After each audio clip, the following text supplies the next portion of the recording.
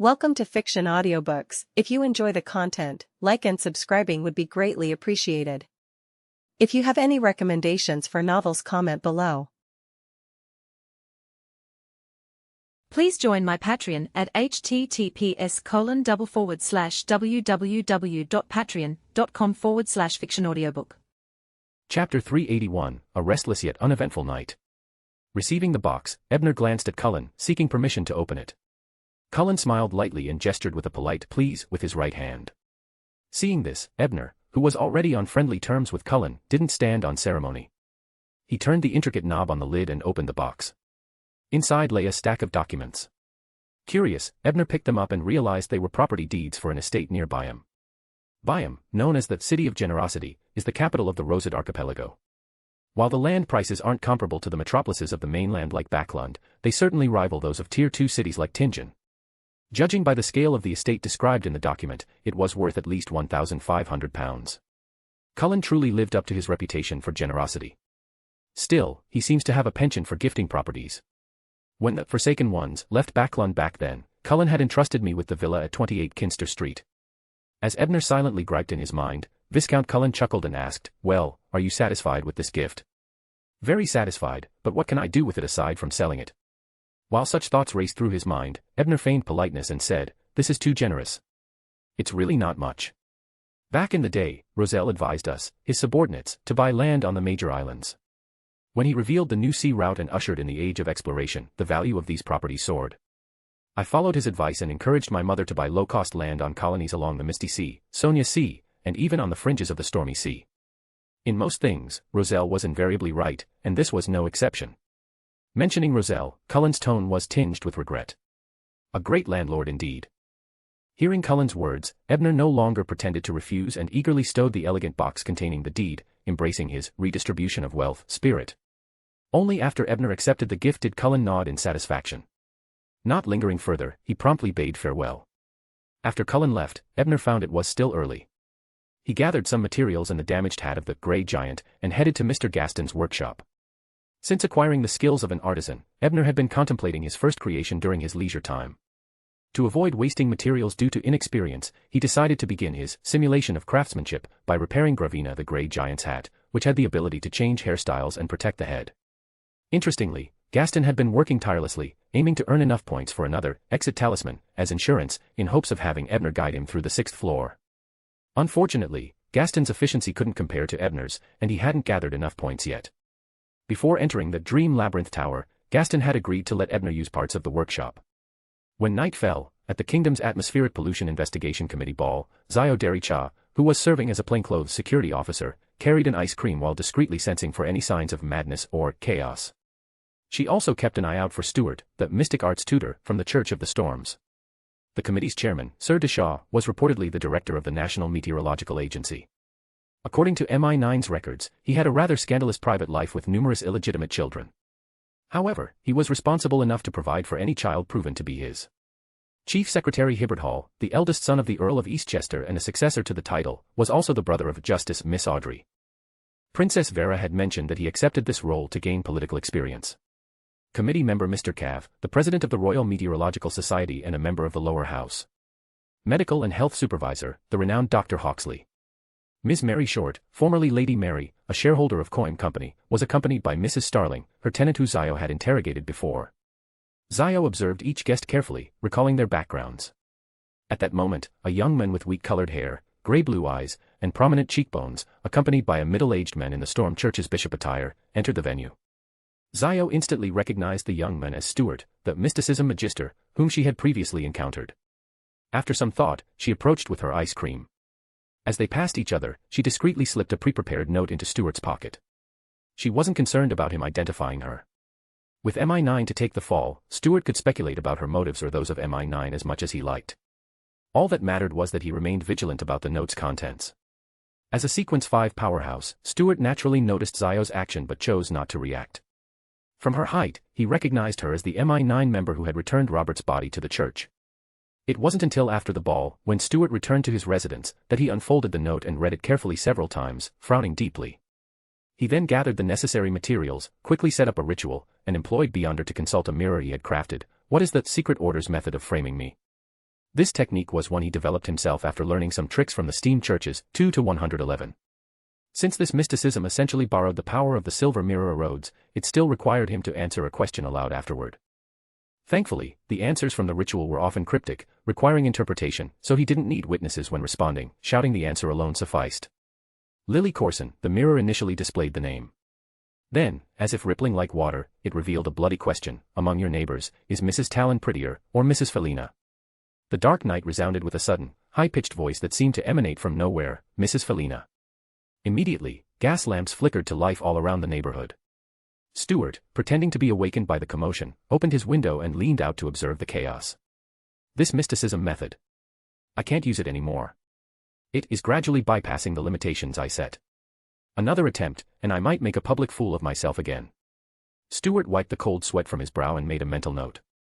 At the same time, after writing his thoughts about the demon in a letter to Detective Stanton, Klein had a quiet dinner at Lawyer Juergen's house.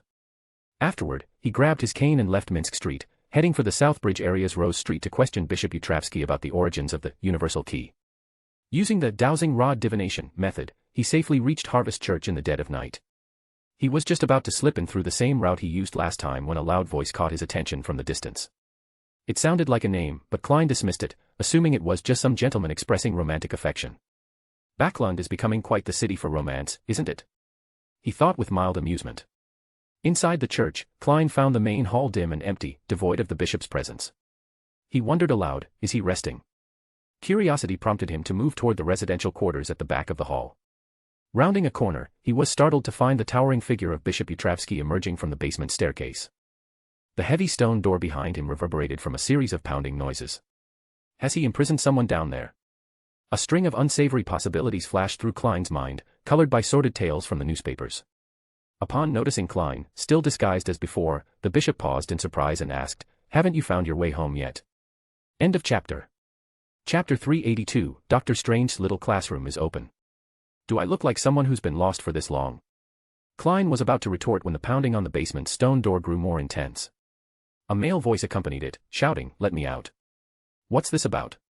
Klein took an inconspicuous step back, ensuring he was at a safe distance before he couldn't help but ask. Bishop Utravsky replied with a warm smile, "A vampire." As soon as he said this, the voice from inside the basement yelled, "What about being a vampire? Does that mean I should be locked up here? Forced to listen to your incessant preaching and recitations of scriptures? And even made to transcribe Roselle's manuscripts? Bah, I am a noble blood clan member, don't use such vulgar terms to describe me. I'll tell you this, I revere the moon and will never convert to the Earth Mother. Give up, you accursed priest." It was Klein's first time encountering a real, living vampire.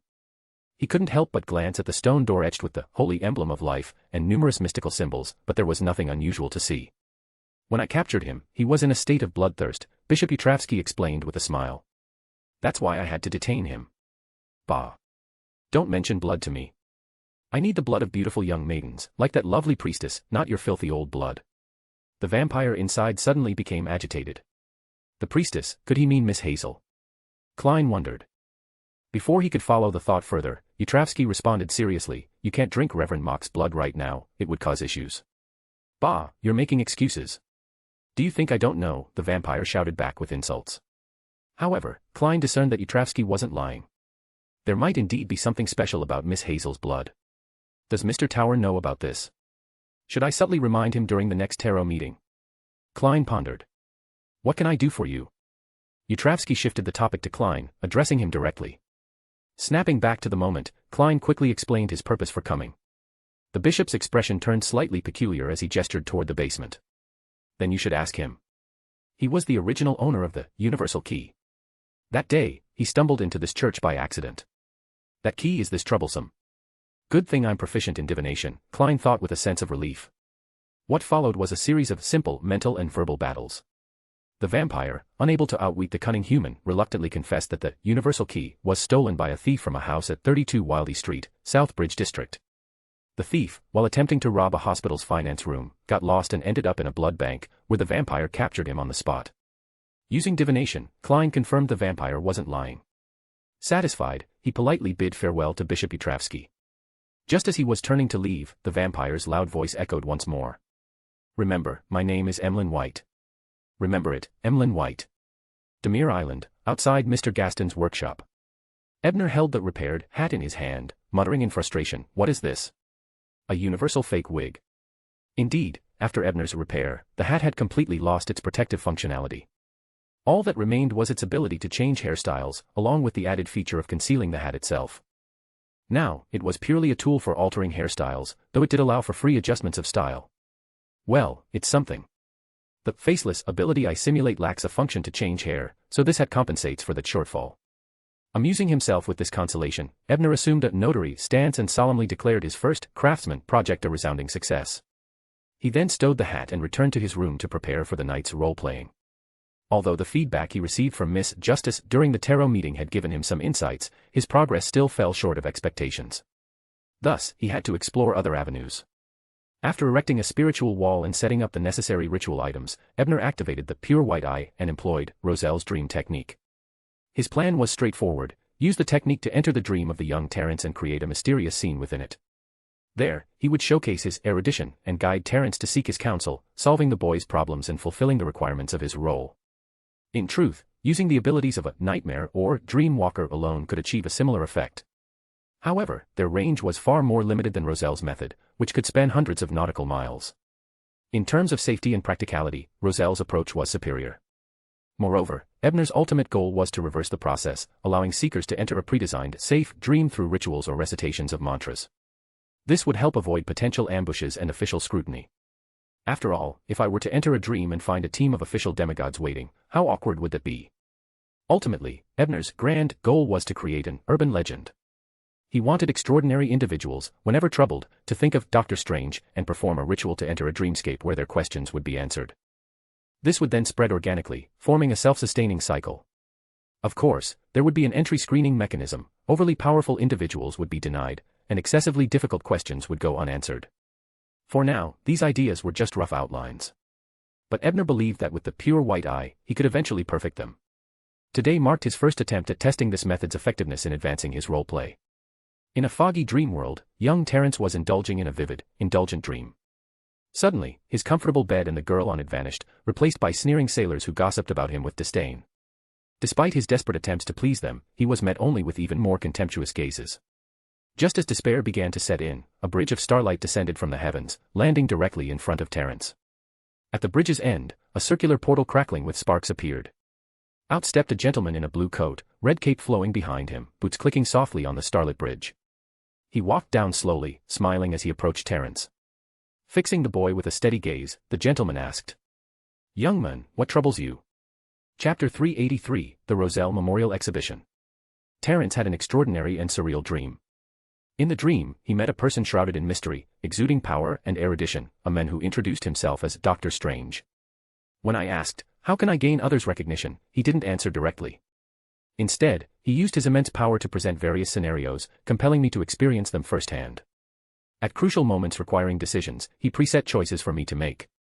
At first, my choices always led to pitiful, terrifying, or even hateful endings. So, I began to try the options I would never have considered before. Some of those choices led to even more frightening outcomes, but others unexpectedly transformed what seemed like a dead end into a new path forward. Through this process of repeated choices, I gradually came to a realization: to achieve something, effort alone isn't enough, the direction of effort matters just as much. If a path is particularly arduous and there are other options, there's no need to stubbornly persist. For example, seeking recognition isn't always about pleasing or accommodating others. That approach often backfires. Just as Terence reached this thought, all the scenarios dissolved in an instant, and the red-caped Dr. Strange reappeared before him. Before Terence could express his gratitude, the figure smiled faintly and, stepping onto the starlit bridge, vanished gracefully. At the same moment, Terence awoke with a jolt. Sitting on his bed in a daze for a while, he gazed out the cabin window to find the sky already lightening. After a quick splash of cold water on his face, his mind finally began working properly. A trace of lingering fear gripped him as he thought, what exactly was that in my dream last night? Was it some evil spirit disguised as Dr. Strange? Or was it actually Dr. Strange nearby, using dream-related powers to invade my dream? If it was an evil spirit, have I already formed some sort of connection with it? But it didn't seem malicious, plus, my light talisman didn't activate. If it really was the renowned Dr. Strange, what was his purpose? Was it part of some ritual? As a young master from an extraordinary family, Terence had a solid foundation in mysticism and considered many possibilities. Eventually, he gritted his teeth and decided not to use his emergency family contact talisman, nor to tell the captain or Lydia to avoid worrying them. Instead, he planned to consult Mr. Gaston or Detective Ebner Bryan for help in performing a purification or exorcism ritual to eliminate any potential evil spirits. However, as Terence stepped out of his cabin after packing his things, he ran into 3 sailors who usually looked down on him. Upon spotting him, they immediately began hurling veiled insults, loudly mocking him. Normally, when faced with such situations, Terence would bow his head and quickly walk away or argue that he wasn't the person they accused him of being. But after experiencing countless similar scenarios in his dream and trying out various responses, Terence felt an unexpected sense of familiarity with the scene. He recalled one of the choices from his dream, then walked forward with an expressionless face and kicked each of the 3 men to the ground. This was his first time trying a rebellious option in the dream, so it left a deep impression on him. More importantly, it worked. Of course, for young Terence, this choice was also immensely satisfying. The 3 sailors, stunned at first, quickly grew furious. They had always despised Terence, viewing him as a freeloader reliant on the captain and Miss Lydia. After all, Terence rarely participated in combat and mostly served as a diviner and medium, roles Quinn valued highly but which the sailors saw as fraudulent. They immediately tried to retaliate, disregarding Miss Lydia's warnings. To their shock, the pretty boy they always looked down on turned out to be a surprisingly good fighter. Even when they joined forces, they were swiftly beaten down again. Although Terence's nature was timid, he was still an extraordinary individual, specifically, a fighting scholar, adept in combat. Terence had previously refrained from showing his skills out of fear that his abilities would make him more of a target for envy, just as they had at his family's school, where he faced even greater isolation. But through his dream, he realized that displaying his strengths could sometimes have positive effects. For instance, after defeating the 3 sailors, another group of sailors, who were at odds with the first trio, immediately viewed Terence in a new light.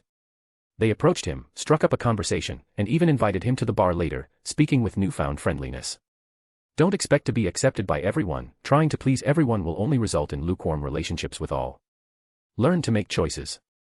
This was another lesson Terence had learned from his dream. After successfully connecting with the second group of sailors and arranging to meet them at the bar that evening, Terence suddenly realized how closely this mirrored the results in his dream. It left him uncertain whether he was in reality or yet another dream scene. Whoever Dr. Strange is and whatever his intentions, he is undoubtedly a worldly and erudite figure. A true mentor. With this thought, Terence wasted no time. He disembarked and headed straight for Demir's school. While he respected and appreciated Dr. Strange, when it came to his safety, purification, and exorcism were non-negotiable. Meanwhile, sensing the feedback from Terence, Ebner nodded in satisfaction. This method of role-playing is indeed effective. The digestion effect surpasses even the insights gained when Justice and the Hanged Men realized I was Dr. Strange. But that can't be helped. Most of their problems were resolved in the gray fog, so the key step of solving their problems personally was missing. Even so, relying solely on Roselle's dream technique for role-playing is still incomplete. Take Terence, for example. While he may spread my reputation for erudition, there's no established channel for others to contact Dr. Strange. Of course, as a young man from an extraordinary family, Terence wouldn't publicize an enigmatic and unknown entity either. I never expected him to. After all, this was just a first attempt. Further refinement of Roselle's dream technique is necessary. The ideal targets are people like the newly joined Miss Justice in the Tarot Club, those with some understanding of the extraordinary but who are also filled with romantic fantasies. Pondering the intricacies of role-playing, Ebner packed his equipment and headed for the underground entrance to the Dream Labyrinth Tower. Given Mr. Gaston's pace, it would take him a few more days to grind enough points for another exit charm. Ebner decided to use this time to challenge the 5th floor of the Dream Labyrinth Tower. Just as he was about to leave, Terence came running over, sweating profusely and looking frantic. Could he have figured out that I orchestrated last night's dream? Impossible. I didn't leave any loose ends. Though slightly anxious, Ebner maintained a calm facade. Smiling as Terence approached, he asked, "What's the matter?" "Mr. Bryan. I think I encountered an evil spirit in my dream last night. I'd like your help conducting a purification ritual," Terence said between heavy breaths, his expression earnest. "What is this? Am I supposed to purify myself?" Ebner was momentarily at a loss. Quickly regaining his composure, he thought, isn't this another opportunity to use knowledge to solve a problem in my role-playing? With a more sincere smile, he calmly simulated reassurance and said warmly, "Don't worry. First, tell me exactly what this evil spirit looked like." Backlund West District, 2 Kings Avenue, Kingdom Museum.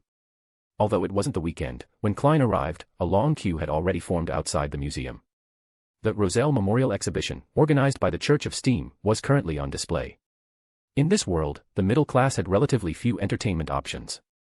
Beyond reading newspapers, novels, attending operas and concerts, playing tennis or squash, enjoying plays, and participating in or hosting banquets and balls, the remaining activities were limited to visiting parks, attending exhibitions, or going on vacations. Thanks to Emperor Roselle's influence, annual leave had become common among this social class. Following a charming female guide, Klein soon entered the first exhibition hall, which showcased everyday items from Emperor Roselle's life. On display were his blankets, clothes, drinking glasses, and even the infamous golden patina toilet, invented on a Fool's Day, which Klein had read about in Roselle's diary. "Oh, great Emperor, you used this toilet to prank relatives, friends, and subordinates. Now, it has become an object of public display and amusement. In a way, this feels like karma." Klein silently mused, amused.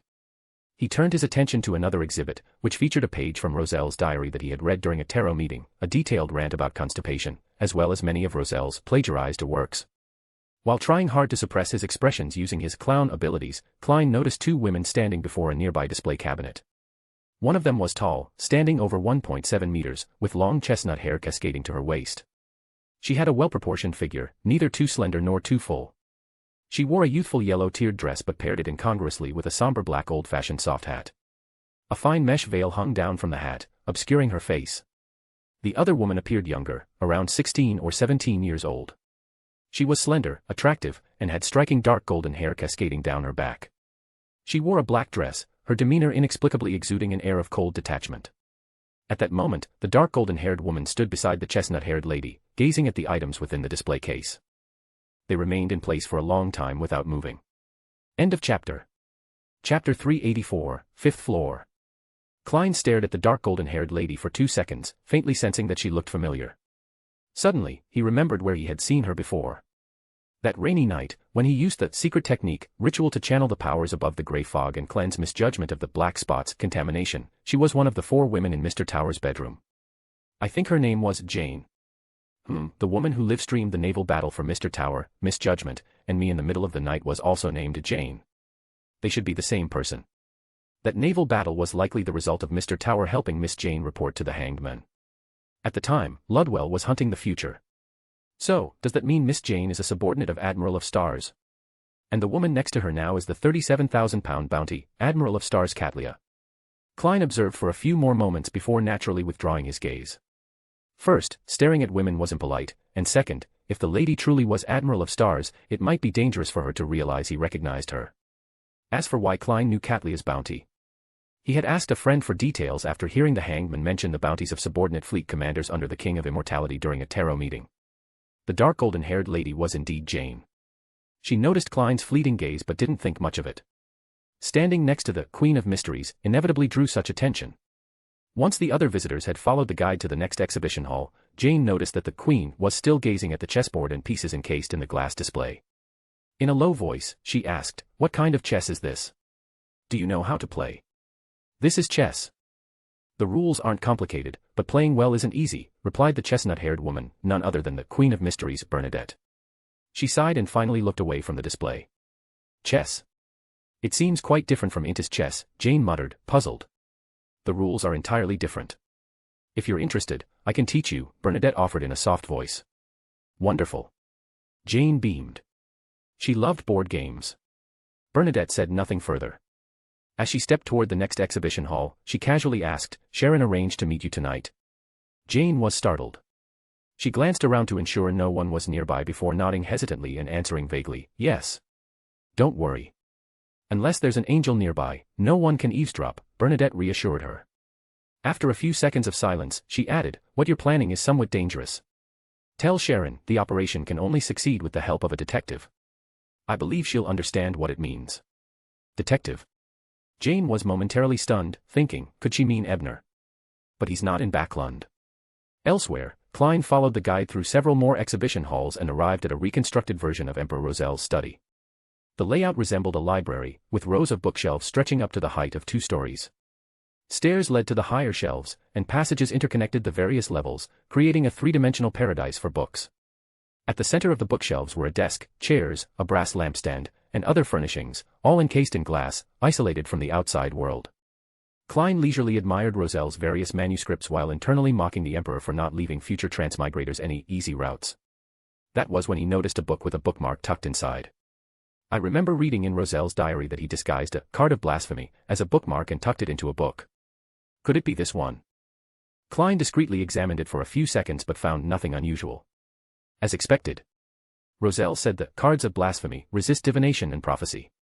Normally, their special nature would be undetectable. If it were that simple, the Church of Steam and Machinery would have taken it long ago. Klein shifted his gaze to other books and noticed several volumes with bookmarks, each of varying designs.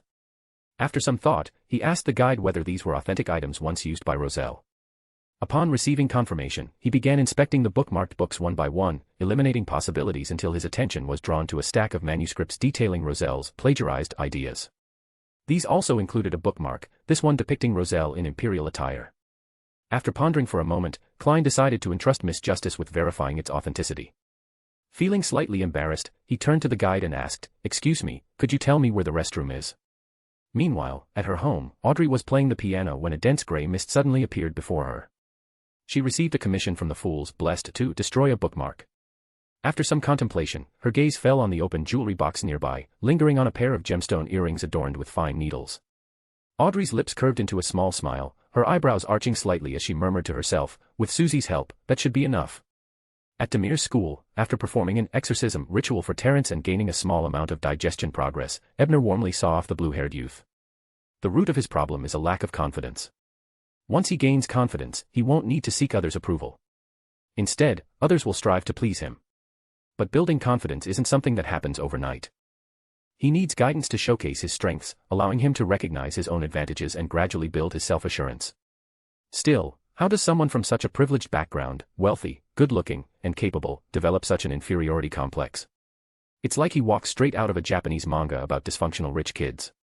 After a brief round of self-amusement, Ebner shook his head, putting the matter aside. He picked up his gear and entered the underground passage to the illusory gate of the Dream Labyrinth Tower. Without the need for a talisman, Ebner simulated the ability of a dream walker and reappeared within the inverted high tower that reached into the clouds. Placing most of the extraordinary items he brought into his personal resting room, a perk earned by clearing the 7th floor, Ebner proceeded to the passage leading to the next level. He didn't hesitate, stepping forward without pause. After a moment of dizziness, his vision cleared, revealing a grand clock tower painted boldly in red, blue, and yellow. Not far from the clock tower stood a church. Judging by the emblem hanging outside, it belonged to the Church of the Storm. Before he could further assess his surroundings, the door of the clock tower creaked open. A tall yet slightly hunched man emerged. The man appeared to be around 40 years old. Individually, his facial features were unremarkable, but together, they formed a jarringly asymmetrical visage.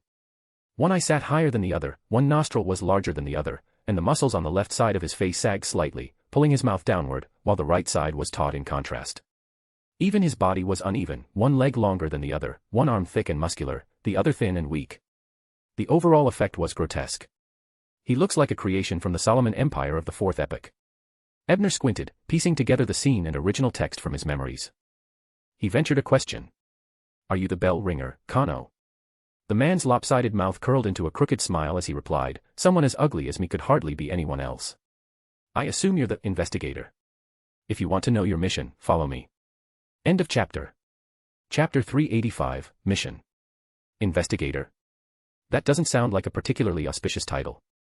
Ebner thought wryly.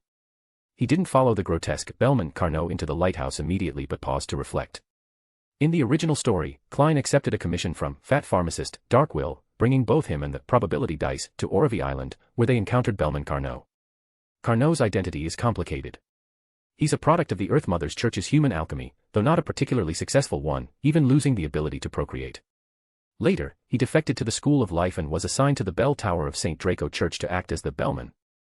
Klein speculated in the original work that the School of Life might have some collaboration or connection with the Church of Storms. That would explain why Carnot was ringing the bell here and why the injured School of Life parliamentarian Ricardo was hiding near the bridge by the church. Judging by his demeanor just now, he doesn't seem surprised by my arrival. So, what identity has the Labyrinth Tower assigned to me? Am I someone from the School of Life? No. In that case, I wouldn't be called an investigator. Perhaps I'm aligned with the Church of Storms. At this point, seeing that Ebner hadn't followed him, Carnot sneered, "What's the matter? Has the Church of Storms started sending cowards as investigators?" Strictly speaking, this lighthouse is your territory. Are you afraid on your own turf? Ah, so he knows my assigned identity. But Carnot, as a defector from the Earth Mother's church, shouldn't you show more respect to someone under her favor? While silently venting his annoyance, Ebner noted how lifelike this NPC was compared to the stiff and mechanical ones in the Backlund scenario on the 6th floor. This prompted him to activate his pure white eye to closely observe Carnot. Unlike the truly spiritual state of the Great Emperor from the previous level, this feels more like a subconscious projection, similar to the manifestations of Sherry and Triss in the Clover scenario on the 7th floor. Could this also be an event currently happening or about to unfold in reality? While Ebner analyzed the situation based on his experience and knowledge, Carnot flatly remarked, "I'm highly sensitive to abilities like spirit vision and, I have secrets." "My apologies, Mr. Carnot," Ebner said politely as he deactivated the pure white eye. Carnot nodded, accepting the apology, then said, "Now, will you come inside?" Since when did people from the Church of Storms become so cautious? Just one last question. Ebner paused, then asked earnestly, "Can you tell me today's date and time? Did you drink too much?" Carnot frowned but still took out a pocket watch, answering, "October 16th, 1349, Tuesday, exactly 12 noon. I was right. This event might be happening in the real world." Ebner glanced at his own pocket watch and found the discrepancy to be less than a minute. Orovie Island lay northeast of the Rorstad archipelago, not far in a straight line from Byam. Originally, it was a wild island teeming with extraordinary creatures and uninhabited by humans. After the hunting era ended, the Kingdom of Ruin began using it as a penal colony, which led to the emergence of villages and towns.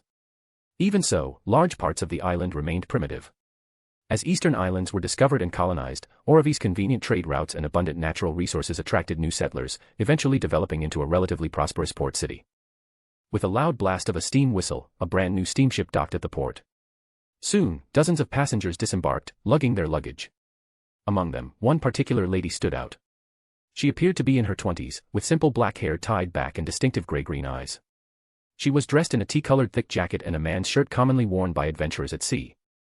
Her looks weren't stunning at first glance but had a lasting charm. What truly drew attention wasn't her appearance but the fact that she and her companion boarded a carriage bearing the Levitt family crest. After all, Orovie's governor was named Levitt. Inside the carriage, her companion hesitated before using spiritual means to seal their surroundings. Seeing no objections, he asked in a low voice, "Mr. Rila, do we really have to cooperate with the governor of Orovie? Doing so might limit what we gain from entering the ruins." The great green-eyed lady glanced at him and shook her head. "Sorrow, you need to understand, Austin's brother is the supreme naval commander of the Midsunia Sea, Admiral of Weavers Amirius Revolt. He's a genuine demigod. Without Austin's connections, we wouldn't even get close to those ruins." The full name of the governor of Orovie was Austin Levitt, and Mr. Rila's use of his first name suggested a close, possibly intimate, relationship. Sorrow, enlightened by her words, withdrew the seal and said no more. The carriage soon arrived at the rear entrance of the governor's mansion. A black-haired, blue-eyed middle-aged man greeted them warmly, embracing Mr. Rila before politely acknowledging Sorrow. He then personally escorted the two into the mansion. After arranging a separate room for Sorrow to rest, Austin held Darila's hand and said with deep emotion, "Letitia, how long has it been since we last met?" Letitia Darila smiled but didn't answer his question or reject his familiarity. In the 5th floor of the Dream Labyrinth Tower, Ebner followed Bellman Carnot into a cramped room inside the bell tower. The space contained only a bed and a cabinet that doubled as a dining table. The restroom was located on the tower's ground floor. Wait, why am I even thinking about the restroom? Ebner thought to himself, amused. He then watched as Carnot took a hand-drawn map from the cabinet, handing it to him while saying, "You should already know the general situation, so I won't repeat myself. In short, your mission is to locate and enter the ruins, and uncover as much about its origins as possible. Of course, if there are any treasures in the ruins, try to bring them back. We can't let others have them." So, this is Mission 1 and Mission 2, huh? At least it feels more immersive than the previous level, which was entirely game-like. But I don't have enough context yet. You need to fulfill your duty as an NPC and explain properly. With that thought, Ebner simulated Zio's authority ability, maintaining a stern expression as he said, "I'll need a detailed explanation from you." Carnot, intimidated, mumbled a few complaints under his breath before replying, "For the past month, the northern sea near the island has been plagued by incidents. It's now off-limits, though rumors of a demonic curse would have spread like wildfire if not for the governor's suppression. According to parliamentarian Ricardo, the fate of the waters around the area is extremely chaotic. Approaching it brings alternating bouts of good luck and misfortune, leading to drastically divergent life outcomes, most of which aren't good. The governor's office organized an exploration, but only a few returned safely. Even those survivors had their fates distorted and are likely doomed to misfortune in the future. Admiral Amirius also conducted a personal investigation but returned empty-handed. Admiral Amirius? The unlucky demigod who, after Klein impersonated him for 3 days, lost his mistress, had his subordinate injured, his brother dismissed, and his mansion nearly destroyed. Could his streak of bad luck have started with this exploration? Even a demigod failed. Can I really succeed here? This mission feels questionable. Ebner voiced his concern. Don't worry too much, Carnot reassured him. According to Ricardo, it's actually an underwater ruin on the verge of appearing in the real world. By tomorrow night, a stable passage should form. He pointed to a location marked on the map. In that case, why didn't the Admiral wait for the passage to stabilize before trying again? Ebner asked curiously. Carnot gave him a strange look before explaining, that's part of the tacit understanding between the governor and the Church of Storms. When the passage forms, neither side will involve demigods or direct subordinates.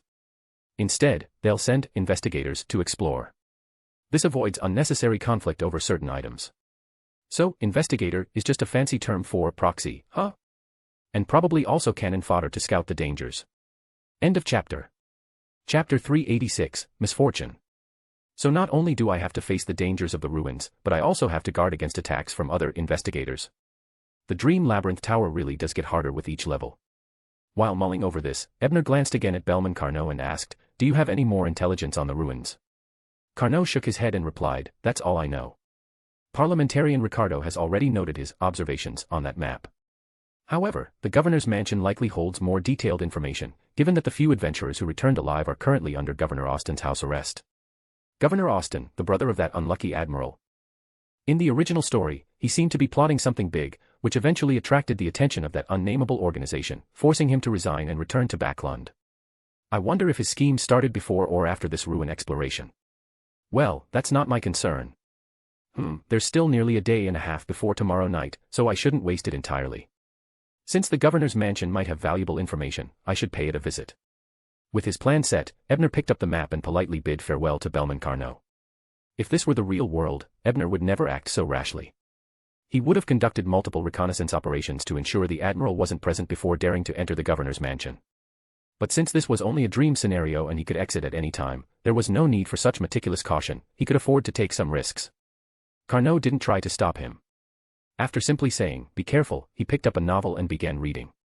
However, once Ebner's figure disappeared from the doorway, Carnot set down the book, sat quietly for a while, and, after ensuring Ebner had gone far, left the bell tower and made his way to a nearby stone bridge. Stopping at the leftmost arch of the bridge, Carnot spoke in a low voice. Parliamentarian, the investigator sent by the Church of Storms has already been here. I gave him the map. Good, a raspy voice replied from the shadowy depths of the bridge arch. Still, I feel there's something off about this investigator. He doesn't seem like he's from the Storms. Carnot began to say, but the raspy voice cut him off. We're merely cooperating with the Church of Storms. Their internal affairs are none of your concern. Understood, Parliamentarian, Carnot replied respectfully before returning to the bell tower. After he left, the voice in the shadows murmured, half confused, half doubtful. Not quite right. Yes, I feel it too. But it's not just one person, it's the whole world that feels off. Yet, I can't pinpoint what's wrong. Am I on the verge of losing control? No, that doesn't seem right either. Meanwhile, after leaving the bell tower, Ebner found a casino. Using the guidance ability simulated through the pure white eye, he won some money from a few gamblers. It wasn't much, just enough to cover expenses. After all, he had gold pounds on him, but spending real money in a dream felt wasteful. Since it was only a small sum of about 10 pounds, it didn't attract the casino's attention. Soon, Ebner left with his winnings and headed into Oravi Island's port city, where he checked into a modest inn and rented a standard room. He glanced at his pocket watch. It was only 3 p.m., with plenty of time until nightfall. Ebner decided to take a leisurely stroll around the port city in the guise of a traveler and locate the governor's mansion. The city was predominantly inhabited by new immigrants from Ruin. Its culinary style was similar to the kingdom's eastern coast, with the addition of rare fresh fruits and a variety of seafood, giving it a unique charm.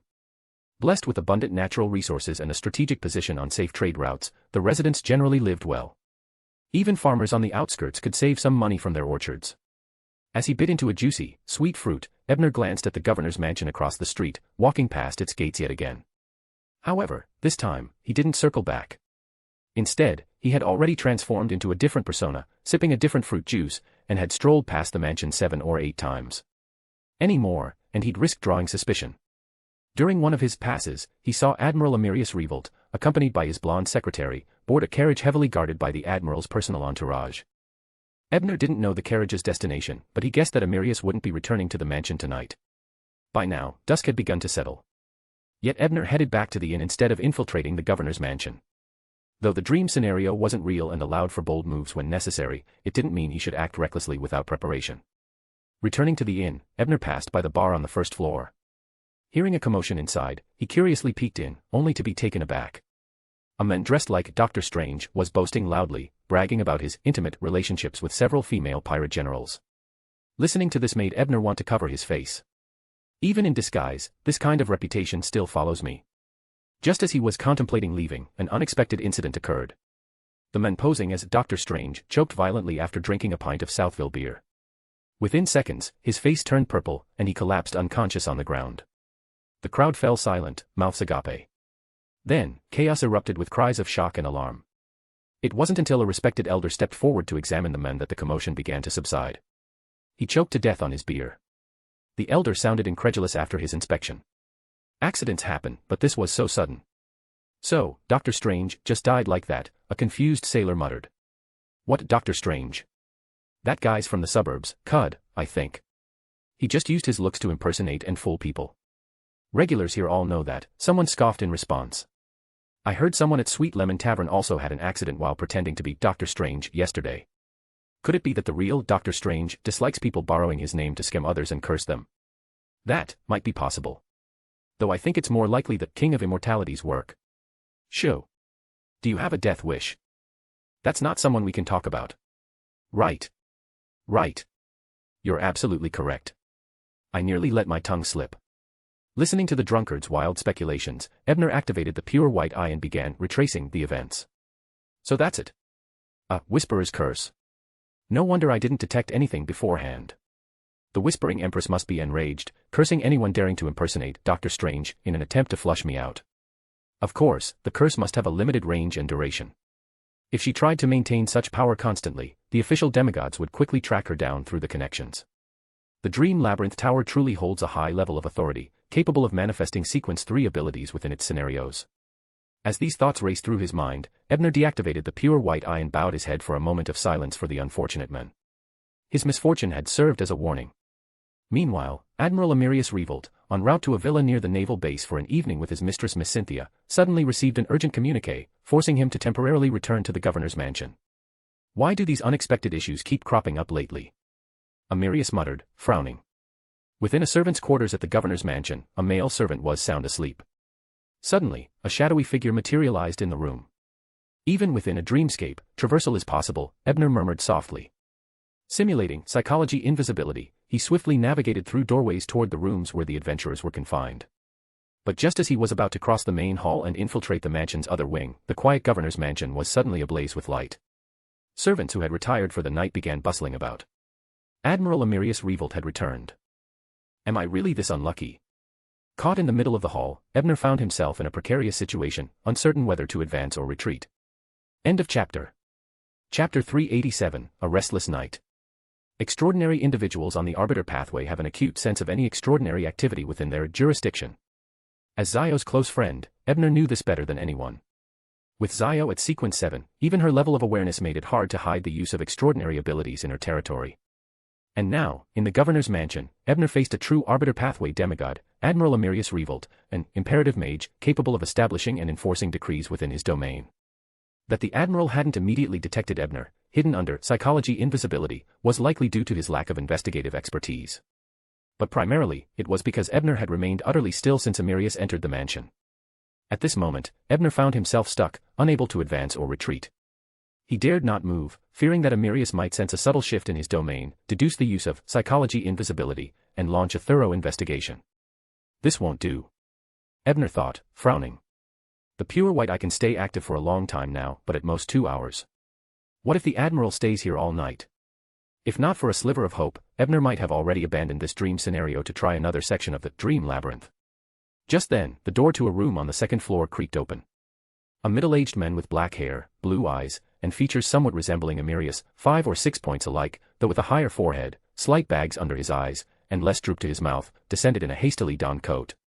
From the surrounding servants' addresses, Ebner quickly identified him as Austin Revolt, the younger brother of Amirius and the governor of Orivy. Austin walked directly into Amirius' office, asking what urgent matter had prompted such a late visit. Shortly after, the office was enveloped in a spiritual wall, sealing it off. What an opportunity! Ebner's eyes lit up. A spiritual wall might block eavesdropping on the conversation inside, but it also dampened Amirius' sensory reach outside the office.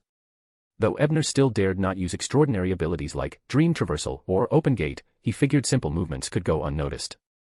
I should use this chance to hide somewhere Admiral Amirius wouldn't bother monitoring, such as the restroom or Austin's recently vacated bedroom.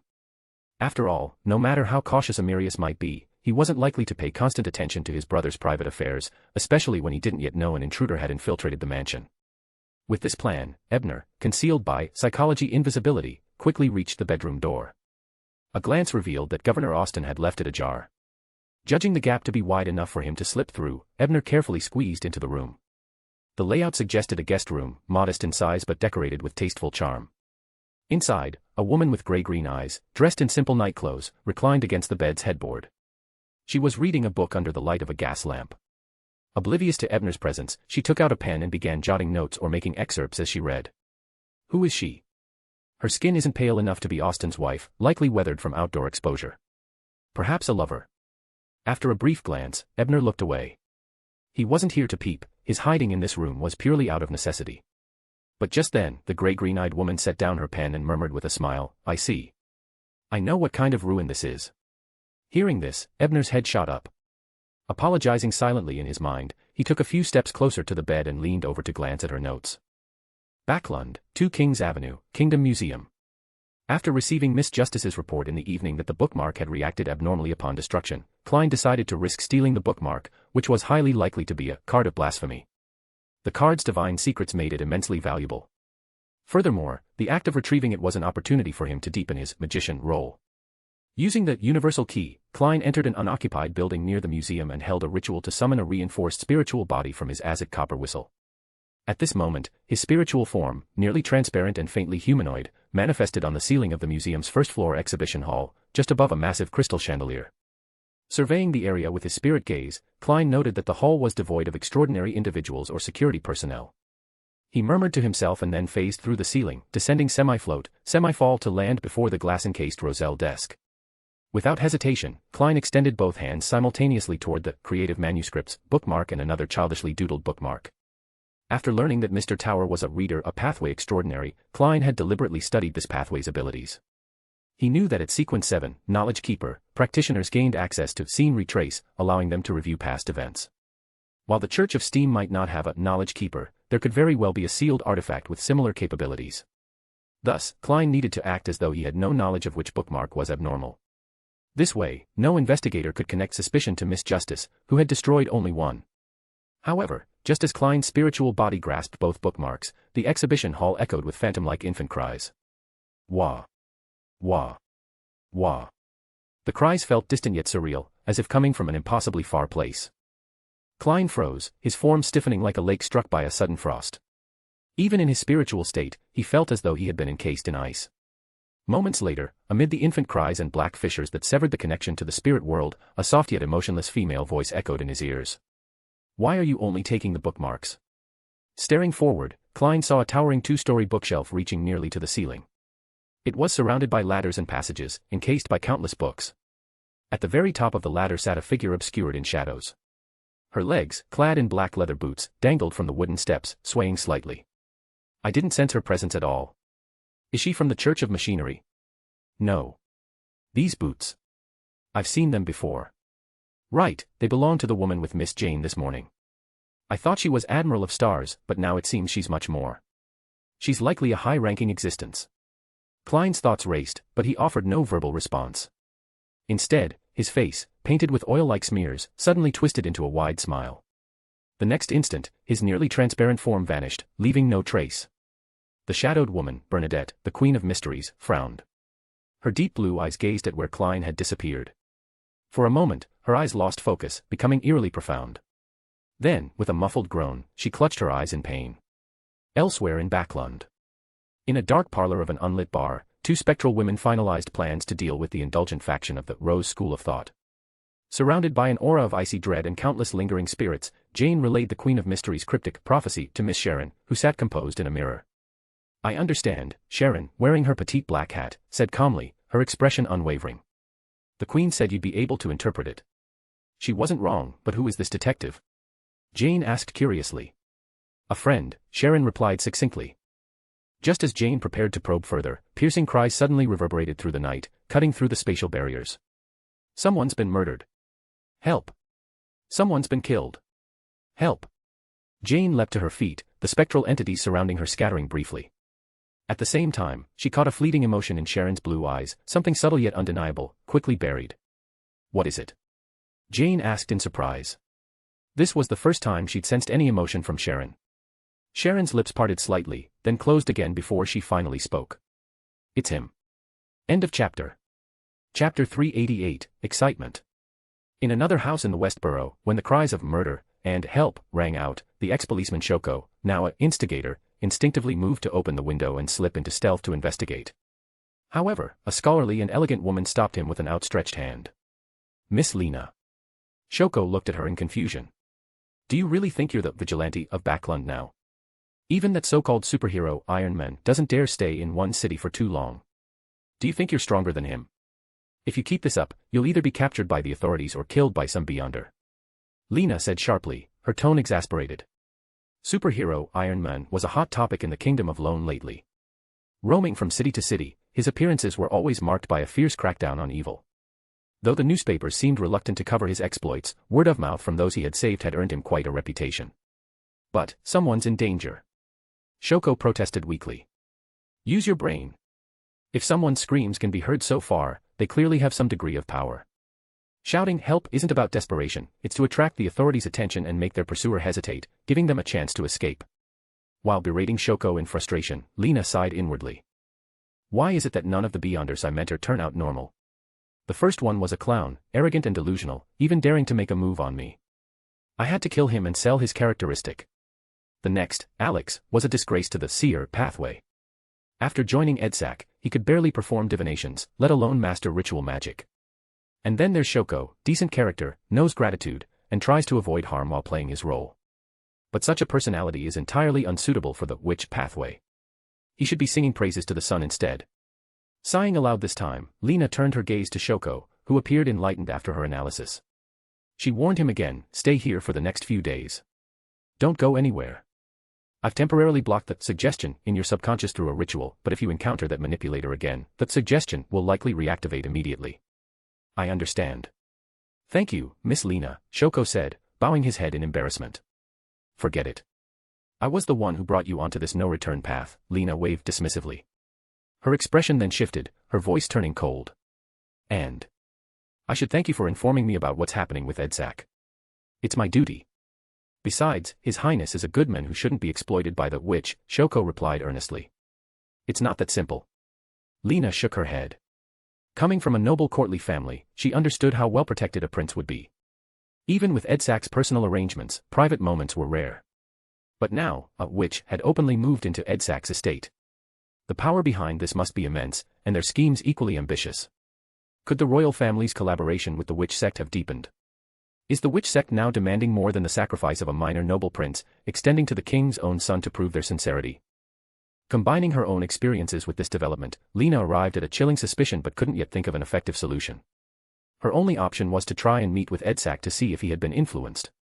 "Even as a Sequence 6 pleasure witch, I still feel powerless. It all comes down to strength."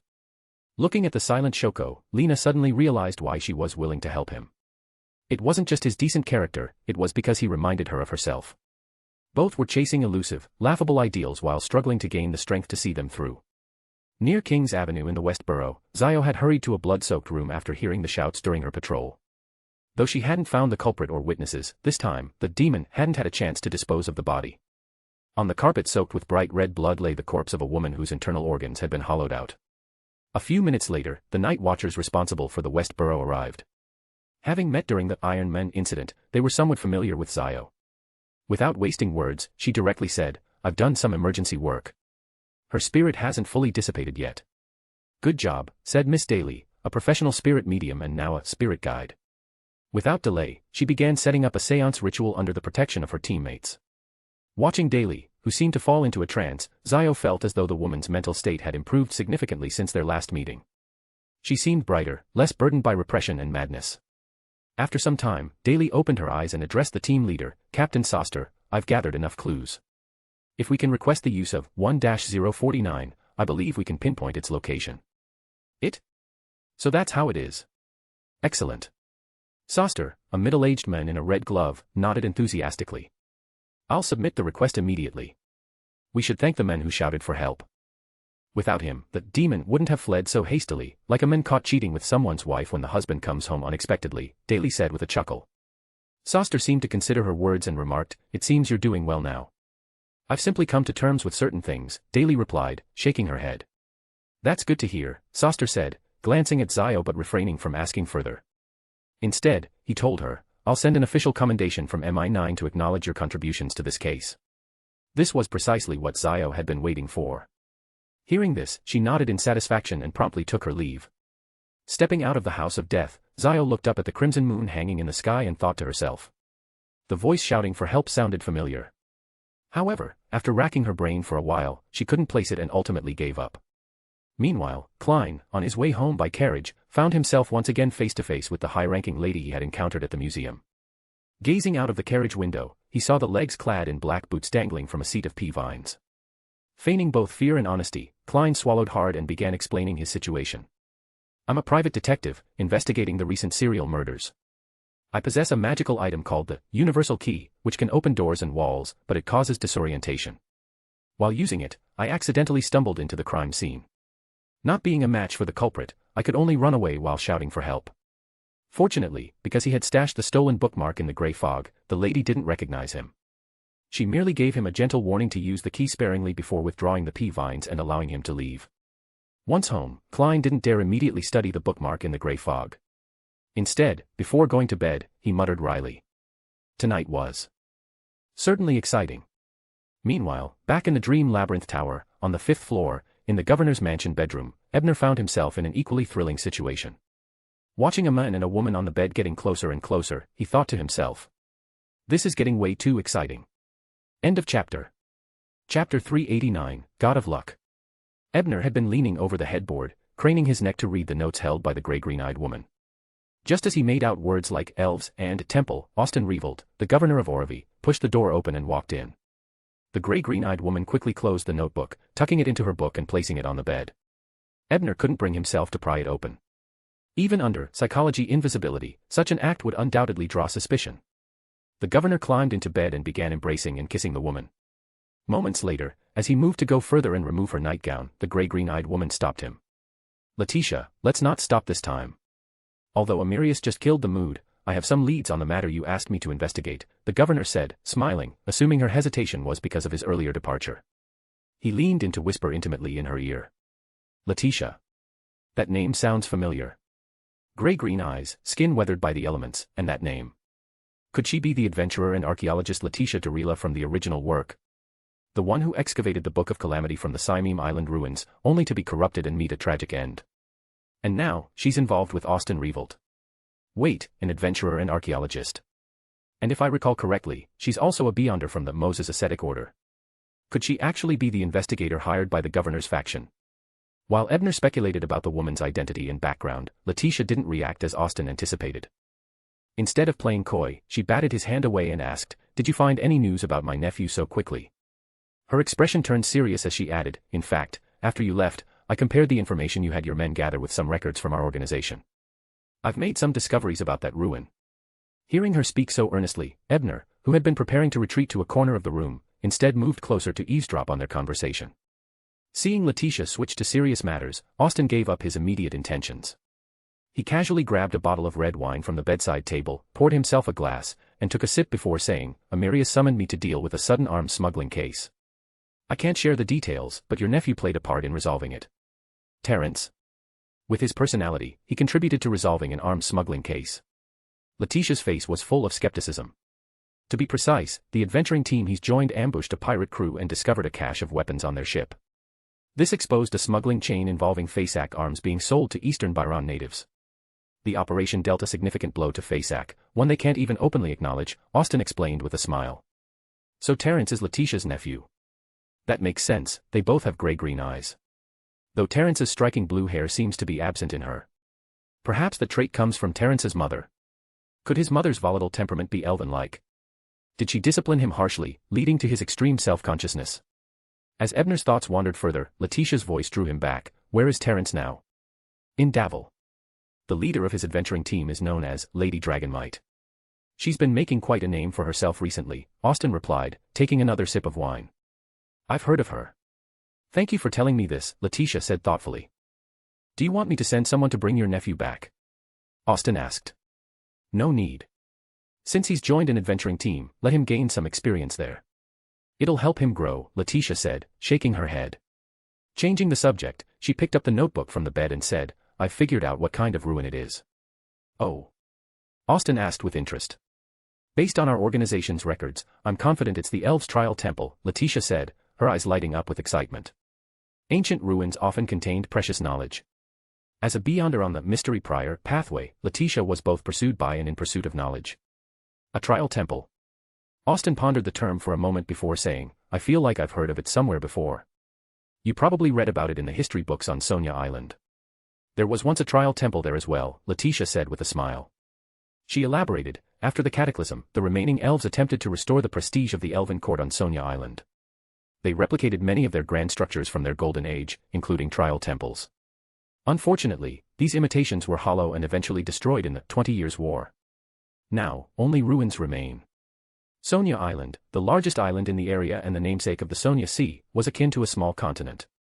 It had once been the elves' last refuge after the cataclysm. Over time, however, various challenges led to their decline. Today, sightings of elves were rare, but their existence hadn't vanished entirely. At the end of the Fourth Epoch, the Ruin Kingdom occupied Sonia Island. But during the 20 Years' War, a period that saw the rise of the infamous Baron Kanva, Ruin suffered a crushing defeat, ceding the island to the Fasak Empire over 700 years ago. As Ebner recalled these details about Sonia Island, he listened intently to Letitia's explanation. He didn't know much about this topic, but it was evident that the Moses Ascetic Order, as an ancient secret organization, held a wealth of hidden knowledge. The trial temple here should be one that existed during the Elven Court's prime, Letitia continued. Our records suggest it was once overseen by the subordinate deity Lady Luck under the Elven King. That might explain why the adventurers you sent kept meeting with accidents. Letitia flipped to a specific page in her book and handed it to Austin. Ebner, unable to resist, contorted himself into an awkward position to peer between the two of them. Lady Luck oversees the temple and sets 3 trials. Those who pass may glimpse clues about their fate. The 3 trials are courage, willpower, and strength. Reading this, Austin curled his lip. Lady Luck. I think she should be called Lady Misfortune or Lady Bad Luck. Those adventurers suffered terribly. That's because they intruded on the temple at the wrong time and place. Naturally, they were punished with misfortune, Letitia replied with a smile. Hearing this, Ebner nodded subconsciously. That so-called Lady Luck is likely a Sequence 3 angel of the monster pathway, possibly a seer or even a prophet. They would have been capable of predicting a challenger's future and offering some fateful guidance. It makes sense that such a figure was entrusted with overseeing the temple. The monster pathway Sequence 4 is Misfortune Mage, and Sequence 3 is Chaoswalker. This aligns with the misfortunes faced by the adventurers and the chaotic fate described by Ricardo. Letitia's guess is highly plausible. In the original story, did she perhaps gain clues about the Book of Calamity through this trial? According to what Sun shared at the Tarot Club, the Queen of Calamities vanished alongside Lady Luck before the final battle. If that's true, it doesn't seem like Lady Luck was offering opportunities, it was more like leading people into misfortune. And everyone linked to that ruin ended up unlucky. Letitia and her companions faced tragedy. Admiral Amirius Revolt's future misfortunes included needing Klein as a stand-in, leading to catastrophe. Governor Austin Revolt had his schemes exposed, earning warnings from unspeakable organizations and attacks from political enemies, losing his governorship. Even the island itself doesn't seem to have good fortune. It's where the probability dice will end up, and if that uniqueness causes trouble, few on the island will survive. Ebner withdrew his head deftly to avoid drawing attention as these thoughts raced through his mind. Wednesday morning. In the unchanging, majestic ancient palace, Klein, seated in the fool's seat, picked up the bookmark depicting Emperor Roselle. After pondering for a moment, he uttered in Old Fasak. Bernadette. End of chapter. Chapter 390, Stuart takes action. The Black Emperor card. It contains the potion formulas and associated rituals from Sequence 9 Lawyer to Sequence 0 Black Emperor. No wonder Mr. Tower said the blasphemy cards hold the mysteries of divinity. This truly is the secret to godhood. However, considering Mr. Tower's knowledge of Sequence 0 and his understanding of the blasphemy slate cards, could he possibly possess one of these cards himself? Which one might it be? Additionally, the Black Emperor's ability to exploit the loopholes of death, so long as the established order maintains even a fraction of its existence, it's possible for resurrection even if all 9 constructed mausoleums are destroyed. Mr. Tower mentioned in Baron Ramda's investigation report that Roselle forcibly advanced to the Black Emperor pathway in his later years, paying the price of partial madness. If Roselle truly reached Sequence 0, does that mean he never truly fell? Could he be lying dormant in one of those mausoleums, awaiting resurrection? As his thoughts churned, Klein glanced again at the Black Emperor card. The image showed Roselle seated on an ancient stone throne, wearing a black crown adorned with gemstones, dressed in pitch-black armor with a matching cape, holding a scepter, and gazing coldly ahead. Suddenly, Klein chuckled to himself. Did he really use his likeness for every sequence image? How narcissistic. I wonder what the witch card would look like. I'm genuinely curious. After entertaining himself for a while, Klein composed himself, adjusted his posture, and used his spirituality to activate Justice's Crimson Star.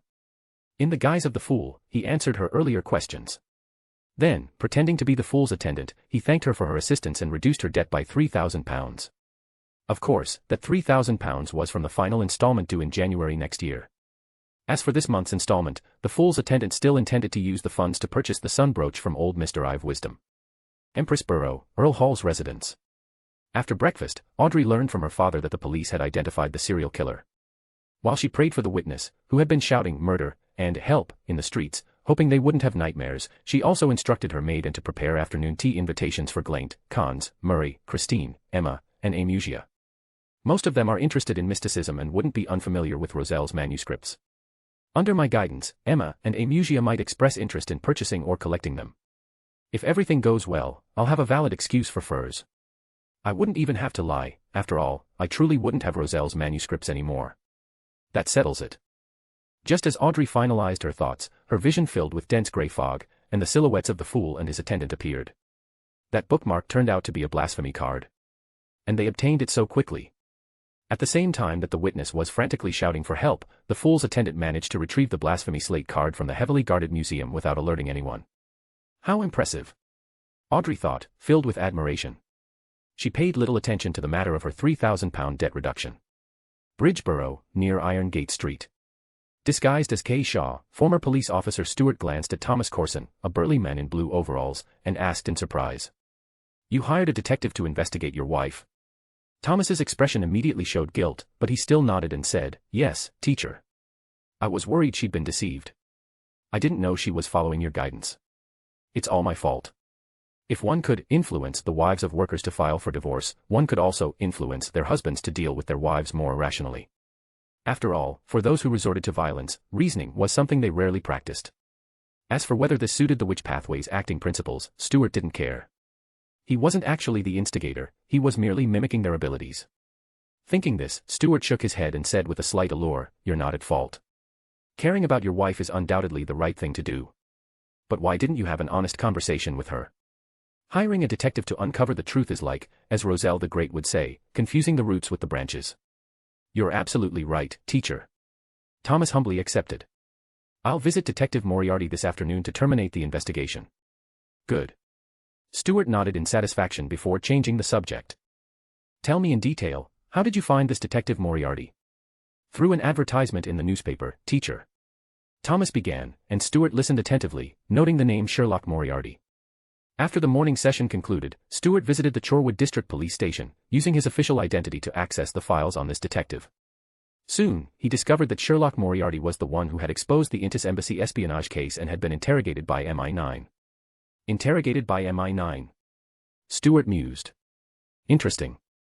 It seems this Moriarty has become an MI9 informant. When Thomas approached him, Moriarty likely uncovered the instigator and even my involvement. He must have reported this to that petite lady from MI9. After investigating, MI9 likely noticed traces of the Mystic Assembly and Aurora Order, which led them to inform me through the petite lady. This wasn't an official notification but a personal favor. Perhaps she, or someone behind her, has their own agenda. Alternatively, MI9 or the Church of the Storms might have compromised members who decided to alert me indirectly. As these thoughts raced through his mind, Stuart set the file down, choosing not to examine the attached sketch of Moriarty. Afternoon. After a short nap at home, Klein prepared to visit the circus for inspiration on acting as the magician. As he donned his coat and hat, he reflected on the 2 consultations he'd received that morning while practicing marksmanship at the Quelag Club. The first came from his friend, the equestrian instructor, Talum, who sought advice for a friend who loves someone they shouldn't. Klein, lacking a better solution, suggested reading romance novels, though he himself doubted the effectiveness of this advice. The second consultation, about a streak of misfortune, came from the surgeon Allen. Here, Klein, as a former professional, offered a unique solution: pray to the church. Essentially, report the matter. Allen gratefully accepted the suggestion and decided to meet with a bishop to request divine protection. Or rather, with the bishop's report, the Nighthawks can start investigating your abnormalities. Klein thought as he reached for the door to leave his home at 15 Minsk Street. But just then, a knock sounded on the door. Using his clown abilities, Klein sensed the visitor's identity: his client, Thomas Corson. Why is he here? Could he no longer wait? Or has something changed? Speculating, Klein tossed a coin for divination. Once assured there was no danger, he opened the door and invited Thomas in. After some pleasantries, Thomas requested to terminate his commission. He explained that he planned to win back his wife's love through effort, sincerity, and devotion. Somewhat sheepishly, he added, "I won't ask for the deposit back, but could you reduce the remaining payment?" Klein was surprised by the sudden change of heart. He agreed to reduce the payment but asked casually while amending the contract, why not continue the investigation? Thomas's face turned reverent as he solemnly said, "Because I've met a teacher. Her name is Kay Shaw." Klein's pen paused mid-stroke. Using his clown abilities to maintain composure, he suppressed an exaggerated reaction. Kay Shaw. So Stuart has started reverse dash, influencing the workers now. How clever of him. Judgment had informed the fool yesterday that Stuart had been notified. Meanwhile, in the 5th-floor dreamscape of the Maze Tower, Ebner, only partially recovered by noon, once again sought out the bellman to inquire about the Elven trial. End of chapter. Chapter 391, Contradictions. Elven trial. The uneven-faced bellman Carnot fell silent after hearing the question, his crooked mouth twitching slightly as he said, "This is the first I've heard of such a name. So, do you know anyone who might have studied this?" Ebner hadn't expected Carnot to know much. His real aim was to reach either the Church of the Storms or the Life School of Thought through Carnot, following the thread of madness. Carnot hesitated for a moment before finally speaking again. "Perhaps Counselor Ricardo might know something. I can take you to see him." With that, he donned a black robe over his hunched, towering figure and headed out of the bell tower. Following behind, Ebner couldn't help but muse. So we're really going to the Member of Parliament for Fate. Strictly speaking, as a so-called investigator hired by the Church of the Storms, I should have been directed to the bishop at St. Draco Cathedral. Even if the Parliament of Fate collaborates with the Church of the Storms, they shouldn't be meddling in this matter. Why does it feel like the entire Church of the Storms in this scenario is relying solely on me as the hired cannon fodder, with only 2 collaborators working alongside me? Does that make any sense? Unless, there's a deeper reason. Or the most likely explanation is that the Church of the Storms here is merely a backdrop, just like the 6th-floor Beckland scenario. The church exists only as scenery, without any actual clergy or internal personnel subconscious being drawn into this scenario. Is it because they're worried the NPCs might prey within the scenario and attract the attention of a deity? Hey, it seems the Maze Tower set restrictions related to deities right from the start when it was created by Roselle. But while NPCs can be curated or restricted, what about challengers? I don't believe that over the past century, no challengers have attempted to prey to deities here. Yet, the reality is that this place hasn't been monopolized by any church or organization. This either indicates a tacit understanding among the deities, maintaining mutual checks and balances, or that challengers simply cannot recite the names of the deities. Testing this hypothesis, Ebner tried to recite, "The fool that does not belong to this era," but he soon felt a whip of sorts poised in his mind, ready to strike him should he proceed. It would interrupt his incantation and teach him a painful lesson. A punishment. Ebner's thoughts shifted, and he immediately realized he had violated one of the tower's rules. The intangible whip was the means of enforcing that rule. As expected. The Maze Tower has implicit rules, and being unable to recite divine names is one of them. Following Carnot's steps while pondering, Ebner activated his pure white eye, revealing the status of this uncharted land. Then, he tried reciting "the fool" once more. This time, however, the sense of impending punishment didn't manifest. What is this? Bullying the weak but coddling the strong. Harsh punishments for regular beyonders, but letting higher status entities cheat at will. Though the result was expected, Ebner couldn't help feeling exasperated. He muttered a complaint under his breath. By now, Carnot had led him to a stone bridge. Stopping near its leftmost arch, Carnot explained in a low voice, "Counselor Ricardo is injured, and his powers are somewhat uncontrollable. Anyone entering his range will be tainted by bad luck." Ebner was already aware of this and wasn't surprised. He simply raised his gaze, activating his pure white eye to observe the area, attempting to discern the origins of the bad luck. Unfortunately, as a Sequence 6 polymath, Ebner lacked knowledge in the domain of fate. While the pure white eye could parse the workings of the bad luck, the information was incomprehensible to him. Just a glance left him dizzy, akin to his past experiences when trying to observe the gray fog. His only takeaway was that Ricardo's so-called injury wasn't external but the result of an error during some ritual. It seemed his condition would only stabilize once the ritual was completed. "What brings you here again?" Ricardo's hoarse voice asked from the shadows. "Counselor, this investigator wishes to ask you something," Carnot replied respectfully. Ricardo fell silent for a long while before his raspy voice sounded again, "What's your question?" At this, Carnot turned toward Ebner, signaling him to ask quickly. "As a Fate Path mystic, shouldn't you already know my question? This straightforwardness is throwing me off." Suppressing a wry chuckle, Ebner maintained a serious expression as he said, "I wish to know the specific nature of the 3 trials in the Elven trial." After another silence, Ricardo replied with a cough-ridden voice, "So it's about the trial temple. Each time it opens, the specific trials differ. However, there's a discernible pattern. I can offer you a hint, but if I divulge too much, the temple will alter itself accordingly. Do you want to hear it?" "Please go ahead," Ebner dutifully prompted. Organizing his thoughts, Counselor Ricardo solemnly explained.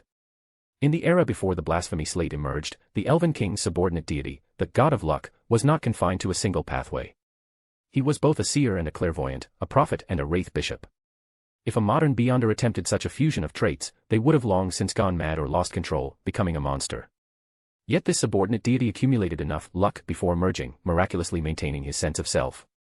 He only occasionally succumbed to madness. His condition was even better than that of the Elven King. To devour so much and survive, he truly earned the title of God of Luck.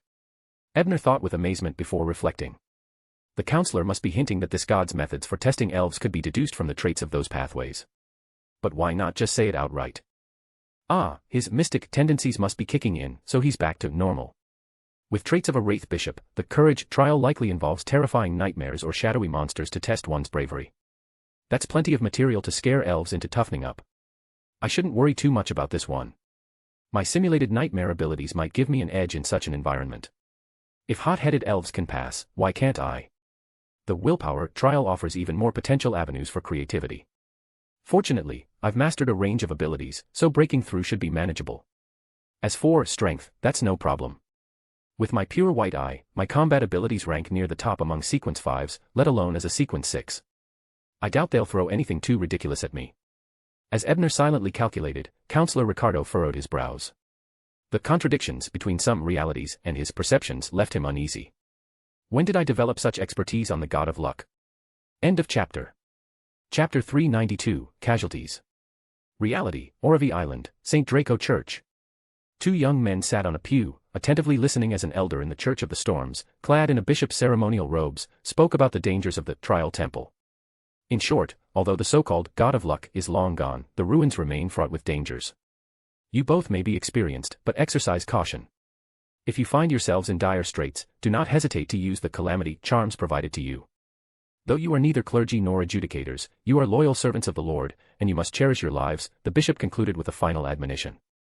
Thank you for your guidance, Bishop Farian, said the younger of the two, a blue-haired man in his early 20s, his tone brimming with excitement. We will complete this mission. The other, a slightly older man with yellow hair, clenched his fist against his chest in a salute and added, Storms be with you. And with you, children, the bishop replied with the standard blessing. Then, with a gentle smile, he added, Tonight, Lord Courtman himself will be stationed outside the ruins to support you, so there's no need to be overly anxious. Hearing this, the blue-haired young man's face lit up. What he had assumed to be an exceedingly perilous mission due to the generous rewards now seemed far less daunting with a saint providing oversight. In contrast, a fleeting but noticeable trace of fear crossed the yellow-haired man's face before he quickly composed himself. The personal presence of a saint. It reflects Lord Courtman's seriousness. And a ruin deemed this critical by someone of his stature must be immensely dangerous. As this thought settled in his mind, the yellow-haired man glanced briefly at his companion but chose to remain silent. At that moment, the sound of tolling bells echoed from the church's rear bell tower. The bishop clapped his hands, turning to the two men and saying, "Very well.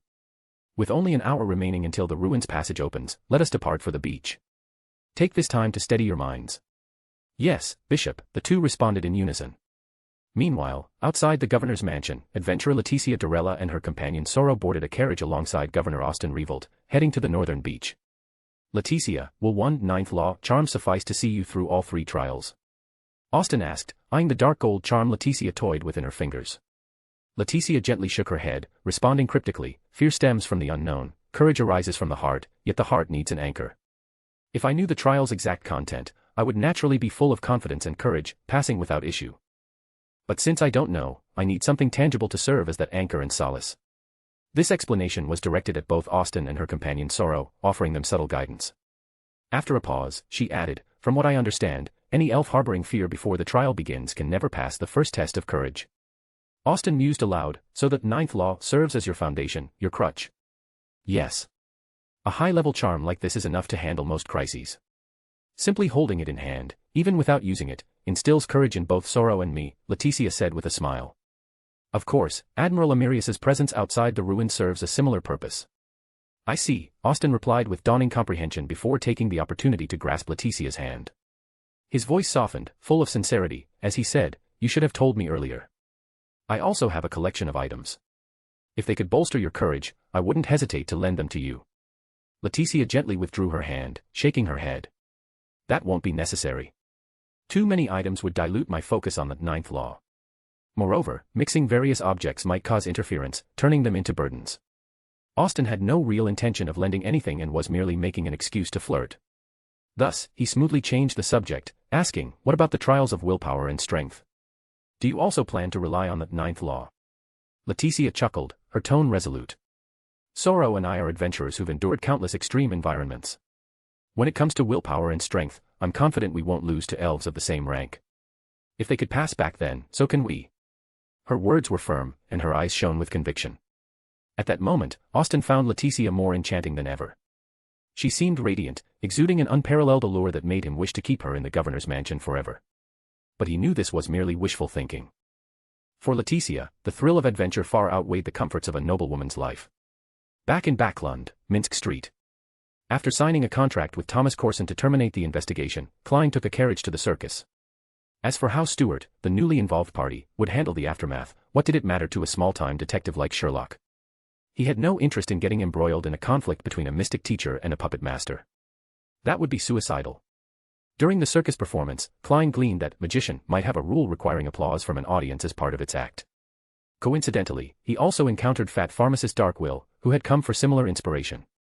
Darkwill avoided a potential animal attack by issuing a sharply sarcastic warning, prompting Klein to ponder a familiar question: why must good intentions always be expressed in such off-putting ways? On his way home, Klein stumbled upon a battlefield where the Nighthawks were ambushing the culprit of the serial killings, a devilish hound. He suspected the hound had a master orchestrating events behind the scenes. Finally home, he was roped into a new task, watching lawyer Jurgen's black cat, Brody, for the evening. Reflecting on the day's numerous events, Klein began to wonder if Dr. Allen had somehow infected him with his misfortune. Why else would so much keep happening? Although most incidents seemed to pass him by, he couldn't shake the feeling that one day, they might all come crashing into his life. "No, it's just my imagination." Klein sighed, glancing at Brody, who was lounging nearby. Smiling, he extended a hand to pet the black cat. However, Brody turned its back to him and walked away, settling out of reach.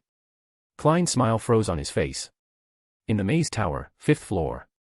With the passage to the ruins about to open, Ebner arrived alone on the northern beach, comparing his position to the hand-drawn map.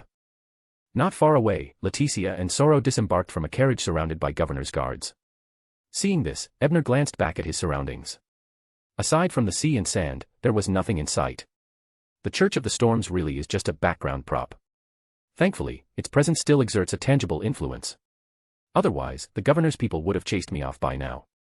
As he vented inwardly, the sky darkened completely, even the crimson moon obscured by mist. Soon, a rustling noise came from the sea. Using his simulated night vision, Ebner peered about a nautical mile away, where the seawater churned into a massive whirlpool. At its center, pinpricks of starlight sparkled, resembling a gateway made of pure light.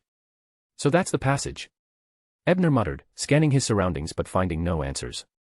He turned his gaze toward Leticia's group. There, he saw her pull a green scroll from her pocket, whispering a word in ancient Hermes, wind. A gust rose beneath her feet, carrying her in sorrow toward the whirlpool's center. Without hesitation, Ebner activated his simulated flight ability, soaring after them. On a nearby cliff overlooking the beach, Admiral Amirius Revolt stood silently, observing the three figures take to the air. Turning his head slightly, he directed a commanding and oppressive gaze toward another part of the sky. Moments later, he frowned, murmuring in confusion, "What am I doing? Why am I staring at empty air?" Farther away, within a bridge's stone arch, Counselor Ricardo sighed deeply. At last, he discerned the source of discrepancies between reality and his perceptions. Smiling, he muttered, "It's time to wake up." With that, he closed his eyes. Meanwhile, in reality, Oravi Island, Ricardo sat beneath the same stone bridge, observing the northern beach through a mystical artifact. He saw the whirlpool passage form, Admiral Amirius locking eyes with Sea King Courtman, and the latter sending two young men through the Star Gate, using his wind ability. Then, suddenly, Ricardo's vision blurred. When he came to, he glanced around in confusion, mumbling, "Did I just dream? Is this a sign of losing control, or an influence from the ruins? The bad luck caused by its emergence already brought my ritual to the brink of failure. Could the misfortune not be over yet?" As he tried to parse the chaotic scenes from his dream, they began slipping from memory. Even with mystical means, he could no longer recall them. At least angel-level interference. Accepting this, Ricardo turned back to the artifact. What he saw made his heart sink. Among the two young men sent by the Church of the Storms, the older, yellow-haired one had already been ejected from the whirlpool, lifeless. A chilling phrase surfaced in Ricardo's mind, one he had never encountered before. The elven trials rarely result in casualties, unless you're unlucky enough to encounter the god of luck having a mad episode. End of chapter. Chapter 393, The Trial of Courage. Upon flying into the vortex, Ebner's surroundings blurred abruptly. When his vision cleared, he found himself facing a magnificent temple crafted entirely from colossal crystals. The temple stood amid profound darkness, with towering columns supporting an extravagant dome that seemed to seethe with ominous presence. Merely glancing at it provoked an inexplicable unease in one's heart. Strange. Besides the darkness, there's something that feels oddly similar to the Book of Calamity. Did this god of luck consume other peculiar characteristics? Ebner muttered, scanning his surroundings. To his mild surprise, Leticia and her companion were nowhere in sight. After a brief reflection, he deduced that the trials of the temple must be conducted individually and that they'd likely reunite only after completing all challenges. Of course, their reunion might involve an immediate clash. Taking a silent breath, Ebner pushed open the half-closed doors before him and stepped into the crystal temple. Inside, a seemingly endless corridor stretched ahead. One side of the corridor's walls bore embedded glowing crystals, resembling miniature suns that illuminated the space like daylight. On the opposite wall were vivid, lifelike murals seamlessly interconnected, forming a continuous narrative akin to film reels portraying an ancient tale. Do all be unders of the monster pathway love painting? Eurolius was like this, and now this god of luck too. Well, although this one's composition is mixed, the highest ranked trait they've assimilated is prophet, so painting might indeed be a signature trait of the pathway. Ebner quipped before focusing on the mural's details. To his surprise, the images didn't depict elven history but rather recounted the god of luck's own experiences. From the dawn of consciousness, the god of luck was a prophet, surviving amidst desolate lands through fate's favor, evading powerful monsters while hunting those of comparable strength to grow stronger. Even so, despite extraordinary luck, the god couldn't evade repeated descents into madness, narrowly avoiding fatal traps multiple times. This continued until meeting the elf king, Sinaithrim. The king's teachings on the importance of faith brought the god some respite. Yielding to the king's wisdom, the god of luck became a subordinate deity, aiding in trials, nurturing kin, and waging wars until the awakening of the ancient sun god. Foreseeing the inevitable downfall of Sinaithrim, the god of luck advised submission to the sun god, like Herabergen before. The sun god sought only uniqueness and characteristics and had means to extract them without taking lives.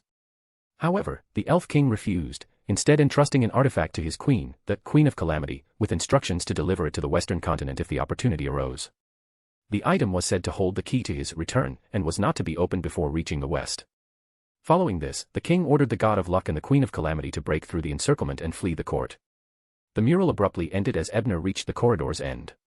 Despite being mere murals, observing them evoked an illusory sense of a historical panorama unfolding before his eyes, conveying the mural's essence with precision. Return to the western continent, vital to the elf king's return. Come to think of it, in the original timeline, the Queen of Calamity's deal with the Hanged Man involved sending an inconspicuous item from the Book of Calamity to the western continent after attaining demigodhood. And it was because Alger developed this side quest that he avoided being eliminated by Lord Sea Serpent. What could that item be? Considering the rarity of characteristics in the western continent but the abundance of primordial matter, perhaps it pertains to the latter's power. The Elf King was an ancient god. Besides primarily embodying the tyrant pathway, they likely integrated disaster-related authority traits, perhaps even uniqueness. The murals even show that the Elf King was quite attractive. Did they merge with the witch pathway's sequence 1 or uniqueness? With a queen by their side, they probably held conqueror traits as well. Given these connections, could the Elf King have secretly allied with the City of Calamity by the end of the second epoch? Could part of the Red Angel's characteristics, or even uniqueness, originate from the Elf King? That might explain the abnormalities at Banshee Harbor and why the Red Angel had to be sacrificed. Ebner's thoughts spiraled as he stood at the corridor's end, lost in contemplation. He lingered until the corridor's crystal lights began dimming, then snapped back to reality and pushed open the double doors at the far end. Before leaving, he resolved to share the murals at the next tarot meeting. It would enrich everyone's knowledge and serve as a warning to the Fool and Hanged Men, possibly averting unforeseen schemes. Meanwhile, adventurer Leticia reached the corridor's end and felt puzzled. Why do all the murals in the Trial Temple focus on the Elven Queen, the Queen of Calamity? Behind the double doors lay utter darkness, a void so profound that even Ebner's night vision ability could barely discern a meter ahead. As soon as he stepped into the darkness, the door creaked shut behind him. This setting feels straight out of a horror movie. Now, shouldn't some zombies or other monsters show up for atmosphere? No sooner had Ebner voiced his jest than a foul stench wafted from his left. A grotesque face, uglier than even the Bellman Carnot's, suddenly appeared in his dark vision. Its maw stretched grotesquely wide, revealing blood-stained fangs as it lunged at him with terrifying speed. Figures. Prepared for such an encounter, Ebner didn't panic. Aiming at the charging creature, he released the black and red flames he had preemptively conjured. The monster's anguished screams filled the air as it burned but still pressed forward to bite him. Its fangs met Ebner's skin and shattered. At last, overwhelmed by the flames, the monster slowed, succumbing to its fiery demise. Retracting his defensive layers of illusory scales, dragon scales, and zombie skin, Ebner observed the ashes of the fully immolated creature. His expression contemplative, he deliberately conjured an image of a vengeful ghost from his previous life. Moments later, the chilling presence of a white-clad woman climbing out of a well appeared behind him. Before she could act, a barrage of black flames struck her, dispersing the apparition instantly. Though simulating sun or warrior pathway abilities would have been more effective, Ebner avoided doing so in a temple dedicated to the elves. The ancient sun god's signature abilities might provoke unfavorable consequences, and the warrior pathway's ties to the giant king could similarly invite conflict. With these thoughts in mind, Ebner assessed the trial. The darkness seemed to materialize the trial taker's inner fears, manifesting hostile entities that would attack. Remaining fearless and avoiding reckless imaginings appeared key to passing. Such an environment truly tested courage, requiring one to tame their thoughts and maintain composure amidst overwhelming stimuli. Conversely, entering the trial with fear in one's heart would likely spawn innumerable adversaries, overwhelming even the bravest. Clearly, the elven elite must have had significant advantages in these trials, Ebner mused, recalling his own arsenal. With strong backing, one's courage naturally increases. Confident in his position, Ebner indulged in experimentation, conjuring manageable monsters for practice, honing his techniques as he proceeded along the seemingly endless stone pathway. Finally, as he contemplated summoning higher-tier adversaries, the stone path abruptly ended. In its place stood a luminous door. Guess I can't exploit this further, Ebner sighed, pushing the door open to reveal another corridor identical to the first. One side featured murals, their narrative continuing from where the earlier ones left off. The new murals depicted the god of luck and the queen of calamity fleeing across the seas after the destruction of the elven court. As the humans rose to dominance, claiming lands and reducing the elves to scattered remnants, faith in the two deities weakened. This instability led to bouts of madness until the god of luck observed the angels under the ancient sun god and deduced patterns in their trait consumption, eventually discerning a safe method for trait ascension. With this discovery, the god of luck devised ways to expel surplus and conflicting traits, starting with their own and then assisting the queen of calamity. During this process, pursued relentlessly by the sun god's angels, the god bestowed the first expelled prophet trait to a deep-sea beast, diverting their pursuers. Simultaneously, in another corridor, Leticia's mural showed the Queen of Calamity gifting an excess Sequence 3 Sea King trait to a sea serpent. Under the god of luck's blessings, the serpent successfully assimilated the trait, gaining rudimentary sentience and naming itself Calvetua. End of chapter. Chapter 394, Trial of Will. Calvetua. Leticia mused as she proceeded deeper into the trial temple. That's the sea god worshipped by the natives of the Rorstad archipelago before colonization. Even today, many believers still revere this deity, who often manifests as a giant sea serpent, believing it can protect their islands from earthquakes and tsunamis. She paused, reflecting. It originated in the third epoch. Even if it was at the very end of the epoch, that places it at over 2,500 years old. How has it survived this long? Perhaps its offspring inherited its traits and title. Or maybe it found another means to extend its lifespan. Her thoughts shifted to her organization's pillars and the legendary Arwar ancestor of her family, who also reportedly lived for over 2 millennia. Even though the ancestor ascended to demigodhood using the blood of a vampire duke, such longevity was exceptional. After all, most vampires don't live nearly that long. With these thoughts lingering, Leticia entered the second trial, Will. Meanwhile, Ebner studied the final mural of the previous corridor, which depicted the deep-sea monster forcefully imbued with the prophet trait. He couldn't help but feel a twinge of sympathy for the creature. The image revealed that the monster was a type of ancient beyonder creature similar to the Storm Church's Abney sea monster but more intelligent. It was known as Sagust, and its crystallized blood and brain matter were said to be the main ingredients for mid-sequence potions. However, which pathway they belonged to remained unknown to Ebner.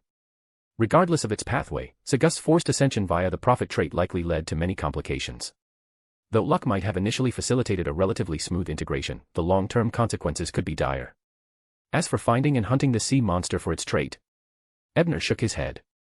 First, it's possible that Sagust was already hunted down long ago. Even if it's still alive, how would I locate it in such an expansive ocean? As the corridor's crystal lights dimmed once again, Ebner chose not to linger. He stepped forward, pushing open the grand double doors at the corridor's end, entering the trial chamber. This chamber was vastly different from the pitch-black expanse of the Trial of Courage. Although dimly lit compared to the corridor, it was far from dark. Soft light filtered through various crystals embedded in the dome, casting the chamber in a serene glow. The chamber was divided into 2 distinct zones. On one side, ethereal elven figures danced and sang in mesmerizing harmony. They gestured alluringly toward Ebner, their movements filled with suggestive intent. Some held platters with delicacies resembling congealed animal blood on twigs, offering them as tantalizing treats.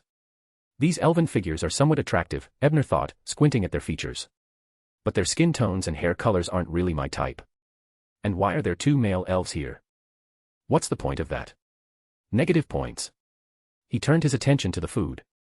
As for the dishes, blood pudding, maybe. It does look familiar, but I wasn't fond of it even in my previous life. And the spices are far too basic. This is worse than what the cooks on Davil Island can whip up. Negative points again. His gaze drifted to the flasks and jars. Are those fruit wines? The brewing technique is atrocious, and the floating debris in the drinks is unacceptable, no filtration. Negative points all around. Ebner scoffed at the meager temptations, feeling that using such uninspired offerings to test his willpower was almost insulting. There was no way such mundane things could sway him. However, his nonchalance quickly dissipated when the trial escalated. As time passed, the invisible boundary dividing the chamber shifted incrementally toward the elf's side. Meanwhile, on Ebner's side, an oppressive atmosphere began to take hold, growing increasingly stifling. A vague unease evolved into specific sensations: hunger, thirst, and restlessness. These sensations weren't physical but directly affected his mind, bypassing his body. They didn't inflict outright harm but were persistent and maddeningly invasive. Even with the pure white eye active, Ebner couldn't completely shield himself from the effects. This is the true nature of the trial of will. Now it's clear, Ebner deduced, straining to think through the growing mental discomfort.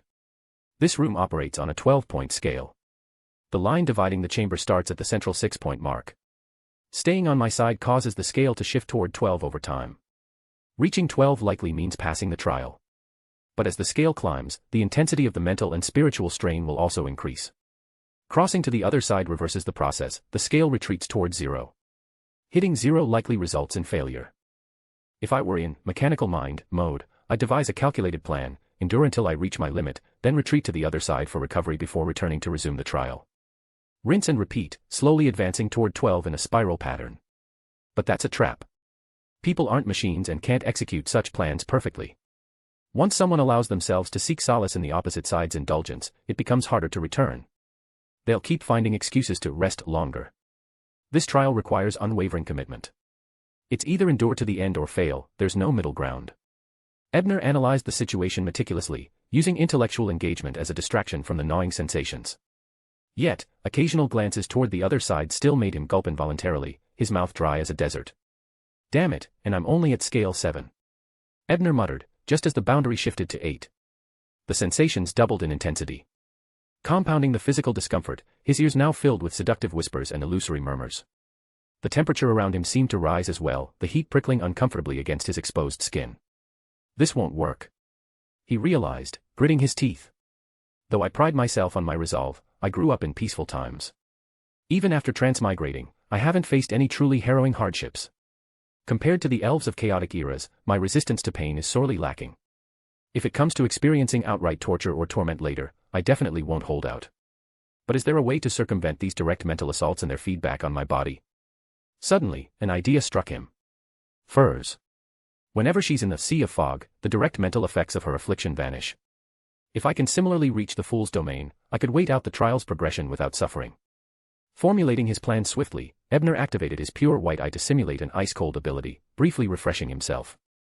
He then clasped his hands together in a posture of prayer and began to chant in ancient Hermes. To the fool who does not belong to this era. The mysterious ruler above the grey fog. The king of yellow and black, who wields good fortune. In Backlund, behind the Brave Bar's back entrance in the Empress Burrow. Wearing a flat cap, Klein cautiously shielded the wallet tucked inside his grey-blue work jacket as he followed Marek into a horse-drawn carriage. Opposite him, Sharon materialized on the seat, her blonde hair shimmering faintly. "What brings you here?" Sharon asked succinctly. "I wanted to inquire if you had any leads on materials I'm searching for. Additionally, I'm interested in acquiring some advanced occult books," Klein replied. Sharon's ethereal blue eyes met his. "The Book of Secrets by Kalaman Sorcerer. One favor in exchange." End of chapter. Chapter 395, Ebner nearly loses his dignity.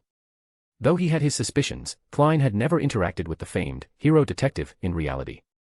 Thus, he refrained from directly asking about him and shifted his focus to the Book of Secrets. After a brief introduction to the book's author, Shaman King Klarman, Marek explained its contents. He described the book as an advanced text in various fields of mysticism, divination, rituals, alchemy, astrology, symbolism, and methods of interacting with nature. It sounds impressive, though much of it seems to overlap with Feast of Blood. However, Mr. Tower's vampire manuscript is incomplete and lacks higher-level knowledge. This Book of Secrets would make an excellent supplement and is exactly what I need. Klein hesitated. But this mission isn't just challenging, it could have lingering complications. The Rose School of Thought is a hidden organization with over a millennium of history. After pondering for a few seconds, Klein decided to negotiate, attempting to sweeten the deal. This is an extraordinarily significant and dangerous task. A single book on mysticism isn't enough to make me take this risk. Sharon listened quietly. Her azure eyes locked onto Klein as she spoke in a cold, ethereal voice. "What do you want?"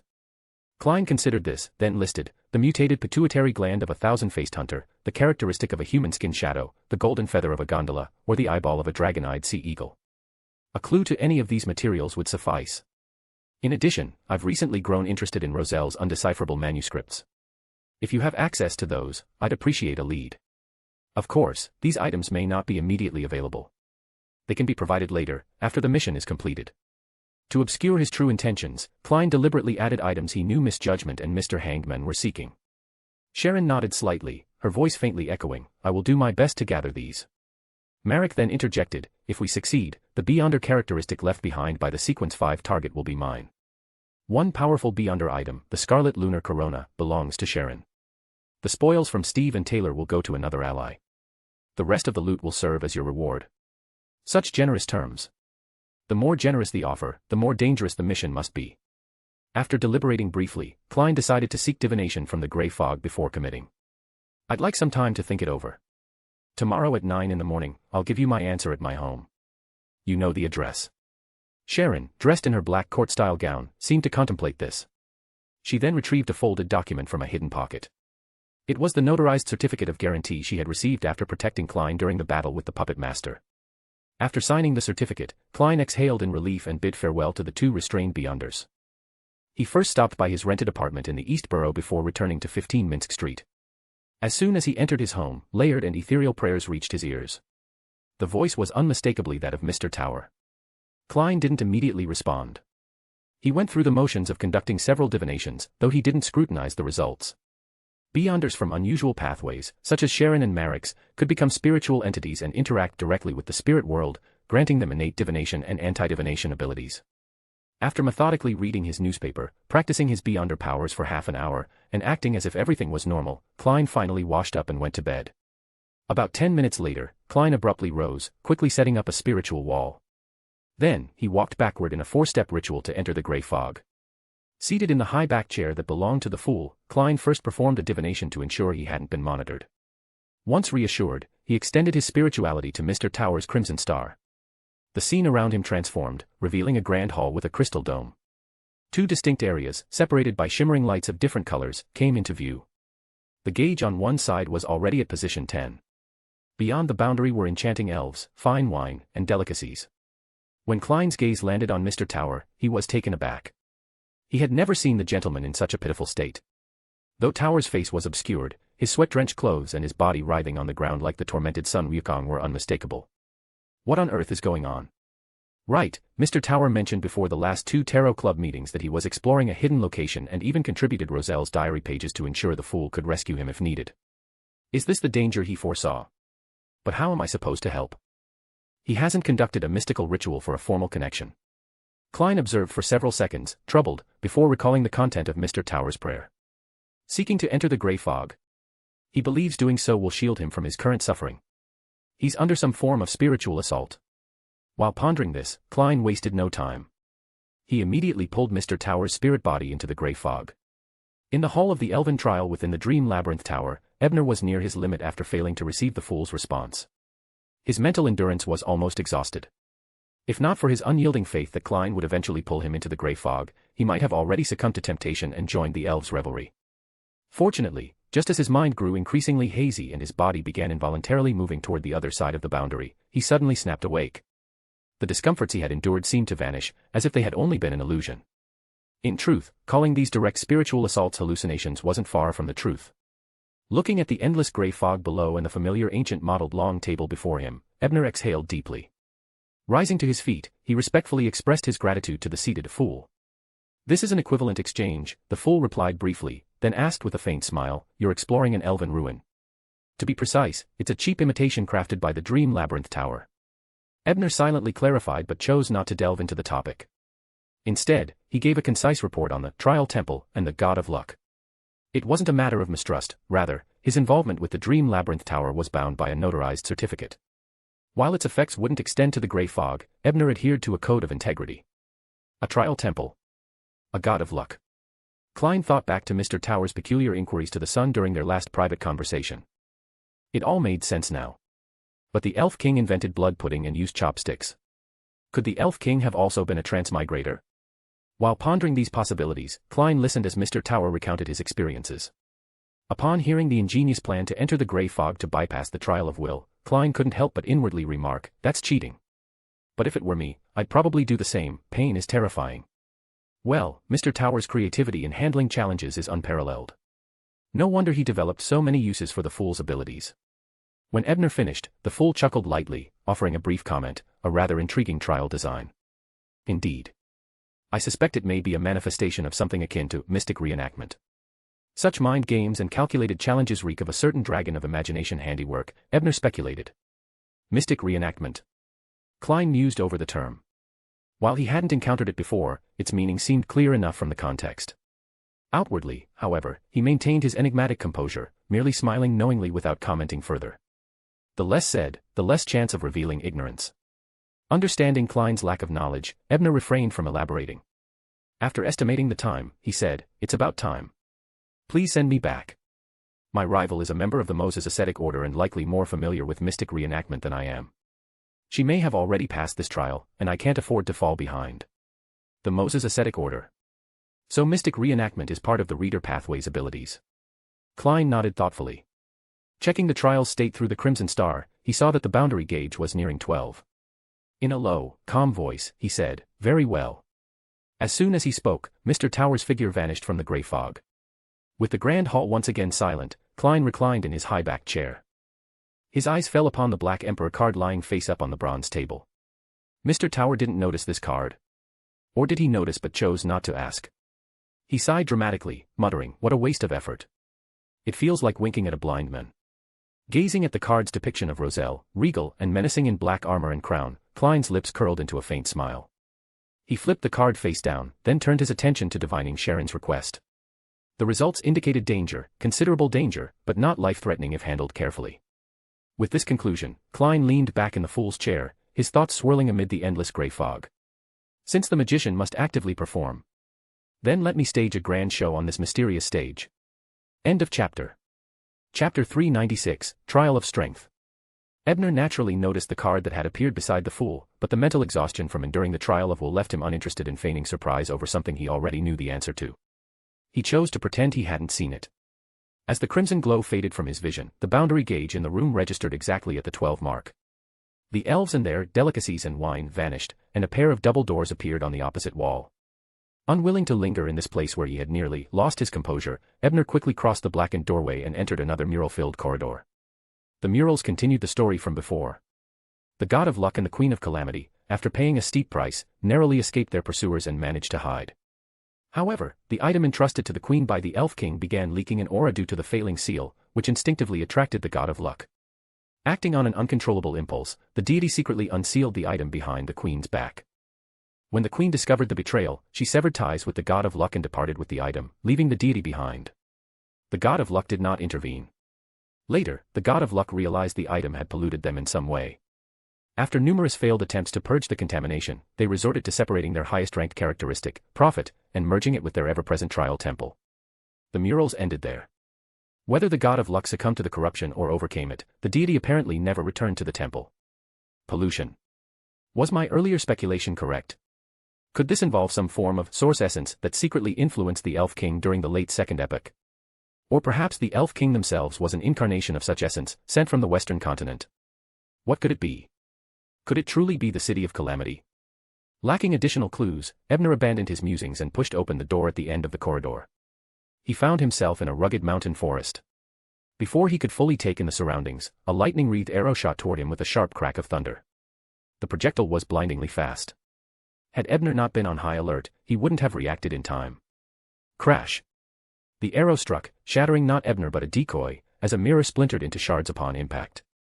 It was the mirror substitute technique from the Witch Pathway, a powerful lifesaver when used with preparation. Ebner reappeared at a different location, immediately activating both psychological and physical stealth. The elven assailant, however, had no intention of retreating after their first strike missed. Their long, flowing hair began to crackle with electricity, rising dramatically. Lightning flashed across the strands, connecting with a thundercloud that appeared above them, clearly preparing for a large-scale storm. Ebner wasn't about to let them succeed. His blue eyes lit up with twin bolts of lightning that shot out like bullets. The interrogator's mental piercing ability struck its mark. Ah! The elf cried out in pain, clutching their head and halting their storm summoning. Taking advantage of the elf's vulnerability, Ebner conjured red and black flames, launching them like projectiles toward his foe. The elf, however, had anticipated the attack. Their earlier cries of pain had been feigned to lure Ebner into revealing his position. As the flames streaked through the air, dozens of wind-forged chains erupted from all directions, aiming to ensnare him. Binding of the wind. Ebner acted swiftly, activating the flame leap ability. He teleported onto one of his fiery projectiles, narrowly evading the chains. The elf's expression turned gleeful, sensing an opportunity. They opened their mouth, preparing to sing.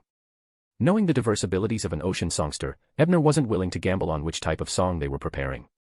Before the elf could utter a note, he preemptively unleashed a foul, corrupting voice. Slow. The demon's foul speech ability momentarily paralyzed all within its range, including the elf. Though its effects would last less than 2 seconds, it provided just enough time for Ebner to act. Ebner, with the speed of a zombie, closed the gap and plunged an icy spear into the elf's heart. I look forward to fighting you in reality. My name is Ciadas, a successful trial taker. The elf whispered before their figure dissolved like foam on the wind.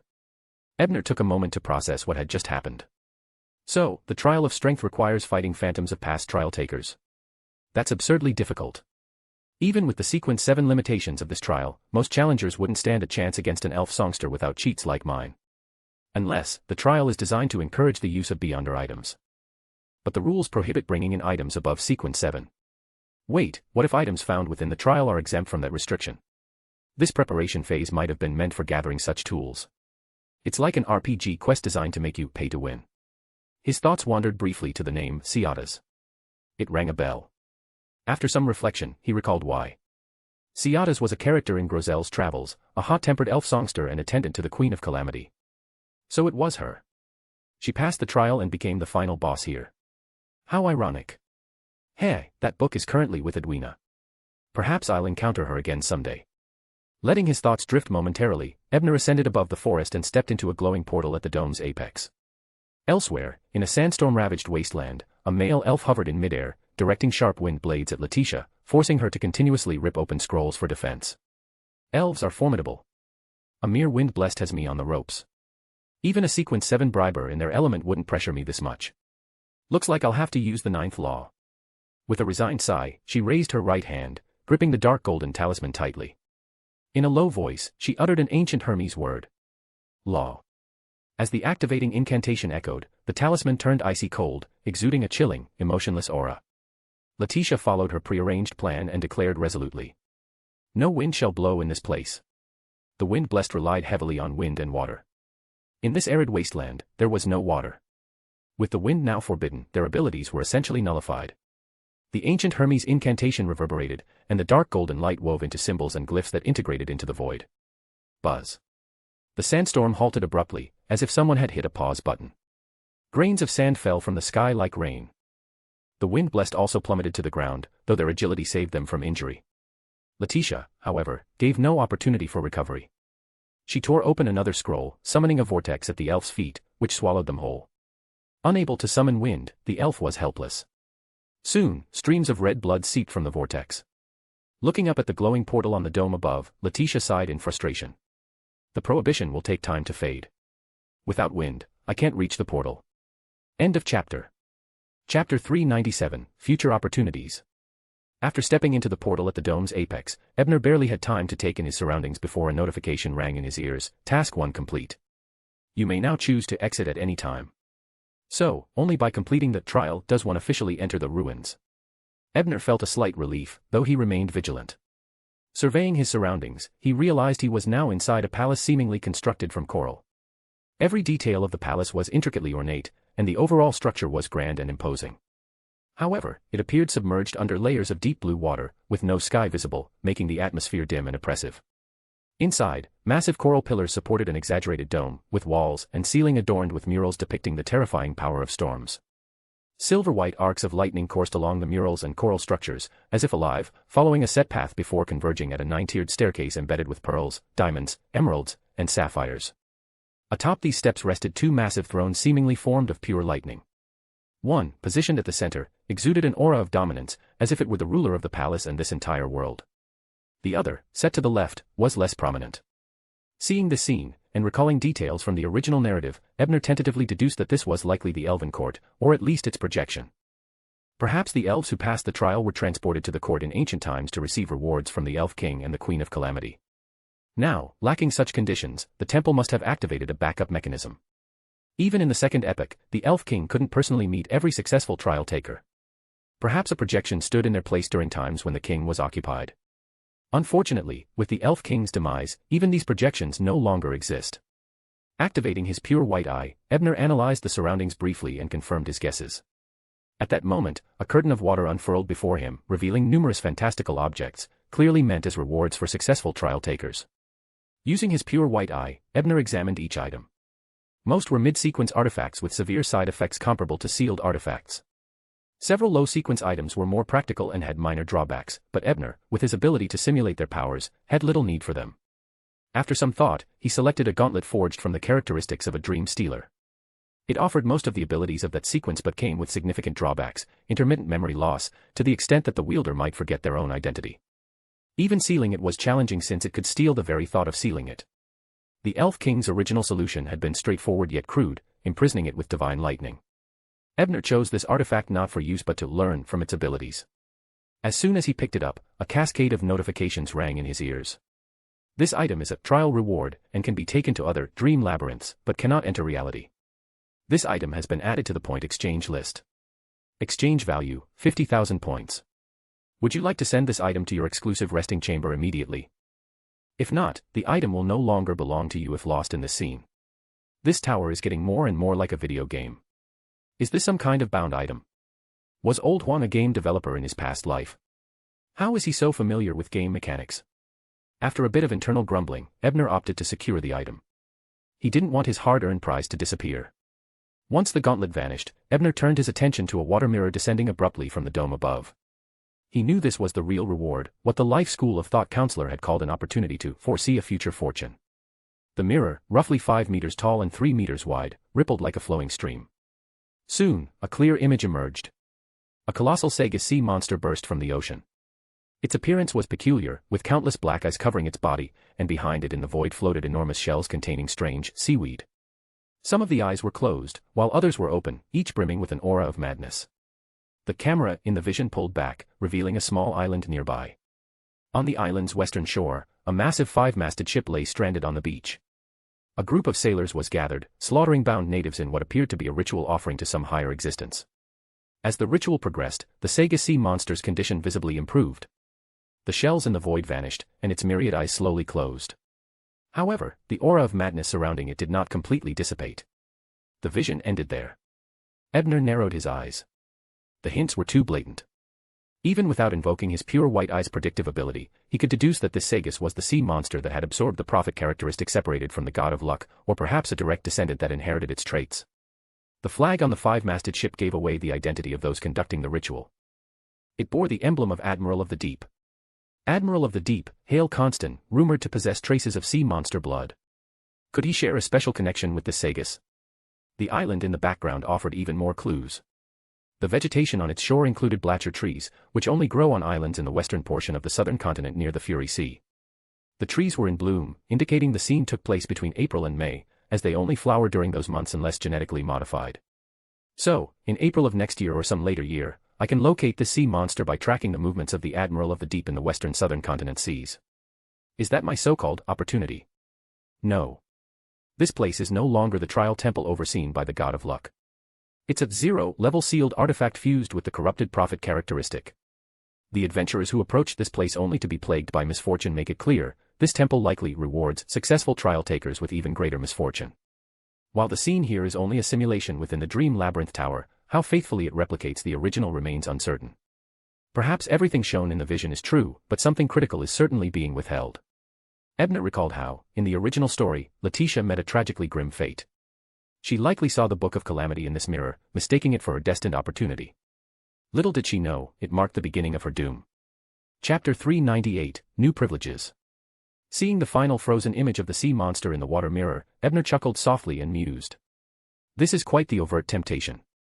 After all, obtaining demigod potion ingredients, let alone characteristics, is exceedingly difficult. A sea monster that looks to be in such poor condition is practically irresistible. Even knowing there might be traps, many would still take the risk.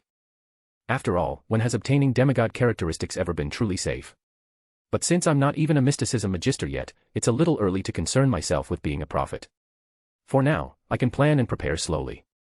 Setting aside the matter of the sea monster, Ebner turned his attention to completing Task 2.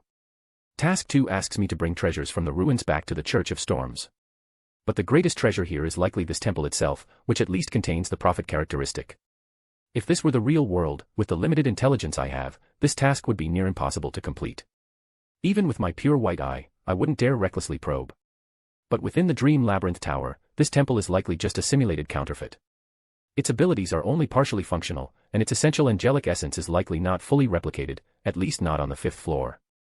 After all, the tower's level of authority is clearly below that of a true god.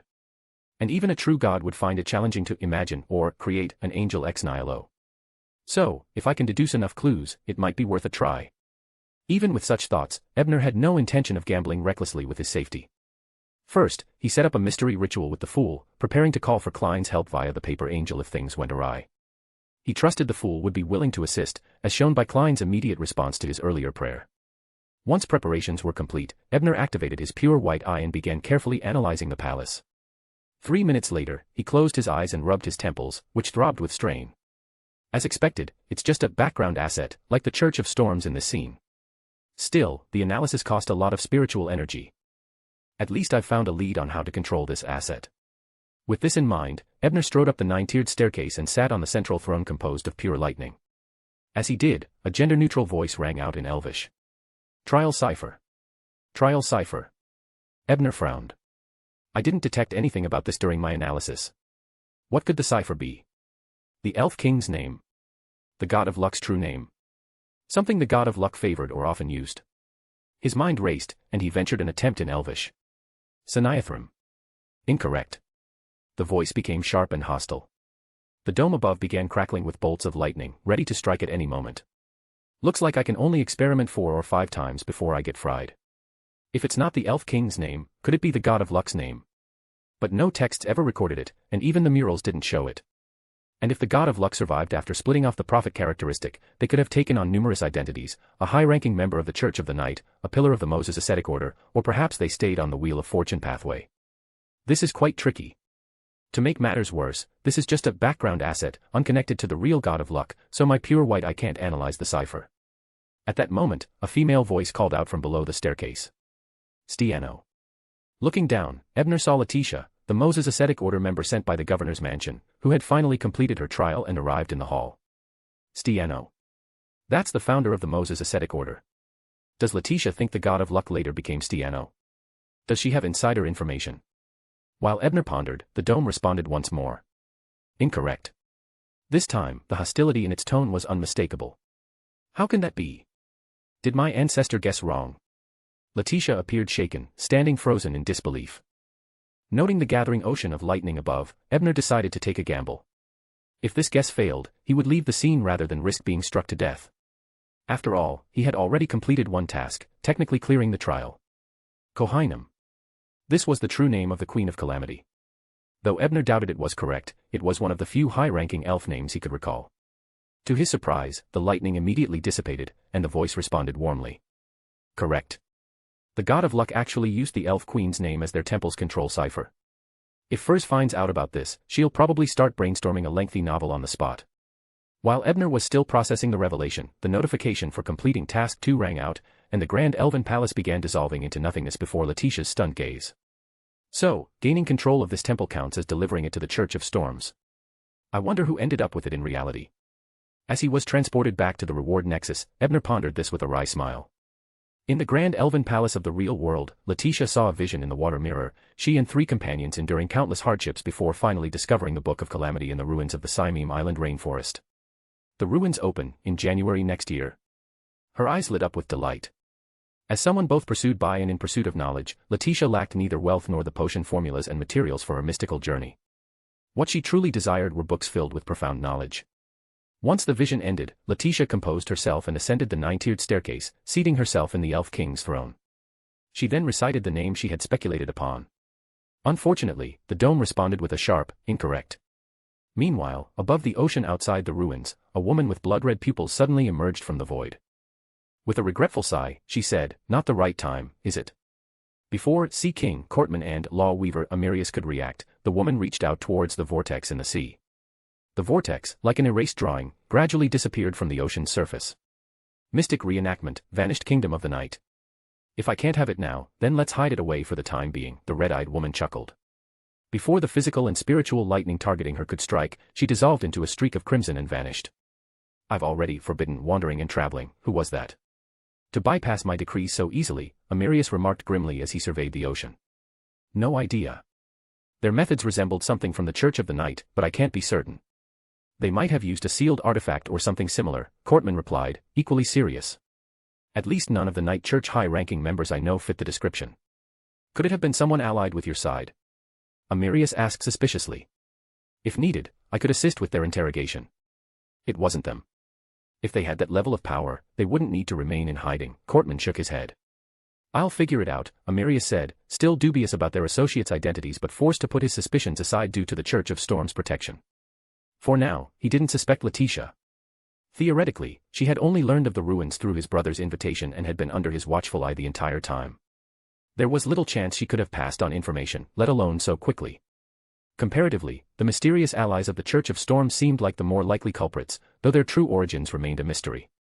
Returning to the reward nexus, Ebner immediately noticed the drastic changes in his surroundings. Gone were the familiar rows of bookshelves and the desks and chairs before them.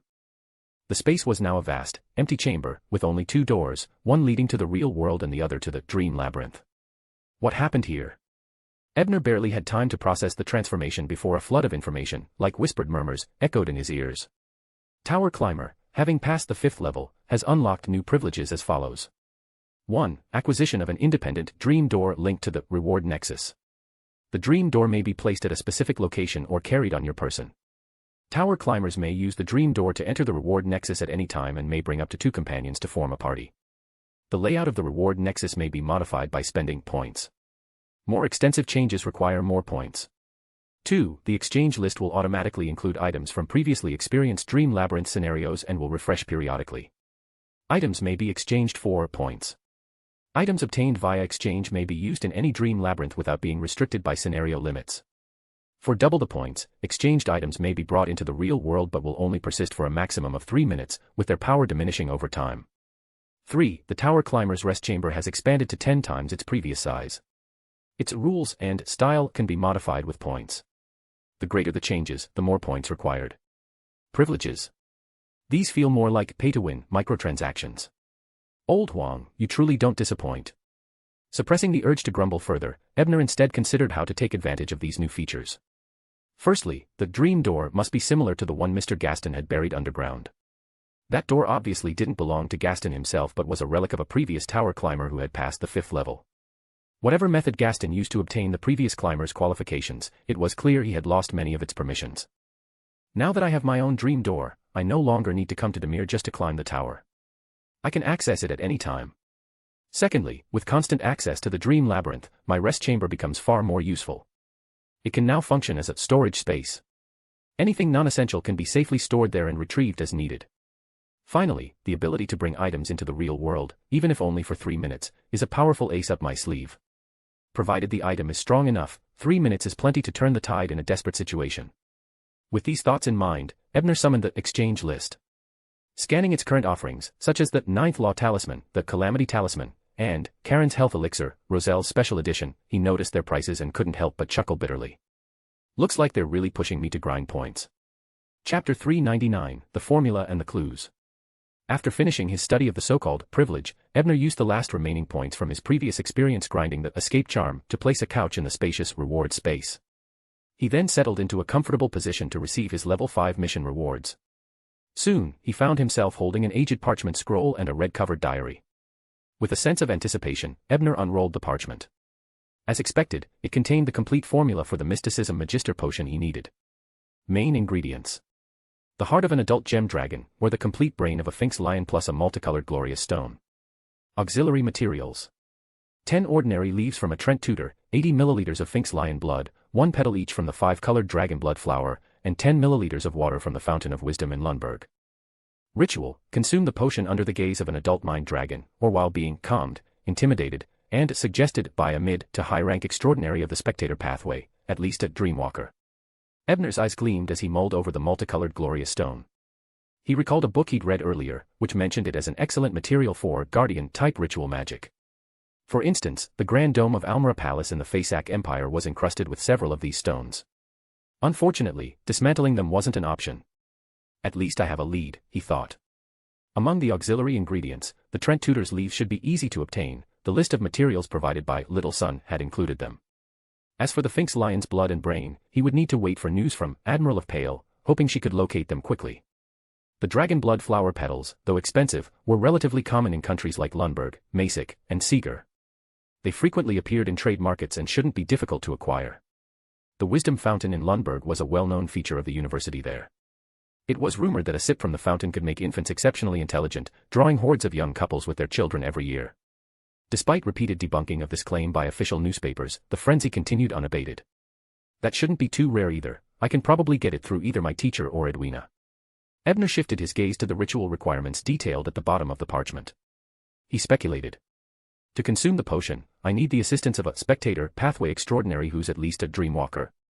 At the Mysticism Magister stage, the core ability analysis begins to directly discern the essence of extraordinary powers, forming the basis for the development of mysticism. Missteps during this process could trigger the spiritual contamination or divinity embedded in the characteristics. When a polymath consumes the Mysticism Magister potion, there's a high probability of losing control due to the initial passive analysis of the essence. The spiritual contamination within the characteristic might overwhelm them. The calming aspect of the ritual probably addresses this. He pondered the necessity of intimidation and suggestion but reached no conclusions. Resolving to consult Miss Judy's mother, Mrs. Klosvia, after returning to the northern continent, he thought. As a demigod of the spectator pathway familiar with the reader sequence, she might have guided a polymath through advancement before. To locate her, Ebner considered asking around about Iron Man's whereabouts. Recently, Captain Dunn and Mrs. Klosvia had caused quite a stir in the Lone Kingdom, enough for their names to reach even this remote island. Setting aside the parchment, Ebner dismissed the option involving the gaze of an adult mind dragon for the ritual and instead picked up the red-covered diary to read intently. After spending over 10 minutes engrossed in the diary, Ebner closed it with a thoughtful expression. The diary belonged to a policeman named Bashalov from the Fasak Empire's Indo Harbor. It chronicled bizarre incidents he encountered over his 30-year career, some resolved with the assistance of special task forces, others left unexplained.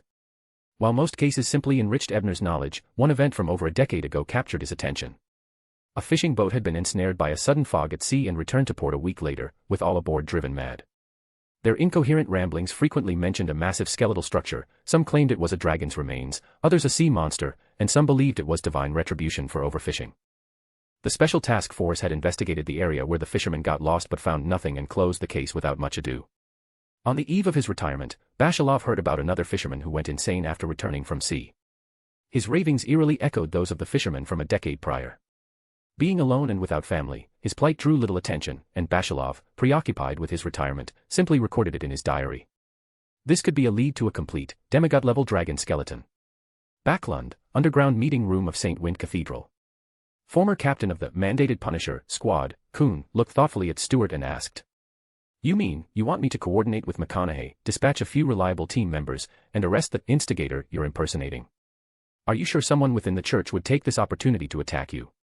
"Not certain, but I've already reported the plan to the Holy Cathedral and gained Archbishop Cale's support," Stewart replied solemnly. "Regardless of what the Aurora Order, or Secret Order, intends to do, we need to let them think their scheme has succeeded before they'll act further."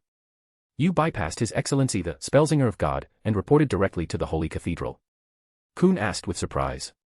"His Excellency the Spellsinger of God has been busy tracking down the mastermind behind Duke Negan's assassination attempt and likely has no time for this minor matter," Stewart answered matter-of-factly. "But reporting is a matter of protocol." Kuhn took a deep breath, feeling that Stewart, an extraordinary of the Reader pathway, was somehow even bolder than he, an ocean songster, whose spirit was partially corrupted. "Fine, I'll support you. After all, this is the Secret Order's scheme." Kuhn's voice grew emotional as he spoke. Stewart casually soothed Kuhn with an ability, then said, "When the time comes, investigate the commonalities between those who attack me. This could reveal their connection to the Secret Order or Aurora Order." "You don't need to tell me that. McConaughey and his people are experienced, mandated punishers," Kuhn said dismissively, before asking with concern, "Is there anything else you need help with?" "You must be careful, the enemy is likely no weaker than you." "I understand." Stewart nodded, hesitating slightly before adding, "There is one other matter I'd like your help with." "What is it?" Kuhn asked curiously. "You have extensive connections in Backlund. Could you find a suitable reason to help my neighbor, Mrs. Felina, move to another neighborhood?" Stewart awkwardly requested. "And who is she?" Kuhn inquired with a puzzled expression. "A young widow. She's been plagued by rumors recently and is having a hard time. I want to help her change her environment but don't want her to misunderstand my intentions," Stewart explained with a sigh. "And how does this concern you?" Kuhn asked, puzzled, but quickly shook his head and said, "Never mind, I won't ask. Since you've brought it up, I'll help you out this once. I'll subtly convey your efforts to her." "Thank you." Stewart exhaled deeply, feeling that asking for this favor was even more difficult than his schemes against the Secret Order. Thursday morning, Viscount Klein's study. Audrey sat in a chair, brushing the fur on Susie's head, and said to Furs, who was sipping Almira wine, and Zio, who sat quietly nearby, "I'm sorry, Furs. I've already given the Roselle manuscripts to Amusia and Emma." After joining the Tarot Club, Furs seemed unchanged on the surface, maintaining her usual lazy, indifferent demeanor. Yet, certain subtleties in her attitude had shifted significantly. Her occasional signs of melancholy and lack of hope for the future had vanished entirely. As a telepathist, Audrey quietly observed Magician Furs's state while congratulating herself on her preparation. Hearing this, Furs suddenly found the Almira wine tasteless. Her carefully laid plans had fallen apart before they began. Seated nearby, Zio Dericha, who had fully grasped the emotional states of the other two tarot members, decided to have a little fun.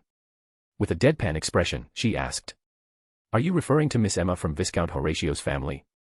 Audrey, who had been feeling quite pleased with herself, suddenly froze. A sense of unease crept in, and she cautiously replied, "That's right." "Zio, do you know her?" "I've never heard Emma mention her." "Ebner is very close with her," Zio replied meaningfully, then turned to Furs and added, "You could ask Ebner for help. If he steps in, he'll definitely get those manuscripts back for you." Audrey was momentarily stunned. Thanks to her spectator abilities, she barely managed to maintain her composed smile, though her thoughts were a whirl. Can it really be like this? That hero detective is close with another girl, and you're not even worried. You want him to help retrieve manuscripts for you. What exactly is your relationship with that hero detective? Why does this feel so confusing? End of chapter. Chapter 400, Gwyn under attack. South Bridge District, 32 Wild Street.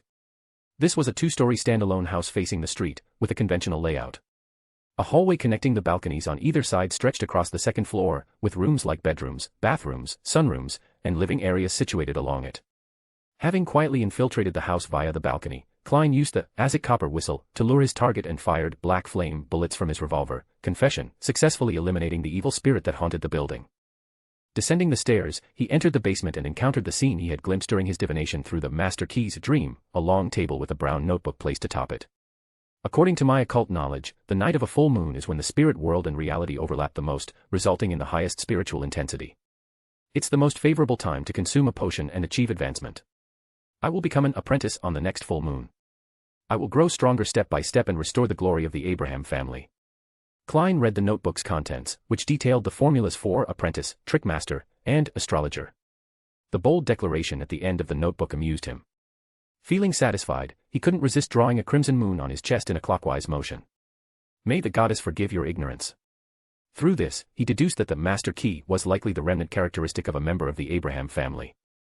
Since this individual had lost control and died during advancement under a full moon, the characteristic carried a curse originating from Mr. Dorr. Exhaling, Klein erased all traces of his presence, took the brown notebook, and left the basement. After a series of mental skirmishes with the heir while evading pursuit, Klein returned to his home on Minsk Street. Locking himself in his bedroom, he reversed 4 steps and arrived above the gray fog. Inside the majestic palace, Klein used the all-black eye to manifest a dummy of the world, creating an ordinary room-like setting around it. He then made the world adopt a posture of pious supplication and rasped. "Oh, fool who does not belong to this era. Please inform Miss Magician that I have obtained the formula for Trickmaster. If she pays £450 promptly, the formula will be hers." After completing the manipulation, Klein transformed the earlier scene into a stream of light and transmitted it to the crimson star representing the magician. Klein was preparing to attend the extraordinary gathering hosted by the old Eye of Wisdom that evening to purchase the man's sun brooch. Hence, he needed to gather some funds. Miss Justice wouldn't be able to sacrifice the next £3,000 installment for some time, and Sharon couldn't wait that long. In Viscount Glaine's study. After hearing Zio's words, Furs was tempted but soon felt disheartened. Unfortunately, Ebner isn't in Backlund and won't be back anytime soon. Even if he were here, he wouldn't help you retrieve them. Helping when those manuscripts were handed over by Miss Justice would be disrespectful to Mr. Fool, Zio thought, but she teasingly said aloud, "Why are you so eager? Do you need Roselle's manuscripts urgently?" Furs immediately realized her slip and hurriedly covered it up. Not that urgent. However, before she could finish, her vision blurred. She saw boundless gray fog, a towering figure seated in a grand, ancient palace, and a man praying devoutly. As the voice reached her ears, she nearly jumped in shock, joy, and disbelief. "I've been searching for the Trickmaster formula for years, and I've found it just like that. Despite attending numerous extraordinary gatherings, I've never found any clue about it, yet now it's here. And it hasn't even been a week since I brought it up. This is the Tarot Club. It's incomparable to ordinary extraordinary gatherings." Furs was overwhelmed but restrained her excitement and cautiously responded. "Mr. Fool, is that formula authentic?" "It is." The Fool, seated on the high-backed chair, replied indifferently. Furs clenched her fist, made a small celebratory motion at her waist, and immediately said, "That must be Mr. World, correct? Please tell him I'll send the money shortly." When the gray fog dissipated, and everything ended, Furs stood stunned for 2 seconds before leaping up with excitement. She then noticed Audrey and Zio's surprised gazes, as well as Viscount Glaine's curious look. Flushing, Furs coughed lightly and stammered, "I need to use the washroom." "Oh." Audrey and Zio immediately understood what had just happened and refrained from asking further. As a gentleman, Viscount Glaine naturally didn't inquire about such matters. After Furs left, Audrey resumed the conversation, asking Zio, "Why did you want me to come over today? Is there something specific?" "The gathering where the spectator formula and clues related to the psychology alchemists might appear is happening this afternoon," Zio explained, carefully keeping her thoughts in check to avoid her commentary tendency by Ebner from being noticed by the telepathist Audrey. The acting skills honed in the Tarot Club were paying off. "Why the rush?" Audrey asked with slight confusion. Zio smiled and explained that serial killer incident delayed everyone's plans. Plus, the gathering will take place in the northern suburbs during the afternoon when the Nighthawks are most lax. Understood, Audrey nodded lightly, asking no further questions.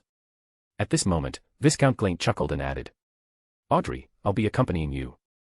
Just before you arrived, Furs sold me the pharmacist formula for £300. I need to trade for some materials since my family's treasury lacks the specific ones needed. £300. I remember Furs bought it from Mr. World for only £230. Audrey couldn't help but mutter internally. Meanwhile, Zio glanced at Viscount Klein, who seemed obliviously pleased despite overpaying and held her tongue. Meanwhile, Furs had rushed to the washroom, and after taking spiritual materials from her bag to seal the space, she slapped her cheeks lightly and muttered to her reflection. Furs, you were too careless just now. Audrey and Zio almost noticed something was off. Fortunately, they trust me and didn't press further. Otherwise, I wouldn't have been able to explain it on the spot. After a moment of self-reflection, she began pulling out spiritual materials from various pockets to prepare for the ritual. Ever since learning that Mr. Fool could accept sacrifices, she had made a habit of carrying the necessary items with her. Luckily, I withdrew money from the bank earlier when I came to see Miss Audrey because of the upcoming gathering. And the £300 Viscount Klein just gave me is ready to use. Placing the cash on the altar, Furs recited in ancient Hermes. The fool who does not belong to this era. After the ritual, the £450 vanished into the illusory door, and a formula appeared in her mind. Sequence 8, Trickmaster. Main ingredients, the stomach of a spirit eater, 20 milliliters of deep-sea spined fish blood. Auxiliary ingredients, 5 milliliters of hornbeam essential oil, 10 grams of ball grass powder, 1 blooming crimson chestnut flower, 80 milliliters of pure water. Finally, after so many years, Furs was overjoyed, pacing back and forth in excitement. On Demir Island, Ebner, who had slept until the afternoon, felt refreshed after washing up. As he was about to enjoy a meal at a local restaurant, the tall and striking Miss Gwyn, also known as Dragonmite Lady, paid him a visit. After some pleasantries, the taller Gwyn got straight to the point. Have you sold that sailor characteristic yet? This characteristic came from another extraordinary in the Madman Ream's fleet, which had previously attacked the Araneem. Gwyn had wanted to buy it then to train her crew, but she had just spent her savings at the pirate conference to acquire a Weapon Master characteristic. Ebner was happy to oblige since he had no use for the sailor characteristic. However, Gwyn hesitated before asking, would you consider selling your azure brooch as well? This azure brooch was a payment from Mr. Gaston for Ebner's bodyguard services. Gwyn's knowledge of it wasn't surprising, as Gaston had proudly shown off his work aboard the Araneem. While fetching the brooch, Ebner casually asked, you've been quite lucky in your ventures recently, haven't you? Gwyn, slightly surprised but calm, answered, you might have missed the news while busy researching. I was ambushed recently. For some reason, the attacker was equipped with numerous spiritual defense items. However, after he was killed with one strike, all those items became mine. I sold them at the Sword and Flame Bar's extraordinary gathering yesterday for a good price. So, the attacker came prepared to counter debuffs but was annihilated instead. They underestimated her reputation as Dragonmite Lady, and overestimated their defenses, Ebner thought, but outwardly, he asked with concern, who was behind the attack. Gwyn's face darkened as she replied angrily, the Church of the God of Combat issued a bounty on me. My maternal grandfather's family still lives in Fasak. I'm worried they might be implicated. It's so unreasonable. Their pirate supporters attacked me first. Ebner reassured Gwyn, if it's only a bounty from the Church of the God of Combat, it shouldn't affect ordinary citizens too much. After calming her, he sold the azure brooch to Gwyn at a discounted price of £400. Then, shifting the topic, he asked, Miss Gwyn, how familiar are you with Indo Harbor in Fasak? The family of my maternal grandfather resides in Indo Harbor. End of chapter. Chapter 401, Before the Tarot Gathering. In an isolated house behind Iron Gate Street, the old Eye of Wisdom declared the gathering concluded, and the participants departed one after another through different routes, intervals, and orders. Klein, who had just spent £2,000 purchasing the sun brooch from the old man, was the first to leave. Rubbing the dark golden brooch shaped like a sunbird in his hand, Klein wrapped it in spirituality to seal its continuous purification effect, preventing its presence from alerting nearby extraordinary individuals. However, he could not mitigate the negative effects. Beads of sweat were already forming on his forehead and dripping steadily. After leaving the house, Klein quickly shed his hooded robe and removed his iron mask. Taking a roundabout route, he arrived outside the Bravehearts bar. He entered, took a quick look around, and then stepped out to hire a carriage. As he climbed in, he noticed a figure in a black court-style dress sitting quietly across the street. Miss Sharon sat as if she had been waiting for him, her voice ethereal and dreamlike as she asked, "Are you ready?" "Yes." You can choose the ambush location and time. Notify me when you're ready, Klein replied calmly. To afford the sun brooch, Klein had not only exhausted his savings but had also sold the Sequence 7 briber formula from the lawyer pathway to the craftsman's proxy lady at the gathering, barely scraping together enough money. Currently, apart from the £100 reserved in the grey fog as emergency funds, he had only a few soldi left. Sharon stared at him for a moment and said, "All right." As she was about to disappear, Klein recalled his theory about the magician acting rules, requiring proactive performances and possibly an audience, so he added, "Tell Caspers to prepare a crate of explosives, scattered across the designated battlefield. With Caspers arranging it, I won't need to pay for the explosives myself." Sharon paused for a couple of seconds before responding. "Steve and Linster are also demolition experts." "No, my goal isn't to blow anyone up," Klein said with a smile. "I just want to put on a fireworks show." Sharon gazed at him silently for a few seconds before nodding and fading from sight. Watching her figure dissolve rapidly, Klein leaned back against the carriage wall, opened the window, and let the bone-chilling wind blow in. Despite this, he still felt unbearably hot. Meanwhile, Audrey, Zio, Furs, and Viscount Glaint exited the abandoned hospital in the northern suburbs where the trade gathering had taken place. Audrey, who had deliberately sought to purchase a spectator formula to attract the attention of the psychology alchemists, maintained her usual smile. However, Glaint and Furs appeared dejected, as neither had obtained the materials they needed.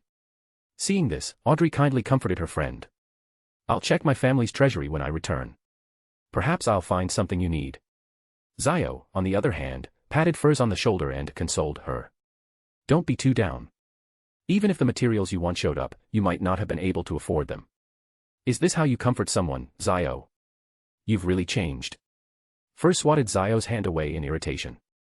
On their way to the gathering, Furs had casually mentioned obtaining the Trickmaster formula. Zio was about to say more when she suddenly straightened, furrowing her brows. "We're being followed." She glanced at Audrey, guessing what the other intended. Deciding to react naturally, she asked, "Should I capture the stalker now?" Holding a Level 2 sealed artifact from MI9, Zio was confident in her ability to finish the fight quickly. From her perception, the enemy wasn't very strong, likely around Sequence 7. However, she doubted Audrey would let her act rashly. As expected, Audrey stared at Zio in shock for a few seconds before taking a deep breath and saying, "We don't know the enemy's full situation. It's best not to act preemptively. Just prepare for an attack. We'll pretend we haven't noticed the stalker. If we make it back to the Empress Burrow, don't worry about Glaint's and my identities being exposed. You and Furs should leave discreetly." "All right, I'll listen to Audrey," Viscount Glaint mumbled reluctantly. Zio and Furs naturally had no objections. The carriage continued its journey as usual, occasionally taking detours. Eventually, the group switched carriages as planned. During this time, the stalker made no attempt to attack. Once they arrived at the rear entrance of Viscount Glaint's residence in the Empress Burrow, the two nobles entered through conventional means. Zio instructed Furs to find her own way home while she donned the golden mask and began tracking the stalker. About an hour later, Zio stopped outside a house on 7th Avenue in the Hillston district. Through a simple investigation, she quickly learned that the house belonged to a young, independent psychologist named Island Osislika. In Davenport School. Miss Gwynn noticed Ebner's interest in Indo Harbor and, having lived there for much of her childhood, began recounting what she knew in detail. The two chatted until evening. After dining together, they parted ways. After bidding farewell to the tall Gwynn, Ebner organized the information he had obtained. He then returned to his room, sealed the space with a chant, and drew a door adorned with magical symbols in the air using his left hand. This was one of the privileges he had earned after clearing the 5th level of the Dream Labyrinth Tower, a portable dream door. Stepping through, Ebner arrived again at the spacious but sparsely furnished reward space, which contained only a single row of couches. Wasting no time, he quickly entered his personal resting chamber. During his experiments with the privileges, Ebner had discovered that the ability to modify the rules of his resting chamber was incredibly powerful. He could even add new laws to the room, much like a law mage. These laws were strong enough that even ordinary demigods couldn't break them. For most climbers of the tower, this privilege might seem marginal, offering little beyond the thrill of absolute authority. However, Ebner saw new possibilities in its essence. Previously, when using Roselle Dream technique to enter trance dream, he had considered reversing the spell to summon others into a safe dreamscape for training or aiding in role-playing. The Dream Labyrinth Tower itself was dream-based, and the customizable rules of his resting chamber made it a perfect, safe dreamscape. By establishing rules within the chamber to limit the power of those entering, even a demigod performing a summoning ritual would be at his mercy once inside. However, upon seeing the costs of creating or modifying rules, Ebner sighed and muttered. Still have to grind, huh? Monday afternoon. When Ebner finally emerged from the Dream Labyrinth Tower, yawning with dark circles under his eyes, it was already 2:30 p.m. Exhausting, but worth it, he thought, recalling that ninth law, charm resting in his chamber and the first draft of his modified rules. He nestled into the couch for a quick nap, only to be awakened by a dense gray fog. I need to prepare for this tarot gathering. End of chapter. Chapter 402, Roselle's Praise. The towering stone pillars, the lofty dome, the mottled and ancient long table, and the mysterious presence hidden in the gray fog at the head of the table. Although Audrey Hall had witnessed this scene many times, every visit to the gray fog still evoked a deep, reverberating sense of awe. She cast a quick glance and saw no new members. Looking toward the head of the table, she habitually led the Tarot Club members in greeting. Good afternoon, Mr. Fool. The other members also rose one after another, and the magician Furs, now familiar with the process, managed to follow the rhythm this time. After exchanging greetings, Audrey noticed something unusual. A card with intricate and ornate patterns on its back was quietly lying on the table near the Fool's right hand, as if it were an ordinary item. That is the Blasphemy card. The card containing a divine pathway. Audrey immediately understood. After Mr. Fool responded with a slight nod, she instinctively looked around at the Hanged Men, the Sun, the Tower, the Judgment, the World, and the Magician, observing their reactions. The Hanged Men and Judgment both displayed visible surprise and inevitable curiosity. A card placed so casually beside the inscrutable Mr. Fool could never be an ordinary object. The Sun and Magician appeared more puzzled. The former likely knew nothing of Roselle's legends, while the latter had joined the Tarot Club too recently to have heard the previous discussions about the Blasphemy card by Mr. Tower and the Hanged Man. Mr. World's reaction is odd, he hasn't looked at it at all. Is he hiding it too well, or is he truly the nemesis of both spectators and telepathists? Most striking was Mr. Tower. Though his gaze was directed at the card, his attention seemed elsewhere, as if his thoughts had nothing to do with the card itself. Moreover, he appeared somewhat mentally fatigued. After reading these surface details from the others, Audrey withdrew her gaze, feeling a tinge of pride, that card being placed beside Mr. Fool. I contributed to its discovery. Klein, shrouded in the gray fog, was keenly aware of the changes in the members' emotions. Apart from the still idle Mr. World, everyone else reacted as he expected. Even Mr. Tower, usually brimming with joy, seemed unusually thoughtful today, exuding a faint blue, indicative of contemplation. Satisfied, Klein nodded under the cover of the fog, thinking, that's more like it. So, it was indeed Mr. Tower's unusual reaction earlier that was the anomaly. Maybe he was in a poor state back then, affecting his observations. At that moment, Ebner was indeed deep in thought, but it had nothing to do with the Blasphemy card. Having spent the past few days grinding for points, he hadn't had time to review or select Roselle's diary entries. Right now, he was debating which entries to present. After much deliberation, Ebner decided to offer a page from Roselle's romantic escapades. However, just as he finalized his choice, Audrey raised her hand and said, Respected Mr. Fool, I have something to report privately. Privately. The Hanged Man Alger frowned slightly, instinctively speculating about the matter but coming up blank. The Sun, Derek and Magician Furs were curious but not particularly concerned. Judgment, Zio, however, had a good guess. Audrey likely wanted to report her follow-up investigation involving the psychology alchemists. During this investigation, she had discovered that Island Osislika, the psychologist she was tracking, had visited the Duke of Negan's sister, Lady Norma of Horatio, who was none other than Emma's mother. The same Lady Norma had invited Audrey for tea just the previous afternoon. Ebner, with his additional knowledge, could easily deduce the general context, even with the Tarot Club's significant deviations from the original narrative. As for Mr. World, he remained idle. Klein, ever indulgent toward Miss Justice's requests, nodded gently and said, Go ahead. As predicted, Audrey privately reported the details of her contact with the psychology alchemists to Klein. She received a promise of protection during future interactions and a reminder about the potential presence of official spies within the organization. Mr. Fool is so considerate, willing to offer protection and even cautioning me about spies, Audrey thought, her lips curving into a soft smile. In the future, the psychology alchemists will have a Tarot Club informant, she remarked lightly. Miss Justice, you haven't even joined them yet, and you're already planning betrayal. Klein silently sketched an invisible crimson moon in honor of the psychology alchemists. Then Audrey added, as if remembering something. By the way, Lady Norma's daughter Emma has a close relationship with the renowned hero detective in Backlund. Could that detective also be part of the psychology alchemists? Mr. Tower truly has a wide social network. Klein thought, glancing subtly at Ebner while speculating. Mr. Tower disclosed the psychology alchemist's details during his first tarot meeting, showing familiarity with the organization. Could he have obtained that knowledge from Miss Emma? However, his dismissive attitude toward the group suggests he isn't a member. It's unnecessary to pay him any attention. Klein tapped the long table and replied vaguely. Unnecessary? Does that mean the detective is not a concern? Audrey immediately interpreted Mr. Fool's response as a reassurance. Her earlier mention of the detective stemmed from a concern that Furs might inadvertently reveal Tarot Club secrets due to her connection with him. However, if Mr. Fool deemed it unnecessary to worry, there was no need to overthink it. Moreover, Mr. Fool's familiarity with the detective suggested he might even be under consideration for future membership in the Tarot Club. Audrey then produced 2 pages of Roselle's diary, which she had noted during her visit to the Roselle Memorial exhibit. Klein accepted them with a smile, but as his gaze fell on the first line, his smile froze. March 6th, damn it, the food here is making me constipated.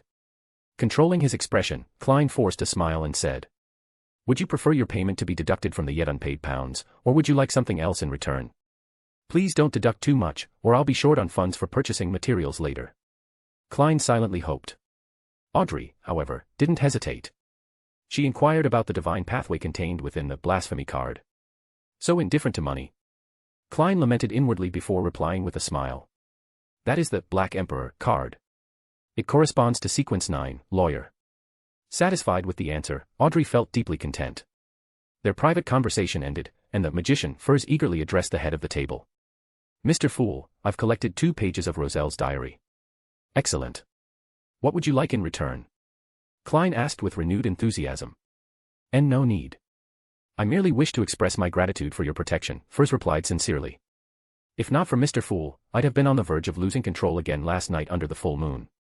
Protecting you was my promise. No further exchange is required, Klein replied with a soft laugh. Besides, both Mr. Tower and Miss Judgment have already covered for you before. Especially Mr. Tower, if he hadn't been generous enough to overlook the loss of the fallen morning star, Mr. Fool would still be broke. Klein thought wryly. In that case, I'll follow Mr. Tower's example and accumulate contributions for now, Furs said after a moment of thought, accepting Mr. Fool's goodwill. At this moment, Ebner also materialized a sheet of parchment and said, I've also obtained a page of Roselle's diary. I'd like to accumulate contributions as before. Very well, Klein nodded slightly. He then transferred the 3 diary pages to himself. Picking up one, he almost failed to maintain his composure upon reading. March 6th, damn it, the food here is making me constipated. Great. It seems all the Backlund members visited the Roselle Memorial exhibit. Perhaps this is the first team-building event in the Tarot Club's history, even though no one encountered each other. After silently griping for a moment, Klein picked up the page submitted by Mr. Tower. This one was filled with the names of numerous misses and ladies, along with Roselle's glowing praise for Karen's health potion. End of chapter. Chapter 403, Exchange and Negotiation. Why do pharmacists always seem to favor concocting those types of potions? Klein mused. The portly pharmacist at the Eye of Wisdom's gathering does, and so does this vampire, Viscount Cullen. And Emperor Roselle, relying on medication to this extent, can't you just take a break once in a while? After a few internal grumbles, Klein reread the diary page, concluding it was likely written early in Roselle's tenure as consul of the Intis Republic. His strenuous efforts were probably aimed at ensuring the smooth implementation of the newly enacted civil code.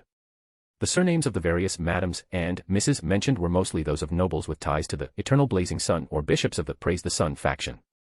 Roselle really worked hard to mend relations with the Church of the Eternal Blazing Sun. With a faint sigh, Klein allowed the 3 diary pages in his hand to dissipate, then leaned back in his chair. Turning to the Tarot Club members, he said, You may begin. As soon as his words fell, the hanged man Alger swept his gaze around the table, prepared with his script, and spoke. I recently took on an investigative mission. Do any of you have relevant information? In the past 2 or 3 years, many indigenous tribes in the southern continent have been raided. All the people were taken and enslaved. Additionally, slaves on plantations and islands have been escaping under strange circumstances. Since the abolition of the slave trade in the northern continent, such incidents haven't happened for a long time. Have any of you heard rumors about this? His gaze swept past the Justice, Judgment, Magician, Tower, and World, but he didn't look at the Sun. Justice Audrey pondered the snippets of conversation she'd overheard at noble gatherings. After a moment, she shook her head and said, No, I haven't heard of anything similar. The Magician Furs and the World both shook their heads as well. Judgment Zio, however, said thoughtfully, Speaking of which, disappearances have been on the rise in Backlund recently, and slave traders have been unusually active. The hanged man Alger's eyes narrowed at her words, sensing a potential lead. He asked in a low voice. Does MI9 have any insider information on this? Through previous tarot gatherings, he had confirmed that Miss Judgment hailed from a senior position in MI9. Given her demeanor, attire, and status as an arbiter pathway extraordinary, she might even be an Augustus. Zio shook her head and replied softly. Most of the missing come from East Borough or the factory districts, from the lowest rungs of society, or from families ruined by sudden debt or bankruptcy. These individuals are already seen as barely surviving, so their disappearances haven't drawn much attention. Or rather, MI9 doesn't see them as worth the manpower. Having served as an arbiter in East Borough for a long time, Zio was intimately familiar with the area but powerless to change its plight. The scope of the problem was far beyond what she could address alone. How can this be? Although Audrey had heard Mr. World describe the harsh realities of the lower class in East Borough, even framing them as fertile ground for evil god manifestations, she couldn't believe the authorities could turn such a blind eye. These are human lives. How can they be ignored simply because their survival is precarious? Clenching her lips, Audrey resolved silently to intensify her influence on her father and brother, urging them to pass legislation to protect the lower classes as soon as possible. The hanged man Alger nodded subtly at Zio's response, unsurprised by her words. Neither MI9 nor the church places much importance on protecting the lower classes. Unless an extraordinary incident occurs, these cases are typically handed over to the police. Meanwhile, Klein thought of old Kohler, the men who once cherished finding an apple core. Sighing softly, he felt a flicker of doubt. Both overseas and in Backlund, slave traders are becoming active again. Is this a sign of a revived slave trade? Where is there such a demand for slaves? Seeing that no one could offer concrete information, Klein remained silent. The hanged man Alger, just as he was about to ask another question, suddenly heard Mr. Tower's voice. Vice Admiral Ailment's fleet has been transporting slaves over the past year. You might start investigating there. After some thought, Ebner decided to provide Alger with a lead. While it wouldn't disrupt the larger scheme, since even in the original timeline, decisive evidence was only obtained after Klein collaborated with the hidden servant to capture a military demigod, it might still save a ship of slaves. Even saving one ship's worth of lives is worthwhile, Ebner thought. Vice Admiral Ailment. Alger's mind raced. So, Mr. Tower must indeed be the enigmatic Doctor Strange. He allied with the 4 pirate admiralesses to challenge the Death Consul, which explains his knowledge of Vice Admiral Ailment's secrets. Recalling that Mr. Tower had identified Vice Admiral Ailment as an extraordinary of the demonist pathway with almost no hesitation during a prior discussion, Alger felt certain of his credibility. However, dealing with Vice Admiral Ailment, Tracy, was beyond his capabilities. He resolved to escalate the matter. Pausing for a moment, Alger asked solemnly. Mr. Tower, thank you for the information. What price do you ask for it? No payment is necessary, Ebner replied gravely. But be cautious during your investigation. Some of the slave traders working with Vice Admiral Ailment may include demigods. The word demigods left Alger alarmed, suggesting this was no ordinary slave trade but part of a larger, sinister conspiracy. Even the other members of the Tarot Club, excluding the Sun, were taken aback, though the grey fog masked their reactions. Vice Admiral Ailment's backer is the demonist sect, correct? Zio suddenly interjected, asking a pointed question. Ebner recognized her insight immediately. Since they'd first met, their cases had often involved the demonist sect. Zio had long known that MI9s and even the kingdom's higher ranks harbored collaborators with the demonesses. Yes, Ebner confirmed. Tracy's mother is the White Saintess Katerina Pelle, a bona fide, unaging witch. Her grandmother may also be a demigod. The group was momentarily stunned. Processing the implications, their expressions turned complex. They began reflecting on what the title, unaging witch, might signify. Furs, meanwhile, blinked in confusion and asked. Why does Vice Admiral Ailment have both a mother and a grandmother? Because they're all demonesses, Klein rasped through the world, expressing his guess. Furs, still perplexed, turned to Audrey, who kindly whispered an explanation. Furs's initial reaction of amazement quickly gave way to frustration. Such content might inspire a great story, but publishing it could attract official extraordinary investigators. The first to catch me might even be Zio. As the group digested this information, Alger redirected the conversation. Has anyone found leads on dragon-eyed sea eagle eyeballs? Having fully digested his seafarer potion and obtained another main ingredient, Alger only needed this item to brew his potion and advance to Wind Blessed, becoming a true mid-sequence extraordinary. The members shook their heads in turn. Although Klein had asked Sharon about this material, her reply had instead revealed a lead on the gondola's golden feather, which Zio needed. Once Alger, disappointed, adjusted his posture, that son Derek raised his hand and turned to Justice, saying, "Miss Justice, someone is willing to trade the psyche analyst formula you need. But they're asking for an extraordinary item comparable in power to my hurricane axe." End of chapter. Chapter 404, Multiple Exchanges. The formula for psyche analyst, essentially the potion recipe for a psychiatrist, held great significance for Justice Audrey. After a moment of deliberation, she asked, "Except for Mr. World, none of us know the exact capabilities of the hurricane axe. Even if we find an item of comparable value, we can't accurately judge whether it matches the axe's power." Son Derek instinctively turned to the World at the far end of the table, as though seeking his opinion. Klein, understanding Derek's concerns, considered for a moment. Even if the details of the hurricane axe were revealed, it would be difficult for the others to trace it back to him. He had always disguised himself during the gatherings hosted by the Eye of Wisdom. Besides, even if it became known that Sherlock was World, it wouldn't matter. Klein had designed World's persona with such possibilities in mind. After all, what did Sherlock being World have to do with him being the fool? Thus, Klein manipulated the World to rasp in his usual hoarse tone. "Since I gave it to you, it's yours to use or dispose of as you wish. Thank you for your understanding, Mr. World." Derek expressed his gratitude sincerely before, imitating Mr. Tower's usual practice when trading extraordinary items, requesting Mr. Fool's assistance to manifest the hurricane axe and explain its functions in detail. It can unleash a lightning strike after every 2 or 3 swings. This is supposedly only worth 500 to 600 pounds. I was worried Mr. World might deceive Mr. Sun, but it turns out he's a genuinely honest person beneath his cold demeanor. Audrey couldn't help but marvel at the axe's impressive capabilities. Judgment, Zio and the hanged man, Alger shared similar thoughts, casting new appraising glances at the enigmatic World, revising their impressions of his character and abilities. Magician Furs, however, was more puzzled. Psyche Analyst sounds like a name from the Spectator pathway, but which sequence is it? To think it could be equivalent in value to such a terrifying weapon. At this moment, Audrey refocused her thoughts and addressed Derek. "I can help you find something comparable, but what will you trade in return? After all, once you get the Psyche Analyst formula, you'll need to exchange it with me for the Solar High Priest formula." The Solar High Priest formula was something Audrey had purchased from Zio in preparation for the tarot gathering. "I can offer most of the materials from the list I previously provided, but I'll need some time," Derek replied, his voice trailing off as he remembered that his next assignment was to explore a newly discovered ancient temple under the leadership of the now-normal shepherd elder Lovia. "But I don't even know what materials the psychiatrist formula requires." Audrey opened her mouth to comment but quickly stopped herself, realizing that Derek wouldn't know either, making it pointless to ask. "What list?" Furs, who had been listening closely, asked curiously. She had deduced from the exchange regarding the Solar High Priest and Psyche Analyst formulas that the latter was likely sequence 7. This implied that both Audrey and Derek were currently sequence 8, which left her feeling a bit better about her own position in the club. "I might be the weakest here, but not by much. I mentioned before that Mr. Sun comes from the City of Silver in the Forsaken Land of the Gods. Since currency isn't used there, he provided us with a list of local monsters, materials, myths, and historical texts to facilitate trading," Audrey explained briefly. "I don't have that list. Could I ask Mr. Sun for another copy?" Furs wondered. Before she could speak, Mr. Fool lightly tapped the table with his fingers and said in a relaxed tone, "Here, you only need to focus your mind to manifest the contents of that list." Furs blinked in surprise before rising excitedly. Lifting her skirt slightly, she curtsied and said, "Thank you for your help, Mr. Fool."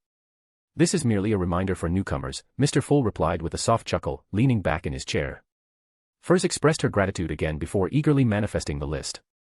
On the first page, she immediately spotted the entry for Spirit Eater. The Spirit Eater's stomach was one of the main ingredients for the Trickmaster potion. "Can you find a Spirit Eater's stomach?" Furs blurted out excitedly, turning to Derek.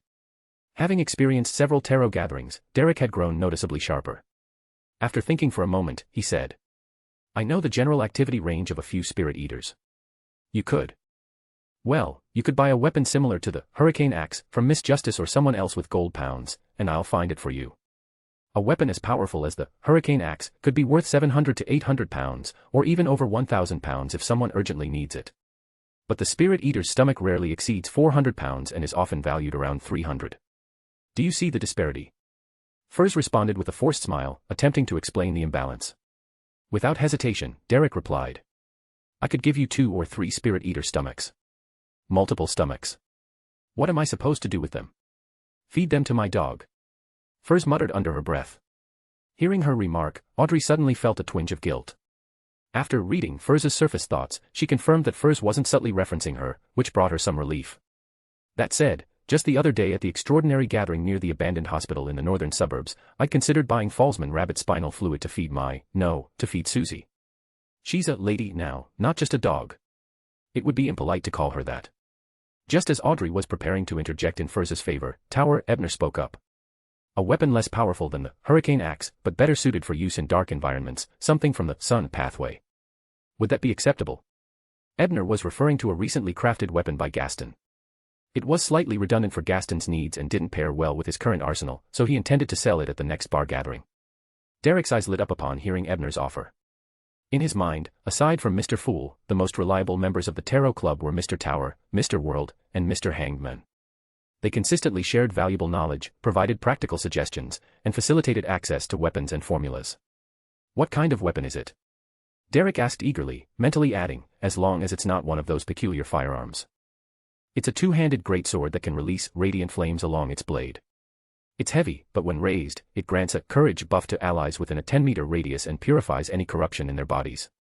Like the hurricane axe, it can only be used for 1 year, Ebner explained, recalling Gaston's boastful description. Derek contemplated briefly before nodding. I believe she'll accept it. Then, turning to Ebner, he asked. What would you like in exchange? I need Trent Mentor's ordinary leaves, black vein stones, and ashes of decayed fire. Ebner listed 7 or 8 materials, most of which were needed for his bone dragon refinement. Though not particularly rare, gathering them all could be troublesome. Fortunately, Derek's list included all of them. These materials together are worth about 300 pounds. Adding the Spirit Eater's stomach for Miss Magician, the total should suffice to exchange for the greatsword, Ebner concluded, glancing at Furz and smiling. Once Mr. Sun delivers the materials, 300 pounds will secure the Spirit Eater's stomach for you. Agreed. Thank you, Mr. Tower, Furz said, elated. While she realized she might need to borrow a little from Zio, the shortfall wasn't significant. Mr. Tower, it may take me some time to gather all the materials, especially since I'm about to join a dangerous exploration mission. Derek admitted hesitantly. I trust that under Mr. Fool's witness, you'll fulfill your promise, Ebner said with a polite nod toward Mr. Fool before replying with a smile. I believe in you too, so I'll await the psyche analyst formula, Audrey said encouragingly. Same here, Furz chimed in, raising her hand. Yes. I'll fulfill my promise, Derek said with newfound determination. But then he hesitated before adding. The mission I've been assigned involves exploring the half-destroyed temple I mentioned earlier, the one linked to the fallen creator. The leader of this operation is Shepherd Elder Lovia. She has suddenly become normal, more normal than ever before. Do you have any advice for me? End of chapter. Chapter 405, Sharing Information.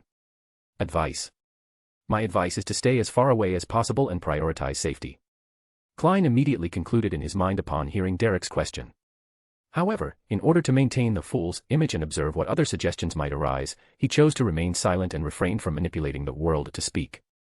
Ebner, on the other hand, knew that despite Shepherd Elder Lovia's devotion to the fallen creator, her allegiance to the City of Silver remained paramount, much like Derek's faith in the Fool. Yet, Lovia's loyalty to the City of Silver didn't mean she bore no malice toward Derek. In the original timeline, many of her teammates on expeditions had succumbed to madness and corruption. However, Ebner didn't step forward to teach Derek how to evade the mission. Both as Tower and Dr. Strange, he preferred to maintain a level of detachment. This kind of cunning advice was better left to someone like the Hangman.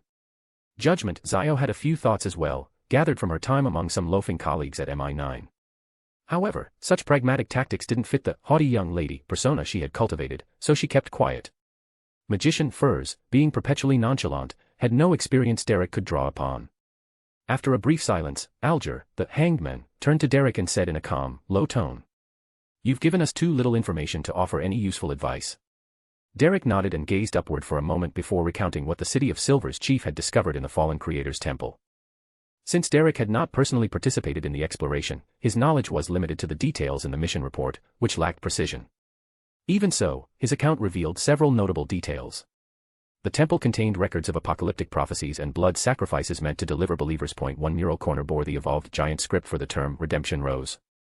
The murals themselves were at least a millennium old. Derek also briefly mentioned the 6-person council's progress in clearing the ruins of the city-state and the surface of the temple, before repeating his question. Our mission is to explore the underground sections of the temple. Based on your knowledge of the fallen creator, what should I watch out for? My advice. Alger said almost immediately. Don't go at all. With a somber tone, he outlined the severe risks of exploring the fallen creator's temple under Lovia's leadership. Such a conclusion didn't need Derek to share so much detail. Ah, I see. Alger was using the opportunity to gather intelligence. Truly cunning, though it feels a bit like bullying a naive child. At the head of the table, Klein shook his head slightly while turning his thoughts toward the term redemption rose. His brows furrowed as he pondered, what could that mean? Meanwhile, Derek hesitated for a few seconds before replying with difficulty. But the mission is mandatory. Alger chuckled lowly, sensing the situation had entered familiar territory. In a meaningful tone, he remarked. Nothing is truly mandatory. What followed was a masterclass in cunning tactics. Alger demonstrated how to rationalize avoiding missions while maintaining peace of mind. Through a combination of sustained spiritual expenditure to feign losing control, and reframing responsibility as serving the city of Silver better by avoiding the mission, Alger skillfully swayed Derek. By the end of Alger's lesson, Derek looked dazed but determined. Finally, he bit his lip and nodded emphatically. I understand. Thank you, Mr. Hangman. Ah, an earnest and upright child corrupted by a sly old fox. Alger, why are you so adept at this? Klein sighed inwardly. Audrey, the justice, was similarly stunned. She felt she had learned a valuable, albeit morally ambiguous, lesson. Zio, the judgment, let out a soft sigh, thinking, Roselle's remark that all crows are equally black rings true. It seems the Church of the Storms is no better than MI9. Furs struggled to keep from covering her face. Derek might actually be easier to mislead than Zio. Ebner, meanwhile, deliberated whether to warn Derek about Amon. Ultimately, he decided to hold back. With Amon, ignorance is safety. If Derek becomes more alert due to my warning, he might attract Amon's attention, posing a greater danger to himself and possibly even Mr. Fool. After Klein inevitably encounters Amon, I can revisit the topic and raise awareness during the next tarot gathering. While Ebner pondered, Klein saw that Derek's issue was settled and had the world make a request. I have a question for Mr. Sunday, it may involve a trade. I request a private conversation. Switching back to himself, Klein nodded indifferently and said. Granted. After observing this performance and sensing the veil of privacy, Ebner felt his fatigued mind ease slightly. He mused, Klein's execution of this maneuver is becoming increasingly seamless. Combining this with the original storyline, Ebner surmised that Klein intended to ask about methods to cleanse beyond or characteristics of contamination. That Klein didn't approach him likely stemmed from thinking he couldn't offer Ebner anything worthwhile in exchange. Klein, you overthink things. If you'd simply asked, I would have told you. This will eventually become common knowledge anyway. As Ebner's thoughts wandered, the private conversation between the world and the sun concluded. Audrey discreetly observed for a while but couldn't determine whether the world was satisfied with the exchange. However, Derek seemed both slightly embarrassed and oddly invigorated. As expected, Mr. World's pathway counters mine, Audrey concluded with a soft sigh. Zio broke the silence by elegantly asking about the judge materials she needed, revisiting a topic that had previously yielded no responses. To her surprise, the world replied in his hoarse voice. I found a lead on the gondola's golden feather. I'll need to confirm it next week, so be ready with the payment. This information came from Sharon's earlier update. Among Klein's inquiries, only the feather and a Roselle manuscript had promising leads. These would be relayed after dealing with the sensualist pursuers. Understood. Zio's eyes curved into a delighted smile. Without the gray fog obscuring her expression, Furs would undoubtedly have recognized her usual demeanor. A sequence 6 material like the golden feather was worth at least £2,000. Zio didn't have that amount saved, but she planned to borrow from MI9 or Ebner if necessary. Thus, she confidently projected an air of wealth. This misled members like the Hanged Men, who further entrenched their belief that Zio was a noblewoman turned MI9 operative. Meanwhile, Klein, knowing Zio's true background, couldn't help but grumble internally, she's more committed to her act than I am. Does the Arbiter pathway also grant a knack for roles like clown, magician, or faceless? With the trades concluded, the tarot gathering entered its casual discussion phase. After Alger shared some amusing maritime anecdotes, Ebner steered the conversation. Last week, an elven temple appeared in the northern waters near Olavi Island. It's the trial temple of the elven race. Legend has it that it was once overseen by the subordinate god of the Elf King, the god of luck. End of chapter. Chapter 406, After the Tarot Gathering. Oravi Island. Sea King John Cotman did visit Oravi a few days ago. Could it be because of this elven temple relic? The Hanged Man Alger squinted slightly, quickly forming connections in his mind. Judgment, Xiao with her broader knowledge, quickly understood. Ebner must have encountered another reality-blurring scenario within the Dream Labyrinth Tower, similar to the Clover incident. And this time, the scenario involved a subordinate god. What level has he reached in the tower now? Magician Furs, once again in unfamiliar territory, shyly whispered to Justice Audrey for an explanation. Although Audrey didn't know much about ancient gods either, she had learned some related knowledge during her private exchange with son Derek in the previous tarot gathering. She briefly explained the basics to Furs. Son Derek, however, appeared guilty and dejected as he said, "I'm sorry, Mr. Tower.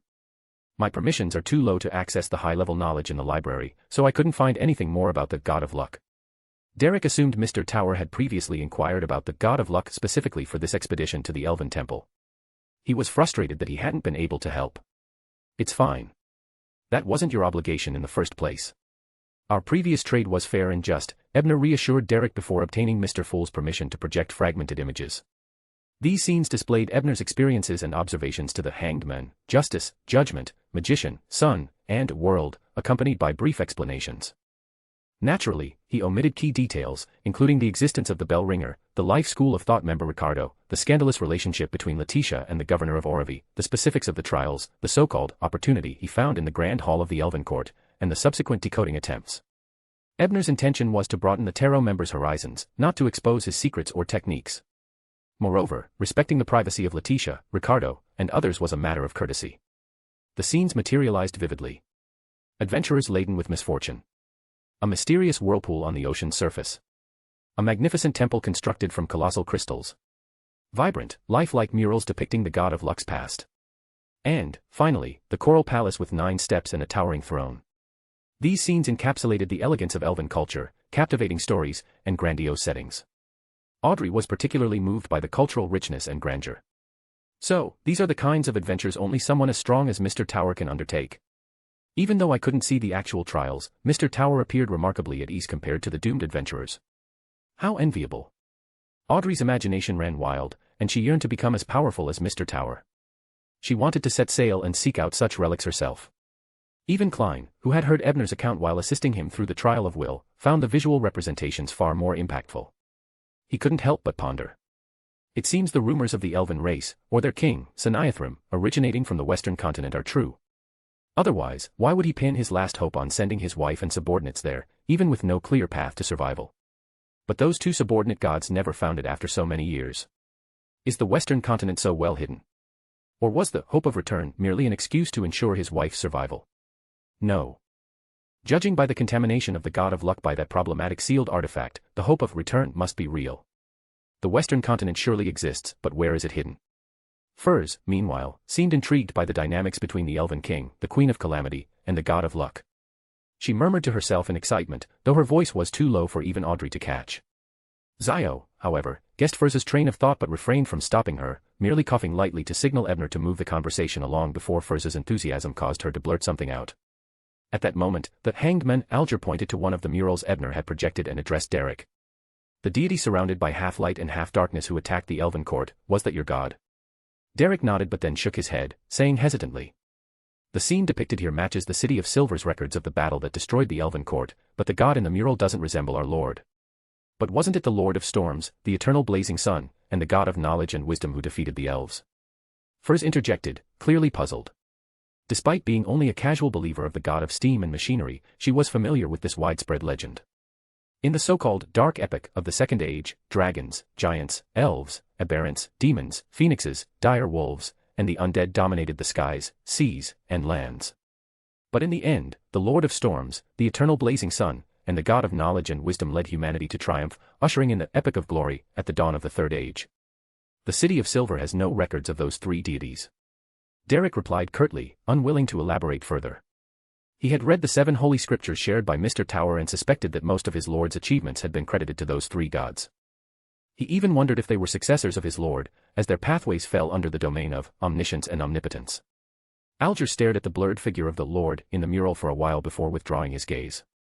He then mused about the audacity of the ancient gods, who dared to consume extraordinary characteristics from other pathways recklessly. Meanwhile, Klein deduced Alger's thoughts, as they mirrored his own. Half light, half darkness. Omniscience and omnipotence. Could this suggest that the City of Silver's Lord was the true god of both the Sun and Shepherd pathways? Perhaps his goal in reclaiming authority is to retrieve the sequence 1 and uniqueness of the Sailor, Spectator, and Reader pathways to achieve a level even beyond a true god. Ebner, unaware that Klein and Alger had ventured so far in their deductions, was thankful they lacked the knowledge of ancient entities' true nature or names. As Ebner concluded his account, Klein, whose spirituality was nearly exhausted, seized the opportunity to declare the tarot gathering over. He promptly returned to the real world to rest, anticipating potential sacrifices and bestowals. In Backlund, at a standalone house in Sherwood Borough, Furs immediately grabbed a pen and paper to jot down inspiration from the tarot gathering. During a 20-year war, a general, defending his city against an enemy siege, decided to let his loyal aide escape with his wife while he prepared to die in battle.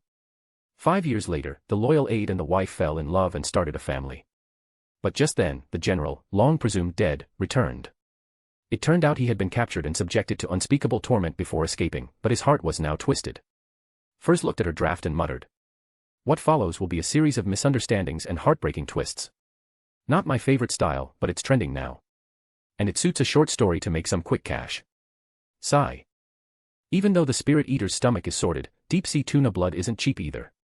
I've really fallen from grace, all for money. She glanced toward the entrance and thought, Zio might take a while to return. How should I borrow money from her later? Maybe I could attend tonight's gathering hosted by Mr. A first, then use that as a reason to ask her for a loan. But Zio, now a formal member of MI9, had stopped attending Mr. A's gatherings. Sigh. Finding excuses to kick Zio out every Monday afternoon might raise her suspicions sooner or later. What excuse could I use to justify needing time alone every week? Furs scratched her head, stumped. Meanwhile, at a safe house in East Borough, Zio changed out of an expensive dress purchased with MI9 funds for a covert mission.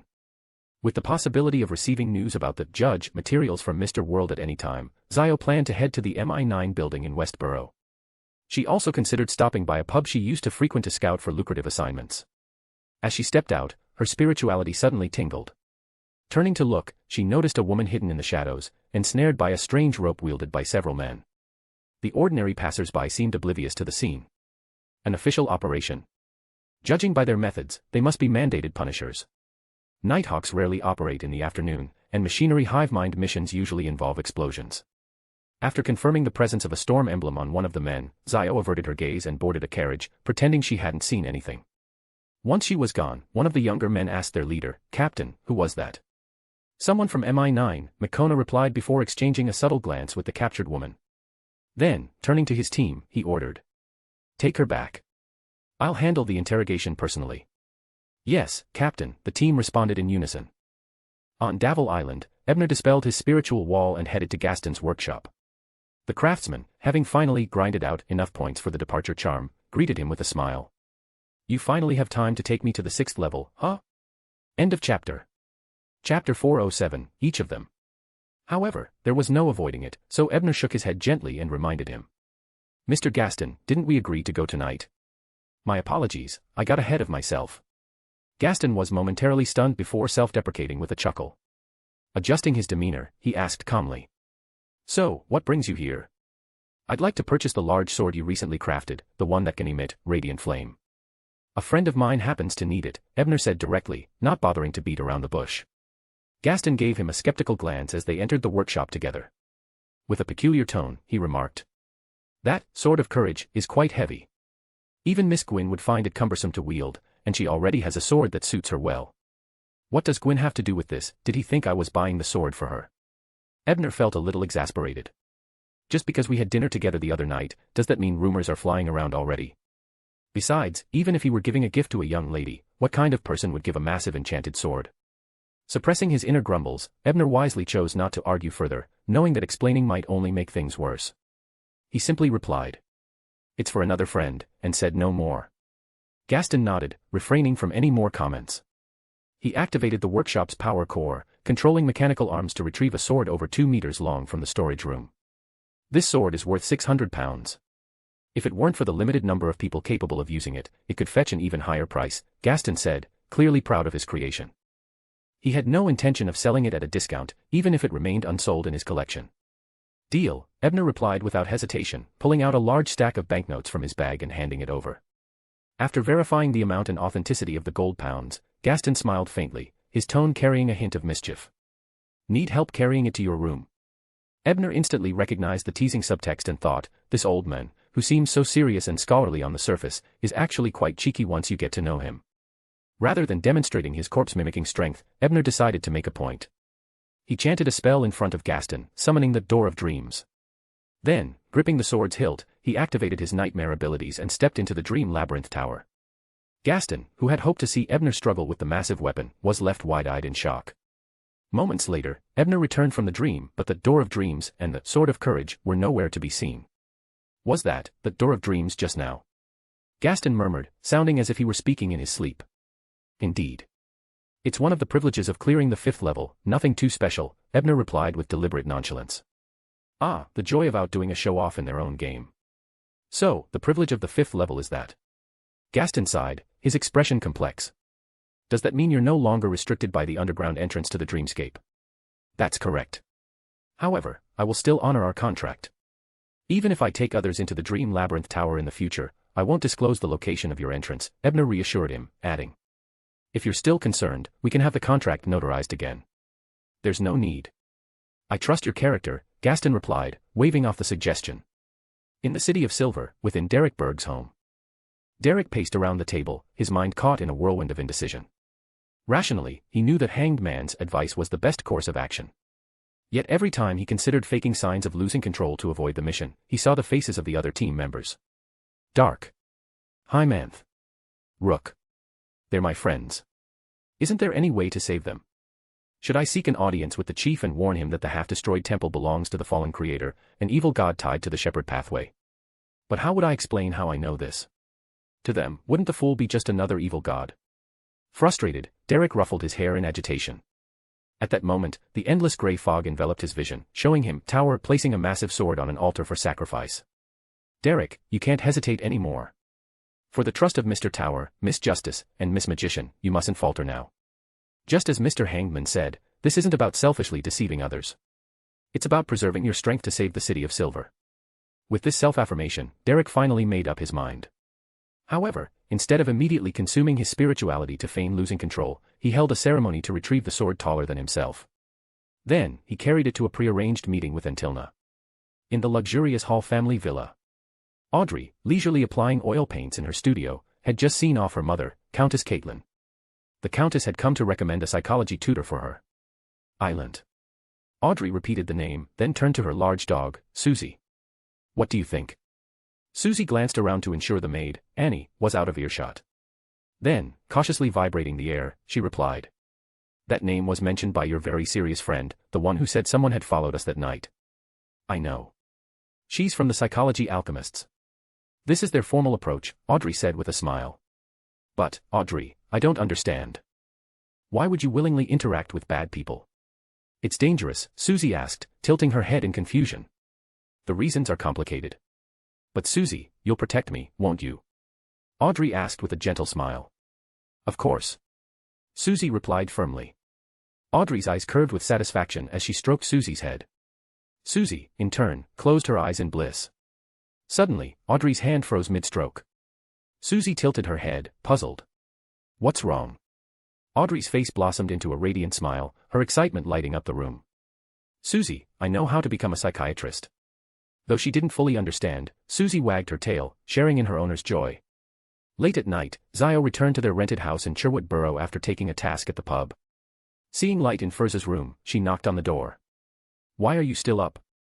Noticing Furz scribbling something, Zio leaned over for a glance, then teased. Furz, have you turned diligent? Starting a new book. Did your publisher raise your royalty rates?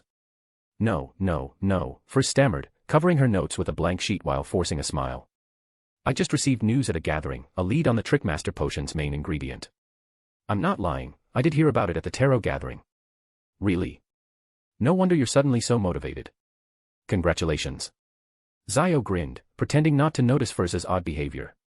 Seeing her friend's genuine happiness, Furz sighed inwardly. I've joined a secret organization. From now on, I'll bear the burden of constantly hiding the truth and deceiving my friends. This must be one of the prices. Still, deception is necessary. Furz hesitated before shyly asking. Could you lend me some money? I'll pay you back as soon as my next royalty payment comes in. Zio looked at her with mock seriousness, barely hiding her amusement. Sure, but I'll need to accompany you to your gathering. Can't have you gambling it all away. What? Furs nearly dropped her pen in shock. Do I look like someone who gambles illegally? Yes. Zio replied without hesitation. If I hadn't stopped you, you wouldn't have just smoked, you'd have tried marijuana too. Furs was left speechless, her mind scrambling for excuses. Finally, she managed to convince Zio she was truly buying materials, sparing herself from further interrogation. Once back in her own room, Zio lay on her bed, her shoulders shaking with laughter. After a while, she calmed down, murmuring to herself. I never used to tease Furs this much. Have I really picked up bad habits from Ebner? As Zio mulled over Ebner, he and Gaston stepped into the passage leading to the 6th level of the Dream Labyrinth Tower. End of chapter. Chapter 408, Roselle's Golden Armor Technique. The night was deep, and the bridge lay silent, with no pedestrians in sight. The area was eerily quiet, save for the faint presence of a team of bridge guards stationed nearby. Jane Grant Miranda, cloaked in a hooded cape, passed by the guards, enveloped in the embrace of a unique spiritual entity. The guards seemed oblivious to her presence, as if they could neither see nor sense her. Descending from the bridge, Jane quickly arrived at the southern entrance of the Taysock River. She stood silently for a few minutes, her patience rewarded by the sight of tendrils of pale green pea vines cascading down from above, weaving together to form a lush, verdant forest. Jane was long accustomed to such phenomena. She skillfully navigated the floating pathways created by the pea vines, ascending step by step into the air. Soon, she saw Bernadette, the mystic queen, gently swaying on a swing woven from the vines. After respectfully curtsying, Jane heard Bernadette speak in her soft, composed voice. Here are a few pages of manuscripts. Copy them and then deliver them to Sharon. This task was one of the main reasons Jane had sought the mystic queen. Nodding in acknowledgement, she summoned a tentacled spirit, instructing it to copy the manuscripts with remarkable speed. Bernadette's deep blue eyes lingered on the spirit for a moment before she commented evenly. This spirit bears traces of deliberate intervention. Your ancestor likely possessed the means of creation. Jane's exploration of the relics in the rampaging sea had been at Bernadette's direction, so the queen was well aware of the peculiar spirits Jane had inherited from her ancestor. Wasn't my ancestor a death console? How could they create anything? Jane asked, puzzled. When she had explored her ancestor's crypt, Jane had acquired not only a number of sealed artifacts but also a blasphemy slate card belonging to the death pathway. Though she had since handed the card over to Bernadette, Jane had gleaned enough from examining it to learn the names and formulas of high-sequence potions in her pathway. Creation falls under the authority of a vampire duke, something a death console indeed lacks. However, with the appropriate knowledge, rituals to borrow power, or the use of specific sealed artifacts, such feats are still possible, Bernadette explained patiently. Now that you mention it, my ancestor did have a profound understanding of vampire abilities. The Book of the Dead contains numerous potion recipes they improved. One of them, the Amanda potion, is said to taste far better than all current recipes and is highly sought after by spirits of the dead, Jane mused. Though the original Book of the Dead had been entrusted to Ebner, Jane had made a copy beforehand for her personal reference. Bernadette had little interest in the death console, who still slumbered deep within Calderon City, as there appeared to be no direct connection between them and her father. As the tentacled spirit finished its intricate task of copying with pointillism-like precision, Bernadette remained seated, her gaze fixed on Jane. You came for more than just this, didn't you? Jane hesitated for a few seconds before speaking carefully, her words pre-rehearsed. As expected, nothing escapes your notice. Actually, I wanted to borrow the peach blossom paradise you used to trap Baron Conva last time. This time, one of my opponents is a wraith. I might be able to defeat him, but I can't guarantee he won't escape. Bernadette shook her head slightly. That was a spell, not the ability of a mystical artifact. Seeing Jane's disappointed expression, she added. However, I can lend you a sealed artifact with similar capabilities. Jane's brows lifted in delight. After a moment of consideration, she asked cautiously. What will you require in return for this artifact? Bernadette's expression softened, and she said with a hint of amusement. Just play a few rounds of the chess game I taught you last week. Jane was momentarily stunned but soon broke into a bright smile. Of course. Bernadette said no more. She raised her right hand, tracing unfamiliar symbols in midair, words that bore traces of the giant, dragon, elven, and ancient Hermes languages, yet belonged to none. The symbols glowed with a star-like radiance, forming a portal that seemed to lead deep into the spirit world. From the portal emerged a wind-like figure, its upper body wrapped in white fabric resembling a man. Gray-white mirror, Bernadette intoned softly, her voice gentle yet carrying an undercurrent of authority. The wind-formed figure responded with deference, drawing a mirror about 1 meter tall and half a meter wide from the folds of the white fabric. The mirror's surface was covered by a piece of black cloth that radiated a sense of tranquility. Unveiling this cloth will pull you and all living beings within a 500-meter radius into the mirror world. Remember, you have only 10 minutes. If you fail to replace the cloth within that time, you and all others trapped will become permanent parts of the mirror world, never to leave. Bernadette's tone carried a solemn warning. Thank you very much. Jane summoned another spirit, carefully taking the mirror. Her gratitude was sincere. Without this artifact, she might have had to turn to her captain for assistance, but this was her vengeance, and she wished to carry it out alone unless absolutely necessary. Bernadette's auburn hair hung loose as if she wanted to say more but ultimately remained silent. The deep-seated hatred corroding Jane's heart had the potential to twist her character if left unresolved. Fortunately, she now had both the power and the opportunity to exact her revenge in less than half a year. Let's hope she can find some peace after this, Bernadette thought. Her serene voice broke the silence once more. All right. After you're done, don't forget to come back for our chess game. Of course. Thank you for your help. Jane curtsied deeply. The pea vines began retracting upward, fading from sight, and the lush green forest disappeared swiftly. Standing quietly at the bridge entrance, Jane gazed at the crimson moon for a moment before turning to head towards Iron Gate Street. St. Wind Cathedral, underground cells. Former mandated Punisher Squad Captain Coon, current Captain McConaughey, and the restored Mysticism Magister Stewart sat face to face, discussing a case involving multiple secret organizations. Stewart, what do you think the Aurora Order and Secret Order hope to achieve with all these tactics? Simply to frame you. Even if their plot succeeded, and your views faced criticism, at most, you'd suffer a tarnished reputation or a transfer out of Backlund. Surely they don't think the Storm Church incapable of uncovering the truth? McConaughey asked, his analysis revealing the nature of the Order's maneuvers. Stewart, having anticipated this question, organized his thoughts and replied. I suspect their true goal is to isolate me, eroding my credibility to prevent church support. As a mysticism magister, I would naturally investigate the truth on my own if framed. That would likely lead me into their trap. Alone me is far easier to handle than someone with the church's full backing. So, they want to bait and isolate you. That's a cunning scheme. McConaughey exclaimed, nodding in understanding. No wonder you believe some within the church might be compromised. Your stances and position aren't widely known outside. That's why you'll need to be discerning after reporting tomorrow. Some may genuinely oppose my views, Stewart advised. I understand, McConaughey replied.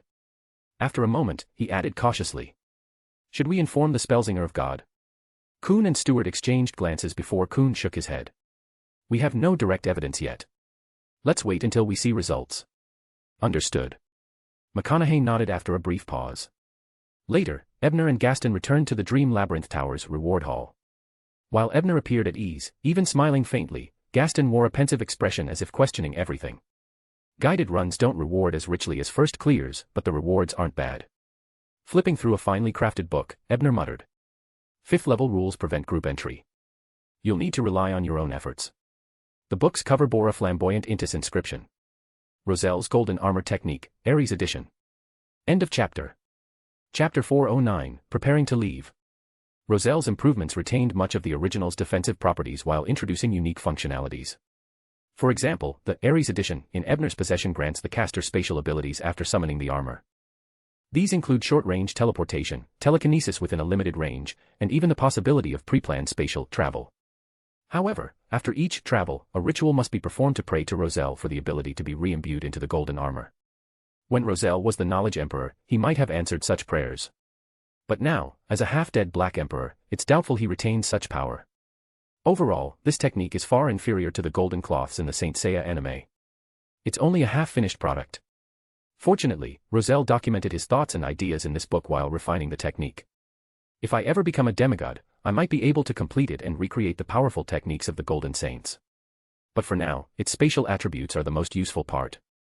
Combined with the teleportation and spirit world traversal knowledge I've deciphered, I might be able to develop a spatial mysticism usable even at sequence 6.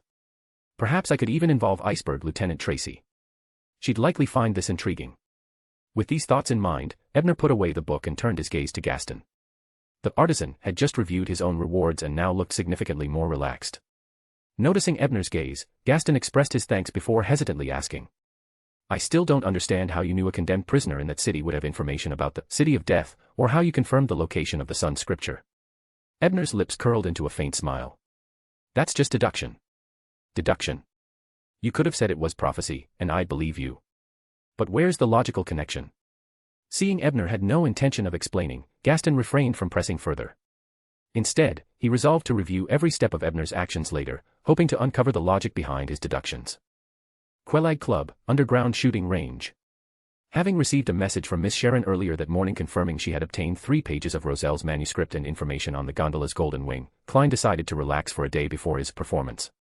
After finishing his shooting practice, Klein exhaled, holstered his revolver, adjusted his coat, and began heading back to the first-floor lobby. The waiter had mentioned that today's limited dish was pan-seared dragonbone fish. As he ascended the stairs, Klein encountered Miss Hazel, who carried a short bow and wore long gloves, known for having blood unsuitable for vampires. Recently, Klein had accepted a commission to locate Emlyn White from other detectives. Seeing the priestess guarding the vampire in question, he couldn't help but glance her way. Quickly averting his gaze, Klein reminded himself that his 2 visits to the Harvest Church had been in clown disguise. Now, as Sherlock Moriarty, initiating conversation might raise suspicion. However, as they passed, Hazel abruptly stopped. She turned back to glance at Klein, hesitated, then decided to investigate his identity later through her connections rather than confronting him directly. After her experience at the ballroom severed hand incident, she had learned to act cautiously. Klein, on the other hand, noticed Hazel's scrutiny. While maintaining his composure, he inwardly lamented, was my disguise so poor? Or does Miss Hazel possess some unique ability to recognize me at a glance? Fortunately, the Church of the Earth Mother isn't an official organization in Lone. Even if Sherlock is exposed as a beyonder, it shouldn't cause too many problems. Still, I should divine this later in the grey fog to be sure. Mulling this over, Klein entered the self-service restaurant and spotted 2 familiar figures, Mrs. Mary, a member of the kingdom's Atmospheric Pollution Investigation Committee, and his landlady, Mrs. Steeline Sommer. Both were dressed lightly, carrying tennis rackets, looking much younger than usual. Klein politely approached and exchanged pleasantries. Upon learning of Klein's involvement in the serial killer case, and the £300 he earned as a reward, Mrs. Steeline immediately invited him to a matchmaking dinner party she was hosting on Sunday. She enthusiastically listed several young women from families whose annual income matched Klein's recent windfall. Bound by neighborly obligations and reluctant to prepare his own dinner, Klein agreed with a polite smile. However, inwardly, he grumbled. In her eyes, is this the level of woman I deserve? Compared to Mr. Tower, am I, the fool, really that ordinary? Shaking his head, Klein watched the 2 ladies leave for the club's small library. He then found a seat and began enjoying his pan-seared dragonbone fish. It would have been perfect with a side of veal steak drizzled in black pepper sauce. Klein muttered regretfully. Just then, he noticed Talum Dumont entering with a young woman. Recalling the relationship problem Talum had consulted him about previously, Klein suspected this might be the leading lady. He was about to greet Talum, a brown-haired equestrian instructor from a fallen noble family, when he froze upon recognizing the woman beside him. Dressed in a sophisticated gown with a scholarly air, she turned her head slightly to speak with Talum, who seemed lost in thought. Lena the witch. Klein instantly recognized the witch with whom he briefly crossed paths. Though he was grateful for her help in saving Cohen Lee, he remained cautious, knowing she was a harbinger of disaster. I mustn't show any weaknesses.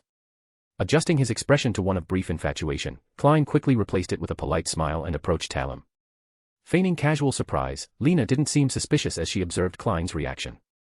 Talum, finally snapping out of his daze, argued briefly with Lena. Seeing the restaurant's increasing crowd, she remarked, "I'll find you later," and left. "This is your relationship problem?" Klein asked with a smile. Talum hesitated, his lips moving silently before he finally said, "It's not about her. She just wants answers I can't give." Davil Island. After purchasing a ticket for the next morning's voyage to the City of Generosity, Byam, Ebner was heading back to the school when a muscular man over 6 feet tall with a shiny face blocked his path. End of chapter. Chapter 410, Treasure. Who are you? And why are you blocking my way? Contrary to his rough exterior, the man replied with surprising politeness. You must be Detective Ebner Bryan. My boss would like to meet with you. May I ask if you have time? Despite his courtesy, there was an undercurrent of compulsion in his words. I haven't exactly been hiding my presence on Davil Island, but most of my time has been spent grinding points at school. Apart from the dinner with Miss Gwynn, I've kept a low profile. To know I'm on the island, whoever sent him must have access to some intelligence channels. Weighing the situation, Ebner took a step forward and simulated Hugh's authoritative presence as he asked again. And who is your boss? It's White Shark Hamilton. I'm sure you've heard of him.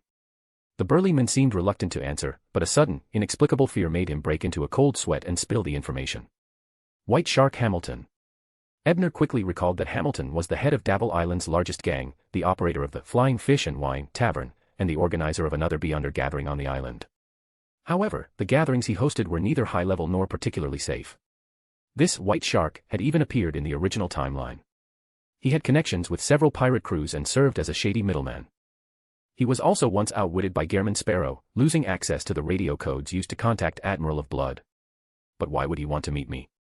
I've had no dealings with him. Puzzled, Ebner dragged the burly men into a secluded alley to interrogate him. The men initially resisted but quickly realized, to his horror, that he couldn't break free of Ebner's grip. Regretting that he had come alone, he surrendered without further struggle. It didn't take long for the frightened men, cowed by Ebner's simulated aura of authority, to spill everything. According to his confession, White Shark Hamilton had been negotiating with Miss Gwyn, the owner of the Ereneem, over the purchase of the Golden Snake Sword. However, Miss Gwyn had steadfastly refused to sell the Beyonder weapon, which had been invested in her team by Lydia. Daunted by the Lady of Dragon Might's reputation, Hamilton didn't resort to force. Instead, he hatched a scheme to abduct Ebner, rumored to be on good terms with Miss Gwyn, to coerce her into agreeing to the sale. Ebner was speechless upon hearing this. It became clear that Hamilton wasn't particularly well connected, otherwise, he would have known about Ebner's role in various incidents in Backlund and refrained from underestimating him as a mere detective with some luck and wit. But why does he want the Golden Snake Sword so badly? People like him don't act without profit. Could there be a secret hidden within that sword? After all, it was crafted by Roselle and bears such a suggestive name. Who knows if Roselle left behind a golden snake treasure to match it? With this thought in mind, Ebner decided to investigate further. Using a simulated, mental suggestion, he made the burly men forget their encounter, then walked to the vicinity of the Flying Fish and Wine Tavern. Activating his psychological invisibility, he entered the bar unseen. On Davil Island, aside from the military and a small Punisher squad stationed after the monster attack, the major forces were few and far between. With his current abilities, Ebner had little to fear from them. Inside the tavern, Ebner ascended the stairs, passing by the guards unnoticed. He reached the room where White Shark Hamilton resided and was about to simulate the process of unlocking the door when he heard a familiar voice from within. "Lydia, are you sure this is okay?" It was Terrence's voice. Were Lydia and Terrence inside? Had they captured White Shark? That made sense. Since Lydia had invested the Golden Snake Sword in Gwyn's team, she would have a vested interest in the negotiations. Backed by the vampires, she wouldn't hesitate to act decisively. Piecing things together, Ebner passed through the door using his ability and entered the room. "This scumbag wanted to use you and me to threaten the captain, and you're still worried about being a gentleman. I've already shown restraint by not finishing him off." "It's only because he didn't escalate things further," Lydia said, pointing to an unconscious, pale, obese man lying on the floor. "But White Shark has a lot of influence on Davil. He's friendly with many pirates. If we provoke him, it'll be difficult to stay around here in the future," Terrence mumbled. "Relax, my potion is very effective. He won't wake up for a while. As long as we're thorough, no one will know it was us. And besides, plenty of people want him dead," Lydia said with a grin. "That's a relief." Terrence exhaled before taking out materials to set up a ritual. As he worked, he added, "But he's a beyonder. If this matter is important to him, forcibly contacting his spirit might harm his mind. Want me to turn him into a puppet?" "But that might make his backers suspicious," Lydia offered with a shrug. "Let me handle it." Terrence quickly erected a spiritual wall and began communicating with White Shark's spirit in a dream. 10 minutes later, a pale Terrence opened his eyes and reported to the impatient Lydia. "I've got a general idea. Last week, White Shark bought a map at a beyonder gathering. It might be a treasure map. On the back of the map, there's a drawing of a sword identical to the Golden Snake Sword.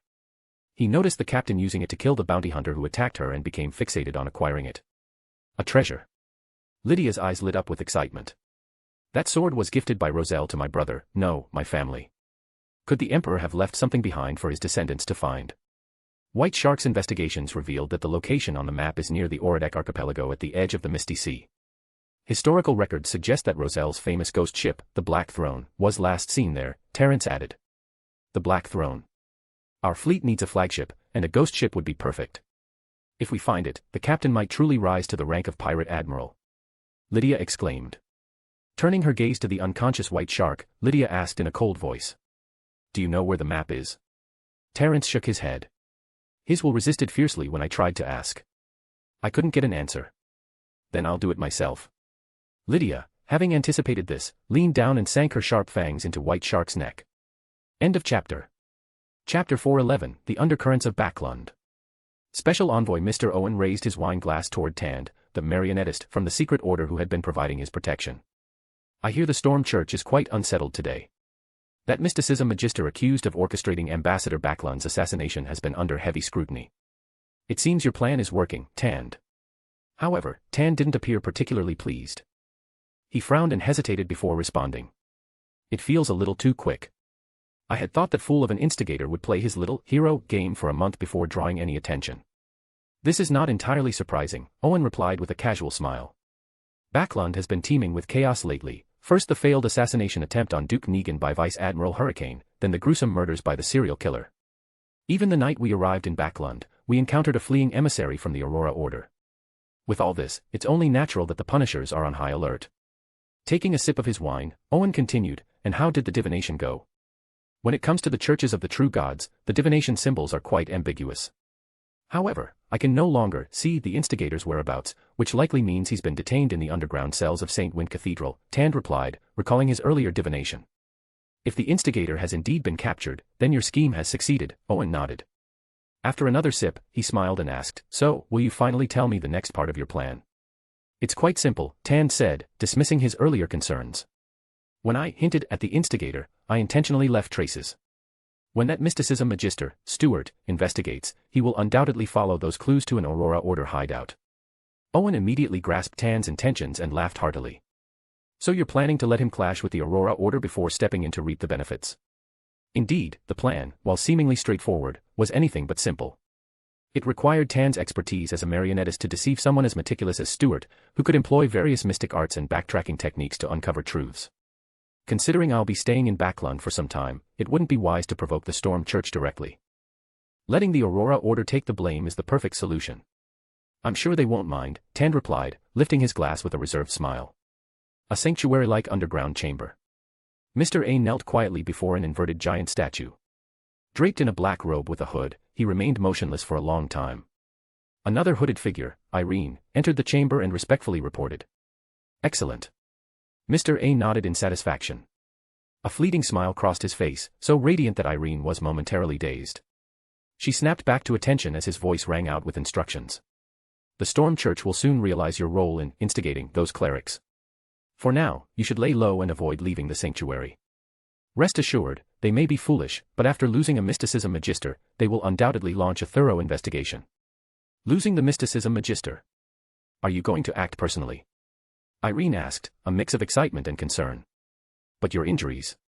I'll craft some evidence implicating the Intis embassy. When the mysticism magister and the marionettist are both exhausted from their conflict, I will step in. Even if they restrain themselves, the tension between the Storm Church and the Intis officials is exactly what we desire, Mr. A said with a raspy laugh. Chaos is necessary for the Lord's return. A luxuriously carpeted room. A feather pen stilled, halting its writing. Beneath it, a notebook displayed newly written and scratched-out sentences. Lena felt an unknown danger surrounding Prince Edisac. Childhood bonds couldn't overcome her fear, so she decided to leave Backlund as soon as possible. This development was logical. That section had been crossed out. Concern for the prince temporarily overshadowed Lena's self-preservation. However, after repeatedly failing to meet him, she grew suspicious and decided to approach the prince's subordinates and friends first. Alex, a special advisor to Prince Edisac, had obtained his potion from Lena. Thus, she resolved to visit the diviner she had cultivated. Another section was added, then scratched out. On the night Lena visited Alex, he sought aid from an evil entity and lost control, mutating into a monster. Lena, caught off guard, perished at his hands. Finally, a third attempt. Surprisingly, Lena anticipated Alex's potential mishap. Calmly, she killed her former subordinate and discovered books of devotion to the true creator in his residence. A middle-aged man with sculpted features but one blind eye put down the pen. Looking at a woman dressing nearby, he asked. What's with this Lena? Why is she more troublesome than the one we sent to Prince Edisac? The woman frowned slightly. She's just an anomaly. Don't worry, I'll deal with her.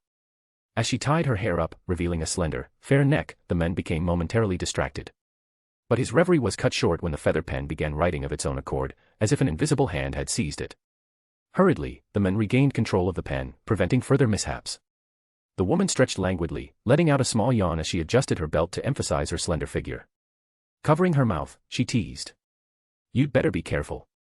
Last time, it nearly cost you your manhood. That won't happen again, the men snapped with a dark expression. Watching her prepare to leave, he asked, where are you going? To visit a royal advisor. After all, Lena's peculiarities might be his doing, the woman replied with a light laugh, stepping gracefully out the door. A garden villa in Northborough. Lena surveyed the room, now soaked in blood. At its center lay a mangled corpse. Smiling coldly, she muttered. Another coincidence. Kneeling, she closed the eyes of the monster Alex had become. Then, using a magical artifact she carried, she ignited a fire, engulfing the entire villa. Alex. Be smarter in your next life. As her words faded, so did Lena, vanishing from the burning villa. Davenport. Having watched Lydia turn White Shark into her blood puppet and extract the map's location, Ebner ceased his surveillance. He had no interest in Roselle's Black Throne. Besides, the opportunity belonged to Gwyn's team, intervening would be inappropriate. However, considering the ship had once ventured into the abyss, it might carry unforeseen dangers. Ebner penned a letter to Cullen, informing him of the matter.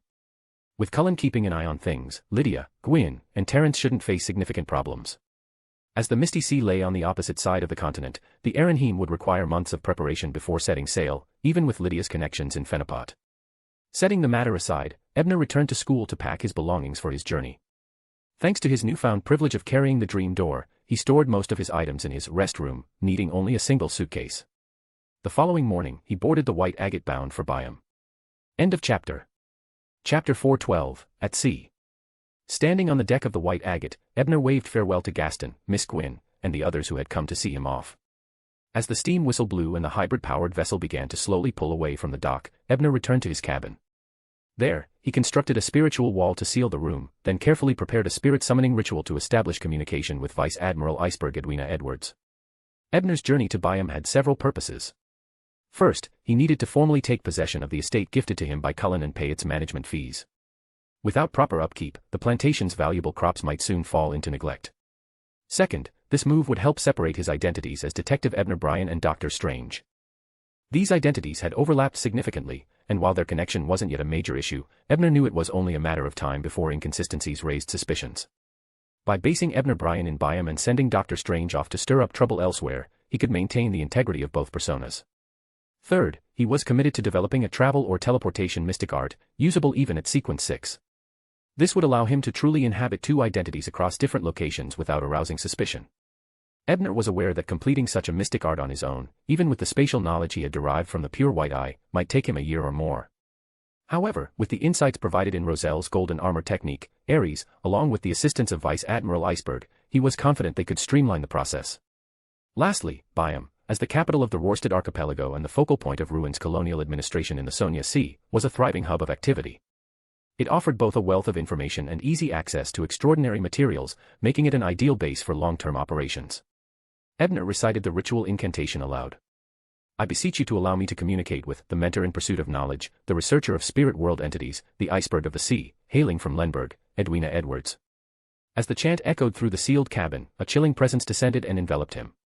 Ebner's lips curled into a faint smile.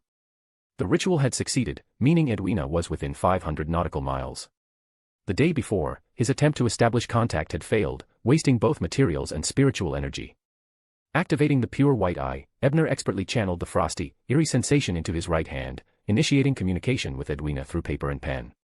True to her inquisitive nature, Vice Admiral Iceberg agreed to his request without much deliberation. At one point, she even playfully twirled a pen using his fingers, a habit clearly picked up during her days as a student in Lenberg. Though inwardly amused, Ebner took the opportunity to suggest, I've recently improved Roselle's dream summoning ritual. It now allows someone to safely enter a dream I designate through a simple ceremony. Would you like to try it? Edwina paused her pen twirling. After a moment's consideration, she had his hand right in response. Describe the ceremony in detail. She trusts me greatly. Is this the influence of the god of knowledge? Ebner pondered this briefly before nodding and explaining the modified reverse dream summoning ritual. Back aboard the Golden Dream, Edwina sat in her captain's quarters, pondering for a moment. She then stepped outside to issue a command to her first mate, the gourmet Bruce Wells. Change course for Byam. But Captain, didn't we just resupply at the Rorstad archipelago? Asked Danitz, her bewildered quartermaster. I have business to attend to, Edwina replied calmly. What business? Danitz asked without thinking. Around them, the other sailors perked up, clearly eager to overhear. Edwina's pale blue eyes shimmered as she gave a succinct response. Academic research. Before anyone could press further, she returned to her cabin and sealed the room with spiritual energy. There, she began preparing the ritual Ebner had just taught her. Edwina recited her own invocation. I beseech to enter the dream garden of the erudite scholar of mysteries, researcher of dreams and space, hailing from the unknown, Dr. Strange. Her voice reverberated through the sealed chamber, and she saw the flame of her ceremonial candle suddenly surge. Moments later, she sank into a profound sleep. As a mysticism magister, Edwina had multiple ways to forcibly wake herself.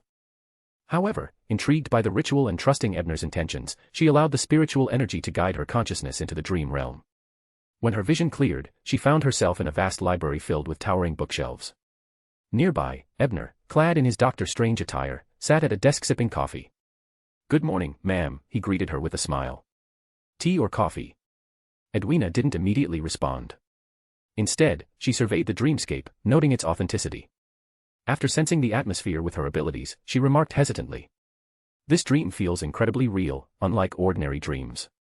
Of course it does. I spent days grinding for the points to create this space. Ebner mused, though he simply replied vaguely. This dream was crafted by a higher being. Edwina nodded thoughtfully, her pale blue gaze settling on Ebner. It seems you've gained some control over this dream.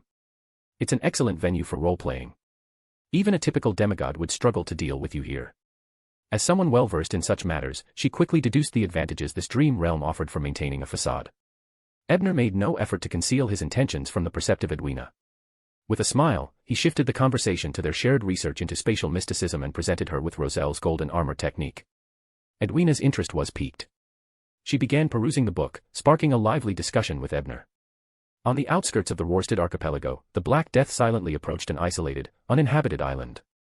This location, used for storing supplies and smaller vessels, served as a waypoint for Vice Admiral Ailment Tracy's slave trafficking operations. As the ship docked, Tracy addressed her crew from the bow.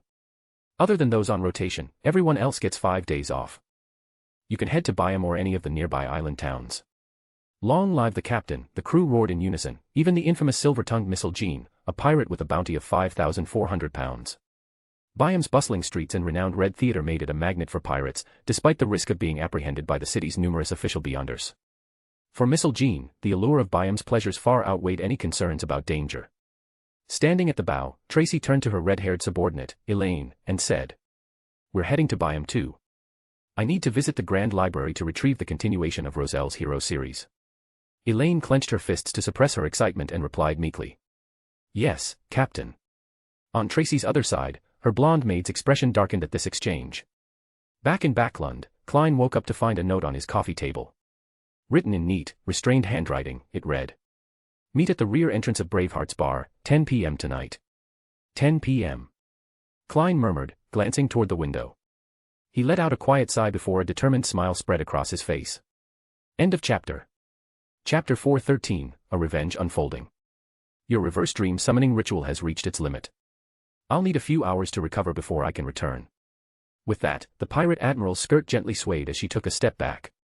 Her figure quickly faded, dissolving into fragments of light that disappeared from the library-like resting room.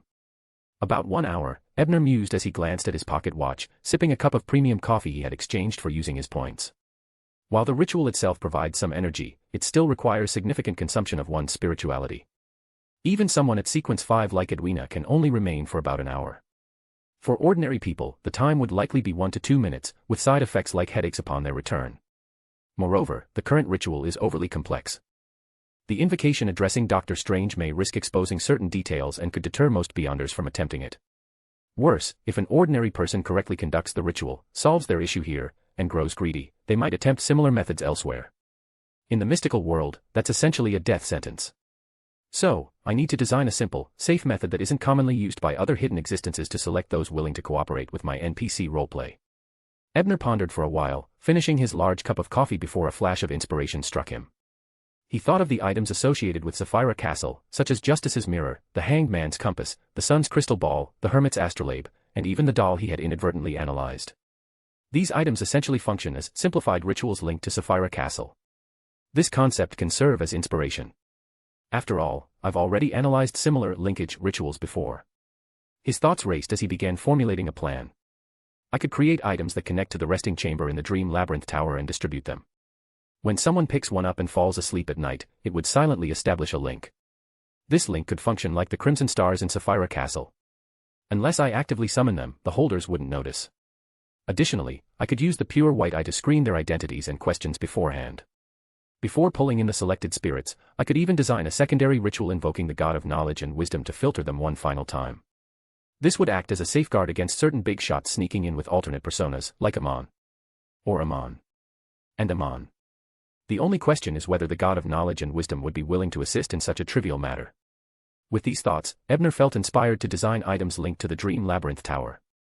He envisioned commissioning such items within a Dream Labyrinth scenario, adding them to the reward list, and exchanging them with points for distribution. While high-level items like the Ninth Law Talisman or extraordinary weapons could only exist in reality for a few minutes, ordinary objects could last several days with enough points. However, I don't plan to release them in the real world directly anymore. Concluding his plan with a wry smile, Ebner sighed at the realization of the enormous point cost his scheme would require. He muttered, "Looks like I'll need to grind more points." With a resigned chuckle, he entered the rewards hub and stepped into another dream scenario, using the time before Edwina's recovery to continue his efforts. 10 p.m., Braveheart's bar's back alley. Dressed in a black double-breasted long coat and matching half-top hat, Klein strolled through the dark alley, heading toward the main street. As he reached the alley's exit, a carriage pulled up, just as it had before. Behind the glass window sat Marek, his brown eyes barely restraining their malevolence. Klein tipped his hat, gripping his sturdy cane as he calmly boarded the carriage, as if it were one he had hailed himself. "That outfit isn't suitable for combat," Marek commented, his sharp eyes scanning Klein's attire, his furrowed brow pinching tighter. It was evident Marek still harbored some doubts about Klein's capabilities, though he trusted Sharon's judgment and the prophecy. Klein responded with a casual smile, sidestepping the remark. Instead, he asked, "Weren't you saying another companion would join us?" He wasn't referring to Sharon, as he had already confirmed her presence in the carriage earlier using the all-black eye. Unsurprisingly, as he finished speaking, a figure materialized beside the other carriage window. It was a woman in a black court dress with a small, elegant hat, the Sequence 5 Wraith, Sharon. "She will intercept Steve and Tyre midway," Sharon's ethereal voice floated as her blue eyes locked onto Klein. "She won't be part of our fight. And if she fails to stop them, should I prepare to flee?" Klein wondered, tossing a coin for divination. The result remained unchanged from his earlier readings, easing his tension slightly. He then asked, "Where is our ambush point?" Sharon replied succinctly, "We're on the way there." She refrained from revealing the location outright. Very cautious, very thorough. Klein mentally noted. He changed the subject to inquire about the vulnerabilities of werewolves, undead, and wraiths to purification, exorcism, and black flames, receiving responses that they could inflict harm but were rarely fatal. 10 minutes later, Marek ordered the zombie driver to halt the carriage. Klein peered through the window and spotted a decrepit area layered with shadows, accompanied by the faint sound of running water. This was the abandoned Western Byram shipyard. After discerning the area's proximity to a steam church outpost less than 2 kilometers away, Klein quickly formed a contingency plan. Once out of the carriage, Marek pointed Klein toward the location of the explosives he had requested earlier. Following that, Marek and Sharon departed to lure their enemies into the trap. Watching them leave, Klein began his final preparations. The prospect of facing such formidable foes filled him with unease and trepidation, but retreat was no longer an option. He reassured himself, calling it the magician's pre-show jitters. Elsewhere. In a derelict house on the outskirts of the factory district, Jane received a message from Sharon and steeled herself. Jane had been preparing for this day ever since losing her parents. Despite the searing hatred in her heart, the perilous month spent under the command of Admiral of Stars Katlia had instilled a sense of calm and control. Her spirits, scattered across the area, served as her watchful eyes. Suddenly, she spotted Sharon's fleeting figure under a dim street lamp. In an instant, all reflective surfaces on the street were obliterated. Moments later, 3 figures, both familiar and deeply loathed, appeared, pursuing at an incredible pace. They were Steve the Wraith, Jason the Zombie, and Tyre the Werewolf, the very ones who had ruined Jane's family. Jane bit her lip in fury but hesitated only briefly. She unveiled the black cloth covering a mirror before her, activating a pre-planned trap. In an instant, Steve and Tyre vanished silently, leaving only Jason sprinting ahead, oblivious to his companion's fates.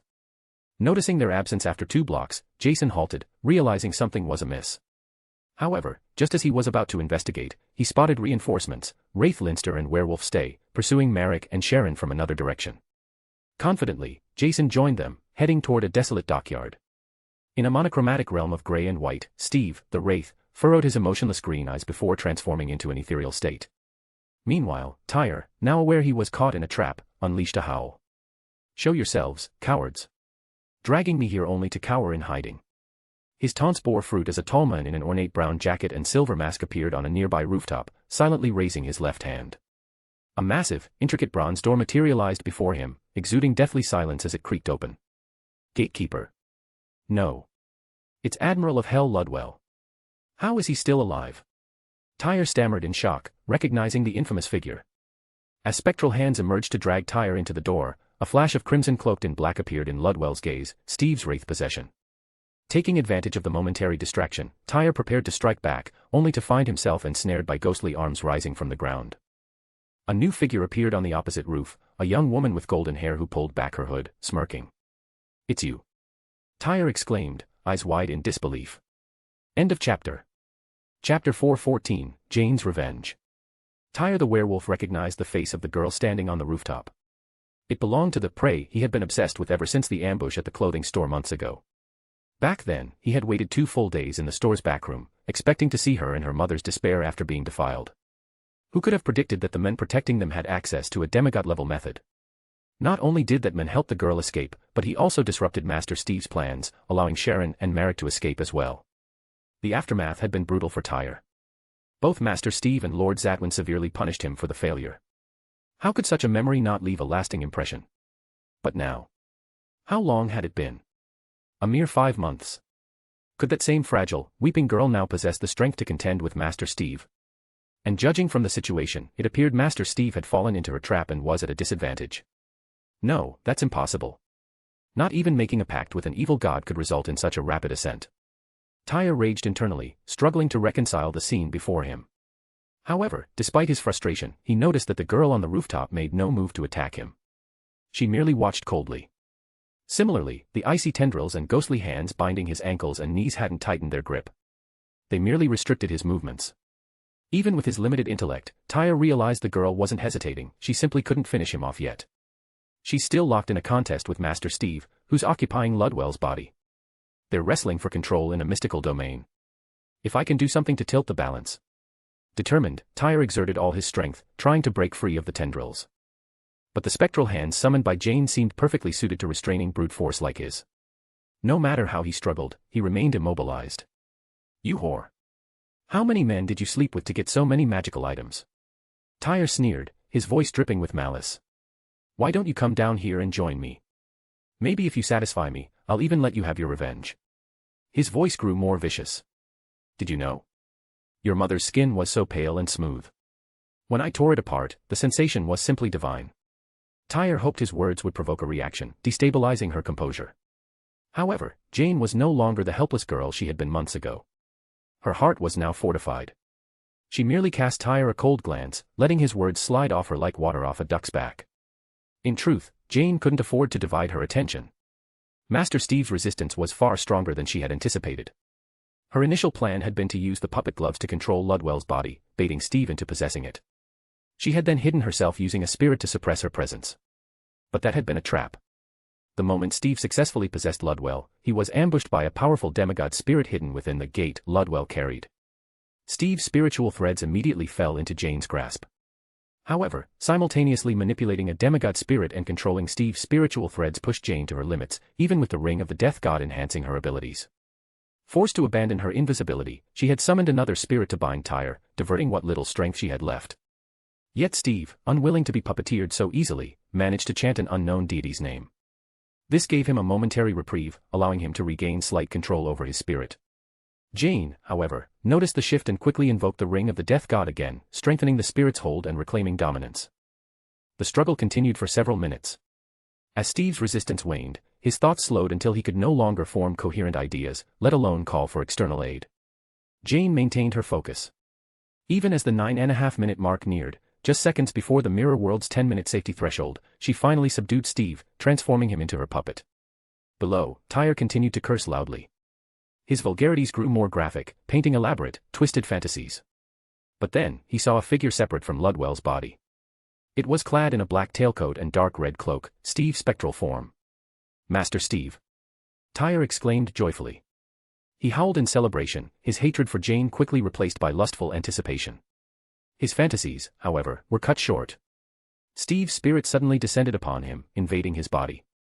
Tyre's limbs and mouth stopped obeying his commands. Steve. Master. Why possess me? Before Tyre could process his thoughts, his own hands rose to his head. Crack. He twisted his head forcefully, catching a glimpse of his exposed spine. Snap. With another twist, he ripped his own head off. The entire process was eerily silent. Tyre didn't scream or speak. Even as he held his severed head, blood streaming down his neck, his body remained upright. Then, faint black-green light began to emerge from his head and torso. Steve's spirit caught this essence as it materialized. With it in hand, he reattached Tyre's head and gave it a testing turn.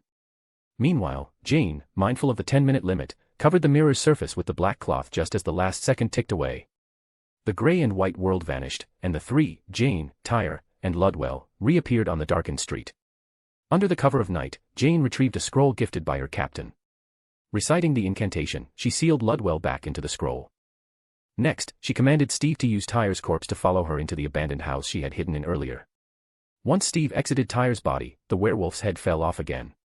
Seeing this, Jane finally broke down. At first, she wept silently. But soon, her cries grew louder, carrying the weight of all the pain and rage she had suppressed. After a long while, she wiped her tears and smiled, her face radiant despite the exhaustion. Father, Mother. I've avenged you, she murmured.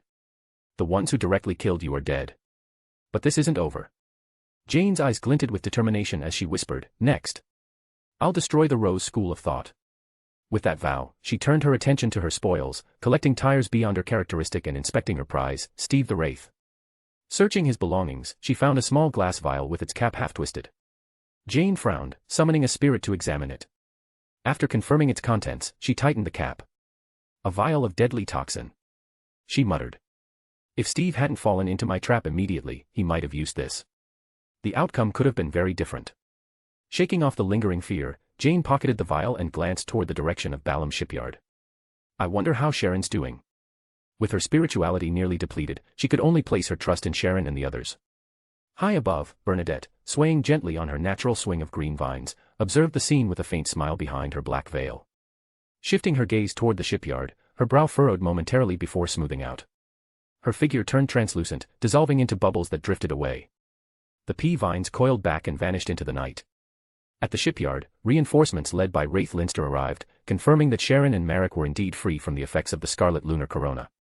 Satisfied with the intelligence about their supposed potion professor, Linster sneered and closed his eyes. Moments later, he reopened them, holding a dark golden talisman. In ancient Hermes, he chanted. Law. No magical potion shall take effect here. Golden light rippled outward, inscribing runes of prohibition into the air and embedding them in the surroundings.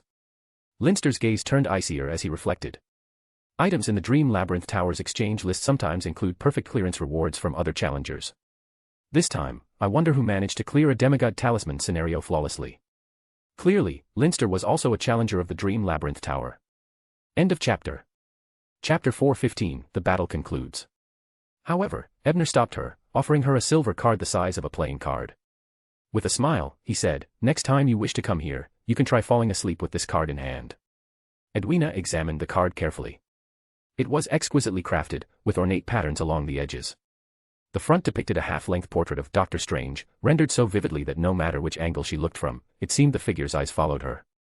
The card's back displayed a star map, exuding a sense of mystery.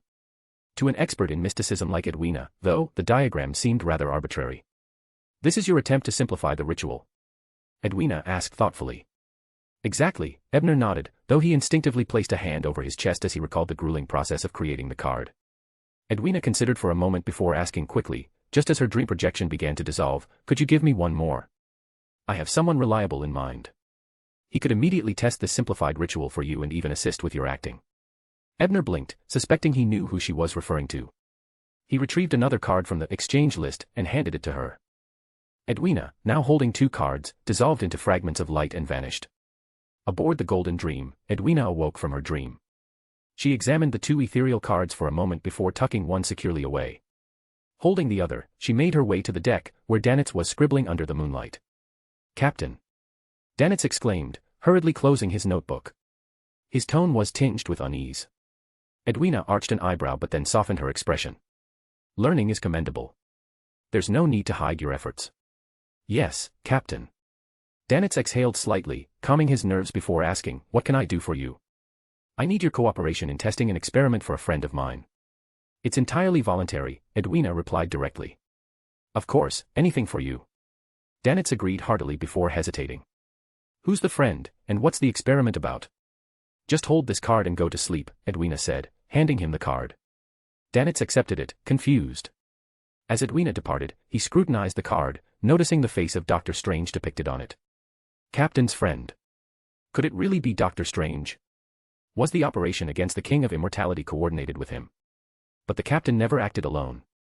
Puzzled and wary, Danitz returned to his cabin.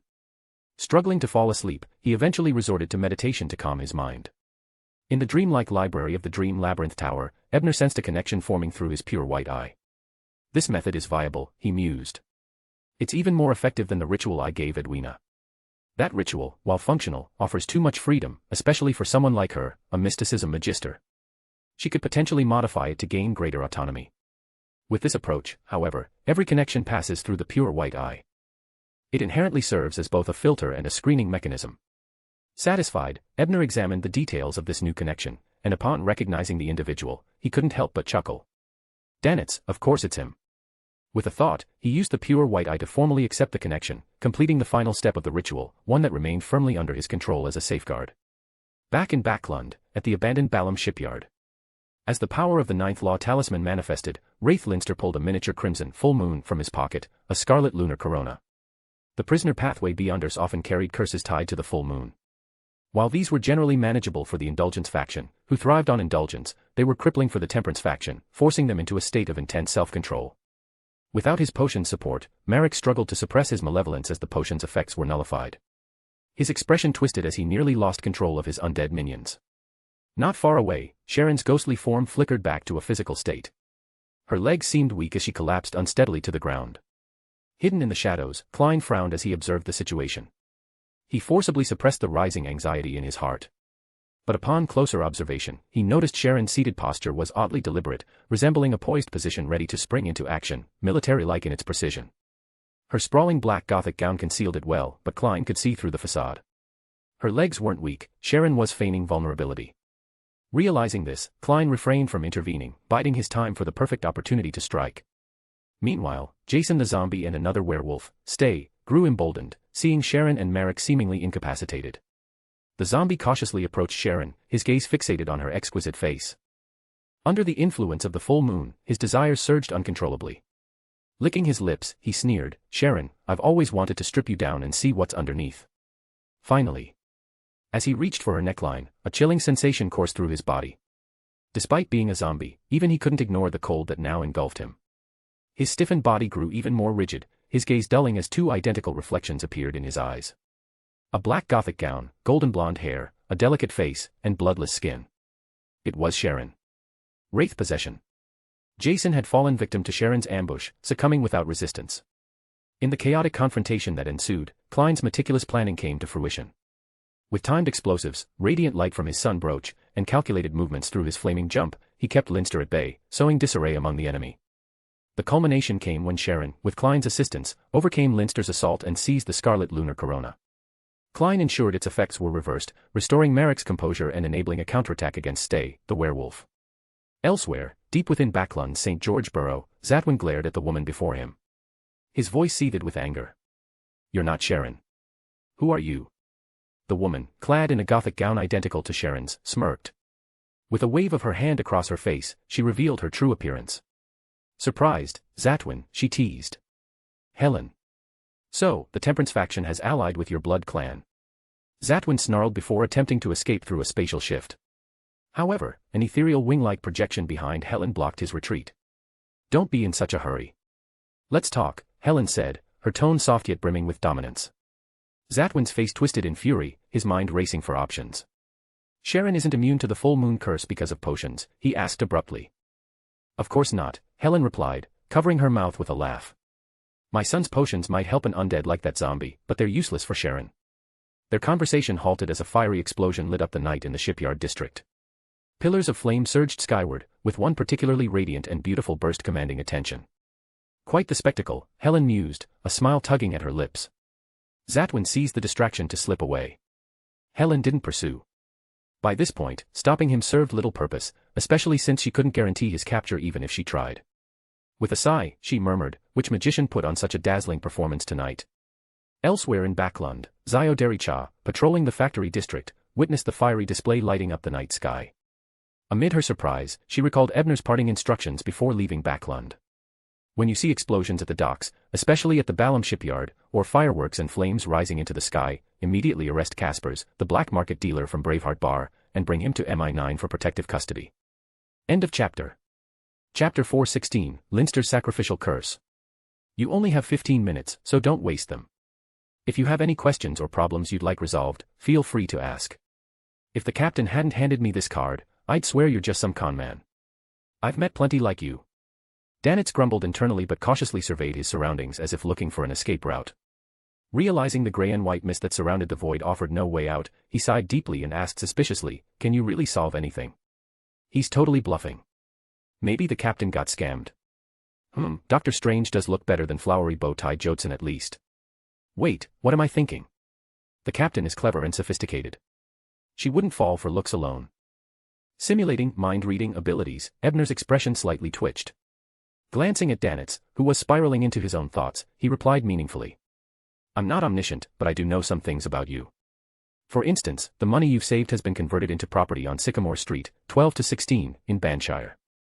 The ownership documents are hidden in the basement wall of house number 13. For instance, you've been secretly infatuated with Edwina and have written her love letters you never dare send or deliver. And, for instance. Please, stop. I believe you. I believe you. Danitz interrupted, his trembling voice betraying his unease. His face had turned ashen as he looked at Ebner, like staring at a devil. Then, state your question, Ebner said, holding back his laughter. At that moment, his amusement rivaled the delight he felt during Klein's antics at the Quelag Club.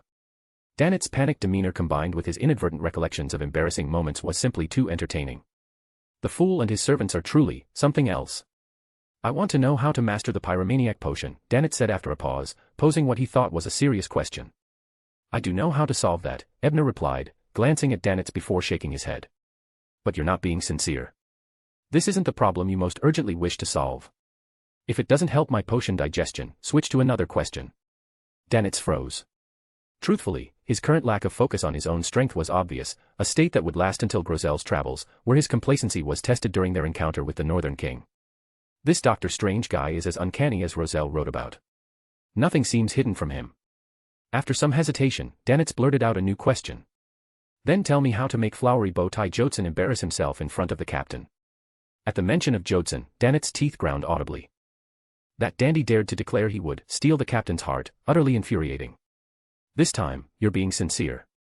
Ebner nodded slightly and asked, to what extent do you want him embarrassed? The question stumped Danitz. After pacing in circles, he finally bit his lip and stomped his foot. Nothing that physically hurts him, and nothing too humiliating either. That's all. I wasn't planning anything excessive, but your standards are practically setting the bar underground. Suppressing his thoughts, Ebner shared a plan he had just devised with Danitz. Danitz listened attentively, nodding repeatedly before hesitating. Are you sure Jotson will fall for it? Should I nudge him in that direction? Do you think your clumsy intervention wouldn't be noticed by Vice Admiral Iceberg? Don't overcomplicate things. Ebner thought but replied aloud, that would be entrapment. Do you think your captain wouldn't see through it? True. According to your plan, Jotson would make his own choices every step of the way. I get it now. Danitz said, his mood visibly improving as excitement for his newfound scheme grew. All right, your 15 minutes are up. Time to wake up. Ebner declared, clapping Danitz on the shoulder. The latter felt his surroundings spin as various scenes flashed by, leaving him dizzy until he lost consciousness. When Danitz regained awareness, he found himself back in his cabin aboard the Golden Dream. Startled, he checked for the card the captain had given him earlier, only to discover it had vanished. It was real. But why does Dr. Strange insist on solving other people's problems? Unable to find an answer, Danitz decided not to dwell on it. He quickly tidied himself before heading to find first mate Blazing Bruce Walls. After all, Ebner's Jotson embarrassment plan couldn't succeed without the first mate's assistance. Just as Danitz opened his cabin door, he froze mid-step. A horrifying realization struck him.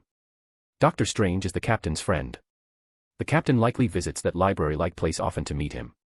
Dr. Strange knows my secrets. He wouldn't share them with the captain, right? In that moment, Danitz felt his own chances of embarrassment before the captain far outweighed Jodson's. Backlund, Lever Church. After launching his grand firework finale at the Balham shipyard, Klein made his way casually to Lever Church, intending to lay low and avoid the ensuing investigations. Many churches remained open late into the night, providing working-class believers a chance to pray or confess their sins. At this hour, the church was neither empty nor crowded. Silence and sanctity pervaded the prayer hall. Seated in the third row near the aisle, Klein leaned his black cane against the pew, removed his half-top hat, and clasped his hands, resting his chin on them. His calm face remained fixed on the triangular sacred emblem ahead. Half an hour later, Klein left the church, hailed a carriage, and headed back to Minsk Street. Reclining in the carriage, Klein revisited the final moments of the earlier battle. A weighty feeling lingered in his heart, as if the matter wasn't truly concluded. That was because, in his last desperate act, Rafe Linster had sneered darkly and sacrificed his soul to an unknown entity. At the time, Klein and Sharon had braced themselves for the arrival of a terrifying existence. However, to their astonishment, Linster simply dropped dead, with no further anomalies. For a moment, Klein wondered if the Wraith had botched the incantation. Whatever. Overthinking is pointless. Mysterious entities are often mad. Taking payment without delivering results might just be their normal. Murmuring to himself, Klein noticed the carriage had stopped in front of 15 Minsk Street. After paying the fare and entering his home, Klein spotted a book titled The Book of Secrets and a neatly bound stack of Roselle's diary pages on the parlor table. Skimming briefly through the items, Klein constructed a spiritual wall and used his all-black eye to ensure no hidden observers were present. Then, he performed a summoning ritual to bring the items above the gray fog. Despite the solitude, Klein didn't want to expose his ability to decipher Roselle's diary. In a world rife with extraordinary means, discretion was crucial. As for the Book of Secrets, its advanced arcane knowledge demanded utmost caution. Considering Tower's reverence for a mere hand-copied book of astrology, Klein dared not underestimate it. However, the night's battle had drained his spiritual energy. Exhausted, Klein decided to delay his study until the next day. He yawned as he entered a meditative state to alleviate his lingering tension. Within seconds, he succumbed to sleep. Unaware of how much time had passed, Klein suddenly found himself lucid within a dream. However, the setting wasn't his living room. Instead, he stood beneath the inverted pinnacle of a colossal spire. The base stretched endlessly into the clouds, its edges lost in the horizon. Before Klein could comprehend the sight, a figure in a Gothic black gown and petite black hat appeared beside him, Sharon. After a quick glance around, Sharon turned to Klein and asked succinctly, "Quelag Club. What favor did I do for you?" "When we caught those adulterers, you suppressed the flash from my camera," Klein replied instinctively. Sharon nodded slightly, her pale, delicate face impassive. She stared at Klein, her azure eyes urging him, "Your turn to ask." Klein paused but instead removed his spiritual pendulum to perform a divination. "Is this truly Sharon?" After 7 recitations, the pendulum's clockwise motion confirmed her authenticity. Once Klein finished, Sharon stated flatly, "This is a dream." "Yes, I fell asleep and ended up here." "What about you?" Klein relaxed slightly, reassured not only by Sharon's reliability but also by the faint response he'd received when praying to the Fool. That response meant he could escape this dream through the gray fog at any time. "The same," Sharon replied succinctly. "Wraiths can sleep?" Klein asked, puzzled. Sharon was silent for a moment before answering evenly, "Your first night as my employer." Clearly referring to the sleeping charm Klein had used, Sharon's tone implied, "Why would you think wraiths can't sleep?" Klein chuckled awkwardly and quickly shifted the topic. "Is this the result of Linster's final gambit?" "Perhaps, but this doesn't seem to belong to him," Sharon replied. At that moment, a voice resonated, identifying them as temporary tower climbers in the Dream Labyrinth Tower. To gain permanent access, they were required to clear the 7th floor and obtain basic permissions.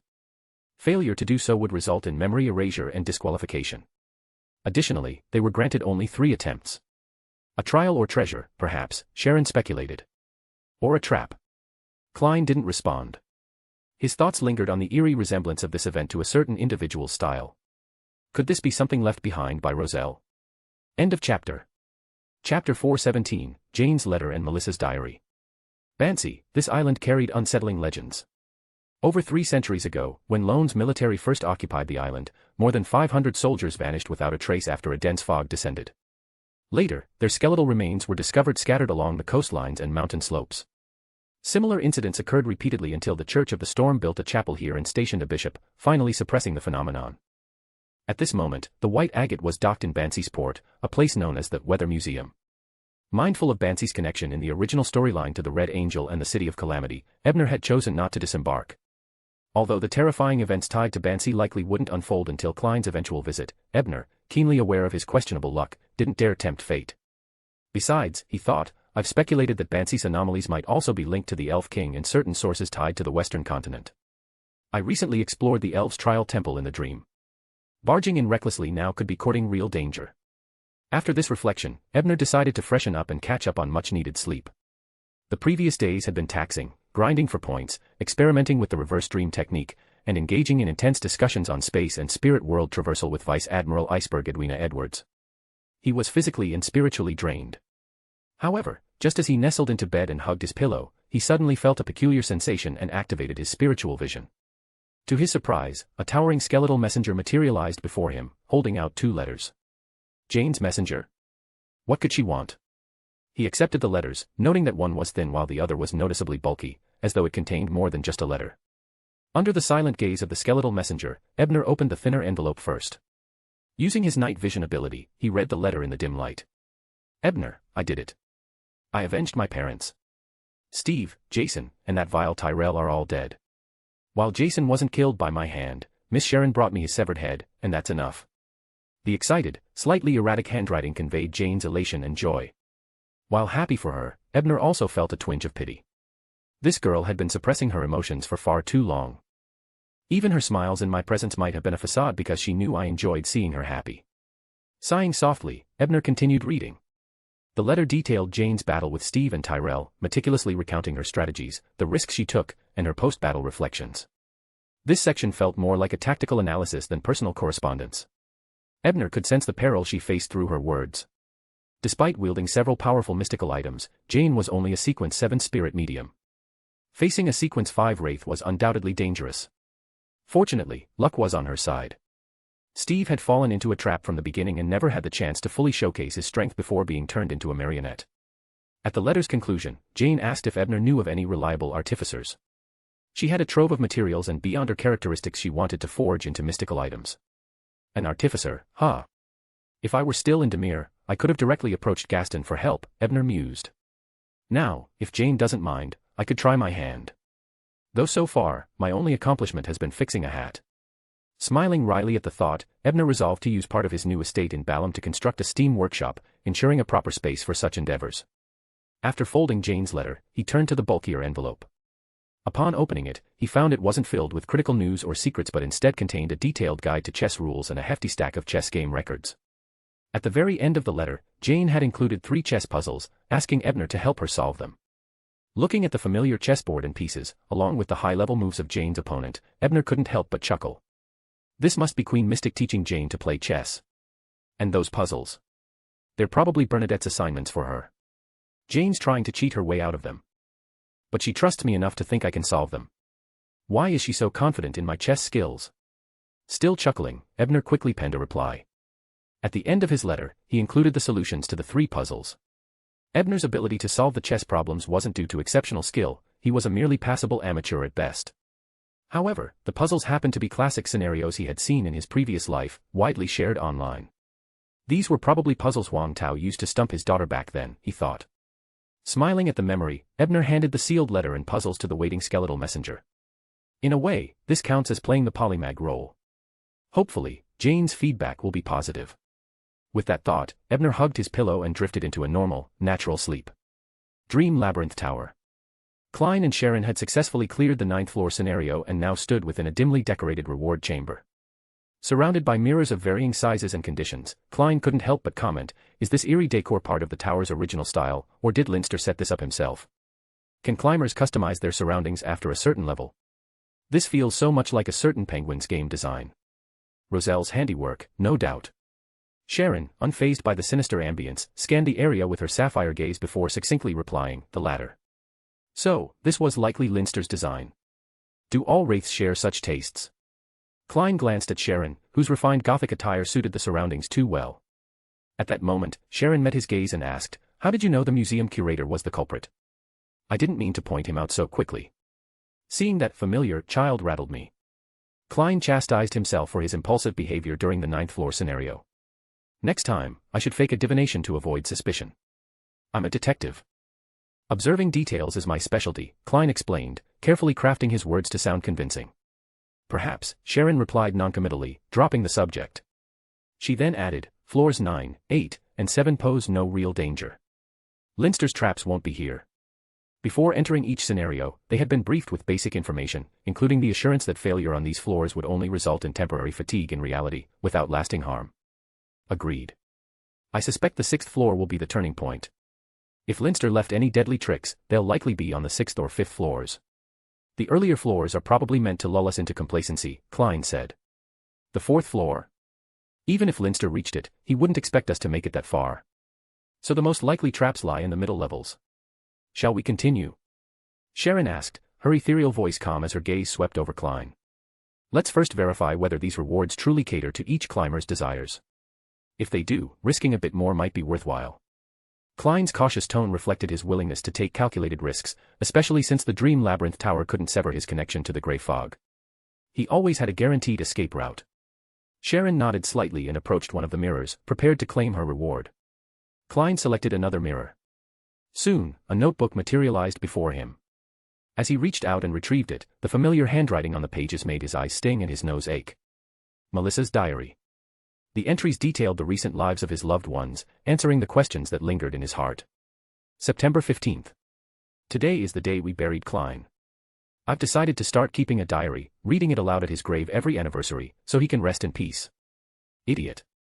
Idiot. Idiot. Klein, why did it have to be you who became a hero? I'd rather you stayed the clueless fool who couldn't even operate a watch's winder. Please, come back and tell me this was all a joke, okay? End of chapter. Chapter 418, Diary and Novels. Klein's vision blurred as he closed his eyes, suppressing the tears threatening to fall. Melissa. I also want to go back. I want to tell you it was all a joke. But I can't. Doing so would endanger you and Benson. And I still have my own things to do. I have to avenge myself. I have to find my way home. I'm sorry. After a few moments of silence, Klein adjusted his mindset and continued reading. September 16th. Today was supposed to be the day Benson, Klein, and I went to watch the Count returns together. Benson noticed I wasn't in high spirits, so he took me to the circus at City Hall Square instead. I don't like circuses at all, but I followed him out so he wouldn't worry too much. There, I saw a peculiar clown. He seemed very cheerful, but I felt like there was sadness hidden beneath his happiness. I told Benson about my impression, but he dismissed it as my imagination. He almost took me to see a psychologist. The good news is, after seeing the clown, I finally regained some of my energy. Even though Klein is gone, I still have Benson, Selena, Elizabeth, and my other friends. I can't let them worry about me. She's recovering, that's what matters most. Klein felt a sense of relief. I didn't expect my clown role to have actually helped. That's great. However, a pang of unease followed as he reflected, but Melissa was able to sense the sadness hidden in my heart. Her spiritual intuition is quite sharp. That's not necessarily a good thing. He furrowed his brows and thought. Mr. Azek's copper whistle must have been in her possession before my burial. She held onto it for about a week. Perhaps it had some influence on her. Klein's expression softened as he analyzed the situation, but he quickly caught himself, chuckling self-deprecatingly before turning the page to continue reading Melissa's diary. September 18th. That man Leonard, who claims to have been Klein's colleague, came by again today. As always, he offered to help with chores, but he's so clumsy. He's even worse than Klein, always making things worse. Benson is suspicious of his intentions toward me and remains very guarded. But I think Leonard visits so often out of guilt toward Klein. Why would he feel guilty? Was it because he wasn't as brave as Klein during the attack? But I remember he was injured too. Anyway, today was the last time he came by. He stopped by to say goodbye because his job has been reassigned. He's being transferred to Backlund. Even though I found him annoying, his sudden departure still feels a little sad. Leonard feels guilty toward me. Why? He did his best back then. Is it just survivor's guilt because he lived and I didn't? Klein sighed. Don't take on unnecessary burdens, classmate poet. Then again, Leonard always carries an air of mystery.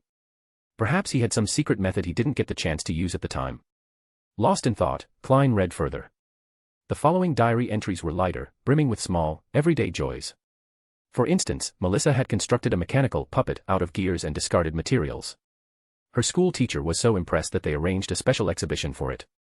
However, the sign at the exhibit mistakenly labeled it as a mechanical turtle, which left Melissa sulking for several days. There were also mentions of Benson deciding to move to Backlund by the end of the year after the Civil Service Unified Examination Act was formally passed. He encouraged Melissa to apply to the newly established Backlund Institute of Technology. Their maid, Bella, had finally learned to cook a few of Klein's signature dishes.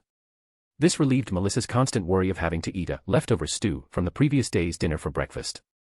And Benson had even met a woman who caught his eye at the library. She had left such an impression on him that he used his unique persuasion skills to get the librarian to tell him her name, Ruth Brooke. Unfortunately, none of the social circles Benson frequented included anyone named Ruth Brooke. She might have been someone from another city, merely passing through. The diary's details made Klein's lips curl into a gentle smile. For a fleeting moment, he even considered going above the gray fog to help Benson divine the whereabouts of Ruth Brooke, or summoning his own spirit to sneak Melissa some exam answers. But Klein reminded himself, this isn't the place for such thoughts. Besides, doing those things might not actually be good for them. Knowing Melissa, her first instinct upon receiving the answers would probably be to report the incident to the authorities. And Benson. As rare as it is for him to fall for someone, he should find her himself. With his abilities, it shouldn't be too hard, as long as she isn't a beyonder. After murmuring to himself, Klein closed the diary and firmly etched its contents into his memory. This dream labyrinth tower really does grant its challengers the knowledge or information they most desire. If not for Linster's interference, this would truly be an excellent place for adventurers, especially transmigrators like me. Still, if the upcoming scenarios are just as familiar as the ones before, even with Linster's preparations, the home field advantage may not be as alone. With this thought, Klein willed the diary to dissolve and turned to Sharon. To his surprise, the delicate doll-like lady's usually impassive sapphire eyes were tinged with rare emotion. Klein lacked the spectator's ability to discern emotions precisely, but he could vaguely sense a mix of anger and sorrow from her. However, Sharon quickly suppressed the anomaly, reverting to her perfectly controlled, puppet-like demeanor. She dismissed the notebook in her hand and said to Sherlock Moriarty, "Let's continue. After clearing the 7th floor, we'll obtain basic access rights before leaving." Klein agreed. After all, waking up before the 7th floor would forfeit their eligibility entirely. He suspected this condition was a consequence of the helpful hints Linster had deliberately planted. After meditating briefly to stabilize their emotions, the two stepped into the dream realm passage leading to the 8th floor. Backlund, Intis Embassy. Special Envoy Owen summoned the marionettist Tandler and informed him about the explosion in the dockyard district. He instructed Tandler to temporarily postpone the plan to manipulate Stewart. Hearing this, Tandler nodded begrudgingly and sighed. Backlund is truly chaotic. Being at the center of an era's development naturally comes with a price, Owen remarked with a faint smile, his tone carrying a deeper implication. Era's development. Tandler frowned in confusion, repeating the words. Nothing, just a fleeting sentiment. Special Envoy Owen subtly shook his head and diverted the topic. Beneath the St. Wind Cathedral. After listening to the findings of the investigation reported by current Captain McConnell, Stewart turned to former Captain Kuhn and mused, they were all involved with a woman named Irene. Who is she? What faction does she belong to? It's still unclear. Irene is the daughter of a lumber merchant and has a history of improper relations with many men. Among them, the most notable was a detective named Zerial, who was later confirmed to be a Phasacian spy. He was killed by agents of former Intis ambassador Beckron during the struggle over the third-generation difference engine manuscript, McConnell replied. Before the Demoness of Affliction incident, I had commissioned that detective to investigate individuals polluted by the student of ratiocination characteristic. His work wasn't exceptional, but he did complete the preliminary task, Kuhn added thoughtfully. So, this Irene. Could she have been sent by the secret order to approach Zerial? Stewart speculated, although he instinctively felt it wouldn't be that straightforward. He then asked, where is this woman now? She disappeared completely a few days ago, along with her official boyfriend, Mr. Bingley.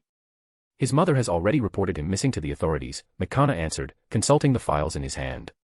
Stewart pondered for a moment and hesitated before saying, I have a mystical art that might help us locate her. If you have such an art, then use it quickly. Kuhn urged with a frown. That art essentially involves borrowing power from the steam churches 2 to 111. I've already been noticed to buy it and even had it bypass its restrictions to reach me, so it would be better if someone else performed it, Stewart carefully explained. 2 to 111. McConnell's mouth twitched. He didn't dare to try it himself and pretended not to have heard. Having recently become a guardian after the Demoness of Affliction incident, Kuhn was unaware of 2-111's infamous reputation within the Storm Church. Displaying bravado, he said, I'll do it. Although I'm not as strong as before, I can still perform a ritual under your guidance and use the art. Stewart gave him a deep look, feeling a mix of relief and pity for the upcoming mystical interrogation scene. Fortunately, there were only 3 of them present. Dream Labyrinth Tower. After completing the 8th floor scenario, where they had to track down Phantom Thief number 1412 aboard a luxury cruise liner, Klein and Sharon successfully returned to the room of rewards and claimed their prizes. Miss Sharon appeared to receive an unmarked check. She calmly memorized the cipher before destroying the check. Klein, on the other hand, was rewarded with a novel titled Modern Iron Man. The book told the story of an Ironman funded by a mysterious lady who performed heroic deeds across various cities. While the plot is intriguing and the new Iron Man is both powerful and resourceful, what does this have to do with me? Klein murmured in confusion as he set the novel down. End of chapter. Chapter 419, Teleportation Ritual. Dream Labyrinth Tower. After passing the 7th level and returning to the room of rewards, Klein felt mentally exhausted, and even Miss Sharon, typically devoid of excess expressions, had a dim look in her eyes.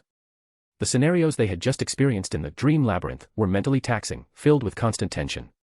To make matters worse, their strength had been suppressed to the level of Sequence 9, making their progress exceptionally arduous. That last labyrinth story was adapted from Cube or something similar, right? Although I could use divination to find the correct path, it was still too dangerous. Without Miss Sharon's help, I might not have made it through. Klein murmured internally, but his train of thought was interrupted by a string of messages echoing in his ears. The information informed him that he had obtained basic access to the Dream Labyrinth Tower and could choose to either continue climbing or temporarily leave, with the option to specify when he would re-enter the dream world to continue. However, the messages also stated that due to irregularities in how he had obtained the climber qualification, restrictions had been imposed by the previous owner of the Dream Door. As a result, access to the resting room, points acquisition and exchange, and similar permissions, which should have unlocked on the 7th floor, were unavailable to him. After carefully processing the information, Klein frowned and glanced at Miss Sharon beside him. She nodded slightly, indicating she had heard the same. Based on what we learned earlier, labyrinth scenarios beyond the 6th level blur the line between reality and dream. Dying in these scenarios likely means true death for us as well. He analyzed aloud, continuing, given that Linster dragged us here, he's clearly not trying to give us benefits. By sacrificing himself to this tower, he probably reached some kind of agreement. The restrictions we're experiencing could be part of his plan. Those restricted permissions likely include methods for leaving scenarios beyond the 6th level. Sharon broke her usual brevity, speaking an unusually long sentence. After a brief pause, she added, "We'll encounter him on the 6th or 5th level." This is starting to feel like the kind of unsolvable horror scenario you'd find in certain novels. But even if Linster has reached some understanding with the tower by sacrificing himself, he likely doesn't have deep insight into stories Roselle borrowed from Earth. If the upcoming scenarios are indeed adapted from familiar films or anime, they might not be impossible to navigate. It's worth a try, especially since I can always leave the Dream Labyrinth Tower through the fog above the grey mist. Besides, although this tower appears polite and offers us choices, how could Linster's revenge allow us to retreat? If we refuse to continue or schedule our return for decades or centuries later, we'd probably be thrown directly into a scenario Linster prepared for us. With these thoughts, Klein glanced again at Miss Sharon, whose doll-like appearance remained as poised as ever. If it truly comes to a desperate situation, I might have to convert Miss Sharon into a follower of the Fool. The question is, would she be willing? Noticing Klein's gaze, Sharon seemed to misunderstand his intent. She shook her head and said calmly, "They won't give us the chance to retreat." That aligns with my judgment. Klein nodded slightly and then suggested, "Based on what we know, the 6th level scenario is likely expansive and synchronized with real-world time. With possible ambushes awaiting, I think it would be wise to leave temporarily, rest, and prepare before continuing. Dawn is near, and I have other matters to attend to." Sharon agreed with a subtle nod. "How about next Monday night?" Klein proposed, hoping to resume after the next tarot meeting to avoid potential delays caused by being trapped in a scenario. "All right." Sharon took only a moment to consider before responding. After setting their return time with the Dream Labyrinth Tower, the two didn't immediately leave but instead approached separate mirrors to claim their rewards. Looking at the hardcover book in his hands, Klein couldn't help but mutter, "Baby Dolls of the Vampire. What's this? Another novel?" Despite the dubious title, Klein opened the book and began to read attentively. After reading just a short segment, he was visibly surprised. The protagonist of the book was none other than Emlyn White, the vampire currently confined beneath the Harvest Church. Moreover, Klein recalled recently receiving a commission during a detective gathering to locate this very vampire. A baby doll. Could it be that the vampire has been gruesomely turning people into dolls? Klein thought darkly as he continued reading. To his surprise, the story turned out to be entirely different from what he imagined. Emlyn wasn't a sinister murderer but rather a shut-in collector obsessed with action figures and figurines. Most of the book detailed Emlyn painstakingly crafting backstories, dialogues, and settings for his growing collection of dolls. Klein massaged his temples and felt the tower might have misunderstood his desires. I never wanted to know about any of this. At the book's conclusion, however, Klein found something of genuine interest. The story described Emlyn attending his last vampire gathering, where he attempted to sell a material he had acquired by chance to fund more figurine purchases. While perusing the vampire treasury's inventory, he had noticed the mention of Thousand-Faced Hunter. This gives me the lead I need for the main material of my potion. So that's the significance of this novel. Klein closed the book thoughtfully, letting it dissipate. I suppose I should prioritize investigating that vampire now, he concluded. Meanwhile, Miss Sharon had finished reading her reward. While her expressionless face betrayed nothing, Klein inexplicably felt she was pleased. Just as they were about to leave the Dream Labyrinth Tower, Sharon seemed to recall something and spoke up. Someone wishes to exchange a mystical item for your zombie characteristic. What kind of item? Klein asked. He had intended to sell the characteristic anyway, so he was open to the idea if the item proved useful. I'll bring it to you tonight, Sharon replied in her usual calm tone. So the item is already in her possession. She wants me to inspect it first before deciding. Not a bad arrangement. Klein agreed without hesitation, all right. Without further words, the two departed the towering structure, its base reaching into the clouds. Morning. Having just awoken aboard the ship, Ebner received a dream connection request from Vice Admiral Iceberg Edwina Edwards. After a quick wash, he used the Dream Gate to enter the rest area of the Dream Labyrinth Tower. Edwina's figure appeared shortly thereafter. Although her expression remained composed as always, there was a hint of unmistakable joy in her eyes. Using the model's 4-door rituals you provided yesterday, we've successfully developed a prototype for the teleportation spell, Edwina began without preamble, diving straight into the results of her research. Ebner's interest was piqued, and he listened intently as she detailed her findings. After finishing her explanation, Edwina summarized, while the spell still has numerous issues requiring refinement, such as identifying substitute materials and ensuring safety, the foundational framework appears sound. She paused briefly before adding, I intend to submit it as a paper to Lenberg. The title will be The Edwards-Bryan Teleportation Spell, Fundamental Principles. What do you think? End of chapter. Chapter 420, Expensive Mysticism. A paper. Ebner's thoughts raced. I've heard my teacher mention that Lenberg is steeped in academic fervor, but can mysticism knowledge really be published in papers? Aren't people afraid ordinary folks might stumble upon it? What if someone tampered with the knowledge? In this world of the arcane, some information itself is inherently dangerous. With growing curiosity, Ebner asked Edwina, a paper. Do you mean publishing in a journal? Edwina shook her head lightly. The majority of Lenberg's journals are aimed at the general public and do not involve mysticism knowledge. There are a few journals for beyonders, but those merely provide titles and conclusions without divulging detailed content. They serve as indexes at best. Then where do you plan to submit your paper? Ebner's interest was piqued. This was his first time learning about Lenberg's system. To the Tower of Wisdom. It is an extraordinary venue for the exchange of knowledge. Any paper submitted and approved by it will be catalogued within its collection. However, anyone wishing to read or learn from your submission must pay a price.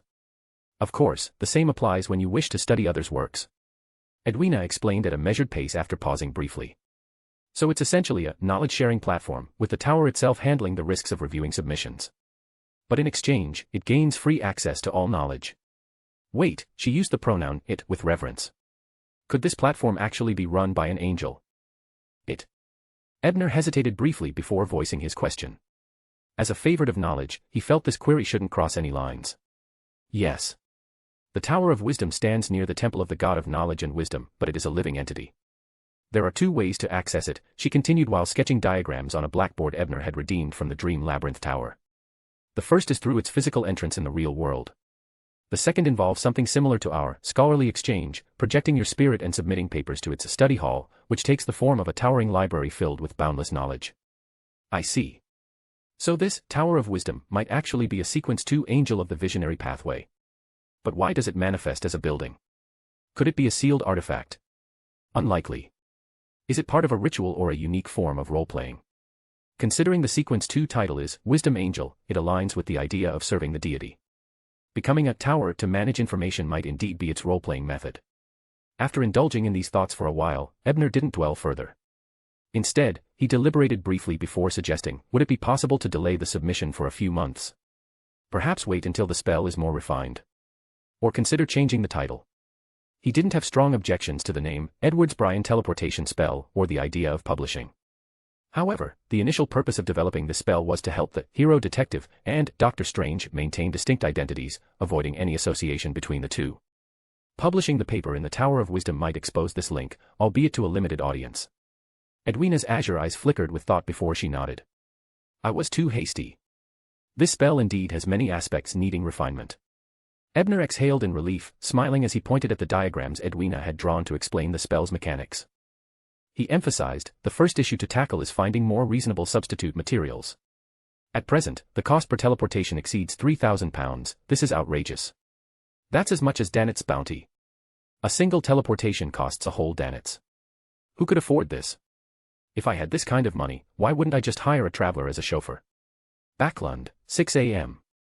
The faint light of dawn illuminated the city as Klein woke to the sound of the church bells. Turning over, he glanced at his watch and muttered helplessly. I planned to spend the morning reading the Book of Secrets and the Roselle diary Sharon found for me. But after last night's escapades in the Dream Labyrinth Tower, I'm utterly drained. And I have a meeting with reporter Mike at 8. Never mind. There will be plenty of time to read later. For now, I need more sleep. Having decided, Klein shifted into a comfortable position and, with the aid of meditation, entered a deep sleep. Time in deep sleep passed swiftly. Klein felt as though he had just closed his eyes when the 8 o'clock chimes rang out. Still torn between getting up and dozing off, the doorbell rang. Resigned, Klein got out of bed, skipped his morning routine, and headed downstairs to open the door. As expected, it was Mike Joseph, a reporter for the Daily Observer. The blue-eyed man with a neatly trimmed mustache but rather coarse skin greeted Klein politely, then got straight to the point. Detective Moriarty, are you available to take on a commission? Still drowsy, Klein smiled faintly. Normal commissions like this wouldn't arouse suspicion, especially after his recent heist. Of course, he replied while scrutinizing Mike's attire. But first, you need to change. That outfit isn't suitable for the East Borough. Mike glanced down at his woolen overcoat and, catching on, remarked, too conspicuous. In the East Borough, yes. Klein gestured toward the interior of his home. I have some clothes prepared specifically for such occasions. Fortunately, we're about the same size. With that, he invited Mike inside and rushed to freshen up in the washroom. By the time Klein was ready, Mike had changed into worker's attire and couldn't help but exclaim, "You're truly a professional detective." This aspect is quite different from Detective Brain, whose expertise lies elsewhere. Of course. He's great at intelligence gathering, while I'm better at crime, whether it's apprehending criminals or committing crimes myself. Klein suppressed a smirk, about to make a modest remark when he suddenly heard a faint prayer. Excuse me for a moment, Klein said to Mike, feigning discomfort. I need to use the washroom. Mike didn't mind and settled on the sofa with a newspaper. Klein quickly entered the washroom, secured the surroundings, and ascended to the ancient hall above the grey fog. Seated in the fool's high-back chair, he extended his spirituality toward the crimson star that represented the sun. What does the sun need? Did something go wrong with the methods the hangman taught him? As he connected to the prayer, Klein discovered that the sun wanted to transfer materials he had gathered to the tower, including the Eater of Spirit's stomach that the magician needed. After opening the summoning door and receiving the sacrifice, Klein decided not to immediately notify the tower or the magician. Instead, he exited the fog to avoid keeping Mike waiting. Upon returning to the living room, Mike stood up, ready to head out, and joked. To be honest, when I saw the dark circles under your eyes earlier, I thought you'd been up all night with a lady. But sadly, I see no sign of a hostess here. Actually, you're right. I was up all night with a lady, just not in the way you're imagining. Klein locked his door, silently ridiculing the reporter's assumption as they boarded Mike's rented carriage to the edge of the East Borough. As for investigating Emlyn, that will have to wait until after tonight's trade with Sharon. Silver City.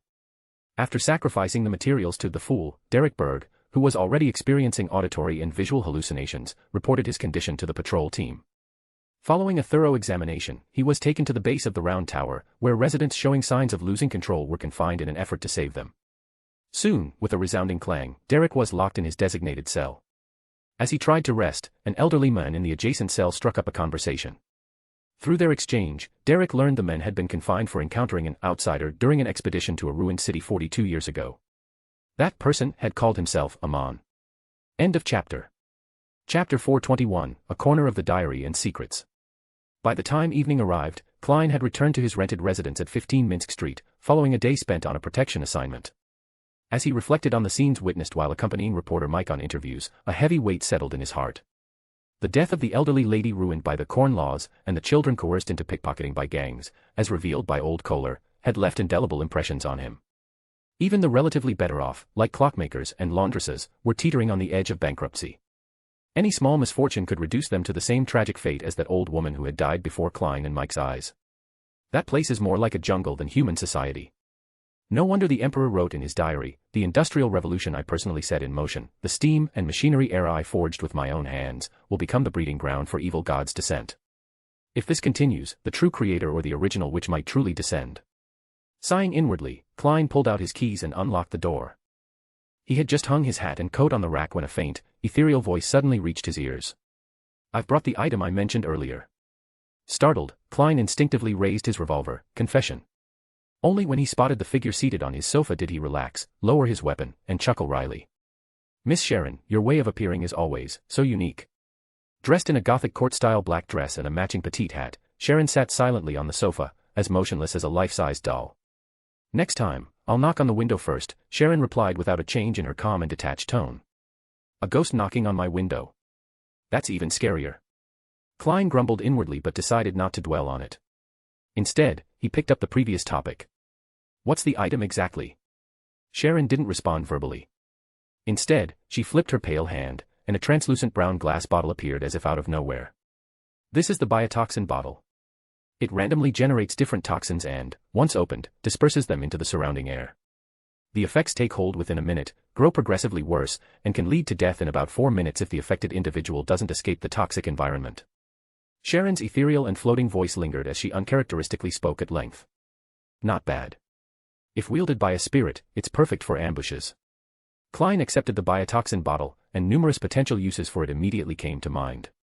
"Still, I don't know its drawbacks or the exact potency of the toxins." Sharon's style suggests she might not know either, otherwise, she would have mentioned it. "Would you mind leaving it here for now? I'll give you an answer by this time tomorrow." Klein pondered for a moment before making his request. He believed there was enough mutual trust between him and Sharon, especially since they still needed to tackle the labyrinth tower together. Sharon, ever doll-like, listened quietly before nodding. "That's fine." She seemed to expect this. "Makes sense. Trading Beyonder items requires proper verification." With the main topic settled, Klein exhaled slowly and decided to make small talk. "You and Marek haven't had any trouble with the curse lately, have you?" "No. I gave the Scarlet Lunar Corona to Marek," Sharon replied evenly. The wearer of the Scarlet Lunar Corona was immune to the full moon's effects, a highly coveted artifact among Beyonders of the monster pathway. So the necklace she had functioned similarly to the Scarlet Lunar Corona. And it's not temporary. Sharon must have deceived Linster and his group right from the start. Klein mused before shifting the conversation. "Have you found a way to purify the contamination in Linster's lingering Beyonder characteristics?" "No," Sharon shook her head slightly, then added meaningfully, "the 6th level might provide an answer." "True. Completing a labyrinth for the first time often grants desired information. Unfortunately, Linster won't make it easy for us to pass." Klein grunted thoughtfully, unsure what else to discuss. After a brief pause, he asked, "Why does the owner of the biotoxin bottle want to trade for the zombie characteristic?" Sharon remained silent for a few seconds before stating simply, "It's her nemesis." "Her nemesis? That makes sense. But what does she want the Beyonder characteristic for? To keep it close as a reminder of her grudge?" While Klein privately mocked the odd motivation, Sharon fixed her gaze on him and asked, "Anything else?" "No," Klein shook his head. With that, Sharon's form swiftly faded, vanishing from the living room without leaving a trace. "Miss Sharon doesn't seem to wear perfume." Well, if an wraith used perfume, their stealth would probably be compromised. Makes sense. After thoroughly inspecting the living room and confirming with his Black Emperor vision that Sharon had indeed departed, Klein took the translucent brown biotoxin bottle to his bedroom. There, he set up a spiritual wall, walked counterclockwise, and ascended to the fog-shrouded hall above the grey fog. Finally, after everything that had happened, Klein now had time to examine the spoils from the recent battle and the payment Sharon had given him. Seated in the position of the fool, Klein began with the simpler items. First, he picked up the werewolf and zombie Beyonder characteristics, observed them briefly, then conducted divinations in the form of dream interpretations. Within moments, he gleaned the unique abilities and dangers of both characteristics. If only I could have conducted a séance shortly after their deaths. I could have obtained the potion formulas for both sequences. Regretful, Klein set the characteristics aside and turned his attention to the biotoxin bottle. He repeated the dream divination process but didn't feel confident about the depth of his insights. Adjusting his method, he focused on the question. What are its positive and negative effects? The dream revealed that the biotoxin bottle had a wide range of potent applications, but its use also came with risks. This item's value likely rivals, if not exceeds, that of the sun brooch. If sold, it could easily fetch over £3,000. That price aligns with the zombie characteristic. The contamination in the latter, resulting from its exposure to the full moon, renders it unfit for direct use. Plus, the monster pathway's curses reduce its market value. So, this deal seems fair. Having reached a decision, Klein set the bottle down and turned his gaze toward the sheaf of Roselle's diaries and the bound book, the Book of Secrets. After a brief hesitation, he chose to start with the diaries, flipping open the first page. December 1st. After formally stepping into White Maple Palace, I encountered for the first time the Sauron family's living, Grade 0 sealed artifact. His code was 0 to 22, and his name was Calamity Seal. He was capable of communication, with logic and wording so human-like that he seemed more approachable, far more so than the lamp genie from the wishing lamp. Yet, I dared not underestimate him. No matter how congenial he appeared, he was the one who orchestrated countless disasters from behind the scenes, even overthrowing the Sauron family's rule in Intis, though I, admittedly, had a hand in that as well. He seemed to read my thoughts and, with what could be described as a smile, as much as one could discern a smile from a seal, he remarked that he hadn't schemed anything directly. Most of the Sauron family's troubles were self-inflicted, and he had merely nudged them along. All masterminds say the same thing. I'm no fool like Franlo. Still, after chatting with him for a while, I discovered that many of his views aligned with mine. He could swiftly grasp the nuances of my words, something even my private secretary struggled with. Could this be the cunning of a schemer? Or perhaps a skill honed by a conqueror, one of those so-called war angels? A tactic to lull me into a false sense of security before executing his plans. Maybe I was overthinking it. Regardless, when he ended our conversation by asking not to be returned to the storage chamber for sealing, and instead offered to share some secrets with me, I was deeply tempted, and promptly refused. Reading up to this point, Klein couldn't help but smirk. That's the Emperor for you. I wonder if 0 to 22 was infuriated by him. But a Grade 0 sealed artifact with such advanced intelligence isn't unheard of, right? The wishing lamp has a mind of its own too. Intrigued, Klein flipped to the next page to continue reading. December 2nd. After another round of conversations with 0 to 22, he once again reiterated his request not to be sealed back into the storage chamber. I didn't expect him to be so persistent. Ultimately, I decided to grant his wish, sort of. To prevent any sudden antics on his part, I relocated all the sealing mechanisms from the storage chamber to my workshop. I also resolved to personally guard him for the night. That counts as fulfilling his request, right? December 3rd, early morning. As 0 to 22 and I were casually chatting, he suddenly went quiet. Just as I suspected he might be gearing up for some mischief, he spoke, but this time, in flawless Mandarin. Hello, fellow transmigrator. My name is Lubo. A fellow transmigrator? There's another one besides Roselle. Lubo. That's a Chinese name. Poor guy, though. At least Roselle and I transmigrated into human bodies. How did he end up as a sealed artifact? Excitement flickered in Klein's eyes.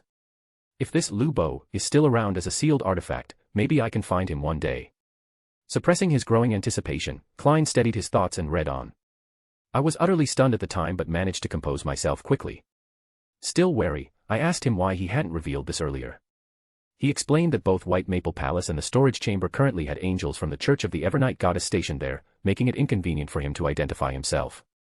I accepted this reasoning. Considering the ongoing turmoil in the country and my not yet solidified position as Grand Chancellor, it made sense for the Church to assign protectors in case of any desperate moves by the remnants of the Sauron family.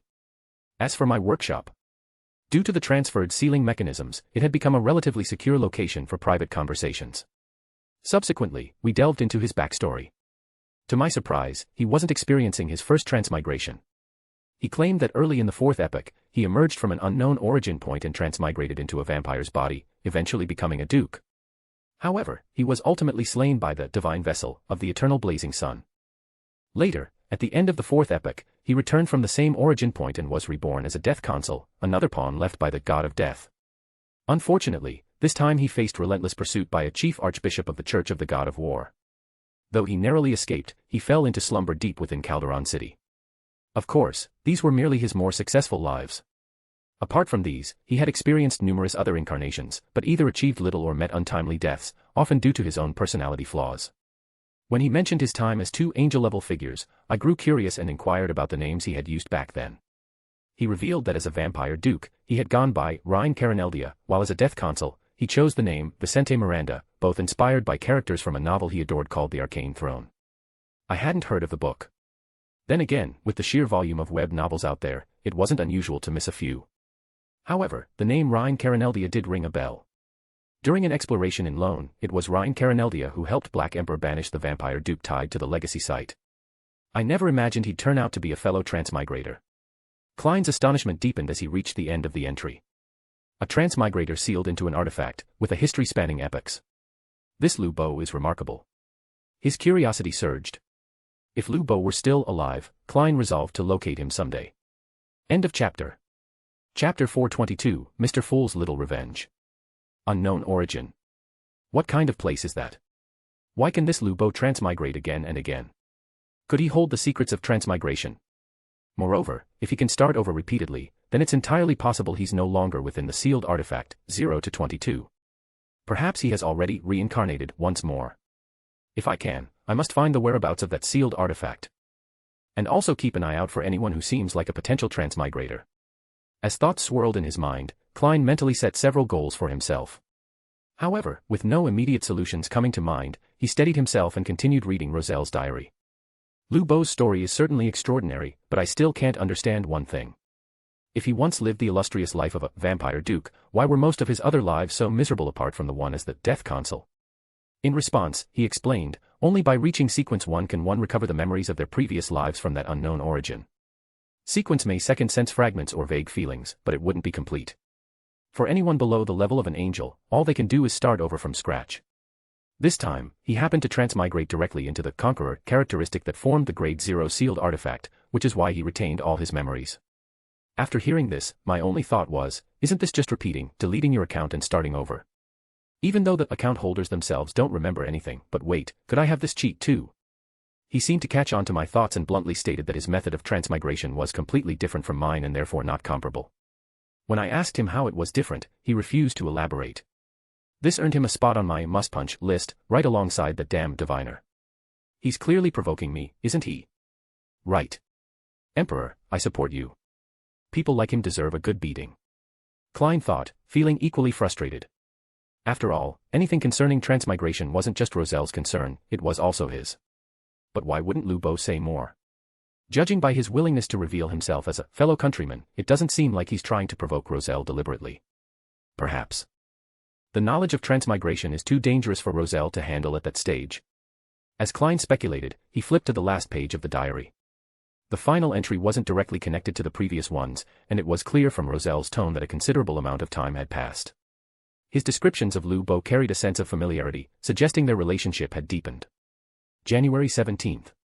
After 2 consecutive days of tasting the pleasures of a demoness, I couldn't resist showing off to Lu Bo, only to be mocked for being indiscriminate in my tastes.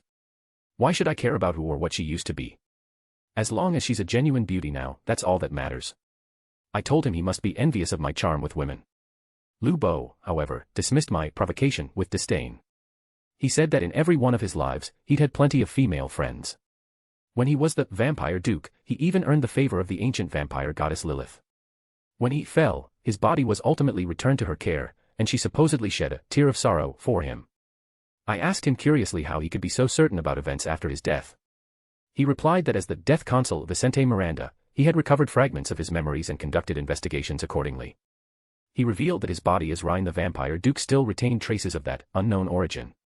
Lilith had tried to use him to conceive offspring in hopes of extracting and isolating those remnants, but her attempts were unsuccessful. The offspring born of this effort were inherently flawed. They couldn't develop divinity or ascend to the status of a demigod unless they could be completed. According to Lu Bo, he had intentionally left those special remnants within his body before his death, specifically so that Lilith could use his corpse to resist some kind of pollution, a pollution he couldn't disclose to me. Strange. What kind of contamination could even a god struggle to resist? Granted, ancient gods are often a little mad. Returning to the topic, Lu Bo seemed to have anticipated his demise and Lilith's subsequent attempts. Thus, he had long designed a method for completion, which involved giving a drop of specially modified blood to another female friend of his, Yalarin, who would later become one of the pillars of the Moses ascetic order. As for how this completion process works, he didn't explain, and I didn't ask. Honestly, if not for my subordinate Cullen being one of his countless descendants, I wouldn't have even listened. This was clearly another one of his attempts to show off and provoke me. But an ancient goddess. That really is something to be envious of. Emperor, Lu Bo was right, you are indiscriminate in your tastes. And you even had the audacity to brag. That's just offering up your black history on a silver platter. After a few moments of silent ridicule, Klein went through the diary again from start to finish, then closed it and contemplated. Lu Bo's situation. Lilith likely knows the most about him. But, even if she's fallen from her position as a deity, she's still far beyond my reach. Perhaps I can dig into the vampire community to uncover some of Rhine's history.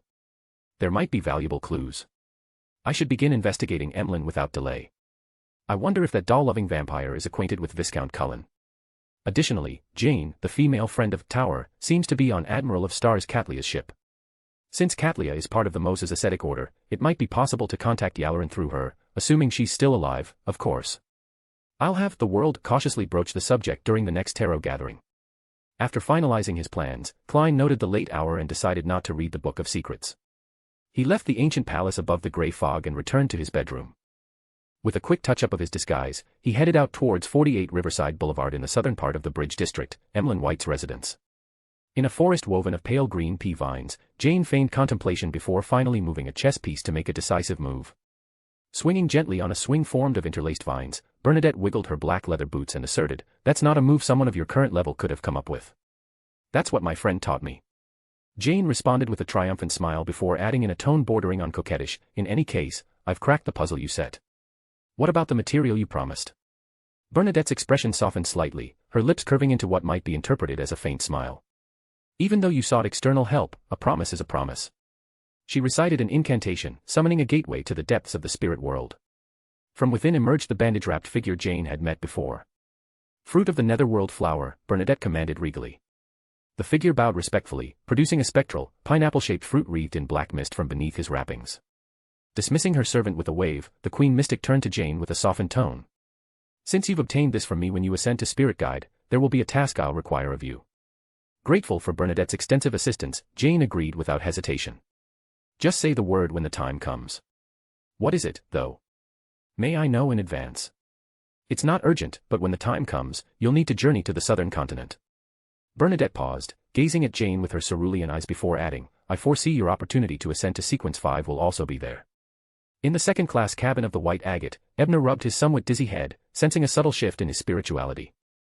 It seemed that the digestion of his polymath potion had progressed slightly. Feedback. Was it from Danitz or Jane? Oddly enough, this feedback feels more substantial than what I've been receiving from the Tarot Club members, almost comparable to what I experienced with Tron. As a polymath, the role demands versatility. Focusing on a single domain, like mysticism, will likely make further digestion increasingly difficult. Perhaps this foray into chess or plotting offered an unexpected avenue to refine my acting principles. I'll need more attempts to verify this theory. As he pondered, his exhausted mind began to cloud over. Unable to continue, Ebner hugged his pillow and prepared to drift off to sleep. Just as he was about to close his eyes, a dense gray mist suddenly filled his vision. A moment later, he saw a scene of the sun praying and offering materials. Meanwhile, Furs, who had just finished her writing and collapsed into bed from sheer fatigue, was also startled awake by the appearance of the gray fog. Initially reluctant, she perked up the moment she recognized the materials she needed. Without hesitation, she scrambled out of bed and swiftly began setting up her ritual.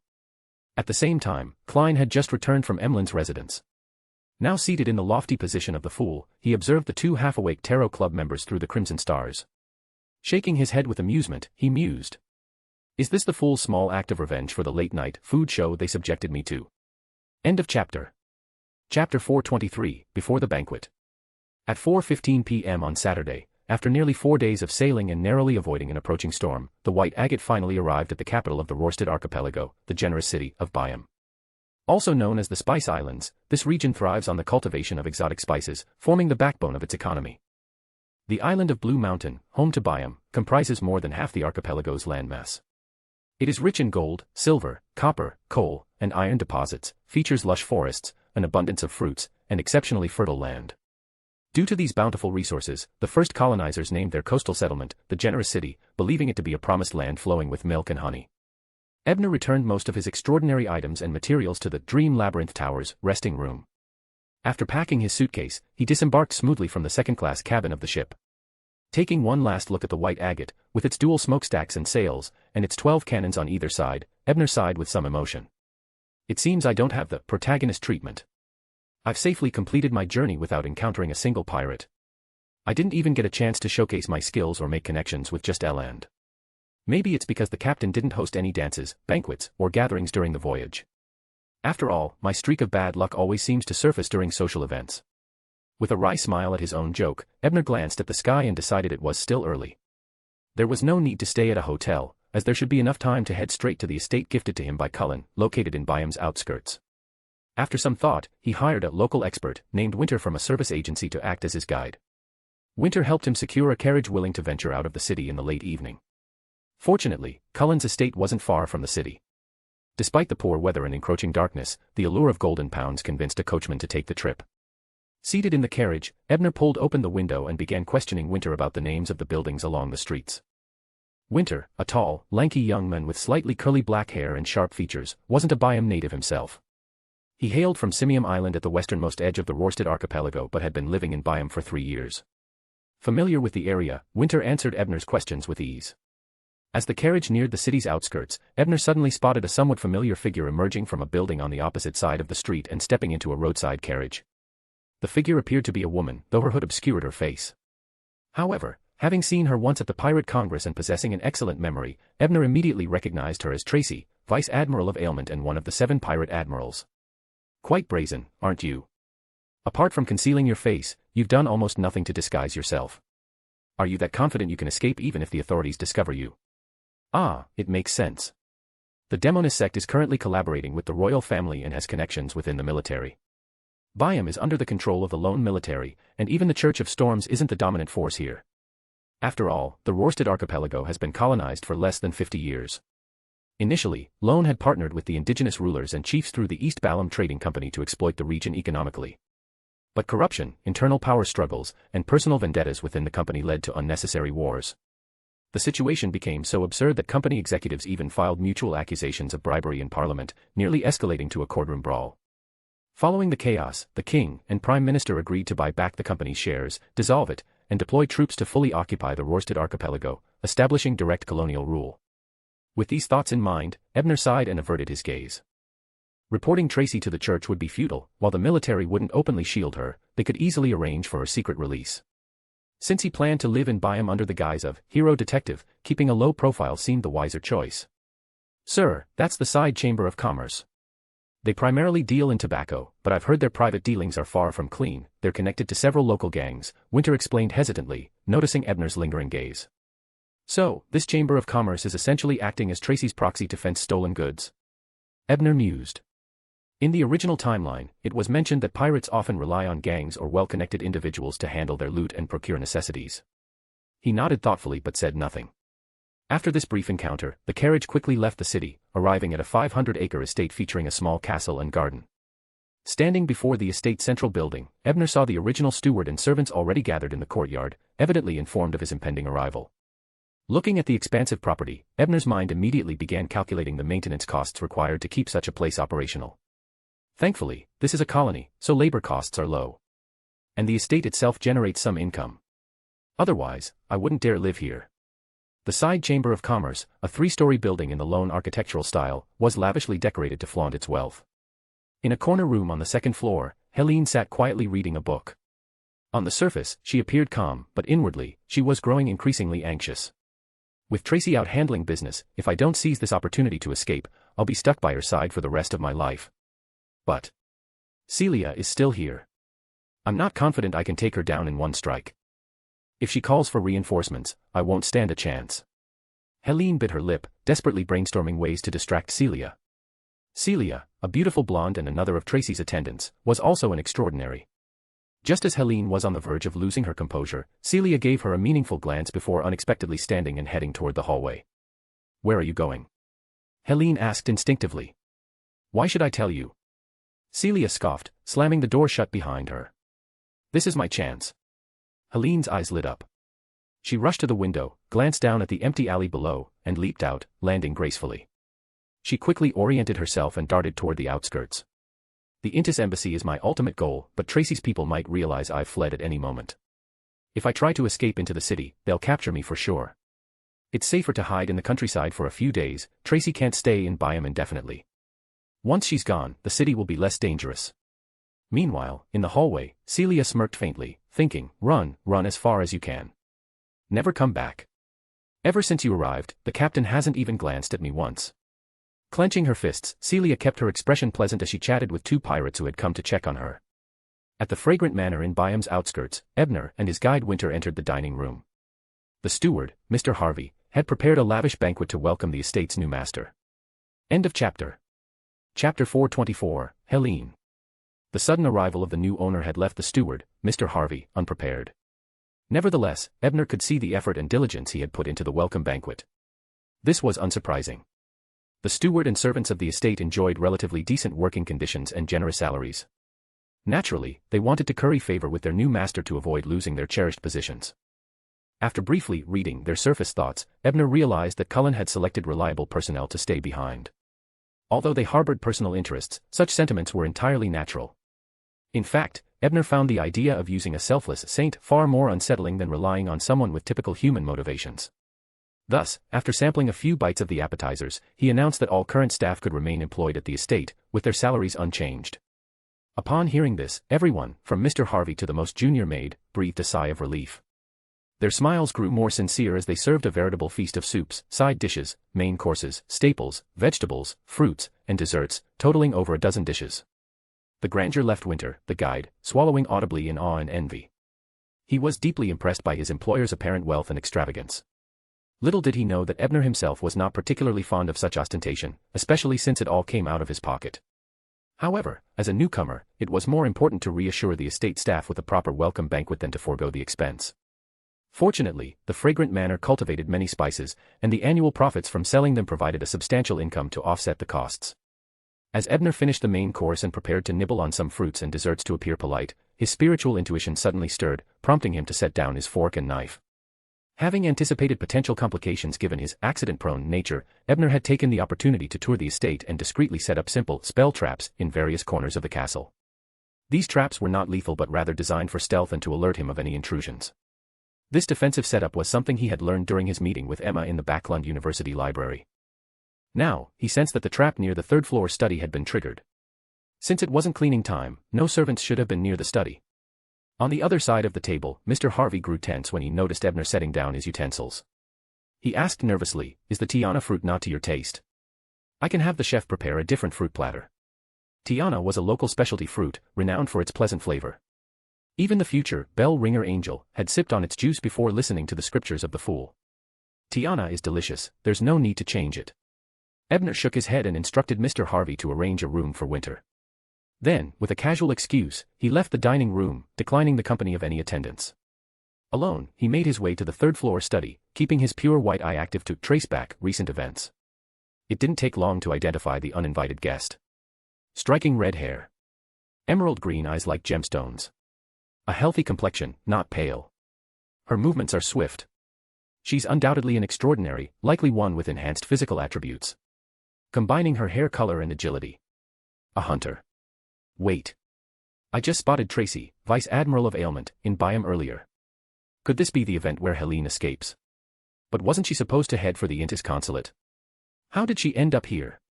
Most importantly, did Tracy pursue her? And if so, how do I handle it? As the hero detective, I don't want to attract trouble or reveal too much of my strength. But Tracy is a pirate, she won't bother reasoning with me. Determined to act swiftly, Ebner sealed the surrounding space with his spirituality.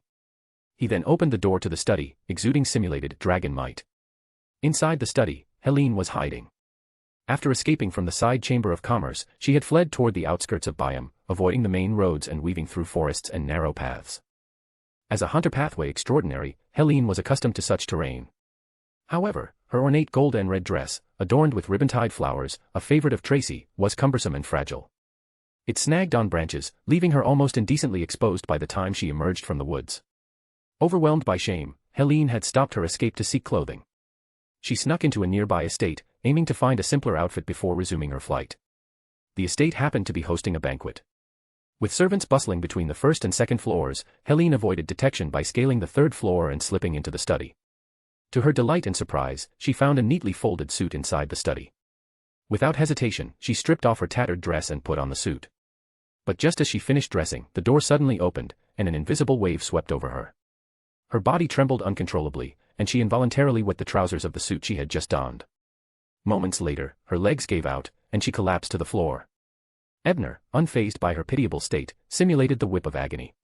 He conjured a lightning-infused whip that hovered over her spirit and demanded, "Did Tracy follow you here?" While speaking, he applied a subtle degree of psychological suggestion. Overwhelmed by the threefold effects of dragon might, the whip of agony, and the suggestion, Helene lost all resistance. Without even questioning how her captor knew about Tracy, she spilled everything she knew. Upon learning that Tracy was preoccupied with negotiations and wouldn't return until at least midnight, Ebner breathed a slight sigh of relief. After a brief pause, he asked again. "So, the ones pursuing you are likely the Chamber of Commerce's local personnel, led by the deceiver missile?" "Yes." Helene stammered, trembling under the lingering threat of the whip. "That simplifies things." Ebner's eyes narrowed as a straightforward yet effective plan formed in his mind. He would eliminate the pursuers entirely and ensure Tracy was forced out of Byam before she caught wind of Helene's presence. This way, no one would know Helene had sought refuge at his estate, and the hero detective's true strength would remain concealed, at least for the time being. As for Helene, to maintain the separation between hero detective and Dr. Strange, she would have to stay hidden at the estate until his polymath potion was fully digested. Having made his decision, Ebner began setting up a protective ritual learned from the astrology book to confine Helene securely within the study. Once finished, he clasped his hands in prayer and recited the fool's honorific name in a low voice. "The fool who does not belong to this era. Mysterious ruler above the gray fog. King of yellow and black who wields good luck. I ask for your guidance in conveying a message to Mr. Hangman. Tracy, Vice Admiral of Ailment, is currently at the Side Chamber of Commerce in Byam. Please have him report this to the Church of Storms as soon as possible. I am willing to pay an equivalent price for this favor. For example, the bounty on Missile, the deceiver, assuming he dared pursue her." End of chapter. Chapter 425, Ambush. After finishing dinner with journalist Mike Joseph, Klein returned home alone. He had just planned to rest in his second-floor bedroom when a familiar sensation arose. Along with it came a faint tapping sound. Turning his head, he saw Sharon's figure outside the window, lightly rapping on the glass. As always, she was dressed in her black Gothic-style court dress with a matching petite hat. Her pale complexion stood out against her light golden hair, highlighting her exquisite, doll-like beauty. She really came knocking on the window. Is this part of the Wraith Act? Klein mused with a wry smile. He nodded at Sharon, signaling her to stop this eerie gesture. In a flicker, Sharon disappeared from the window and reappeared, sitting quietly on the living room sofa. "What is your answer?" she asked curtly. "I agree to the exchange. However, I hope to learn more about the biological toxin bottle," Klein said, pulling out a metal box from his pocket. He undid the spiritual seal and opened it, revealing the zombie characteristic inside. Having decided on the trade the previous night, Klein had already retrieved the characteristic from the gray fog. "It was merely her spoils of war," Sharon replied as she accepted the metal box. She flipped her pale hand, and the zombie characteristic vanished. "This move looks more like a magician's trick than my own," Klein thought wryly. "If it's just a trophy, does that mean she doesn't know much about it either?" Nodding thoughtfully, he casually asked, "Do you have more of the Roselle manuscripts? The few pages you gave me aren't enough for thorough analysis." He had found the quality of Sharon's manuscripts impressive and hoped to obtain more. "Not at the moment. Those were provided by her," Sharon answered in her ethereal voice. "Her?" Klein guessed. "The same person who traded for the zombie characteristic. I wonder who she is. It would be interesting to meet her. But asking too much might make me seem overly eager about the Roselle manuscripts." As he pondered, Sharon showed no intention of leaving. Curious, Klein asked, "Is there something else?" Sharon nodded slightly. "Golden feather of Gondora, 2,200 pounds, or a pair of succubus eyes." Golden feather of Gondora. That's a material justice needs. But succubus eyes? That's the main ingredient for the demoness of pleasure potion. Is the seller a witch? Come to think of it, there was someone at Mr. Eye of Wisdom Gathering seeking materials for a witch. Based on what that instigator shock uncovered, it might even be the demoness tied to Prince Edisac. Could it be the same person? After some thought, Klein frowned slightly and said, "I'll need time to gather the funds." "By tomorrow night at the latest," Sharon replied, her tone unchanging. "Today's Saturday. You could have just said tomorrow night." Klein considered before saying, "Shall I bring the money to Braveheart's bar when I have it?" "Don't go there for now," Sharon said, shaking her head lightly. "Casper's was captured by MI9. Me-9. Did the fireworks that night alarm even them?" During the next tarot gathering, I'll have the world subtly inquire about this from Justice. Before Klein could dwell further, Sharon continued in her ethereal voice, I'll come here tomorrow night to meet you. After a pause, she added, I'll knock on the window first. If I told Mike about this, would he write a headline like, A Ghost Knocks Every Night, Why? Klein mused to himself. He nodded solemnly. All right. Sharon returned the gesture, standing to give a small curtsy before disappearing from the living room. After ensuring she was gone using the all-black eye, Klein returned to his bedroom, sealed the space, and stepped into the grey fog. Through his own summons, Klein brought the all-black eye into the grey fog, manifesting himself as the world. Taking his place as the fool, Klein first manipulated the world to pray, then activated Justice's crimson star to forward the content of the prayer. Afterward, Klein contemplated divining the origins of the biological toxin bottle, only to notice the tower's crimson star swelling and contracting. Frowning, Klein sighed. While the tower's requests often involved complex issues, Klein extended his spirituality toward the star. Vice Admiral of Ailment Tracy is in Byam. Is this about human trafficking? Recalling the tower's earlier conversation with the Hanged Man during the tarot gathering, Klein quickly relayed the request to the Hanged Man's Crimson Star. Western District, 9 Bellotto Street. After apprehending Caspers, Zio had him locked directly in MI9 secure detention cells. The Rose school of thought includes demigods, after all. While they usually disdain targeting ordinary people, there are always exceptions, especially with the sect of indulgence. From the machinery hive mind, Zio learned that the explosion at Westboro Dock was due to an internal conflict within the Rose school of thought. She also gleaned details about Captain Iconzer's preferences, though those were irrelevant. Just as she was heading to Lady Vera's office to justify her operation, Zio was enveloped in grey fog. The figure of the world appeared before her. 2,200 pounds. After hearing the prayer, Zio dismissed the succubus eyes option and calculated, I have 1,200 pounds saved. That leaves a gap of 1,000 pounds. I'll ask Lady Vera for help first and borrow the rest from Ebner if necessary. I can gather 2,200 pounds by tomorrow night. Resolute, Zio went to the washroom to recite the fool's honorific name and prayed to pass her reply to the world. Church of the Waves, Byam. Alger Wilson, having obtained evidence of Tracy's involvement in human trafficking, was preparing to report to the local bishop when he received the tower's forwarded request via the fool. Tracy is in Byam. And I'm to report her immediately. Alger frowned but soon relaxed, deciding to include this information in his report. Granted an audience, Alger presented his findings. After reviewing them, the bishop promptly summoned Executor Cordova Royer and Arbiter Squad Captain Wick. Take control of the side chamber of commerce immediately, the bishop commanded. Use 2 to 37 if necessary. Cordova and Wick struck their chests solemnly. Understood, Bishop Joggery. May the storm be with you. Joggery turned to Alger. You are familiar with Vice Admiral of Ailment. Accompany them. Familiar? Hardly more than a data broker. The tower likely knows far more. But I can't pray to the fool in front of the arbiters.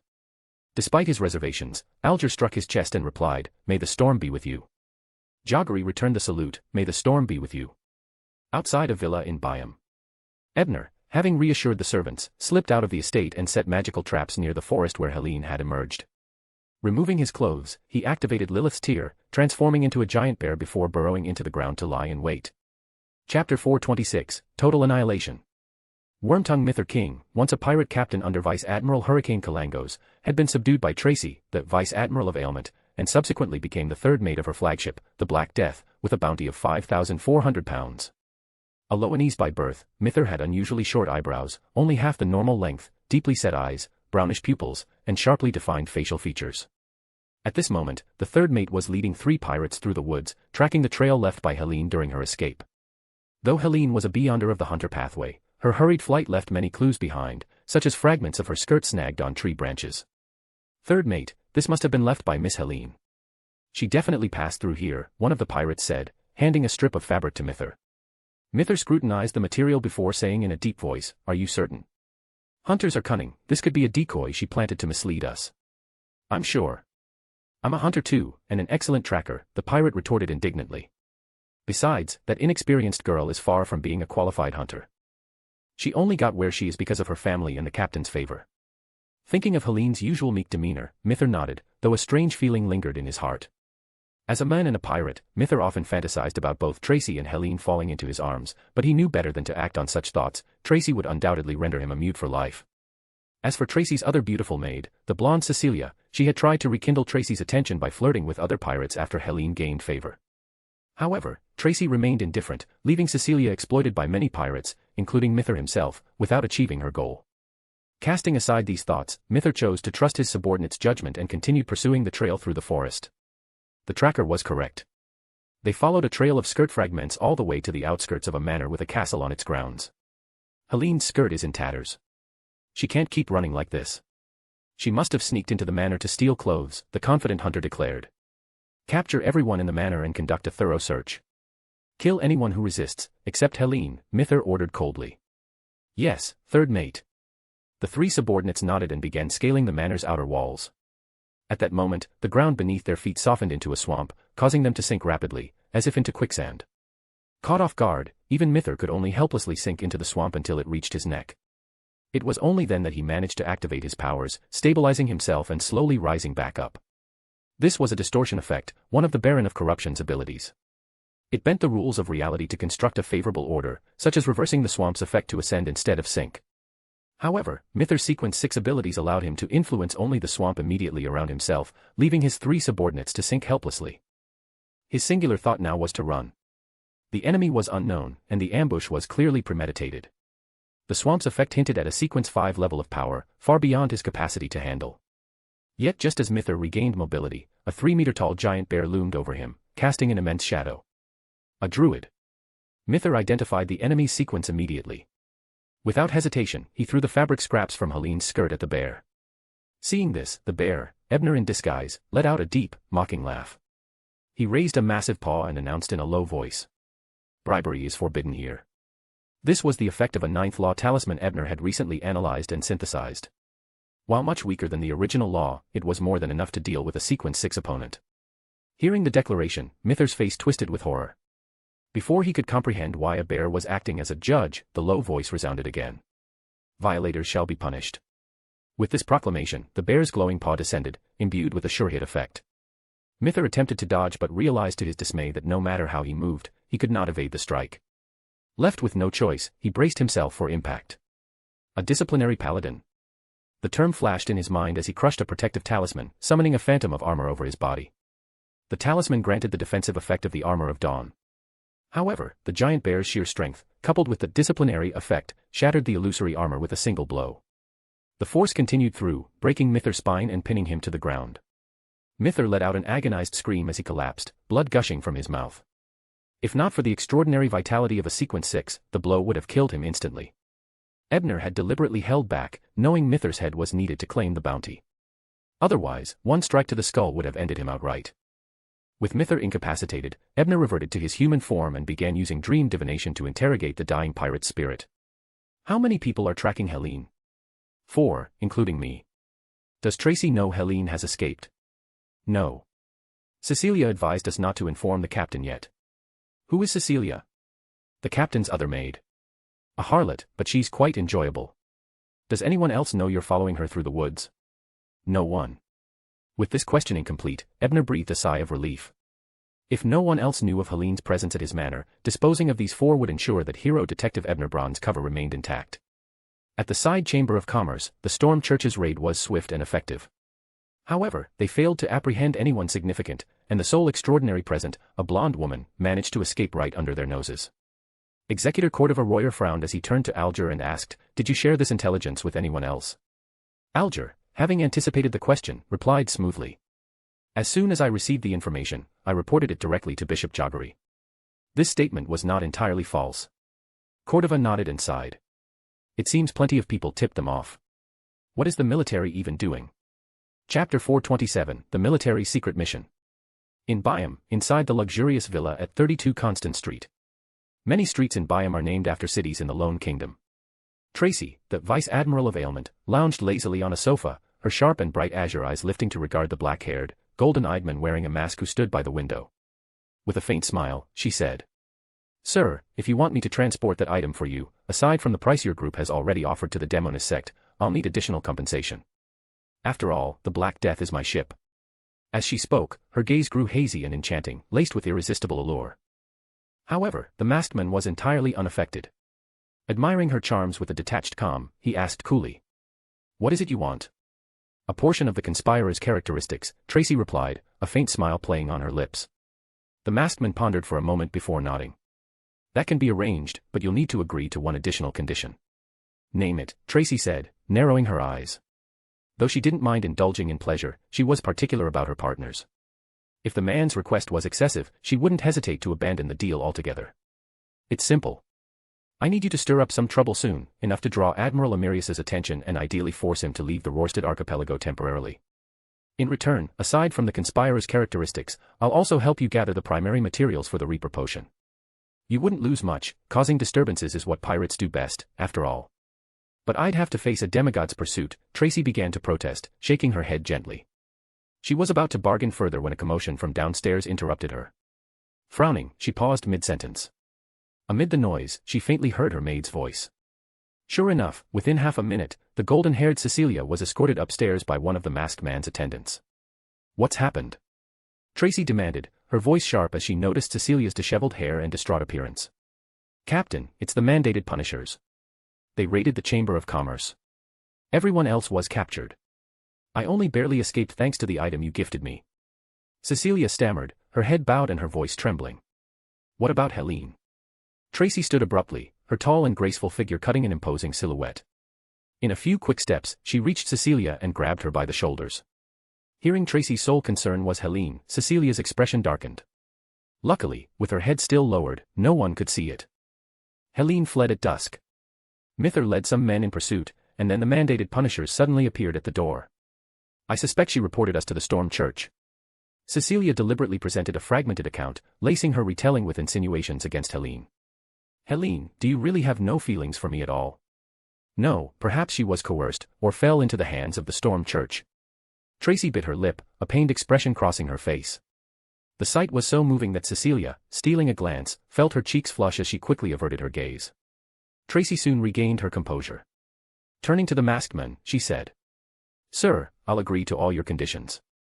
I'll even forego the Reaper's materials, but you must help me confirm whether the Storm Church is holding Helene. No problem.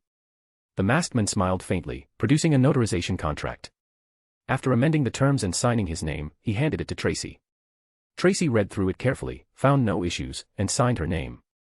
The notarization contract immediately emitted a dazzling white light, enveloping the two and signifying the binding nature of their agreement.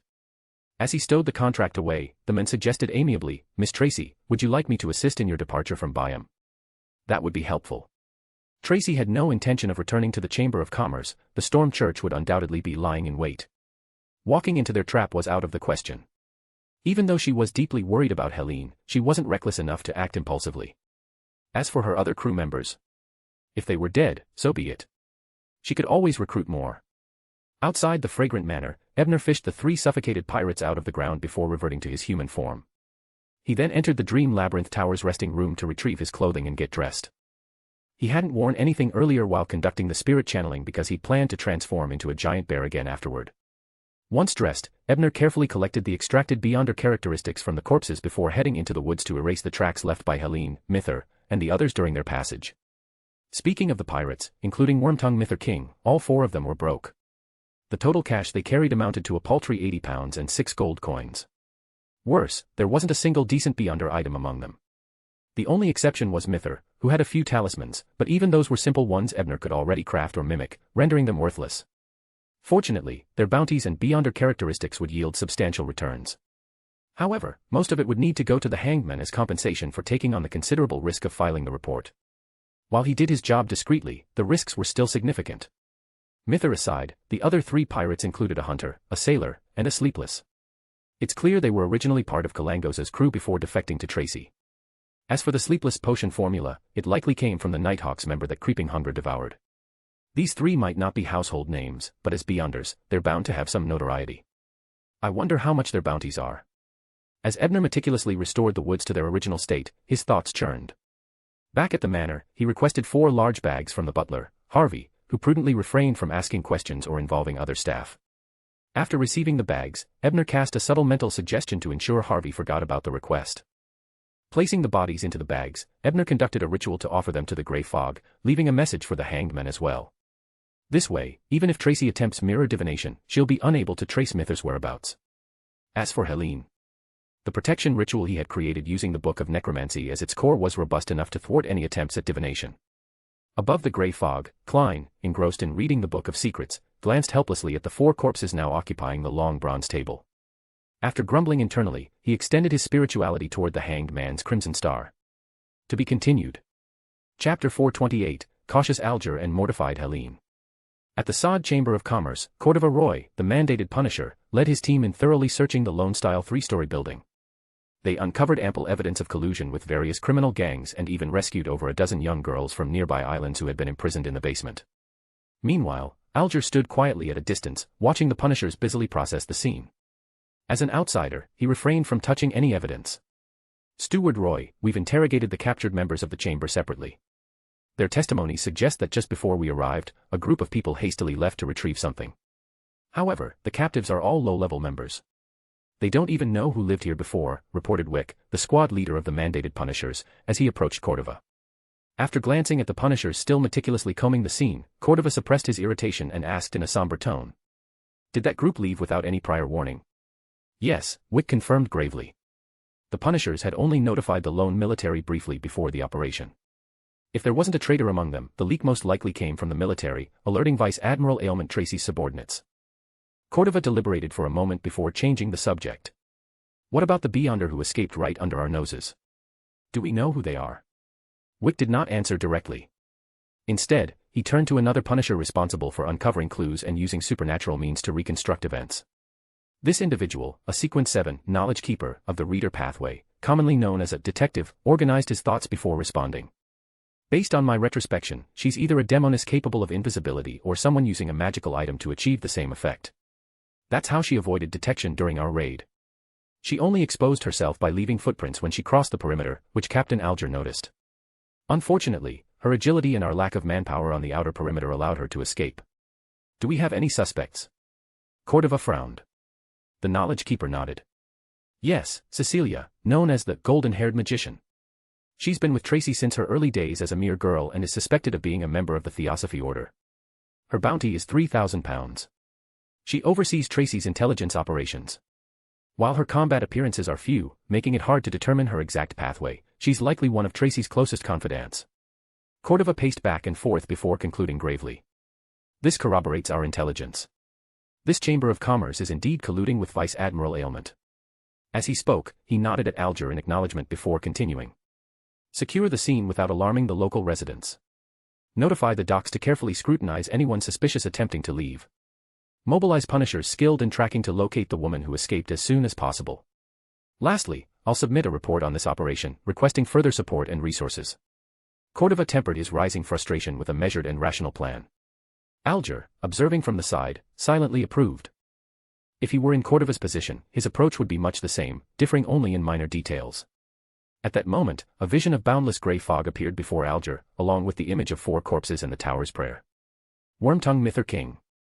And those 3 appear to be his subordinates, each with a bounty of around 500 pounds. Is Tower pruning Tracy's wings? Could his report have been a ploy to force them out of the Chamber of Commerce? As a former friend of Vice Admiral Hurricane Kalangos, Alger recognized these individuals immediately and quickly formed a chain of speculation. However, upon considering the reward Tower had promised, Alger hesitated. Wormtongue was not someone he could openly claim to have killed, bringing his body to official bounty offices would raise difficult questions. Meanwhile, his alternative safe avenue was compromised after he collected the bounty on Grey Giant Gravina, drawing the attention of people aligned with the King of Immortality. Greed often shortens lifespans, Alger muttered to himself, cautioning against avarice. He decided to relinquish Mither's bounty, focusing instead on claiming the rewards for the 3 lower-ranking pirates. Having resolved this, Alger approached Cordova and offered a suggestion. Some pirates may use small boats or even swim to nearby islands. I recommend deploying ships to intercept them on the surrounding waters. I can assist with this effort. Good suggestion, Cordova acknowledged, appreciating Alger's initiative. The idea of requesting additional naval support had already crossed his mind. Alger's offer provided an immediate solution, leveraging his independent status as a privateer captain. In that case, set sail immediately to intercept any vessels not departing from the docks. However, I cannot issue a search warrant. Officially, you'll need to conduct these inspections under the guise of piracy. Yes, Steward Cordova. Alger agreed readily, raising his right fist to his chest and declaring. May the storm be with you. May the storm be with you, Cordova replied in kind, watching as Alger left briskly. Maintaining a facade of urgency, Alger calmly made his way to the docks, climbed aboard the Blue Avenger, and ascended the rope ladder. Given the tight schedule, he didn't bother recalling his crew from their shore leave. After all, the Blue Avenger, being a ghost ship, could operate perfectly fine with only its captain aboard. Once the ancient fourth epic frigate left the port and sped across the vast Suanya Sea, Alger performed a ritual to request the Fool grant him the 3 lesser corpses, leaving Mither behind. Flipping through his bounty ledger, Alger confirmed that the 3 pirates were worth a combined total of £1,400. Not even a third of Mither's value, but it's a decent haul, and it doesn't involve unnecessary risks, Alger mused, pouring himself a glass of Lorank and leisurely savoring it. In the ancient hall above the grey fog, Klein glanced at the other corpse worth £5,400. While admiring Alger's restraint, he mused with amusement. I wonder if I could strike a deal with Tower next time. Maybe he could offer fresher corpses that aren't so dead, so I can conduct some spirit channeling and pick up a bit of extra knowledge as shipping costs. Then again, demanding conditions for sacrificed corpses sounds more like something a real evil god would do. It would completely ruin the Fool's image among the Tarot Club members. Chuckling at his own joke, Klein extended his spirituality to Tower's Crimson Star to relay the hanged man's decision. In the third-floor study of the fragrant manor, Helene sat slumped on the cold floor. Her soaked trousers made her mildly uncomfortable, but the protection ritual trapping her left her with no opportunity to change clothes. She could only endure. Helene had tried disrupting the ritual, but her fiery crows left no marks on the barriers. Accepting her predicament, she gave up. Soon after Ebner's departure, her initial terror and panic had been replaced by anger, mortification, and anxiety about her future. The mortification stemmed from the obvious puddle nearby. As a former member of the Sauron royal family of Intis, Helene had received an excellent education and etiquette training, despite her father's ruinous habits of indulgence. Yet here she was, reduced to such a state of disgrace, urinating herself out of sheer fear in front of a man. I shouldn't have drunk so much earlier out of nervousness. Helene desperately avoided looking at the incriminating puddle. Even her most passionate and intimate moments with Tracy had never left her feeling so ashamed. As for her anxiety, it was fueled by her uncertainty about what her captor intended. From his questions, it was clear he knew who she was and understood much about Tracy. His reaction suggested her arrival had inconvenienced him. Neither scenario seemed promising, whether Tracy discovered her or her captor decided to dispose of her. Am I going to be silenced? Or sold into some dreadful situation? Lost in her thoughts of regret, Helene looked up as the study door opened. A man with light blue eyes, brown curls, and copper-rimmed glasses entered. Glancing at her and then the puddle, he chuckled softly. Helene's cheeks burned bright red. Struggling to compose herself, she asked in a trembling voice. What do you intend to do with me? The man smiled, pulling out 4 boxes from his pocket. Opening them to reveal 4 Beyonder characteristics, he pointed at them and said. Miss, it's not about what I intend to do with you. It's about the trouble you've brought me. To be continued. Chapter 429, Red Maid. Are those Beyonder characteristics? Did he kill all the pursuers chasing me? As a daughter of the Sauron family, Helene immediately recognized the items Ebner was displaying. Her eyes widened in shock, and panic surged through her. Even though there wasn't the same spiritual pressure as before, she nearly lost control of herself again, though thankfully, she had already emptied her bladder earlier. Don't be afraid. I won't hurt you. But you know too much. If you were just an ordinary person or a low-sequence Beyonder, I might have ways to make you forget. But you're already a Sequence 7 pyromaniac. I can't guarantee you won't recall anything in the future. Ebner watched as his intimidation worked, smiling as he put away the characteristics. But to Helene, that smile was terrifyingly sinister. The words, you know too much, nearly provoked her into a desperate reaction, only the protective barriers around her stopped her from acting rashly. Taking a deep breath, Helene reminded herself that if the man wanted to kill her, he wouldn't bother talking so much. Calming herself slightly, she spoke proactively. Sir, I apologize for trespassing into your home and causing you trouble. What would you have me do to earn your forgiveness? That's the right attitude. My intimidation wasn't wasted after all. But every stick needs a carrot. Thinking this, Ebner glanced at Helene, still sitting on the ground and trying to hide the stains on her trousers. With a smile, he said. Before we discuss terms, ma'am, I suggest you change out of those clothes. That ill-fitting men's suit doesn't look comfortable, does it? Saying so, he stepped out of the study and soon returned with a maid's uniform in hand. He had already suggested a servant prepare it earlier. It wasn't that Ebner had any particular preferences, the manor had been unoccupied for a long time, and no female guests had visited recently. In the rush, a maid's outfit was the only women's clothing readily available. Helene, however, didn't mind. During her time with Tracy, she had worn all kinds of outfits. Compared to those, a maid's dress was relatively dignified in her eyes. Her cheeks flushed as she accepted the uniform. Despite Ebner briefly lifting the barrier to hand it over, she didn't dare attack. She had no confidence against this man, and provoking him would only spell disaster. Restraint was a skill she had long mastered while under Tracy's watch. After giving her the uniform, Ebner used a simulated sunfire spell to evaporate the puddle on the floor. Then, utilizing wind-blessed abilities, he condensed a water sphere out of thin air to clean the spot further, drying it again with a second burst of heat. Only then did he courteously leave the study to give Helene privacy to change. Sunfire, water control, combined with the painful lash and whatever that intimidating aura was. That's at least 4 different pathways. And he didn't seem to use any beyonder items. With just these abilities, he's no weaker than Tracy. Could he be on the level of a pirate admiral? Is my luck really this bad? Sighing, Helene skillfully changed into the maid's outfit. Standing up, she set the trousers ablaze with her fire abilities, ensuring they were entirely incinerated. She then gazed through the barrier at the window, lost in thought as crimson sunlight streamed into the room. She didn't regret fleeing from Tracy. Though Tracy had never physically harmed her and often indulged her, the longing for freedom, memories of her homeland, and yearning for a family had cemented her decision to escape. I just hope this man doesn't make excessive demands. Otherwise. Helene's imagination was running wild when Ebner re-entered the room. This time, he carried some leftover desserts and drinks from the earlier dinner. Let's talk while you eat. I imagine you're hungry, Ebner said as he rearranged the protection ritual to encompass the entire study, enlarging the space she could move in. Helene was indeed famished, though she had learned her lesson about drinks and avoided them entirely. Instead, she carefully inspected one of the desserts and, deeming it safe, began eating it in small bites. Ebner waited patiently for her to finish before smiling and stating his condition. My request isn't too demanding. I only need you to stay in this manner until the new year. After that, you're free to leave. It was currently October 27th, leaving just over 2 months until New Year's Day. That would be enough time for him to completely digest the polymath potion. By then, the movements of Dr. Strange and the hero detective would be sufficiently separated, ensuring no suspicion of their connection when his detective persona revealed its strength. This man clearly has secrets he doesn't want exposed. What could they be? Judging from the trouble I brought him with those pirates and how he handled it, he's trying to hide his strength. In that case, he might be telling the truth.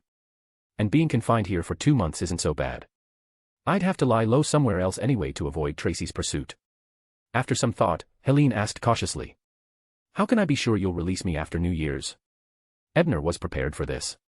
He lifted his hand, revealing a ring that exuded an aura of sanctity. With a smile, he said. I have the ability of a notary. I can notarize our contract. After all, I can't keep you locked in this study for 2 months. If one of my more curious servants finds out, they might alert the authorities. But with a notarized contract, you'll be free to move around the manor. As someone from Intis, Helene was familiar with notarization. After a brief moment of thought, she asked. Which entity will witness the contract? A notary could issue documents, but unless backed by a higher power, such contracts were meaningless. Typically, Sun Pathway Beyonders had their contracts naturally witnessed by the eternal blazing sun, a deity also associated with contracts. However, as Ebner relied on items to simulate his abilities, he couldn't take that shortcut and needed a ritual to invoke a higher entity. The god of knowledge and wisdom, Ebner replied with a smile. Though the fool wouldn't mind being a witness, Helene surely would. Hearing that a legitimate deity would oversee the contract, Helene finally relaxed. If nothing else, it proved Ebner wasn't part of some malevolent organization. Instead, he likely had ties to the Church of Knowledge. Tracy had once mentioned that the iceberg lieutenant hailed from Lenberg and worshipped the god of knowledge and wisdom. Rumor had it she could mimic others' abilities, a skill similar to what Ebner had displayed. I can agree to the contract. Helene nodded, accepting the terms before cautiously asking. But under what identity will I stay here? And my hair? It's too conspicuous. What if Tracy's people recognize me? That's easy to solve. Wear this, Ebner said, handing her a hat he had prepared earlier. Helene took it skeptically and tried it on, exclaiming in surprise. Who would bother crafting a hat that only changes hair color and style? Ebner pretended not to hear her comment and continued, as for Tracy, she's left by him. Those pirates who came after you have been thoroughly dealt with. She won't be finding you anytime soon. This was based on the latest information Ebner had received from the fool via the hanged man. As for your identity at the manor. Ebner glanced at her maid's outfit with a smile. You'll be my personal maid. In the colonies, employing a personal maid wouldn't raise eyebrows, even if it might in Backlund. Besides, having a red priest pathway beyonder as a maid was practically a tradition in this mysterious world. End of chapter. Chapter 430, Edward's Brian Teleportation Ritual. Sunday morning at the Fragrant Manor, housekeeper Mr. Harvey and the staff were introduced to a beautiful young woman with long black hair, Miss Helene. They all remembered that their employer's personal maid had been seasick the previous day and unable to attend the welcome dinner, hence the belated introduction. However, despite her title as a maid, the staff could tell from Mr. Bryan's regard for her that she was no ordinary servant, and they dared not treat her as one. Only the guide, Winter, found it odd. Such a strikingly beautiful woman had accompanied them, yet he hadn't noticed her the day before. He quickly rationalized this oversight as being due to his full attention on serving Mr. Bryan. This so-called Miss Helene was, of course, Helene herself. As she diligently played her role as a maid, her gaze lingered on Bryan as he left the manor with Winter. She had learned the previous night, during the signing of the notarized contract, that the terrifying man was none other than the renowned hero detective, Ebner Bryan. Back aboard the Black Death, when she had read various stories to Tracy, she had even mentioned the legendary detective's exploits. Never in her wildest dreams did she imagine ending up as his maid. The thought felt like a surreal nightmare. No. Everything in my life has been surreal, hasn't it? A year ago, would I have imagined becoming involved with Vice Admiral Aylment Tracy in that way? Sighing, Helene stopped her spiraling thoughts and focused on her first assigned task, reviewing and organizing the manor's accounts, and separating income and expenses. Meanwhile, after leaving the trivial tasks to Helene, Bryan had Winter guide him to Byam's herbal shops and relatively secure trading venues to purchase necessary materials. Winter proved to be a competent guide. Though not a beyonder, he had a basic understanding of mysticism and knew where such items might be traded. Under Winter's guidance, Bryan used some subtle methods to infiltrate a local beyonder gathering. He successfully acquired some materials required to construct a teleportation ritual platform. The gathering took place at the Scented Leaf Tavern, frequented by pirates, informants, and adventurers, an excellent hub for intelligence and supplies. Of note, Bryan encountered a rotund apothecary aggressively promoting mummy powder potions. Though he couldn't see the man's face, the familiar build and mannerisms left no doubt that it was Darkwill. If I recall correctly, in the original story, Darkwill set up shop across from Byam's famous Red Theater after leaving Backlund. Watching the portly apothecary's retreating figure, Bryan thoughtfully rubbed his chin but decided against approaching him. Darkwill was tied to dangerous matters that Bryan wasn't eager to get involved with. Unlike Klein, he lacked a sealed artifact capable of attending a concert. After leaving the Scented Leaf Tavern, Bryan had Winter escort him to a machinery company to purchase cylinders, gears, and other workshop components. As for a steam engine, the ones available in Byam were obsolete local models. Bryan planned to request better alternatives from his fellow Tarot members in Backlund. After spending nearly £1,000 on a spree, Bryan transported his purchases back to the Fragrant Manor. He instructed Mr. Harvey to clear out the basement to prepare for a workshop and the teleportation platform. Helene, seeing his return, was about to report her day's progress when Bryan suddenly received an Enter Dream request from Iceberg Lieutenant Edwina. He excused himself, leaving Helene to wait as he returned to his bedroom. Activating the dream door engraved on his hand, Bryan entered the Dream Labyrinth Tower. In his personal study, styled like a vast library, Edwina appeared, her light blue eyes gleaming with anticipation. I've set up the Edwards Bryan teleportation platform aboard the Golden Dream. You can try teleporting over.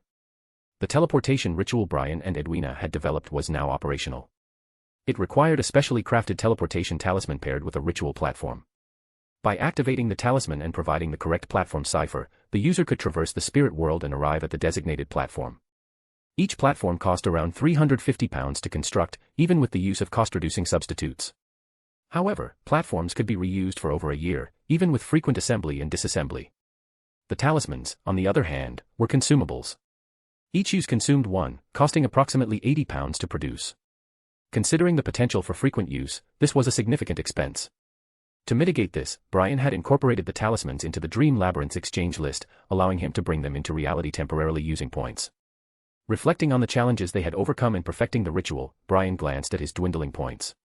Smiling, he asked, "Where is the Golden Dream currently located?" If it was too far from Byam, he would wait until his own platform was completed. "We're near Krona's Island, southeast of Byam," Edwina replied before frowning slightly.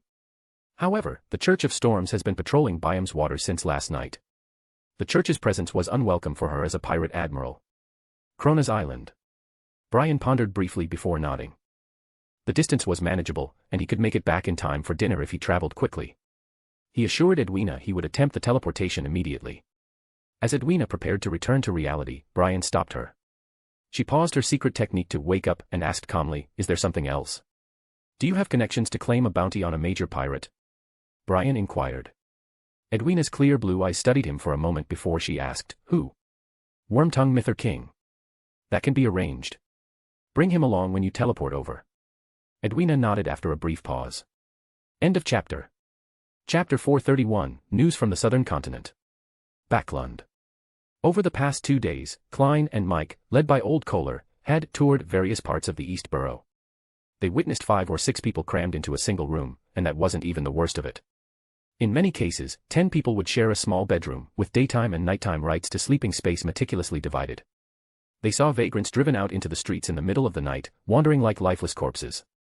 They saw numb women standing by the streets or inside bars, and drunkards who indulged in violence and refused to consider their futures.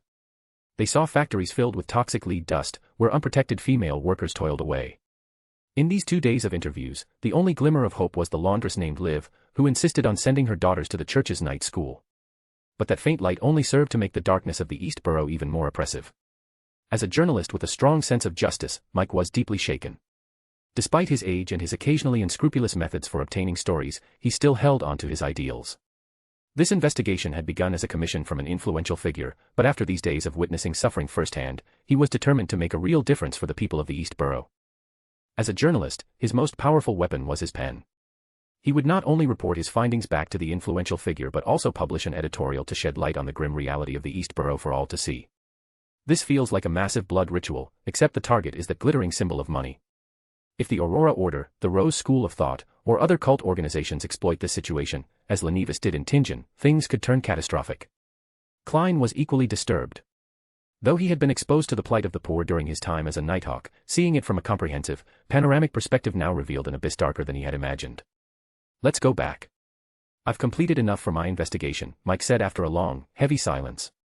The 3 of them began walking back toward the Bridge District in silence. I hope the Earl of Eastchester can find an effective way to improve the living conditions here after reading my report. Mike said softly as they neared their parting point. Earl of Eastchester. Klein paused, trying to recall where he had heard that name before. After a moment, he remembered that Mrs. Starling Summer, his landlady, had mentioned that the Chief Secretary of the Air Pollution Commission was the Earl of Eastchester's eldest son. And thinking of Mrs. Summer reminded Klein that she had invited him to an evening, matchmaking dinner. No, a freeloading dinner party at her house tonight. Yes, he's a true noble, Mike explained briefly. It was him who commissioned my investigation. It's rare enough that someone in his position even wants to understand the reality of the lower class. That alone shows sincerity, Klein said in a consoling tone. Let's hope so. Even if those at the top remain apathetic, I'll make sure everything I've seen and heard goes into my article. Hopefully, it will reach those with the power and compassion to make a change, Mike said firmly.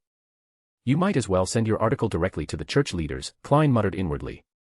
After bidding farewell to Mike, Klein recruited Old Kohler as his informant in the East Borough, asking him to keep an eye out for any suspicious cult activities. Returning to his home on Minsk Street, Klein was just about to get some rest when the faint, illusory voice of Miss Judgment's prayer echoed in his ears. Miss Judgment managed to gather the £2,200. And she didn't borrow from Mr. Tower. Looks like I really am the poorest one in the Tarot Club.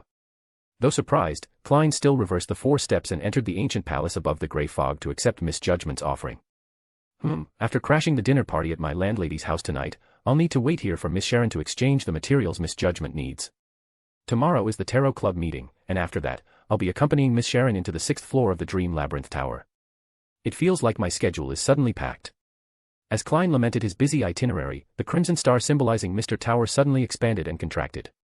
Klein instinctively extended his spirituality toward it and heard the request for the delivery of Mither King's corpse. Keeping a corpse here for a day, and no one's even paying me a storage fee. Klein grumbled under his breath but still opened the summoning gate and tossed the remaining bag into it. The lingering guilt over losing the fallen morning star made Klein particularly lenient toward Mr. Tower's requests.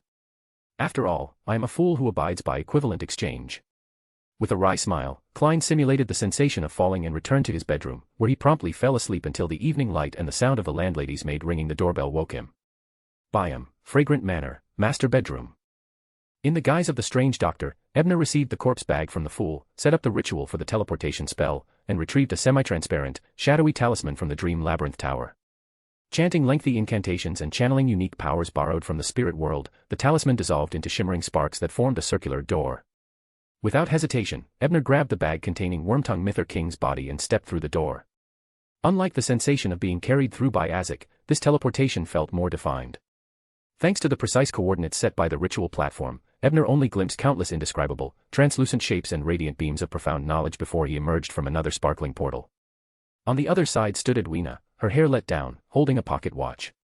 The room was filled with peculiar artifacts, oversized keys, asymmetrical coins similar to the Solomon gold coin he had given Zio, and books bound in aged parchment. This must be Vice Admiral Iceberg's collection room. It seems she considers the teleportation altar a part of her collection too. Edwina asked with the focus of a researcher, "What time did you depart?" "Exactly 2:30, Ebner replied without hesitation. "You arrived at 2:30 and 10 seconds. 10 seconds, comparable to the average time it takes a traveler to cover this distance. It seems our teleportation ritual is a success." Her usually calm expression showed a rare glimmer of excitement as she studied the fading portal. While Ebner was pleased, his joy was less intense than Edwina's. After a moment, he handed over the body bag and said, "We can split the bounty 80-20. Edwina nodded nonchalantly. After showing Ebner several of her prized artifacts, she seemed to remember something and said, "Maria sent word yesterday. There's been a sighting of a Sphinx lion in the southern continent's Daniel Valley, west of Lake Dar." Ebner's eyes lit up, and after recalling a mental map of the region, he asked, "Any more specific details?" "Those who saw the lion are all dead. They communicated what happened through residual spirits," Edwina said. "I'm heading to the southern continent soon. This will also be an opportunity to test the range and timing of the Edwards-Bryan teleportation ritual." Ebner nodded in agreement. At that moment, a knock came from the door, followed by Daneth's voice. "Captain, a ghost ship has appeared in the nearby waters. Monday, Silver City." Derek was standing at the bottom of the round tower when a gray mist suddenly filled his eyes. The fool's deep voice rang in his ears. "Get ready for the party." Just as the boundless crimson light gushed out from the void and submerged Derek's astral body, the former captain of the exploration team next to him suddenly knocked on the wall of the metal compartment. End of chapter. Chapter 432, Forging Diary Again. In the piano room, after finishing her practice, Audrey glanced at the clock and realized the tarot club meeting was approaching. She began making her way back to her bedroom. As she passed by her father, Earl Hall's study, she noticed the door was slightly ajar, and a thick stack of documents lay on the desk. Those weren't there before. Audrey's curiosity was piqued. She slowed her steps and gave a meaningful look to her golden retriever, Susie. She was becoming increasingly proficient at communicating with her dog using just her eyes. As a spectator for quite some time, Susie could easily understand what her owner wanted her to do. However, she would occasionally pretend not to understand, preferring to lie down and stay put. But this time, Susie didn't play dumb. She trotted into the study, propped her two front legs on the edge of the desk, and stood upright. After a quick glance at the top sheet of the document stack, she returned to Audrey's side and whispered in a low voice. "Survey on living conditions in the East Borough, Dock District, and Factory District." "Audrey, what does that mean?" "A survey of the East Borough, Dock District, and Factory District. Why is father suddenly conducting such an investigation? Could it be that my previous subtle hints have had an effect?" Audrey was puzzled, and she didn't immediately answer Susie's question. Looking around and ensuring no one was watching, she calmly entered Earl Hall's study and approached the desk to examine the documents. The top report was authored by a journalist named Mike Joseph. Behind it were several other investigations conducted from different perspectives. Some even mentioned the spread of cults and collusion between certain Beyonders and criminal gangs. At the bottom of the documents, there was the emblem of the goddess. Father and the church have both conducted investigations. Are these compiled reports?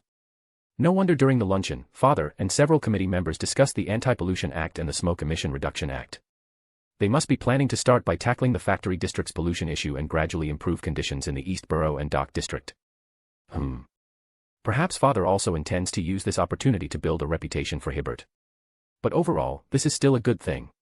With a sigh of relief, Audrey glanced at the clock hanging in the study and saw it was nearly 3 o'clock. She abandoned the idea of carefully reading through the documents, restoring them to their original position. Before leaving, she casually pulled a book from the shelf to make it look like she had entered the study to borrow reading material. Biome, Fragrant Manor. Ebner sat in the living room, sipping coffee while observing the slightly anxious Winter nearby. With a smile, he said, "Mr. Winter, have you thought it through? I can offer you an annual salary of £30.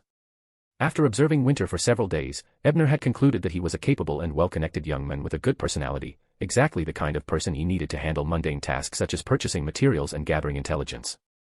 Although Ebner already had a personal maid, Helene, she was primarily responsible for managing the manor's maids and overseeing financial expenses.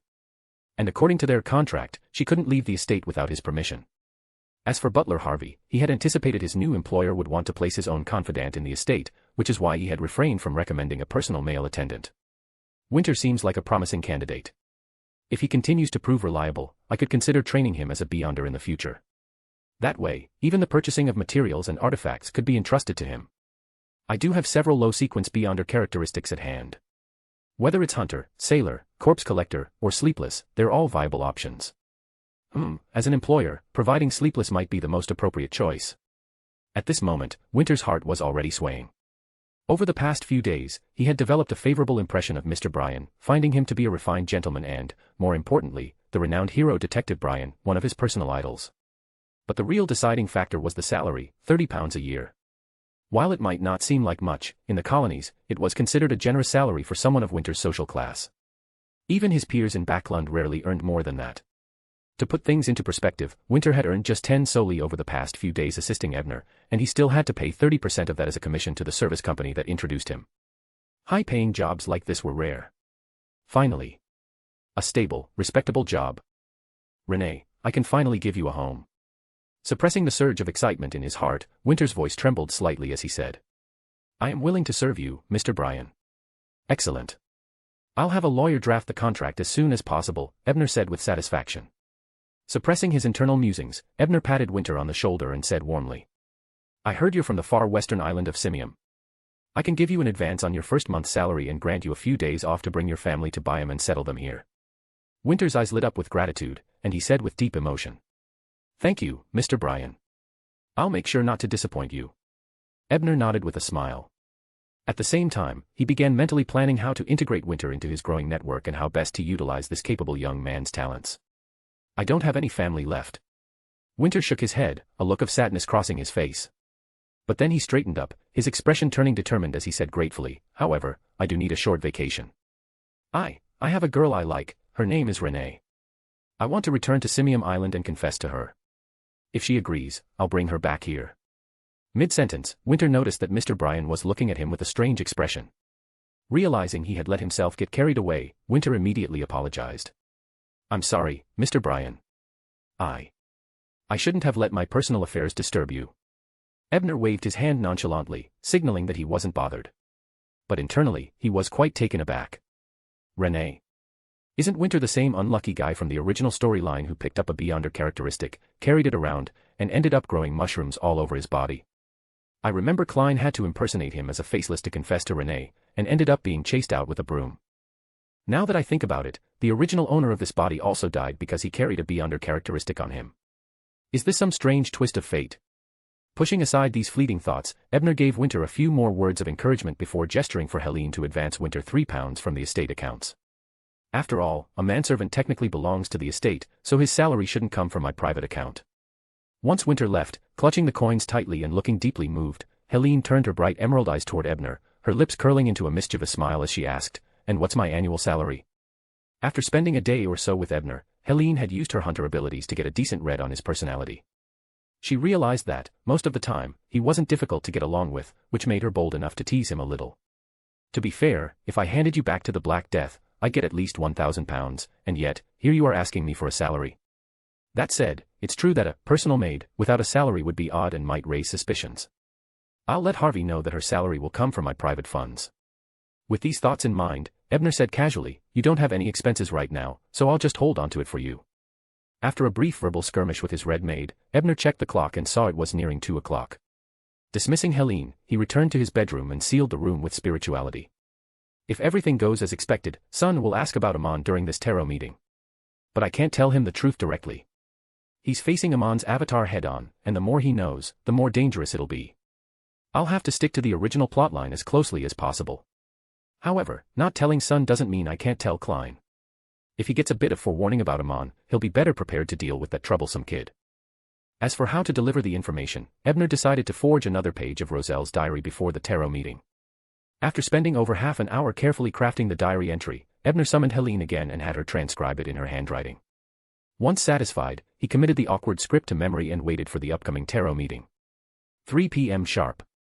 The chimes of the clock were still reverberating when Magician Furs, bleary-eyed from her writing marathon, was suddenly enveloped by deep crimson light and transported to the grand, ancient palace. She appeared at the side of the old bronze table. She glanced left and right, noticing that the top seat on her side, occupied by Justice Audrey, was already vacant.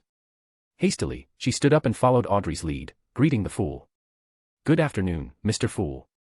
Afterward, Furs watched Audrey greet the hangman, the tower, the world, and judgment. When Audrey reached the sun, she hesitated slightly. Even Furs could sense that the young man from the Forsaken Land seemed unusually anxious. Did he leak information about the Tarot Club? Furs' mind jumped to conclusions, her chest tightening. Almost simultaneously with Audrey, she asked, "What are you worried about?" The son Derek hesitated for a moment, then, seeing that the fool did not stop him, recounted how he had successfully pretended to be sick and was sent to the bottom of the round tower for isolation and treatment. He then asked whether the mysterious item in the round tower could detect the grey fog. Hearing this question, Justice, Magician, and the others all turned to the fool with tense expressions. "How would I know? I don't even know what that thing is. But so far, nothing strange or powerful has tried to invade this space. Even the Evernight Goddess and the true Creator haven't been able to find this place. It should be fine." Klein's fingers tapped lightly on the edge of the ancient bronze table as he calmly replied. "Normally, it shouldn't be able to detect this place. But certain miraculous items have unusual effects." Hearing this definitive answer, Derek visibly relaxed. But then he seemed to recall something the former exploration team captain had said, and he blurted out. "Have you ever heard of someone named Amon?" End of chapter. Chapter 433, Amon. Amon. So the storyline hasn't changed because of my arrival. The fateful confrontation between Amon and the fool over the seer pathway is truly about to begin. Ebner sighed inwardly. Amon. Zio, still disguised in her noblewoman attire, narrowed her eyes. She had seen this name in the files of the Military Intelligence 9th Division. It was said that the Church of Steam had recently stumbled upon a tomb belonging to the Amon family and had discovered many Beyonder materials inside. Amon. Klein thought for a moment and quickly remembered the source of his familiarity. The hangman had mentioned this name in a previous tarot meeting. Similarly, Justice Audrey also turned to the hangman, thinking, the only time I've heard this name was from Mr. Hangman. And that was before Mr. Tower even joined the Tarot Club. The magician Furs, on the other hand, stared blankly, realizing that the conversation had once again leaped out of her range of knowledge. The hangman Alger frowned slightly, glancing at the tower and noticing that he had no intention of speaking. Alger then asked the son in confusion. "Did your exploration team encounter someone claiming to be Amon?" The son Derek nodded earnestly. "Yes. 42 years ago, an exploration team encountered someone claiming to be Amon in the depths of the darkness. After returning to Silver City, they gradually went mad and lost control, except for one survivor who was confined at the bottom of the round tower. Right next to me." The hangman pondered briefly, carefully organizing his thoughts before explaining the status of the Amon family in the Fourth Epoch, particularly during the Tudor dynasty. Finally, he said. "There's a rumor passed down from Nast, the king of the Five Seas, that the Amon family are blasphemers. They possess the secret of stealing the power of gods. Additionally, the Amon family claims to be descendants of the ancient sun god." Ancient sun god. From the name alone, it sounds like one of the authorities of the Lord. Derek was left bewildered, feeling as though his brain was struggling to process all the information. Seeing Derek fall silent, the hangman stroked his chin and asked. "The Amon family is an ancient lineage stretching back 1,000 or 2,000 years, almost synonymous with history. I'm very curious, why did the individual you encountered appear near Silver City? What was his purpose?" He directed this question not at Derek, but at the tower. It was clear that he believed Derek wouldn't know the answer, but Ebner might have an unexpected insight. The others had the same thought and all turned their eyes toward Ebner in unison. Even the world was a beat late in making the same motion. Ebner hesitated for a moment before answering simply. "I cannot judge his purpose. But one thing is certain, the Amon family possesses an angel of the Marauder pathway. Moreover, aside from Mr. Fool, if anyone else could possibly enter the Forsaken Land, the only one I can think of is him. An angel of the Marauder pathway. Could the so-called secret of stealing the power of gods be a high-sequence manifestation of this pathway? During a past tarot meeting, Miss Justice mentioned that the Nighthawks in Backlund once had their thoughts stolen by a demigod of the Marauder pathway. Perhaps, at the peak of this pathway, one could indeed steal from a god." Klein nodded thoughtfully under the cover of the grey fog, but no one else could see it. A Marauder pathway. Could this be the same pathway as that elusive demigod the Nighthawks still haven't caught? Audrey recalled the story shared by Captain Glaint and almost blurted it out. Judgment Zio, after some thought, said. "The Church of Steam recently completed an exploration of an Amon family tomb near White Cliff Town in the Stratford Gulf." The magician Furz's eyes lit up. She was deeply fascinated by tales of exploration and immediately asked with curiosity. Misjudgment, could you tell us more about the Church of Steam's exploration? You're not this polite when you talk to me in private. Zio silently complained, shaking her head. The 9th Division only received a summary report from the machinery hive mind. We know they retrieved a significant amount of materials and ultimately destroyed the tomb, but there were no specific details in the briefing. Ebner was equally surprised by Zio's account. That tomb being excavated by the machinery hive mind happened over a month earlier than in the original plotline. This must be one of the butterfly effects I've caused. Perhaps because the Dragon's Tooth Tavern, where Fanny and Emma posted their exploration commission, was requisitioned due to the Conway Baron incident, which leaked the information and accelerated the exploration. I see. Furs adjusted her posture, feeling slightly disappointed. However, she made a mental note to convince Zio to check the archives at the 9th Division after the meeting. An angel of the Marauder pathway. But beyonders of this pathway are exceedingly rare. Of all the people I've heard about, none seem to have abilities resembling a marauder. Only Mr. Fool and Amon can enter the Forsaken Land. If Mr. Fool relies on sheer power, does Amon rely on stealing the authority to enter such a place? Also, if the machinery hive mind sent a report to the 9th Division, they must have sent one to the mandated punishers as well. Perhaps I can ask someone to procure it. While Alger contemplated these possibilities, he discreetly glanced at the Fool and noticed that even Amon hadn't managed to stir any visible interest from the enigmatic figure. Slightly disappointed, Alger turned back to Derek and said, "Speak with the former team captain next door. See if you can glean any new information." After a brief pause, he added sternly, "But be extremely careful and cautious. I believe that person is exceedingly dangerous." "Dangerous?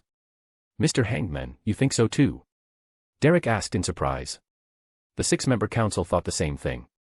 Alger glanced up at the towering dome above and explained patiently, "Everyone else died, yet he survived. He's been confined for 42 years and remains lucid and rational. And he's connected to someone who might be an angel of the Marauder pathway. Isn't that suspicious enough?" Derek finally understood and said sincerely, "I understand. Thank you, Mr. Hangman." Then, he turned to Ebner and added, "Thank you as well, Mr. Tower. Also, I'll gather the materials I promised you as soon as I'm released from the Round Tower. That's going to take a while. This situation won't be resolved quickly." Ebner thought, but outwardly, he just smiled and said, "I'm glad I could help." With that topic concluded, the tarot meeting proceeded as usual. Audrey submitted 3 pages of Roselle's diary, and when the Fool asked what she wanted in exchange, she opted for a private discussion.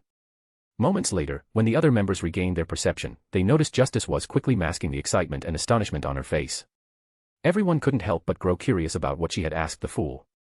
Only Ebner, recalling the original story, deduced that she had likely caught a glimpse of the Black Emperor card and truly understood what the mystery of godhood entailed. At the same time, Ebner had already materialized 3 pages of the diary. One was his earlier fabrication, while the other 2 were selected from the entertainment entries found in Fanny's grandfather Surrey's diary.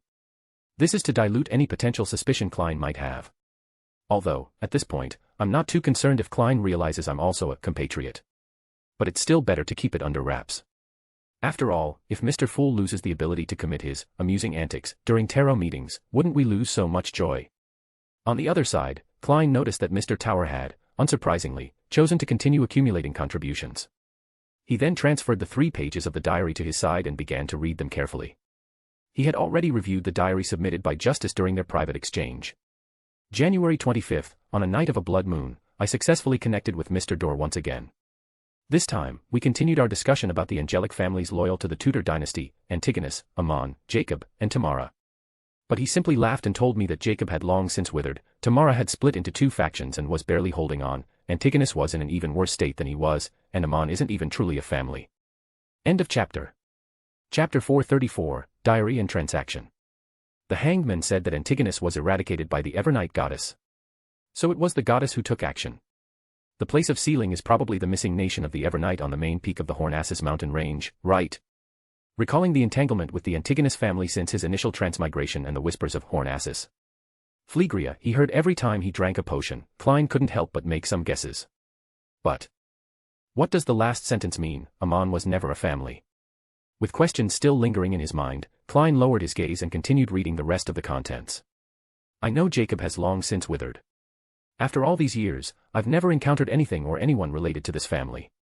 If it weren't for reading about them in 4th epic history, I wouldn't even know they existed. They've disappeared even more thoroughly than Amon. But the following lines went far beyond my knowledge. So I asked Mr. Dorr about them. This time, Mr. Dorr was surprisingly willing to talk, and he told me 3 things. First, Antigonus forcibly accommodated the uniqueness and went mad long ago. He's now trapped in eternal slumber in the nation of the Evernight by the Evernight goddess, unable to even wake up. Naturally, his condition is worse than Mr. Dorr's. Second, because the 6 gods supported the Night Emperor, the Tamara family lost the hand of order. After the War of the 4 Emperors, one faction of the Tamara family intermarried with the declining Abraham family, gaining access to the apprentice pathway formulas. The other faction continued to insist on the arbiter pathway, leading to an eventual split. Third, the reason Amon is not considered a family is that every member of the Amon family is actually a clone of Amon. As a sequence one worm of time, Amon has devoured countless Beyonders of the Marauder pathway. The number of his clones is beyond counting. Even the downfall of the Jacob family was because of him. They also held dominion over the Marauder pathway. I was utterly stunned. If Mr. Dorr isn't lying, then could there be an Amon among the people around me? Mr. Dorr seemed to notice my concern and laughed, telling me that Amon is actually easy to identify because his clones usually wear a monocle over their right eye. Even animals parasitized by him would have a distinctive ring around their right eye. Apparently, this is a habit of that ancient son of the sun god. The page ended there, and Klein quickly flipped to the next one, hoping to gather more information. Unfortunately, what greeted his eyes was: May 1st, I feel somewhat tired of Madame Flanneral. Although she hasn't changed, I no longer feel the same passion when I see her. Emperor, you were still laboring on Labor Day. Truly tireless. Klein sighed in exasperation, quickly skimmed the subsequent paragraphs, and, seeing that they were of a similar nature, flipped to the next page. The third page was largely the same, but one line stood out. August 5th, my loyal Captain Isaka is about to set sail on the latest steamship to search for the forsaken land of the gods. Before he departed, he entrusted his wife and daughter to my care. I recall seeing a previous diary entry mentioning that this ship, which sought the forsaken land of the gods, lost contact. That incident even inspired Roselle to invent the wireless telegraph. And Captain Isaka. If I remember correctly, wasn't there a Miss Isaka who later helped Roselle relive his youth, or something? What a scoundrel. After muttering a few complaints, Klein set aside the last 2 pages and flipped back to the first one. He reread it word by word, his fingers tapping rhythmically on the table as he pondered. Antigonus was indeed sealed in the nation of the Evernight by the goddess. He went mad from failing to accommodate the uniqueness. Is that the origin of his title, half-fool? But the truly terrifying part is that even a near-godly being can go insane. If the goddess hadn't intervened, would we now have another evil god? Moreover, the apprentice, marauder, and seer pathways are supposed to oppose each other. So why did they all serve the Blood Emperor Tudor? Was there a grand conspiracy behind it? Or was it merely the aggregation of Beyonder characteristics? Lastly, just as Sun encountered Amon, I received a diary page about Amon. This feels eerily similar to my entanglement with Antigonus and the various misfortunes tied to the Twilight Hermit Order. Is this also the result of Beyonder aggregation? The pull of adjacent pathways? But this level of attraction hasn't been so obvious before. Could it be that the Amon in question has a significant connection to this gray fog space? Or is it simply because he possesses far too many Beyonder characteristics, amplifying this aggregation pull? He didn't suspect Tower directly, as Derek's question about Amon had been spontaneous. There was no way Tower could have prepared in advance. Besides, the handwriting on the first diary page was clearly feminine. Which one of Tower's female friends wrote this for him? After pondering for a while, Klein glanced at Sun and decided to linger in the gray fog after the meeting to observe any further developments. I wonder if the exploration team captain in Sun's neighboring cell wears a monocle. With these thoughts swirling in his mind, Klein allowed the diary pages to dissipate and leaned back in his chair with a smile. You may proceed with your transactions. As soon as he finished speaking, Justice Audrey slightly raised her hand and said without concealing her intentions. I'm seeking 3 materials, a pair of mirror dragon's eyes, 50 milliliters of its blood, and the fruit of the elder tree. Son Derek nodded seriously. I'll keep an eye out. Corrupted mirror dragons aren't uncommon. Well, in the City of Silver, there are also lingering characteristics of psychoanalysts, but they're difficult to trade for and easily arouse suspicion. Of course, that depends on me successfully leaving the bottom of the tower first. At this moment, Klein manipulated World to make the gloomy, hoarse voice resonate. I'll ask around in my circles. Also, help me search for the characteristics of a skin shadow. As for the thousand-faced hunter, thanks to the information provided by the Dream Labyrinth Tower, Klein already had a target in mind. However, his recent schedule had been overwhelmingly busy, preventing him from rescuing the vampire Emlyn just yet. All right. Justice Audrey nodded confidently before turning toward the Hanged Man. Mr. Hanged Man, I'll also keep an eye out for the dragon-eyed sea eagle's eyeball that you're looking for. She was soon to join the Psychological Alchemy Society, and with such a secretive organization supporting her, access to rare materials might become far less of an issue, as long as she was willing to pay the price. World chuckled lowly. Make sure you stay safe. Then, he turned his attention to Judgment. I've already obtained the golden wings of the gondola. I'll deliver them to you after the gathering ends. In truth, Sharon had already delivered the material at noon, but Klein hadn't handed it over immediately. He planned to settle everything after the tarot meeting. All right. Judgment. Zio sighed in relief. Although she trusted the fool's fairness, she couldn't help but feel uneasy after paying without seeing any immediate response. At this moment, Magician Furs inserted herself into the conversation. What kind of payment was required to obtain this material, Mr. World? Do you have any extra? She was trying to help Zio inquire further. 2,200 pounds, World responded in a low, even tone after a brief silence. Upon hearing the price, Furs politely smiled and leaned back into her chair without asking further. End of chapter. Chapter 435, Poverty. However, after thinking it through, she realized that such an act would not only waste the materials used in the sacrifice ritual but also make her the subject of Ebner's amusement. More importantly, it would be disrespectful to Mr. Fool. At this moment, Ebner noticed that no one else was speaking, so he turned to the hangman Alger beside him and said thoughtfully. Thank you for your assistance with that previous matter. And it was my lack of foresight. In hindsight, having you collect that bounty wasn't the best idea. What did Mr. Tower and Mr. Hangman do privately? Justice, Judgment, and Magician all perked up their ears at these words. It's not an issue. Besides, just those 3 men brought me over 1,000 pounds in income. Hangman Alger shook his head. Compared to the bounty, he now valued his relationship with Tower far more. After all, Tower was not only well-informed and powerful but also well-connected and seemingly favored by Mr. Fool. Both professionally and personally, Alger wanted to maintain a good relationship with him. Sometimes, taking a small loss now might yield greater rewards in the future. Hearing this, Ebner pondered for a moment before saying. But you still bore some risk on my behalf. How about this? I'll share a piece of information with you as compensation for the silver tongues portion of the bounty. Alger initially wanted to refuse, but seeing how serious Tower was, he swallowed his words and asked instead. What information? After organizing his thoughts, Ebner explained. You should know that consuming a Sequence 5 potion requires a corresponding ritual. Seeing everyone except Magician nodding in agreement, Ebner continued. The information I'll provide is the ritual requirement for the Ocean Songster. This way, you can prepare in advance.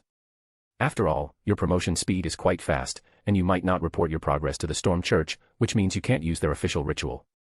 Alger was both surprised and delighted.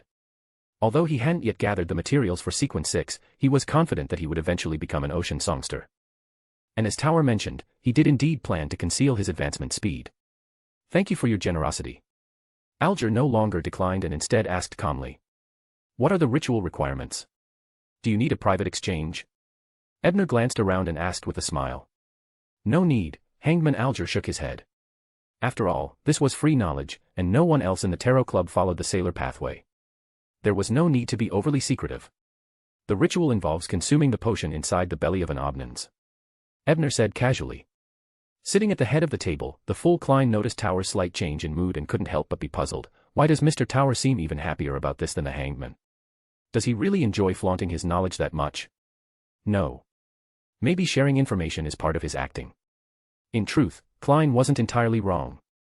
Ebner's willingness to share this free will not only repaid a favor to Alger but also reinforced his image as a scholar in the minds of the Tarot Club members. Meanwhile, Alger's mind quickly conjured up the corresponding data. Obnins are ancient sea monsters capable of swallowing entire sailing ships. They have enormous, twisted bodies, up to 3 heads, and numerous intertwined tentacles. They are the stuff of many maritime legends. Most of these creatures are under the Storm Church's control, confined to specific territories. It's uncertain whether they possess human-like intelligence. No wonder the Church controls Obnins rather than other sea monsters. And no wonder the sailor pathway rarely produces Sequence 5 Beyonders among pirates. The few who do either inherit their powers or are subordinates of the King of 5 Seas or the Queen of Mysteries. Alger furrowed his brows, but he wasn't too troubled. After all, he still had time before he reached Sequence 5 and could plan a way around the Church's monopoly. Thank you. This information is extremely valuable to me, Alger said sincerely. Ebner smiled and replied. It's your compensation. Then he turned to the 3 ladies across the table and asked. Ladies, could you help me purchase a new steam engine? It doesn't need to be very powerful, 16 horsepower will suffice. Justice Audrey blinked. Although she frequently went shopping, she had never purchased a steam engine before.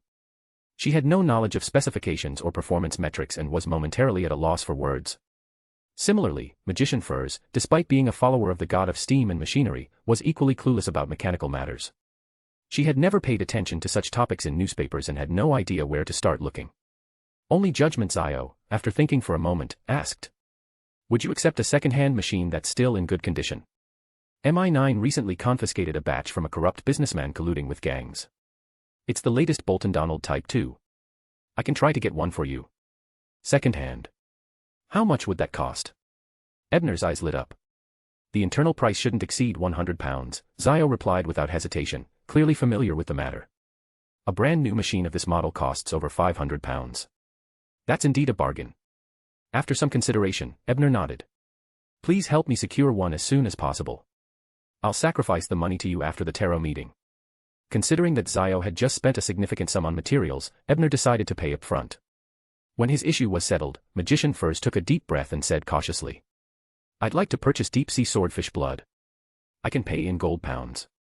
Even though my savings are gone, I can still borrow from Zio and repay her when my new book comes out."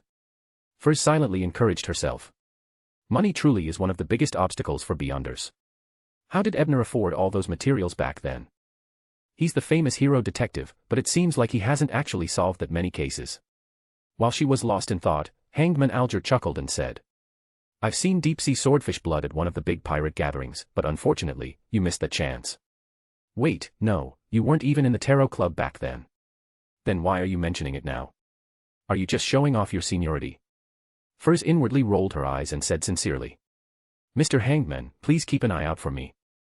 I can accept a price between £300 and £400. So, I'm on my own again. But buying materials in Backlund means they won't offer credit." Furs nearly tilted her head back to stare at the high dome. After a moment, she looked around earnestly and asked, "Everyone, do you know any good ways to make money?" As soon as she spoke, an awkward silence filled the room. Only Ebner smiled and replied, "If you're strong enough, you could try hunting bounty pirates or wanted criminals. It's dangerous, but the rewards are often substantial." "Sure, but I'd probably just become another casualty." Furs wisely chose to shut her mouth. She realized that aside from Mr. Fool, most of the tarot members seemed just as strapped for cash as she was. End of chapter. Chapter 436, Klein takes the blame. While investigating Vice Admiral of Ailment, I discovered someone she had dealings with. He might be connected to the colonial slave disappearance cases. Please keep an eye out for him. He calls himself Baron, has reddish-brown skin with obvious Southern Continent ethnic features, but someone once overheard him speaking with a Backlund accent. His third tooth on the left side is missing, though it might have been replaced. Furthermore, he has very nondescript facial features and an average height. If any of you can track him down, the reward won't be an issue, at least £100 or equivalent valuables. After speaking, Alger's gaze swept across Tower, World, and Judgment. Although he was reluctant to provoke Vice Admiral of Ailment, she was only involved in transportation, and both the upstream and downstream connections were worth investigating. Judgment Zio carefully noted down the information, deciding to search for clues. She was currently quite short on money, and £100 was already a significant sum. Ebner, on the other hand, knew that this Baron would appear in the Blood Emperor's mausoleum in the northwest outskirts of Backlund during the Great Smog incident before New Year. However, he had no idea where the man was currently, so he simply nodded, signaling he would keep an eye out without saying anything further. Klein, however, sighed helplessly in his heart. With such a vague description, even divination wouldn't be able to pinpoint his location, let alone searching for him in reality. After a few seconds of silence, seeing no one else had any transactions or commissions to offer, the gathering naturally transitioned into the free exchange phase. Maintaining his enigmatic demeanor, the fool Klein controlled the world, making him speak in a gloomy, hoarse voice. While investigating the Sauron family, I came across an interesting rumor. It said that a sealed artifact numbered 0 to 22 from the Sauron family suddenly became alive over 100 years ago. Through a series of schemes, it indirectly caused the downfall of this former Intis royal family and aided Roselle in securing power over Intis. 0 to 22. So the decline of the Sauron family originated from a 0-grade sealed artifacts conspiracy or some sort of negative effect. That's terrifying. But this is just a rumor World picked up, it might not be entirely true. Hangman Alger was shocked but still kept a healthy dose of skepticism. He investigated this. No, he must have read it in the diary. But why bring it up now? I remember submitting related content in last month's diary. Ebner felt puzzled but quickly hid his emotions under a layer of internal monologue.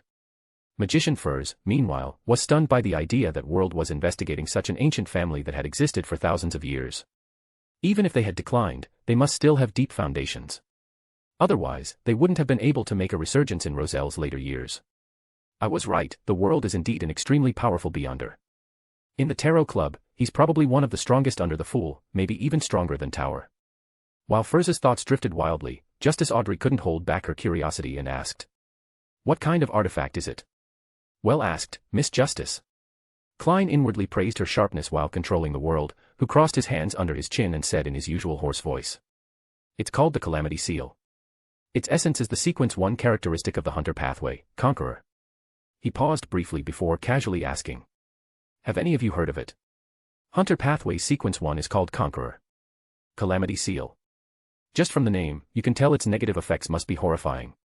Justice, Hanged Man, Magician, and Judgment all thought the same thing simultaneously. Only Ebner furrowed his brows. "I distinctly remember that the diary I submitted didn't mention the name Calamity Seal. I only know about it because of the letter from Cullen. Did Klein find another diary that wasn't in the original timeline? Or maybe today's diary submitted by Justice wasn't about Roselle's early, funny anecdotes like in the original. However, since Klein brought up this topic himself, the Calamity Seal must have caught his attention. Could it really be hiding some deep secret? Unfortunately, with such little information, I can't deduce anything concrete." While Ebner was deep in thought, he noticed the World's gaze turn toward him, as if expecting him to say something. "It seems I accidentally revealed a trace of confusion earlier, and the Fool must have noticed. Looks like I have to say something to cover up my reaction. I can't reveal anything directly from the diary I submitted, but I can share what Cullen wrote in his letter. It's also a good chance to probe what exactly caught Klein's attention." After thinking it through, Ebner spoke slowly. "I've heard about this sealed artifact. It's said that Roselle greatly admired it during his time as Chancellor and would often carry it with him. Even after he became Caesar, he considered making it his imperial seal. Unfortunately." He deliberately trailed off, shaking his head in mock regret. "What happened?" Magician Furs immediately picked up the thread, her curiosity piqued. The others also leaned slightly forward, eager to hear more. "Excellent. Now it seems like you're asking me for knowledge and insight, solving the problem for me." Satisfied with this turn of events, Ebner continued. "Unfortunately, after Roselle became emperor, the sealed artifact mysteriously disappeared and was never seen again. This was something Cullen had told him. Even though Cullen had fallen out of favor in Roselle's later years, he still knew such insider information." "That's it." Magician Furs looked disappointed. "What a terrible story. I thought the artifact caused Roselle's downfall. Now that would have been dramatic, at least let it disappear after Roselle's death, that would match my expectations. If I were writing this story, I'd turn it into an epic tale spanning several dynasties, titled, The Cursed Artifact. As Furs silently grumbled, Klein, seated at the head of the table, caught a different implication in Ebner's words. "Lou Beau disappeared suddenly. Did they have a falling out? Did Lou Beau oppose Roselle's imperial ambitions? No. After living so many lives, Lou Beau wouldn't oppose Roselle for something so simple. There must be a deeper reason I don't know about. Or maybe Lou Beau got tired of being a sealed artifact and traveled elsewhere." While his thoughts swirled, Klein controlled the World to ask one more question. "Do you know why it disappeared?" It seems Klein is truly invested in the Calamity Seal. "I remember it was formed after the death pathway god fell. Could this be related to Mr. Azek?" It's quite possible." With his mind racing, Ebner shook his head regretfully and said, "I don't know its whereabouts." End of chapter. Chapter 437, The Fool and Amon. It turns out that Caspers was arrested because of his identity as a black market merchant. In other words, the authorities don't suspect him that much. Miss Judgment also said that the source of the explosives hasn't been found. I'll confirm this after the Tarot Club meeting ends." At this thought, Klein let out a slight sigh of relief, controlling the World to lean back and end the conversation. After the Hanged Men shared some observations about Byam, this tarot meeting officially came to an end. Once everyone's figures had vanished into the crimson light, Klein had the World marionette bow to him, then transformed it into a pitch-black eye and threw it into a pile of miscellaneous items. He waited a while longer until Mr. Tower sacrificed £100 for purchasing the steam engine. Only then did he bestow the money and the golden wings of gondola to Miss Judgment. After handling these matters, Klein was about to divine whether Caspers was currently safe and whether his affairs posed a threat to him, but at that moment, illusory, overlapping prayers suddenly echoed in his ears. Klein glanced at it and confirmed that the prayer came from Little Sunday. Did something happen? Is that former exploration captain really Amon's avatar? With a slight frown, Klein extended his right hand, spread his spirituality, and touched the corresponding crimson star. In the prison at the bottom of the round tower in the City of Silver, where suspected out-of-control individuals were held. After returning to reality from the tarot meeting, son Derek cautiously sat for several seconds. Seeing no abnormal changes, he finally let out a sigh of relief. Recalling the Hanged Man's suggestion to get more information from the former exploration team captain, Derek walked up to the corresponding metal wall, curled his fingers, and knocked lightly. Knock, knock. He completed the signal, but the other side remained silent for a long time. Asleep? Or taken to the six-person council? Derek stared at the dull metal wall, puzzled. At that moment, an ancient and ethereal voice suddenly came from the bed behind him.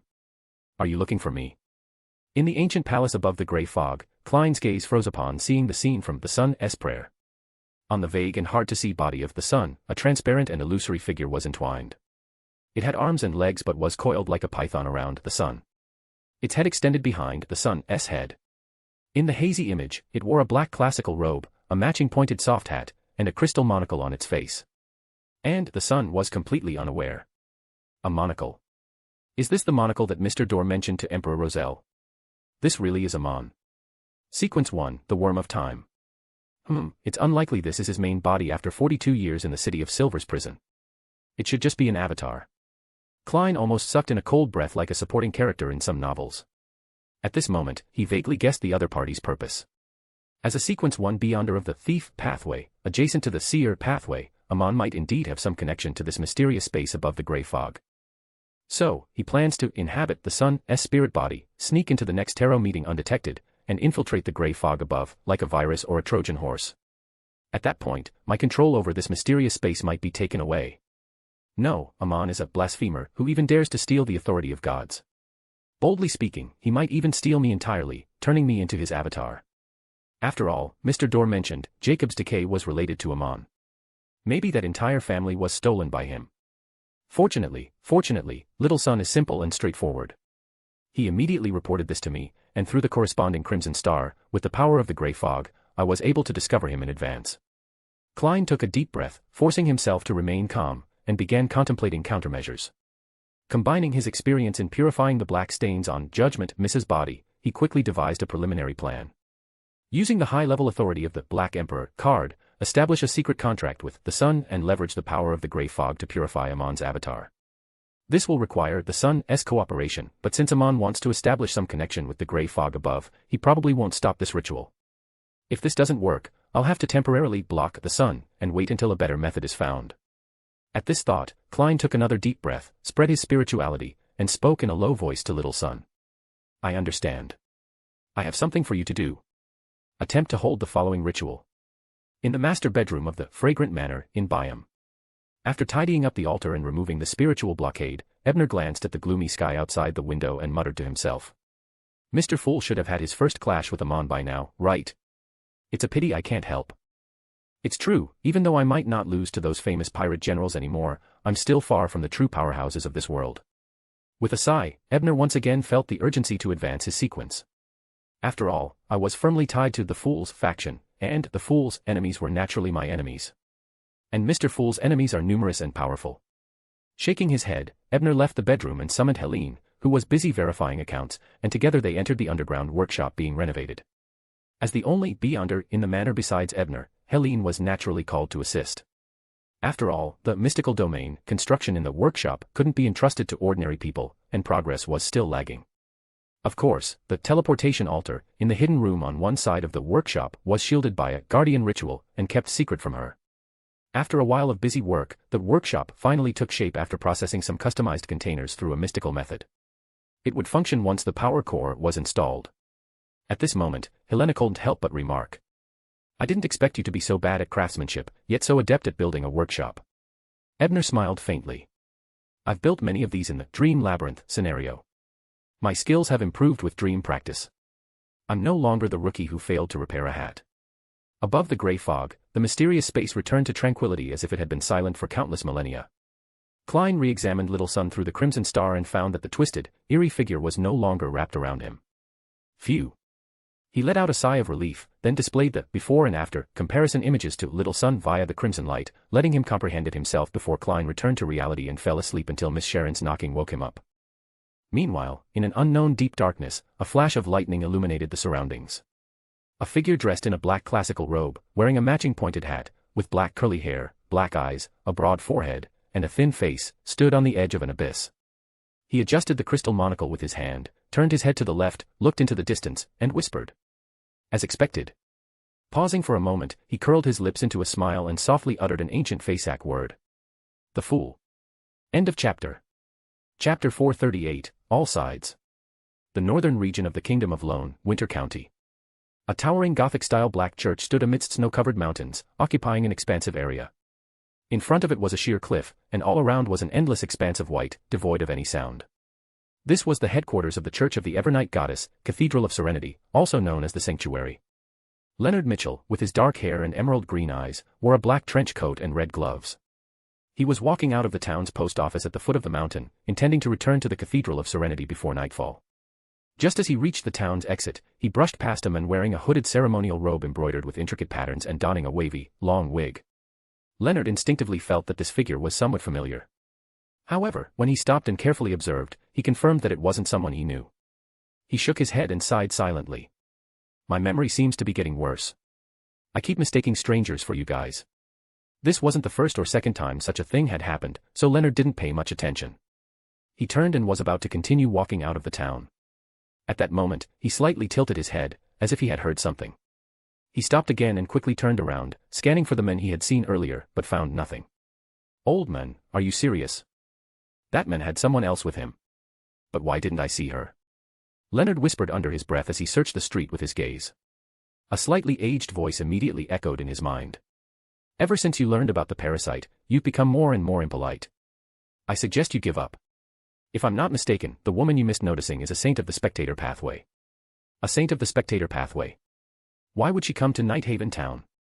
Leonard asked, puzzled, but he heeded the advice and did not pursue further. How would I know? But considering this is the sanctuary of the Church of the Evernight Goddess, she's certainly not here to cause trouble, the aged voice replied with a chuckle. True. Such matters aren't for me to worry about.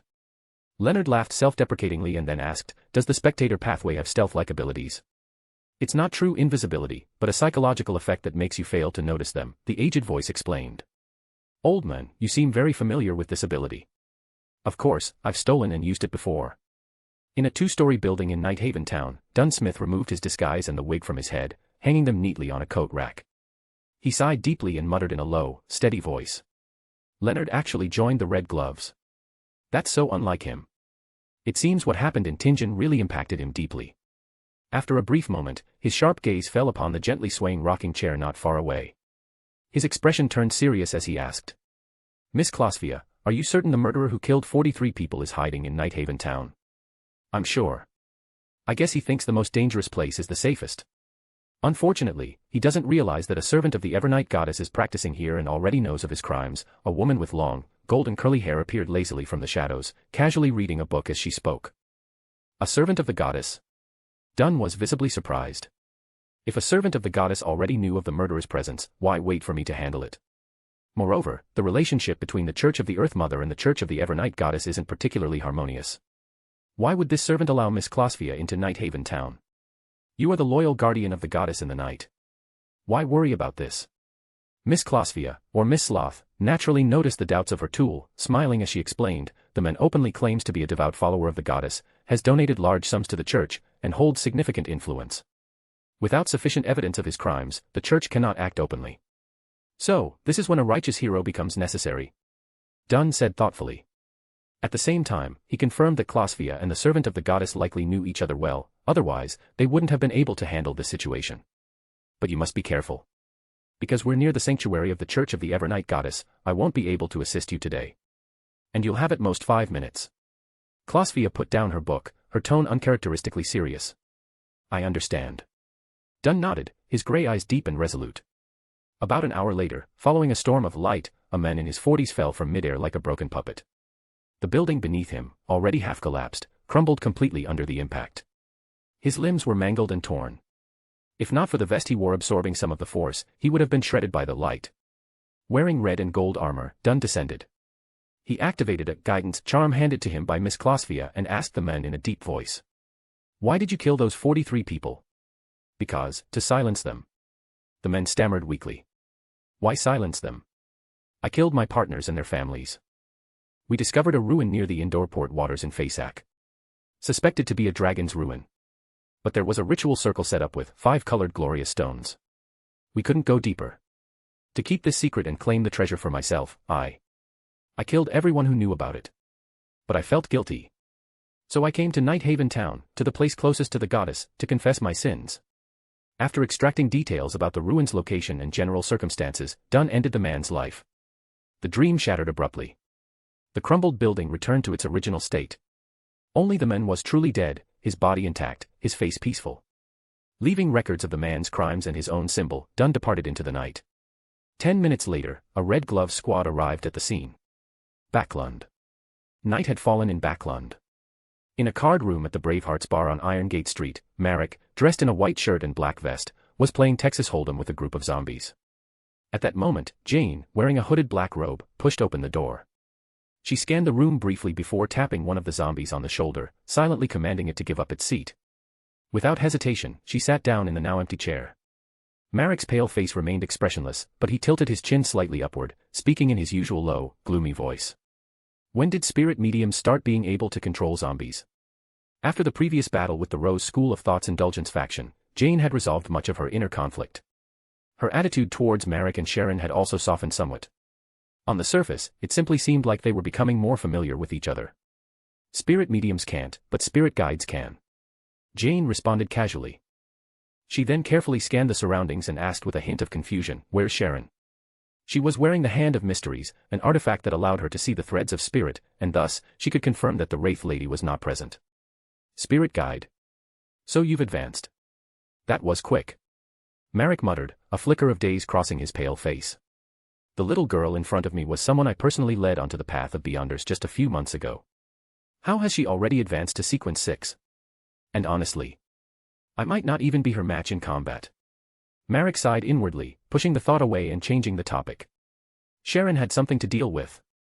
Are you looking for her? Sharon's been so busy lately. She hasn't been around for several nights. Jane muttered under her breath before organizing her thoughts and saying, I'll be heading to the southern continent soon to handle something for that lady.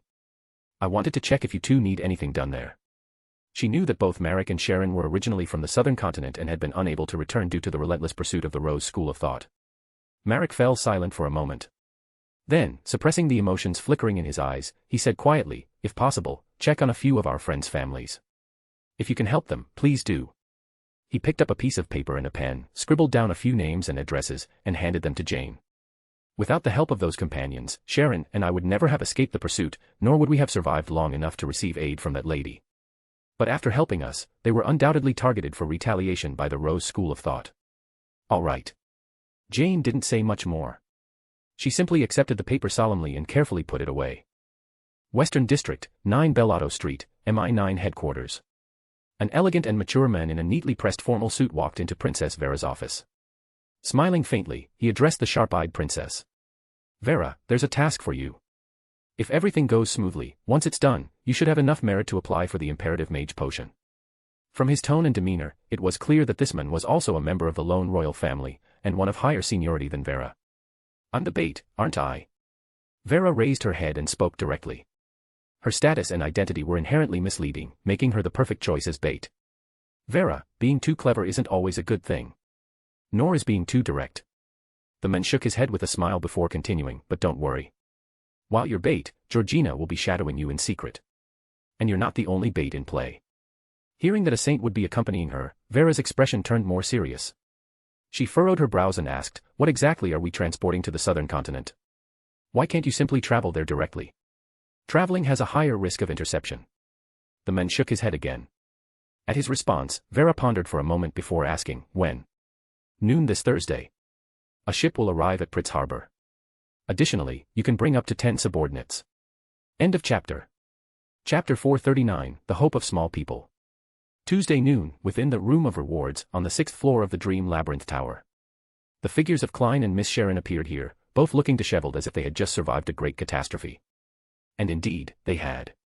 Under the overlapping disasters of a super hurricane, floods, and freezing temperatures, the city in the scenario had descended into an apocalyptic state.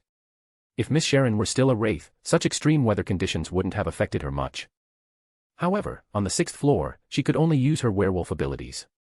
Fortunately, among all Sequence 7 pathways, werewolves were considered one of the strongest in terms of both survival and frontal combat capabilities. Meanwhile, although Klein could use his full abilities, the magician's physical endurance was still lacking.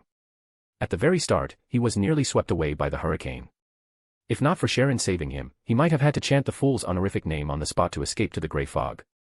Afterward, thanks to Klein recognizing which movie the scenario was based on, he quickly located the protagonist, completed the task, and returned successfully. This floor was dangerous, but it shouldn't have been set up by Linster. He's waiting for us on the 5th floor, Klein said to Miss Sharon after taking a brief rest. Sharon, her pale face still calm and emotionless, replied softly, the timing after entering the scenario wasn't right. He tampered with it. Klein frowned slightly at her words, silently agreeing with her judgment. Compared to the earlier scenarios, this time they had been thrown directly into the most dangerous part without any time to adapt. While it could be chalked up to the increasing difficulty of the 6th floor, Klein felt that if he hadn't known the plot, they wouldn't have had enough time to complete the task. They might have been trapped in that apocalyptic scenario until death. Will the 5th floor be like this as well? Sharon, wearing her small black soft hat, nodded slightly and then shook her head. There will be arrangements, but we're more likely to encounter Linster directly. A trap, after all. Fortunately, I can always leave if necessary. I should go for it. As long as I can take down Linster, this dream labyrinth tower shouldn't have any more traps targeting Sharon and me. At that point, maybe the permissions he blocked will also be restored. Klein sighed and asked, do we continue? Sharon shook her head lightly and said in her ethereal voice, the extraordinary items I prepared were all exhausted on the 6th floor. So we'll need time to replenish. Makes sense. Unlike me, she can't leave freely. Entering the 5th floor is equivalent to gambling with her life, preparation must be thorough. With this in mind, Klein asked again, when do you think would be suitable? Next Wednesday or Thursday night? I'll inform you in advance. Sharon thought for a moment before replying succinctly. This timing was also acknowledged by the Dream Labyrinth Tower. All right. Klein exhaled softly, then casually chose one of the mirrors and walked over to review his reward. Shatter extraordinary characteristics and allow spiritual contamination to evaporate. Holding a book titled, Etrie's Conjecture, Klein showed a look of realization, followed by some helplessness. So the reward this time really is a method to eliminate spiritual contamination from extraordinary characteristics. But I don't have the ability to shatter characteristics. Moreover, if the pitch black eye gets shattered, the spiritual contamination from the true creator hidden inside might erupt. Who could handle that? Should I attempt it above the gray fog? The rest of the book's conjectures seemed intriguing at first glance, but upon deeper reflection, they were fraught with peril. Was Etrie a beyonder of the mystery prior pathway? Could he have gone mad from being overwhelmed by knowledge? Closing the book, Klein turned to Sharon and found her calm blue eyes looking at him. She parted her lips slightly and said, a method to eliminate spiritual contamination from extraordinary characteristics. Such a coincidence. Did this tower give the same reward twice? What a scam. Is this Linster doing as well? Klein silently complained before showing Sharon the Etrie's Conjecture. After a moment of silence, Sharon handed him a thin book titled, Roselle's Memoirs v. Seeing the title, Klein's mouth twitched. When he opened the pages, he wasn't surprised to see an intimate encounter between Roselle and a certain madam. However, unlike the Roselle diaries, this book was narrated in the third person. Did Lubo write this? Could he have contributed to constructing this dream labyrinth tower as well? Klein quickly skimmed through the pages, finally finding the only valuable information. Roselle had used a Grade 0 sealed artifact to shatter an extraordinary item and allowed the mysticologist characteristic within it to recombine. At the same time, Sharon finished reading Etrie's Conjecture, nodded slightly, and said, they corroborate each other. After a pause, she added, the rest of the knowledge in this book is very dangerous. Don't attempt it. Stop treating me like some lunatic who tries everything recklessly. I only attempt things when I'm confident about them. Klein recalled Sharon's look when she first heard about the blasphemous runes incantation. With a resigned sigh, he mentally defended himself. In a hidden alley in the Eastern District, Freya, the eldest daughter of Laundress Liv, led her younger sister Daisy down a shortcut after delivering freshly cleaned clothes to a customer. They wanted to get home quickly for lunch. They often used this alley and, since it was midday, felt relatively safe despite remaining vigilant. But suddenly, Daisy was grabbed from behind by a man in a heavy jacket and a gray-black cap. He covered her mouth with a handkerchief and dragged her into a side alley. Another man dressed similarly grabbed her legs.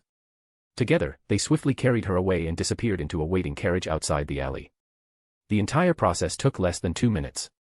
By the time Freya turned back in a panic, the carriage had already disappeared. Seeing her 14-year-old sister taken away, Freya ran desperately, but she could only watch helplessly as the carriage vanished from her sight. Tears streamed down her face as she screamed for help, hoping for a good Samaritan. But this was the edge of the Eastern District. Everyone here was numb to life, and no one would respond to a girl's cries. Worse, her calls drew the attention of some ill-intentioned gang members. Fortunately, a patrolling policeman arrived just in time, saving her from also being abducted. Freya clutched the officer desperately, explaining everything tearfully. But the policeman merely recorded her statement and sent her home, telling her to wait for updates. When laundress Liv learned of her daughter's abduction, she froze momentarily before turning to Freya with an intense determination in her eyes. "Didn't you once tell me that Mr. Ettries, who brought back your father's ashes, said we could seek someone for help?" Freya's eyes brightened, and she hit her forehead hard. "I can't believe I forgot something so important. Mom, Mr. Ettries said he's friends with the hero detective, and we can also find a police officer named Fassing." Liv nodded, took out a small parcel, her husband's inheritance, and said firmly, "We'll send a telegram to Mr. Ettries, then ask where the hero detective lives." In the basement of Fragrant Manor, Byam. A circle of crackling sparks appeared above a teleportation altar, and Admiral of Icebergs Edwina walked out from within. End of chapter. Chapter 440, Crafting Artifacts. Having previously communicated in the dream realm, Ebner was already waiting in the basement. When Admiral of Icebergs Edwina appeared on the teleportation altar, he greeted her with a smile and exchanged brief pleasantries. Outside of academic discussions, Edwina wasn't particularly skilled at conversation. She merely nodded before reflecting on her recent experience, murmuring with lingering contemplation. So this is what traversing the spirit world feels like. The overlapping blocks of color are like abstract oil paintings, where human concepts such as up, down, left, and right lose all meaning. Trying to navigate using those ideas would inevitably lead to getting lost. I had previously questioned the necessity of a teleportation altar, but now it's clear. Without it, I would have been lost in the spirit world, unable to find an exit at all. How does true spirit world traversal achieve precise navigation? Unfortunately, Ebner couldn't answer this question. His pure white eye seemed highly inefficient at parsing anything related to the spirit world. Otherwise, he would have already attempted to learn to travel himself instead of collaborating with Edwina to develop their current, expensive, and complex secret technique. But Edwina hadn't really expected an answer from him. Through their time together in the dream realm, they had gained an understanding of each other's strengths. After thinking for a moment, Edwina temporarily set the question aside and began inspecting the newly constructed workshop. It's worth mentioning that earlier that morning, Zio had purchased a steam engine through MI9's internal channels and offered a prayer to the Fool for sacrifice. However, the Fool had only responded around noon, meaning Ebner's power core had only recently been installed. After a tour of the workshop, Edwina's clear eyes, usually calm like spring water, revealed a rare trace of envy. She said with slight regret, "This workshop is excellently designed. Unfortunately, there's no way to set up such a system aboard the Golden Dream. Ever since I learned the artisan ability, I've never truly had the chance to practice it. You can always come here to practice. My workshop is open to you anytime," Ebner said generously. "I'll pay rent," Edwina replied without pretense. However, as the topic turned to money, she suddenly remembered the primary purpose of her visit. She took a deposit slip from her pocket and handed it to Ebner. To avoid drawing attention to the bounty's transfer, the money was cycled several times before being deposited in the Lenberg Bank. There are 8,600 sassons in this account. The sasson gold from Lenberg isn't as valuable as lone gold pounds. 1 gold pound is worth nearly 2 sassons. So that's about 4,300 pounds. Not bad. After a quick mental calculation, Ebner accepted the deposit slip and tucked it away. Edwina's gaze then shifted to the steam engine Helene had purchased. After observing it carefully, she said with certainty, "You've modified it. Are you planning to use beyonder abilities instead of fuel?" "I've kept the fuel option, but there's a pyromaniac in my estate who plans to use this as part of her acting method," Ebner explained with a smile. Edwina nodded thoughtfully and said seriously, "If I need to use this workshop in the future, I'll bring Danitz along." Backlund, Garden Villa at 28 King Street, Sherwood Borough. Freya and her mother, laundress Liv, stood anxiously outside the grand and luxurious villa. They mustered the courage to press the doorbell several times but ultimately hesitated each time. Their humble clothing felt utterly out of place in such a setting. Finally, it was Mr. Scudder, who was about to leave the house, who noticed them. He approached them courteously and inquired about their purpose, allowing Liv to overcome her reservations and pour out their story in one breath. When Mr. Scudder heard that her daughter had been abducted, his expression turned grave. Having experienced something similar before, he deeply understood the desperation of seeking help in such situations. He warmly invited the mother and daughter inside the villa and listened carefully to their account. After a moment of silence, Mr. Scudder said regretfully, "Detective Brian is not in Backlund at the moment and cannot take your case." Just as Liv and Freya were about to fall into despair, Mr. Scudder added, "But I can contact Miss Zio Dericha on your behalf. I believe she would be willing to help." Then, as a devout follower of the Earth Mother Goddess, Mr. Scudder subtly suggested, "Additionally, if you are followers of the Earth Mother Goddess, I can also inform Bishop Utravsky about this matter." Freya, an 18-year-old girl, brightened at the mention of Arbiter Zio's possible assistance. However, she didn't fully understand the implication of Mr. Scudder's words and blurted out, "I'm a follower of the goddess." Before she could finish, her mother firmly grabbed her arm, took a deep breath, and said sincerely, "I am willing to listen to the teachings of the Earth Mother Goddess. Please introduce us to the bishop." Hearing this, Freya realized the subtle meaning behind the conversation.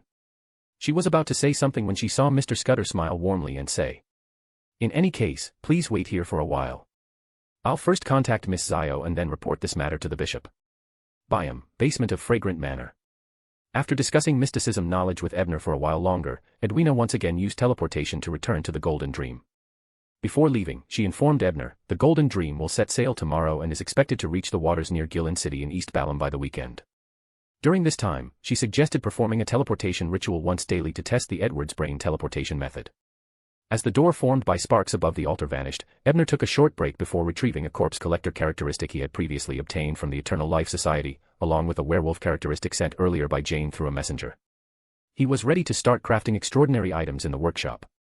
Of course, to ensure the power core operated normally, Helene had been called in as well. She officially began her waterboiling duties. South Bridge District, Rose Street. Mr. Scudder arrived at Harvest Church by carriage. After paying the fare, he paused before the church's exterior and prayed devoutly to the Earth Mother Goddess. He had only left a brief message for Zio before heading straight here, so he was still early. Inside the church, Bishop Utravsky was giving a sermon. His towering 2.2-meter frame and the loose priestly robe failed to conceal his imposing physique, yet his expression was warm and serene, radiating gratitude and reverence for life. In front of such a father, no one dared to make a sound. The small congregation sat quietly, occasionally following the elegant gestures of a beautiful priestess leading them in the Earth Mother Goddess's unique prayer rituals. As a devout follower of the Earth Mother Goddess, Mr. Scudder found a seat near the aisle and joined in the sermon. Beside him, a young gentleman with a thick beard glanced at Mr. Scudder, his eyes narrowing slightly as if he recognized him from somewhere. End of chapter. Chapter 441, Hazel's Decision. The bearded gentleman was none other than the renowned detective Sherlock Moriarty, in other words, Klein. He discreetly observed the man sitting next to him, who was dressed in a white shirt covered by a black vest, his hair meticulously groomed. Klein found him oddly familiar. After carefully recalling for a moment, realization dawned in Klein's eyes. On the night I cleansed Miss Judgment of her black mark, this gentleman and his wife had entered Towers' bedroom to deliver fresh clothes, food, and drinks to the ladies. He must be Mr. Towers' butler. Why is he here at Harvest Church? Could Tower have some connection to the Church of the Earth Mother? It might not be directly related to the church. Perhaps he knows someone within the church, which is why he visits frequently. With this thought, Klein turned his gaze toward the priestess at the front of the prayer hall, Miss Hazel Mocked. He nodded thoughtfully and stopped paying attention to the gentleman beside him. He patiently waited, calm and composed, until the sermon concluded. Then, he gripped his cane, preparing to rise and continue his tasks. At that moment, a man wearing the robe of the Church of the Earth Mother entered through the door leading to the back rooms of the church. He appeared to be around 28 or 29 years old, with black hair, red eyes, a high nose bridge, and thin lips. He was handsome but not particularly masculine in appearance. It was none other than Emlyn White, whom Klein had seen in his prophetic dream. Klein's mouth slowly fell open, and he nearly failed to close it again. Isn't this guy supposed to be locked in the basement? Didn't he shout repeatedly about holding onto his faith and refusing to submit to Bishop Utravsky's ideals? How did he surrender so quickly? This is beyond shameless. How am I supposed to perform in this situation? While Klein was mentally ranting, Emlyn White was distributing the elements of the Holy Communion to the gathered believers, eventually stopping right in front of Klein. Klein's mind raced, and he lowered his voice. You're Emlyn White, aren't you? Your parents hired a friend of mine to look for you. Emlyn White's usual haughty demeanor had disappeared, replaced by a weak smile that looked only slightly better than crying. All right, detective, stop acting. I know you're the clown who visited that night, or rather, the new owner of the Master Key. Your disguise couldn't fool that little girl over there who can lift the church doors with one hand, let alone me. But still, even though I'm now a priest of the Earth Mother, I need to thank you. This response completely exceeded Klein's expectations. For a moment, he didn't know how to react and could only scream internally. So, you really surrendered. Last time at Harvest Church, you confidently said you worshipped the moon and would never switch faiths. And now, just a short while later, you've given in. That was fast. Also, why is it that both you and Miss Hazel can so easily see through my disguise? I thought my disguise was pretty good. Seeing Klein's slightly open mouth, Emlyn misunderstood his expression and smiled smugly. Heh, for noble vampires, every person has a unique scent, a distinctive blood characteristic. Even while I was locked in the basement, I could smell and remember your scent. As for Miss Hazel, the arm under her glove might have some issues. There's something strange residing within it. I see. The extraordinary abilities of different pathways are truly unpredictable. Fortunately, up to now, I haven't encountered someone who knows both Klein and Sherlock. Otherwise, my simple disguise wouldn't last long. As for being identified as an extraordinary by Emlyn and Hazel, Klein wasn't too concerned. If they recognize me, so be it. The current situation is vastly different from 2 months ago when I first arrived in Backlund. Back then, I was frantic and desperate after the ambassador's incident, barely clinging to every opportunity to survive. During that time, exposure to the extraordinary world and even becoming a Beyonder wasn't entirely impossible. Even if someone discovers my Beyonder identity now, they wouldn't overthink it. Moreover, Tower's teacher, Detective Isengard, maintains good relations with the police and the official organizations. He vaguely suspected I was one of them and gently tried to bring me into the fold. In that sense, I could barely count as an unofficial member of the authorities. If something happens, I won't necessarily be arrested. And if push comes to shove, I can always reveal my identity as the world and ask Miss Judgment for help. As Klein relaxed and began discussing with Emlyn about why he had become a priest of the Earth Mother, Mr. Scudder had already reported Liv and Freya's tragic situation to Bishop Utravsky.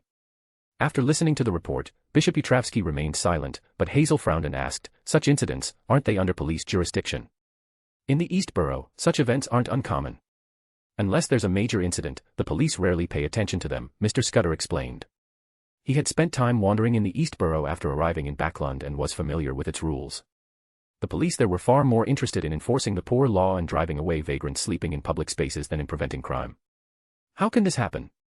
Hazel, though not born wealthy like Miss Justice, had grown up in relative comfort and had never witnessed the true suffering of the lower classes. The most despicable things she had seen were disputes over inheritances.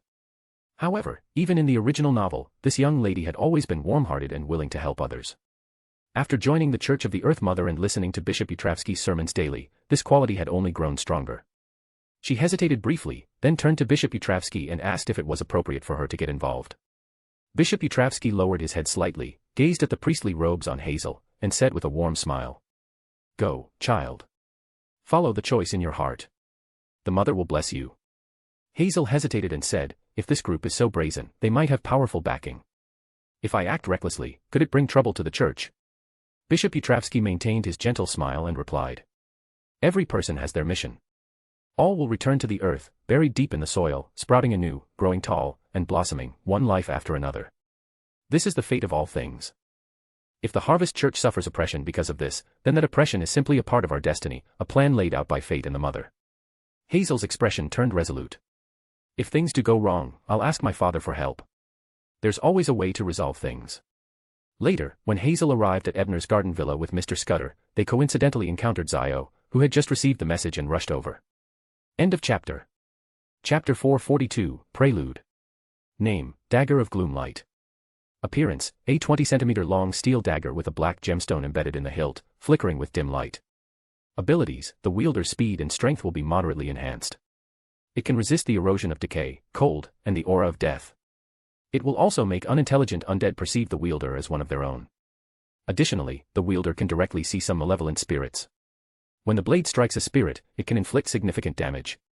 Negative effects, the wielder's body temperature will continuously drop until they die and become an actual corpse. Precautions, do not use it for more than 10 minutes at a time. After usage, it's best to bask in sunlight for half an hour or drink a cup of holy solar water. Sealing method, store it in a scabbard reinforced with a sacred oath. In the basement workshop of Fragrant Manor in Byam, Ebner fiddled with the dagger he had just crafted and asked Helene, who was wiping sweat from her forehead nearby. "If this dagger is priced at 500 pounds, would you buy it?"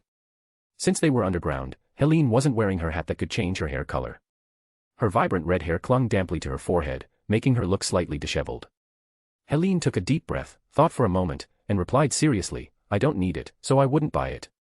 But it has a good design, and its abilities are quite practical for beyonders who aren't adept at dealing with the undead. If it comes with the sealing scabbard, I think someone would purchase it. So, it's profitable after all. Ebner let out a sigh of relief. He decided to bring it to the next extraordinary gathering at the Fragrant Leaf Tavern to gauge the market for mystical artifacts in Byam. After carefully placing the dagger of gloomlight into a temporary scabbard reinforced with the ring of light, Ebner reflected on the lessons he had learned during the crafting process. With a smile, he said to Helene, who had just finished wiping her sweat. Take a half-hour break, and then we'll start the next one.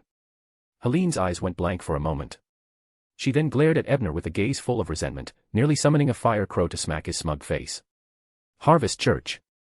Inside Harvest Church, Klein chatted with Emlyn for a while and discovered that this vampire genuinely believed he could deceive Bishop Utravsky with half-hearted devotion to the Earth Mother. Klein gave him a look of pity and informed him that the bishop possessed a miraculous artifact called the Candle of Heart's Desire. It might have already planted subtle suggestions in Emlyn, gradually making him a true believer in the Earth Mother. Hearing Klein's analysis, Emlyn grew visibly uneasy. Without saying another word, he dashed toward the church doors, but the half-giant bishop didn't stop him. Klein noticed that Miss Hazel and the butler from Tower had already left, but he paid it no mind. Instead, he approached the bishop and mentioned Emlyn's parents hiring him to locate their son. Bishop Utravsky looked down at him with a warm expression and said calmly, Emlyn may return home anytime he wishes. Seeing that the bishop truly had no intention of preventing Emlyn from leaving, Klein leisurely walked out of the church and caught up with Emlyn, who had run some distance before circling back. When Emlyn saw Klein, his face was twisted in frustration. He said anxiously, I suddenly started missing Harvest Church.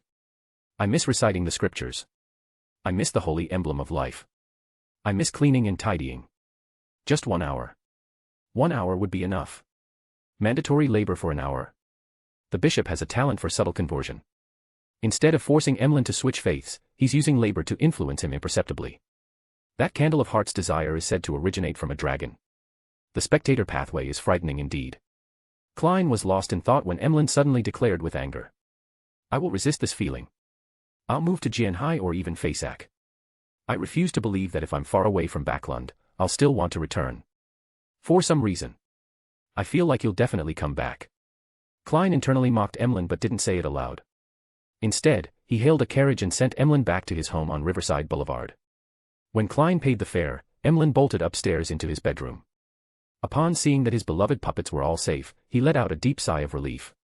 Then, he returned downstairs, placed his hand over his chest, and bowed deeply to Klein. No matter what, I must thank you. Klein smirked and said, No need to thank me. I'll be claiming the bounty for finding you, as well as the fare for the carriage, from your parents. Additionally, you'll need to prepare an extraordinary potion for me to treat a patient.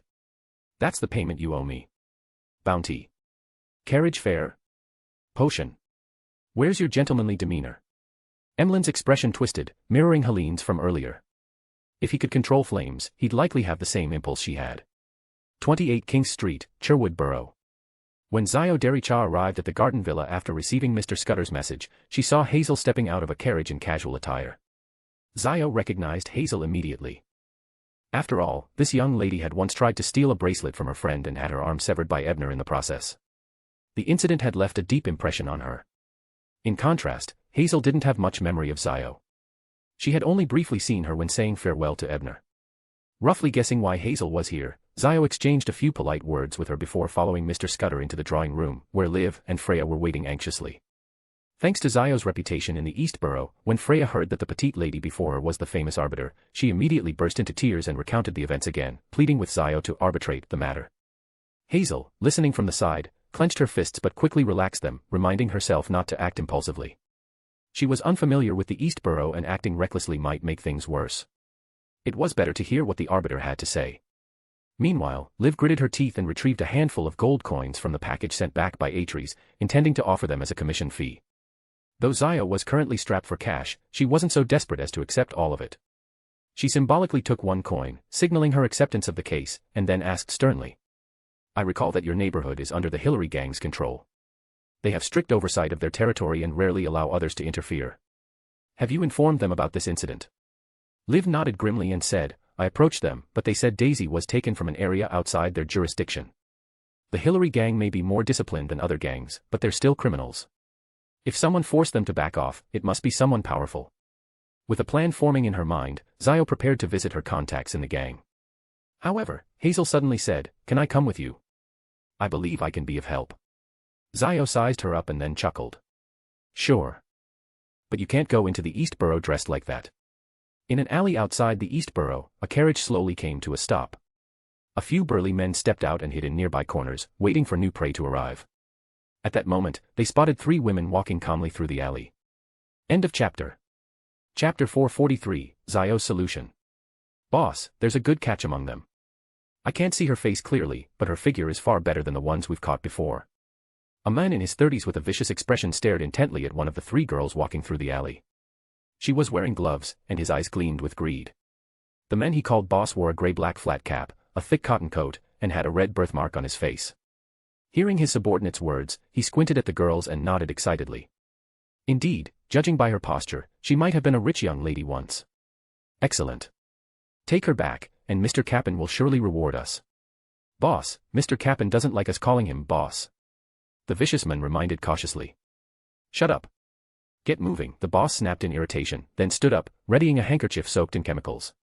He signaled to his men to encircle the 3 girls. On the other side of the alley, the 3 young women walking through were none other than Zio Dericha, Hazel Mocked, and Freya, who was leading them. Under Zio's guidance, they had earlier visited one of the Hillary gang's leaders and learned that the kidnappers were backed by powerful beyonders, possibly with official connections. They were far beyond what a gang controlling just a few streets could handle. The gang leader didn't know the specifics but mentioned that their boss and several gang leaders had tried negotiating with the kidnappers, only for the talks to fall apart. They were then instructed not to provoke those people. However, the kidnappers operated with a semblance of rules, rarely entering gang-controlled territories to abduct people. Most of their operations happened at the borders between gang territories, so the gangs hadn't retaliated too aggressively. Hearing this, Hazel was left stunned. Do the kidnappers fear the gangs more than the police? Does that mean the gangs are the real enforcers of order in the East Borough? How could such an absurd thing happen? But for Zio, this was business as usual. In the East Borough, her title as the long-absent arbiter carried more weight than the police. After failing to gather more clues, Zio had Freya lead them to the scene of Daisy's abduction. They planned to follow the direction the carriage had taken and trace Daisy's whereabouts. However, as soon as they arrived, Zio, using her sheriff abilities, immediately noticed a carriage parked just outside the alley and 3 men lying in wait at the entrance. Narrowing her eyes, she discreetly shielded Freya behind her while slightly slowing her pace, allowing the distracted Hazel to walk ahead. Just as they were about to step into the street, the 3 men burst out from their hiding spots. The men with the red birthmark lunged at Hazel, aiming to press the chemical-soaked handkerchief over her mouth and nose. The other 2 men moved in perfect sync, preparing to grab Hazel's legs once she passed out. But before the handkerchief even got close to Hazel, the red-marked man felt a sudden emptiness in his hand. It was gone. Before he could react, he was lifted by an immense force and slammed violently into the ground. The handkerchief reappeared, now pressed firmly against his own face. His head spun, and his vision grew blurry. Meanwhile, the other 2 men trembled violently, their knees giving way as they collapsed to the ground. A sharp pain struck the back of their necks, and they slumped into unconsciousness. Zio grabbed the 2 men by their collars, glanced at the carriage parked nearby, and said to Hazel, "Drag that leader onto the carriage as well. I need to interrogate them. And, maybe stop pressing his chest with that hand. You might actually kill him." Zio had heard from Ebner about Hazel's heroic feat of catching a chandelier weighing hundreds of pounds with one hand. She knew how dangerous that arm could be. Hazel snapped out of her daze and looked at the men she had instinctively pinned to the ground. Then she noticed her other hand, which was now holding money, a cigarette case, a lighter, and a box of safety condoms invented by Emperor Roselle. Her face immediately turned crimson. She quickly withdrew her hand and handed everything over to Freya, who was standing behind her. Freya, unfamiliar with such situations, only realized what was happening after accepting the items. She stared at the 3 men being dragged along the ground by Zio and Hazel, a mix of fear and hatred in her eyes. "Are these the ones who took my sister?" she asked with trembling lips. After tossing the 2 unconscious men into the carriage, Zio clapped her hands and replied, "Maybe, but we'll need to interrogate them to be sure." She turned and looked at Freya, who was biting her lip nervously, then said thoughtfully, "Can you keep watch near the carriage? If anyone approaches, let me know." Interrogations were messy affairs, not something an ordinary girl like Freya should witness. "Okay." Freya agreed without hesitation. Zio nodded and hopped into the carriage. Just as she was about to wake one of the captives and use her interrogator abilities to extract information, Hazel suddenly raised her gloved arm and warned. It's telling me, something was done to their spirits. Any interrogation or communing methods might trigger a reaction. Zio's golden eyebrows furrowed as she halted her abilities. She trusted Hazel's arm, which housed an ancient alchemical spirit, to detect such things accurately. To be sure, Zio took a golden mask from her bag, put it on, and carefully observed the three men. After a moment, she confirmed Hazel's warning. It feels like the use of judge abilities. But at a high sequence, even with my judgment mask, I can't undo the law binding them. Is there at least one sequence 5 disciplinary paladin backing them? This is bad. As a formal member of MI9, my actions might alert them. They could destroy evidence, and Daisy's situation might worsen. After a brief moment of contemplation, Zio made a decision. She looked seriously at Hazel and said, I need to use some special methods to interrogate them. Please step out for a moment. Caught off guard by Zio's sudden authority, Hazel instinctively nodded, got out of the carriage, and shut the door behind her. Only after she was outside did she realize how easily she had been persuaded. She stomped her foot in frustration but didn't return inside. Inside the carriage, Zio sealed the space with her spirituality. Then she clasped her hands in prayer and murmured reverently. Fool who does not belong to this era. Mysterious ruler above the grey fog. King of yellow and black who wields good luck. I beseech your help. I beseech you to allow me to meet Mr. Tower in the hall above the grey fog. Yes, in this urgent situation, Zio's simplest and most effective solution was to ask Ebner. Minsk Street. Klein had just finalized arrangements with lawyer Jurgen regarding a doctor who would visit Mrs. Doris the next day. As he stood up to excuse himself and borrow the washroom, he heard a faint and ethereal prayer.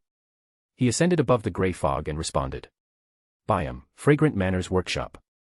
In the workshop, Ebner had just finished crafting 2 more mystical artifacts using spiritual materials purchased at the Fragrant Leaf Tavern. He finally let Helene go rest after hours of grueling work. As for the werewolf characteristics that Jane sent over by messenger, Ebner did not touch it for the time being.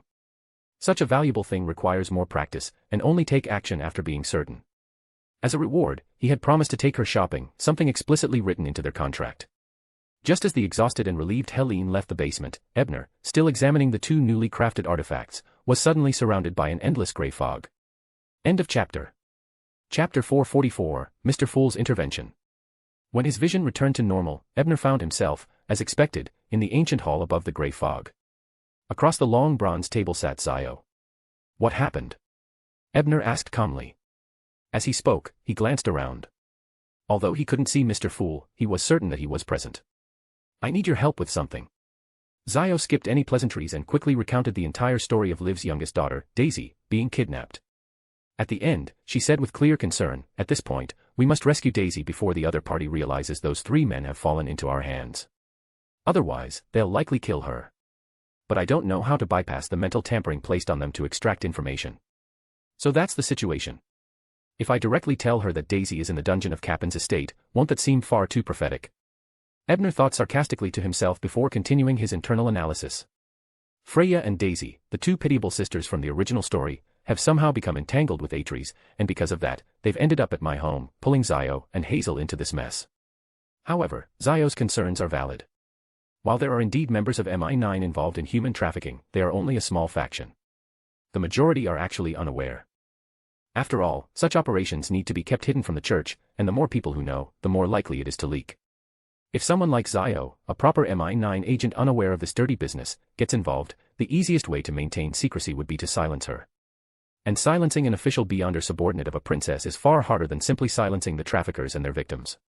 Capin's death would not be mourned, but Daisy and the other kidnapped girls are likely in far more danger than in the original events.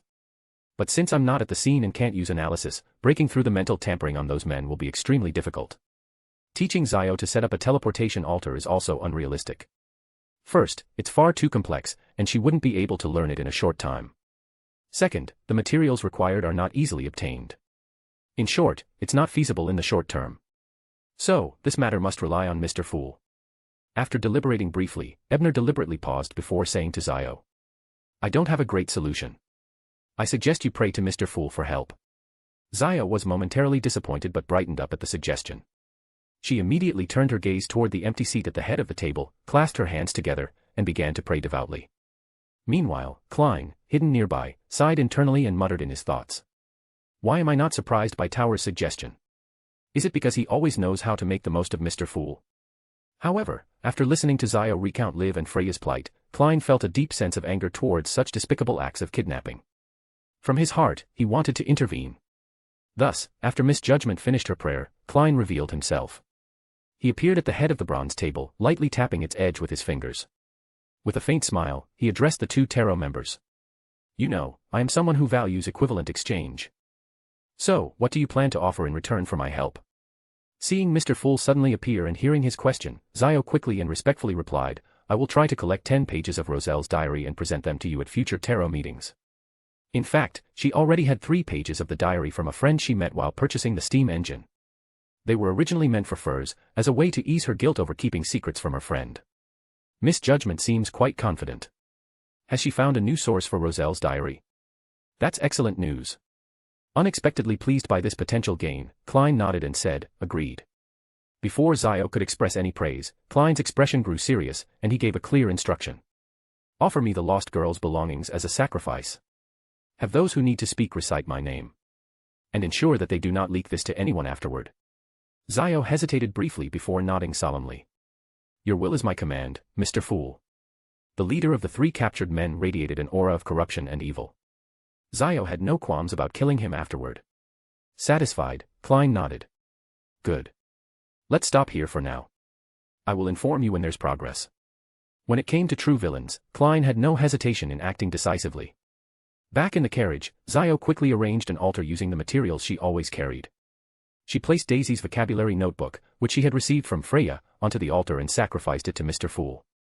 Afterward, she controlled the power of mental piercing to wake the man with the red birthmark. While he was still dazed by the ability, Zio exuded her authority and commanded him to recite a string of ancient Hermes words. The man, who didn't understand ancient Hermes, instinctively repeated the words. His mind was still clouded from the pain of mental piercing, and he vaguely sensed himself entering a fog-filled space. Moments later, he saw a paper figure that looked identical to him fly towards him and merge with his body. After that, he remembered nothing. At the same time, Klein, seated in the ancient hall above the grey fog, held the Black Emperor card in his hand. He extended his spirituality to touch the overlapping shadows of the man and the paper figure. This was an application of covenant mysticism. A weak human gradually synchronized with a higher being, feeling corresponding knowledge and receiving profound spiritual insights. In this process, Klein played the role of the great being. In this synchronized state, the exchange was reciprocal. Humans could gain knowledge from higher beings, and higher beings could bypass spiritual restrictions and extract desired information. After a brief but intense exchange, Klein ended the covenant and realized his fists were clenched tightly. Capin. Deputy Director of the Backlund Metropolitan Police Department. A Member of Parliament. What a filthy conspiracy. But why would a human trafficker's house have at least 4 beyonders? The strongest one, Horus, might even be Sequence 5. I don't know his pathway, but it seems similar to the Black Emperor. Law, order, authority. An adjudicator. If I recall, Tower classified this pathway under the order domain. Based on what I saw, the restrictions only apply to the underground section of Capin's estate, not the entire building. After all, sealing the entire house during the day would raise too many questions. But even so, this is likely beyond Misjudgment's abilities. And Tower isn't in Backlund. If anything goes wrong, Misjudgment could be in grave danger. Should I intervene? Klein wrestled with his emotions but ultimately made up his mind. He was willing to help Daisy, the bright young girl who had dared to dream of escaping poverty. He performed a divination. Saving Daisy is a dangerous endeavor. The yellow crystal pendant spun clockwise with great speed and amplitude, confirming the danger. But it wasn't hopeless. There was a chance, a slim but real chance. Leaning back in his chair, Klein smirked self-deprecatingly.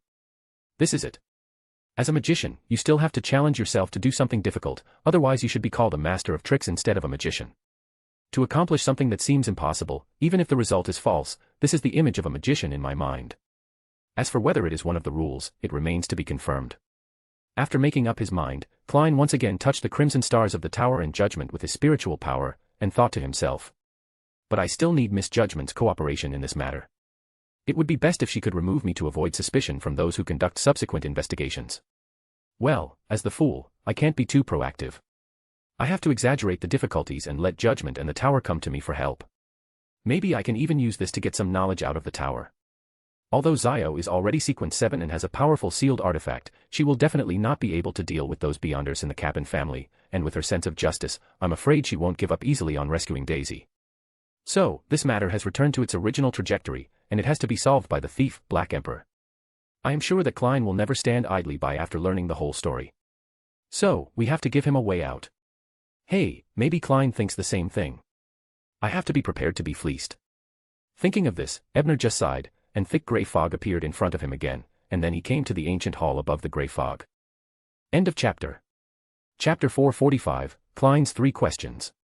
Arriving at the ancient palace above the gray fog again, Ebner and Zio had just sat down when they saw Mr. Fool tapping the edge of the long table with his fingers. A series of images displaying the slave trader Capim's vile deeds began to appear before them. There were countless images of newly captured girls crying and screaming in underground prisons. Scenes of numb, half-naked girls offering drinks to the deputy director of the police department, members of the House of Commons, and other so-called big shots colluding with Capim filled the air.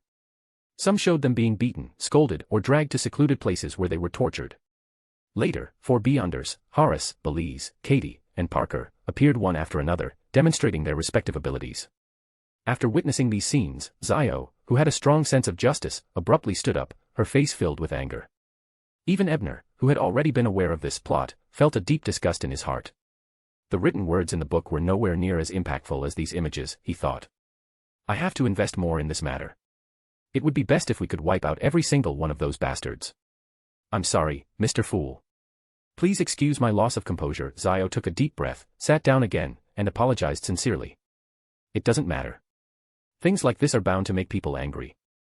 I understand, Klein the Fool replied calmly. He tapped the edge of the table again, and the haunting images gradually disappeared. As far as I know, Capim is a wealthy man rumored to be involved in multiple cases of missing girls. He is suspected of being a human trafficker and engaging in the slave trade in private. But because there is no clear evidence, he remains free. After calming herself, Zio began to analyze the situation. The underground seal seems to involve the ability of a sequence 6 judge from the arbiter pathways. But the strength is far greater than that of an ordinary judge. Either Horace is a disciplinary paladin, or he borrowed power from a ritual or an extraordinary item. Logically, Capim shouldn't have been able to gain the protection of such an extraordinary figure. He shouldn't even have had the opportunity to meet them. Unless. At this point, Zio paused, her expression turning grim. If it were just a simple sequence 5 Beyonder, she could report it to MI9 through Her Highness Vera and mobilize resources to rescue Daisy and the other girls. But the Beyonders in Capim's villa belong to the arbiter pathways. In Backlund, mid-sequence Beyonders from this path were typically either military personnel or descendants of nobles granted formulas by the king. In reality, most of the latter also served in the military. It was hard for Zio not to suspect that Horace and his group were actually peripheral members of MI9, just like she herself had been at the start. If I report this to MI9 or even the church, news will inevitably leak given MI9's intelligence network. Daisy and the others might be silenced before we can act. I trust Her Highness Vera isn't one of them, but her influence within MI9 is limited. The number of people she can mobilize is very small. But I can't just storm the place myself, even with Hazel's help. Hazel's metal arm is powerful, but she lacks practical combat experience. Instead of assisting me, she might end up becoming a burden. Her thoughts raced, and Zio turned to Ebner once again, hoping he could devise a solution. At the same time, after confirming from Miss Judgment's analysis that Horace was indeed a Beyonder from the arbiter pathways, Klein the Fool subtly shifted his gaze to Tower. Mr. Tower, it's all up to how well you play your part. If this doesn't work out, I might need to have the world conveniently log in, stumble across you too, and offer some advice. Ebner didn't disappoint either Miss Judgment or Mr. Fool. After a brief pause, he respectfully asked Mr. Fool at the head of the table, I wonder if your followers have the time to intervene in this matter and rescue those innocent girls.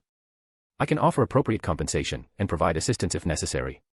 For example, some of the extraordinary items I own can be loaned out temporarily. Consider it an additional investment. Hearing this, Zio opened her mouth as if to say she would pay the reward, but no words came out. I already owe so many debts. I can't possibly buy more on credit. As for the debt to Ebner, well, I already owe him so much. I'll just have to repay it slowly in the future. We have a good understanding, Mr. Tower. Klein thought to himself with admiration. Or rather, you are exceptionally skilled at utilizing the fool's abilities. Outwardly, his expression remained calm and emotionless as he said, I can make the request for you. Thank you for your help, Mr. Fool. Zio and Ebner stood and saluted respectfully. Mr. Fool nodded slightly, acknowledging their gratitude, before sending them out of the gray fog. This wasn't an act. Klein had genuinely run out of time. He had already been in Lawyer Jurgen's bathroom for over 20 minutes. If he stayed any longer, the men might actually knock on the door to check on him. A few minutes later, after leaving Lawyer Jurgen's house and putting on some simple makeup, Klein called a taxi and rushed to Capham's villa with a dungeon. The address was obtained through divination. Sitting in the carriage, he summoned the members of Judgment and Tower for the third time in the grey fog.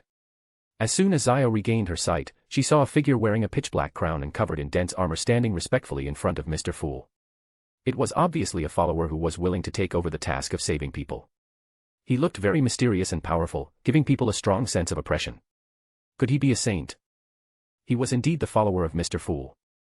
Feeling the mysterious aura of the follower, Zio became more respectful and also breathed a sigh of relief. With such a powerful figure willing to help, Daisy and the other girls can definitely be rescued. I just don't know what kind of reward he wants. I hope it's not too much. At this time, after asking Mr. Fool for instructions, the armored figure turned around and looked at Ebner and Zio, then asked in a voice full of majesty and oppression, "You are the one who needs a commission." It gives me a feeling that he is very similar to Nast, the king of the five seas. What a good actor. Did Klein use his spirit to contain the card of blasphemy, to pretend to be the Black Emperor, and then let the world dummy sit there as the fool? Guessing this in his heart, Ebner nodded calmly on behalf of Zio and said, "Yes, Your Excellency, we need your help. I wonder what reward we have to pay you to accept our request." The armored favored one smiled and said, "I heard from Mr. Fool that you are very knowledgeable. So, as long as you answer 3 questions of mine, I will help you." Klein's questions during this period shouldn't be difficult to answer, and this can also be considered a role play, right? Ebner thought about it, and then he had a clear idea in his mind. He said confidently, "Please ask." The first question is, besides shattering the Beyonder characteristics, is there any other way to remove the mental pollution within the characteristics? Klein asked in a deep voice. Klein got the method of shattering the characteristics from the little son after several tarot meetings, right? What happened to the butterfly effect that allowed him to know in advance? Could it be my fault? Although he was surprised, Ebner did not hesitate to answer. You can also use the magical items of the Marauder pathway to steal the pollution in the extraordinary characteristics, and then mix the extraordinary characteristics into a potion before the theft fails. In this way, the mental pollution will not return but will dissipate directly. This is indeed something I had not thought of before. The sealed artifact, Blood Vessel Thief, behind the Chinese gate in Tinjin City can steal the target's extraordinary abilities, and considering mental pollution as one of them, there is no logical problem. But the problem is that the mental pollution in the All-Black Eye is not from ordinary Beyonders, but from the evil god. Whether it is a Beyonder with the ability to steal or a magical item with similar properties, it is difficult to withstand such mental pollution.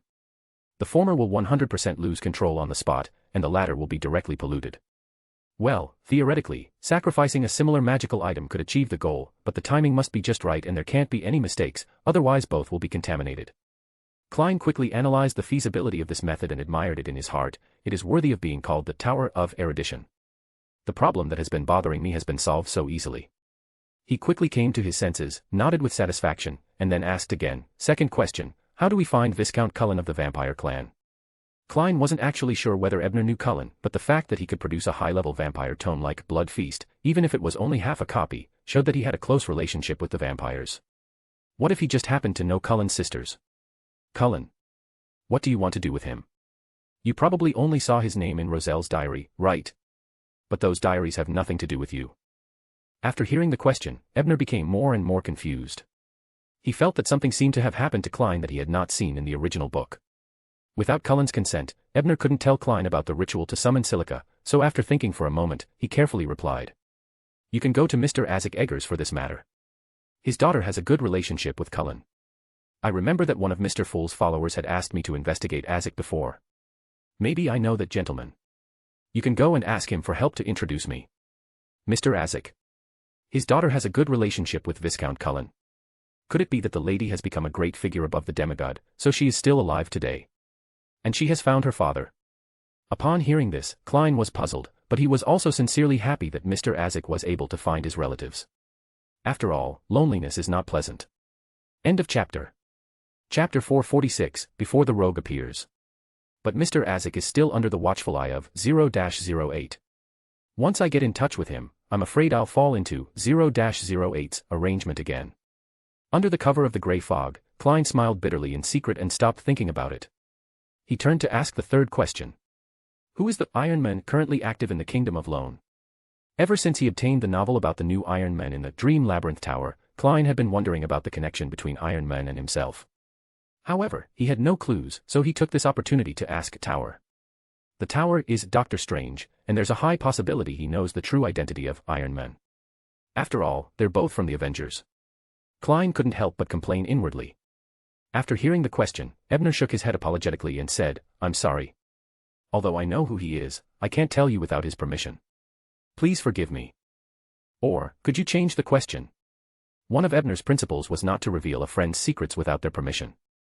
Although Dunn couldn't exactly be considered Ebner's friend, the Iron Man was, in fact, the work of Miss Judy's mother and perhaps even a task arranged by Mother Earth herself. Naturally, Ebner wouldn't leak such a secret easily. Mr. Tower really knows who Iron Man is. Could it be that they actually have an organization similar to the Avengers? But what does he have to do with me? Why does the Dream Labyrinth Tower think I need to know Iron Man's story? Maybe I should change my thinking. What do I care about most at this stage? Apart from advancing my sequence, it's probably revenge. So, could Iron Man be related to Insanguil? With his thoughts racing, Klein agreed to Tower's suggestion and said in a dignified tone, "Okay. Then let me change the question. Is Iron Man related to the defected bishop of the Church of Evernight, Insanguil?" Hearing this question, Ebner hesitated for a while but finally answered indirectly. There is a grudge between them. So that's it. Iron Man is Insa's enemy. He might be an important ally in my revenge. So that's why the Dream Labyrinth Tower compiled his deeds into a novel for me. Klein nodded thoughtfully, looked at Ebner, and said, "Very good. Thank you for your answer. I will keep my promise and rescue those kidnapped girls."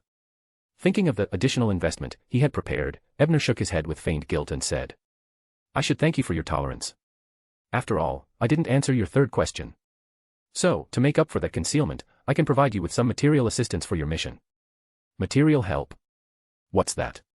And this is just Mr. Tower's excuse. Judging from how indignant he was after seeing those pictures, he must want to help. Since Ebner hadn't deliberately hidden his emotions, Klein, observing closely, quickly discerned his true intentions. However, Klein didn't feel annoyed by this. Instead, he asked with interest, "How can you help me?" Ebner knew that Klein's spirit body could only carry a limited number of items and couldn't lift anything too heavy. Most of his magical items weren't suitable for Klein's use. The Ring of Light and the Sun Brooch had overlapping functions, and the Tears of Lilith wouldn't be particularly useful against the incorporeal thief, Black Emperor. After some thought, Ebner decided to help with the Ninth Law spell, which he had exchanged from the Dream Labyrinth Tower. The Ninth Law is a high-level spell containing the power of the Imperative Mage. However, it has a unique origin and can only exist in the real world for 3 minutes. Ebner explained in detail the function and usage of the Ninth Law. Even though it could only last for 3 minutes, Ebner believed that in the hands of the magician Klein, he would be able to maximize its utility. After hearing the explanation, Klein's eyes lit up. He had previously used high-level charms like the Flaring Sun Charm and Language of Foulness, so he understood their power. With such a tool, his success rate would undoubtedly increase significantly. But, why can it only exist for 3 minutes? Although I'm curious, I won't ask. After all, it's not my place. Nodding, Klein said in a tone consistent with his current persona, "It can indeed help me. Before the action begins, between 7 and 7:30, I will ask Mr. Fool to hand me the charms. High-level charms aren't cheap. You've spent a lot. It's not about money, it's about effort. Klein, you'd better catch all those bastards this time. Otherwise, my hard work will be wasted." After mocking himself internally, Ebner nodded to Klein's Black Emperor persona and said, "I'll wait for your signal and prepare the spell as quickly as possible before sacrificing it to Mr. Fool." Once their discussion concluded, Ebner turned to Zio, who had been silently listening, and instructed, "Follow the normal procedures and send the 3 men to the police station or MI9. After all, they really did attack the daughter of a member of the House of Commons. But try to delay it until 7:30, when His Excellency the Favored One takes action." Zio said thoughtfully, "Understood. I'll ensure the men who recited Mr. Fool's name appears to have committed suicide out of fear of punishment." At this moment, the armored Black Emperor spoke again. "Remember to ask Mr. Fool for protection later. After I rescue them, I will capture 3 of Capham's men. There will still be some suspicion on you, and I fear someone might use extraordinary means to investigate. Mr. Fool can still offer this kind of protection. He's such a kind, tolerant, and easy-to-talk-to god. No wonder Ebner trusts him so much." Zaya was momentarily stunned before standing up to salute Mr. Fool in gratitude. The Fool merely nodded slightly, saying nothing. After all, the fake world would be exposed the moment he spoke.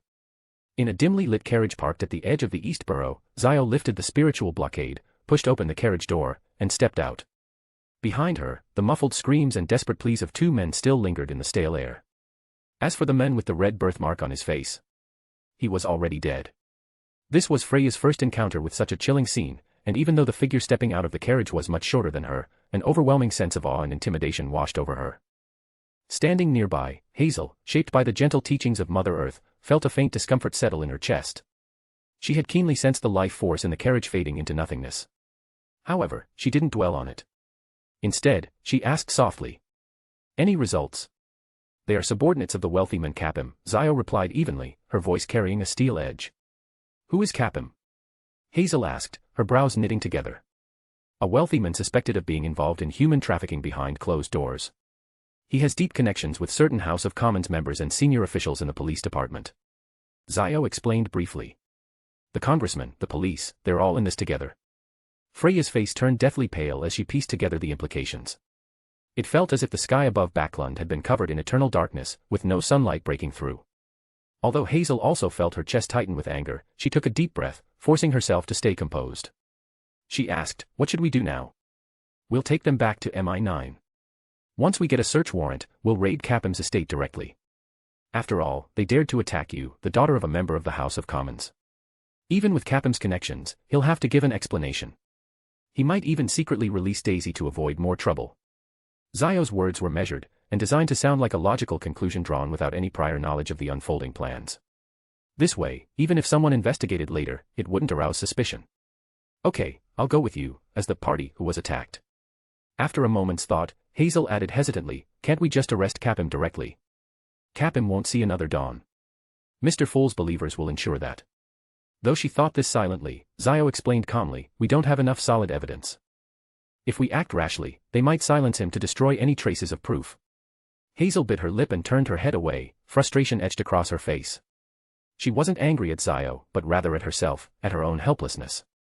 Understanding the weight of the situation, Freya gathered her courage and spoke up, I'll also come along as a witness."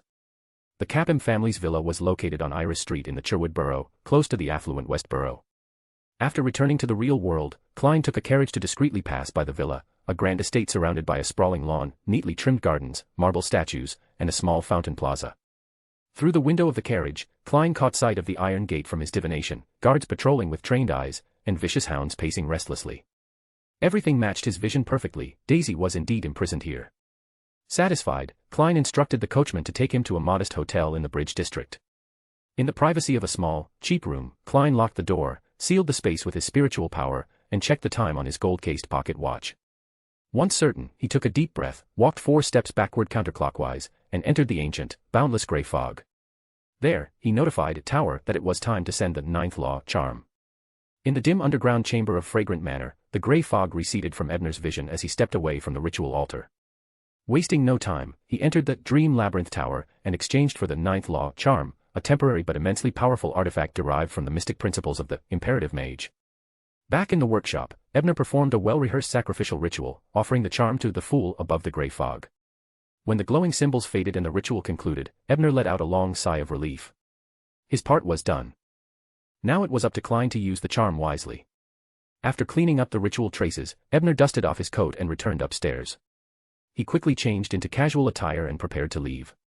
He had promised his red maid that they would visit the night market, and he had no intention of breaking that promise. Besides, he still hadn't had dinner, so it was a good opportunity for us to go out and eat together. End of chapter. Chapter 447, Capim's Destruction. Capim House, Iris Street, Cherwood Borough. In the spacious and elegant dining room, the maids meticulously arranged golden-laid ceramic tableware on the long table. They placed caviar, roast chicken, stewed lamb, fried ox-eye, fried dragon bone fish, cream soup, and other delicacies in an orderly sequence, adhering to refined etiquette. Moments later, Capim, slightly overweight, emerged from his study. A false warmth spread across his face as he greeted his guests with exaggerated humility, the middle-aged Eros, cloaked in a white hood, Katie, clad in a thin shirt, and Parker, an aged man who appeared harmless and frail. Once seated, Capim raised his glass, feigning an aristocratic air, and toasted. "Storm is above, let's toast to a better future." Katie brushed her fingers against the old scars lining her face, giving only a faint nod in response. Eros said nothing but lightly raised the stem of his wine glass. Only Parker, the elderly gentleman, responded. Cheers to a bright future. Unbothered by the lack of enthusiasm, Cap'n turned his attention to the only lady present, speaking with ingratiating charm. Miss Katie, tonight we have your favorite caviar and a roasted chicken specially prepared for you. Katie hummed lightly in acknowledgement and began carving the roast chicken with surgical precision. Her knife moved methodically, dividing the bird into pieces of near-identical size. Even though he had witnessed this display before, Cap'n still felt a chill run down his spine. Trying to mask his unease, he hurriedly cut a piece of fried dragon bone fish, dipped it in black pepper sauce, and stuffed it into his mouth. The dinner proceeded without incident until the ornate wall clock struck 7:23. At that moment, just as Cap'n was about to ask his guests if they would like dessert, he erupted into sudden, uncontrollable laughter. His laughter grew louder, his body shaking as he clutched his belly. Tears streamed down his flushed cheeks. The dining room fell eerily silent. The servants nearby began collapsing one by one, unconscious. Others clutched their stomachs, vomiting yellow-green bile, unable to stop. No one was spared. Eros, despite his calm demeanor, felt his breath grow shallow. His instinct screamed a warning, the entire room was filled with poison. He barked sharply. Hold your breath. Parker, open the door. Katie, follow me, find the intruder. Bang. The dining room door burst open as Parker forced it ajar, allowing fresh air to flow in. At the same time, Eros activated his spiritual vision, immediately spotting an illusory figure silently moving amidst the chaos. The figure was cloaked in thick black armor, a black crown resting atop its head, and a black mask obscuring its face, like a spectral king emerging from the void. It was Klein, who had phased through the wall 2.5 minutes earlier. Without hesitation, Eros raised his right hand, channeling the judge ability to imprison the intruder. But before the ability could take effect, he noticed a glowing talisman clutched tightly in Klein's hand, etched with intricate symbols like the Sword of Judgment and an array of ancient sigils. It wasn't just an ordinary artifact, it was a high-level spell. Eros's eyes widened in realization. Before he could react, Klein solemnly declared in ancient Hermetic. It is forbidden to make rules here. The weight of the words echoed throughout the space. Having witnessed the forbidden combat technique during the naval battle scene in Misjudgment and Mr. Tower's late-night broadcast, Klein had prepared meticulously. He confirmed with Misjudgment that most of Cap'n's Beyonders followed the Arbiter path, known for rule enforcement and restriction abilities. To counteract this, Klein had secured the 9th law, Charm from Mr. Tower, a spell specifically designed to prohibit prohibitions. As Klein's words hung in the air, a series of dark golden runes and magic symbols spread throughout the space, weaving into the fabric of reality. Eros immediately felt the weight of invisible chains binding him. His imprisonment, exile, and all other rule-based abilities became utterly useless. Even his voice was choked back, preventing him from issuing commands. Seeing his most formidable foe effectively neutralized, Klein wasted no time. He swiftly turned and used Scream to repel Katie's attempted sneak attack from behind. Without pausing, he fired several air bullets infused with holy aura directly at Eros, capitalizing on his opponent's vulnerability. The latter dodged while pulling an iron black metal glove from his hidden bag. While Katie recovered and once again entangled the invading ghost with her pistol and whip, Eros successfully donned the glove. In an instant, Eros felt as though he had grown taller, as if he had become a towering figure capable of determining the fate of others. Having used this item many times before, he did not let himself be consumed by this illusory feeling. Instead, he channeled its power to forcibly break the laws established by his opponent's talisman and successfully punished them. However, just as he delivered a glowing fist aimed at the intruder's head, the scene around him shattered into fragments. A dream. The other party also has the ability of a nightmare. Eros was shocked but forced himself to calm down. As he surveyed his surroundings, he found Katie and Parker lying motionless on the floor, their life or death uncertain. Worse yet, the iron black glove was now worn on the spectral hand of the black-crowned intruder. What frightened him even more was his current location, next to a gas pipe. The sharp smell of gas saturated the air, triggering every warning bell in his mind. The poison gas was used to mask the smell of gas. Just as Eros pieced together the realization, he saw the figure wearing the black crown bow slightly to him, as if bidding farewell. Then, a bright flame ignited. Boom. A deafening explosion consumed Eros's vision. Flames burst forth like a grand fireworks display, searing everything in their path. He barely had time to shield his vital organs before the fiery wave engulfed him. Without the iron black glove's protection, Eros's physical resilience was far inferior. The massive impact shattered his body, breaking his internal organs and leaving him severely injured. Yet, against all odds, he did not die. With sheer determination, Eros stood up with trembling limbs as the flames subsided. As for the others, ordinary people like Cap'n had been burned to charcoal, Parker had succumbed to the poison before the explosion, and Katie, though alive, was barely holding on. It's so hard to kill them. Fortunately, I came well prepared, Klein sighed. As a spirit, Klein had been mostly unscathed by the explosion. He used the nightmare badge he had acquired from the Eye of Wisdom gathering once again, pulling all the remaining survivors in the villa into a dream world, severing their last chance of escape.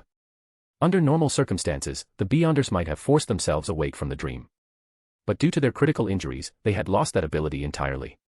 With a snap of his fingers, Klein unleashed a series of air bullets, ending the evil lives of the remaining human traffickers. Then, without delay, he turned and flew toward the underground entrance. Bellies, who had been guarding the underground prison, had just woken up from the dream when he saw the black-crowned ghost descending upon him. Panicking, he raised his high-pressure steam rifle to fire. But the iron-black glove on Klein's spectral hand glowed ominously, and in a blur of motion, it struck Bellies' head with unerring precision.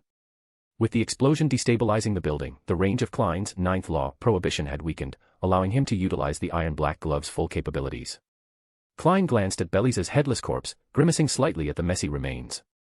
Fortunately, being in a spirit state spared him from the visceral reality. With the guard defeated and the key item, the iron-black metal glove, in his possession, Klein smoothly unlocked the prison doors one by one, freeing Daisy and the other captive girls. Some bravely ran towards the streets like Daisy, who had only recently been kidnapped and had not undergone any conditioning or training. It was only after escaping the oppressive villa that the girls, trembling with relief and fear, turned back to look. On the roof of the now ruined mansion stood a figure cloaked in black armor, wearing iron-black gloves and a black crown. With a dramatic swish, the figure's black cape fluttered in the wind before disappearing from view. Daisy. A familiar voice broke through the chaos. Daisy's eyes lit up as she saw her sister, Freya, running towards her with tears streaming down her face. Behind Freya were two elegant women, one tall and the other short. Freya. Daisy sprinted forward and embraced her sister tightly, both of them sobbing in relief. Watching the heartfelt reunion, Zio and Hazel exchanged warm smiles. This is Mr. Fool's favored one, Zio thought, her spirituality stirring as if touched by something profound. At that moment, a gust of wind blew through, and a figure streaked across the sky at high speed. Almost simultaneously, an illusory door materialized in midair, and from it stepped a handsome man in a tailored suit. Zio recognized them both instantly. One was the saint of the Augustus family, whom she had recently met at MI9 while reporting to Her Highness Vera, and the other was the Archbishop of the Backlund Diocese of the Church of the Storm, Spellsinger of God, Ace Snake. In Byam, the night market on Belden Street was alive with energy. Bars, shops, restaurants, and amusement parks stayed open all night, drawing colonists, locals, adventurers, and even pirates. Ebner and Helene stepped out of their carriage and into the lively streets, only to be approached by a shifty-looking man. The man discreetly pulled out a small bottle and whispered, "Want some, sir? Only £10. End of chapter. Chapter 448, The Calculations Behind the Scenes. This scene, this wording, this tone, it was exactly like the scalpers at train stations in his previous life before the real name system was enforced. For a brief moment, Ebner felt a wave of nostalgia and disorientation wash over him. Snapping back to reality, Ebner activated his pure white eye with a mix of curiosity and familiarity, wanting to see what exactly this man was trying to sell and why it was priced so steeply. But moments later, Ebner's mouth twitched slightly as he realized the truth. Do I look like a weakling? Although his face appeared a bit pale from an entire afternoon of crafting mystical items, it was clearly not the pallor of frailty. Moreover, the so-called potion wasn't just diluted, it was far inferior to the health potion Karen specially prepared for Russell. On top of that, it contained addictive substances. Was this aimed at me? Or did Helene give herself away somehow? Ebner glanced at Helene. She was wearing a hat that concealed her hair color and hairstyle, a veil that covered most of her face, and her demeanor was slightly altered after spending an entire day boiling water. No. It's unlikely someone from the Admiral of Ailment could recognize her this quickly. In other words, this man is targeting me. But why? Adjusting his glasses, Ebner smiled calmly and asked, "This medicine, it's from the pharmacist across the alley from the Red Theater, isn't it?" The man's eyes widened in surprise. You knew. He quickly masked his reaction, replacing it with a greasy smile. Sir, since you know about this, you must also know that the master only produces a limited amount each day. But lucky for you, I have special access to extra stock. Really? Darkwill, you've stayed true to your roots, haven't you? And your so-called special access is just diluting the potion tenfold, isn't it? Ebner suppressed a sigh and said plainly, £10 is far too steep. £8 per bottle, how many do you have? I'll take them all. The vendor was visibly taken aback by Ebner's generosity but quickly composed himself, eyes gleaming with greed. It's always a pleasure to do business with someone decisive. All right, I'll take a loss here, 10 bottles, all yours. Think of it as the start of a good friendship. So, diluted 10 times over, huh? I wonder if the special additives were also multiplied tenfold. Feigning satisfaction, Ebner nodded. All right, but I don't have that much cash on hand. Follow me to my carriage, and I'll get the money. As he spoke, he cast a glance at Helene. Though she didn't fully grasp Ebner's plan, Helene was sharp enough to follow his lead. With a faint pout, she clung to Ebner's arm and complained in a coquettish tone about her wasted shopping time. Ebner comforted her with soft words, and she eventually relented, though her glare at the vendor carried a hint of hostility. Before heading out, Helene had changed from her maid attire and agreed with Ebner to play the role of a lover while they were outside. The vendor chuckled, attempting to smooth over the tension. Madam, you'll be the one who benefits most from your husband's purchase. As he spoke, his gaze lingered on Helene, a mix of lust, regret, and thinly veiled anticipation. Helene's brows furrowed in disgust. She had seen these kinds of lecherous stares before, in Trier, in Intis, and on the open seas. She thought she had grown numb to them, yet each time, they still made her skin crawl. What kind of potion was that? How would it benefit me?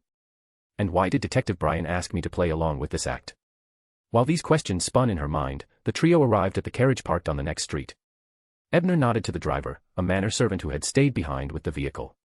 Without hesitation, Ebner grabbed the vendor by the arm, his grip iron tight, and said in a tone that brooked no refusal, "Come inside to collect your payment." It was only then that the vendor realized something was wrong. He hesitated, but the aura emanating from Ebner, the weight of authority and cold decisiveness, reminded him of his own terrifying boss. Fear gripped him, and his fleeting thoughts of escape dissolved into reluctant compliance. He followed Ebner into the carriage obediently, his earlier bravado completely extinguished. Just now, in the downtown area, it had been inconvenient for Ebner to use his abilities, wary of being detected by any high-level beyonders who might be lurking nearby. However, now that he had reached the secluded parking spot, such concerns no longer restrained him. Combining majesty, bribery charm, and guidance in the spiritual realm, Ebner easily bent the man's will to his own. Although Helene, walking alongside him, had no idea what kind of abilities Ebner had used, she was deeply grateful to have witnessed the transformation in the man. She felt relieved that she had wisely signed the contract under fair terms.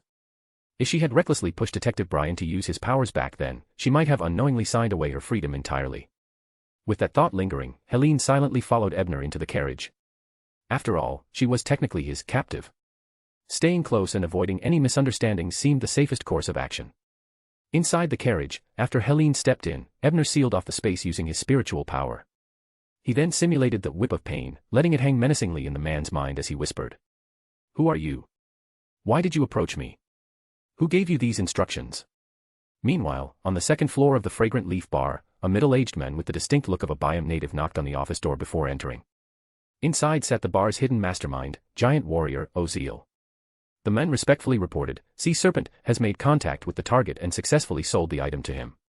Oziel, a tall and broad-shouldered older man, swirled the wine glass in his hand and chuckled.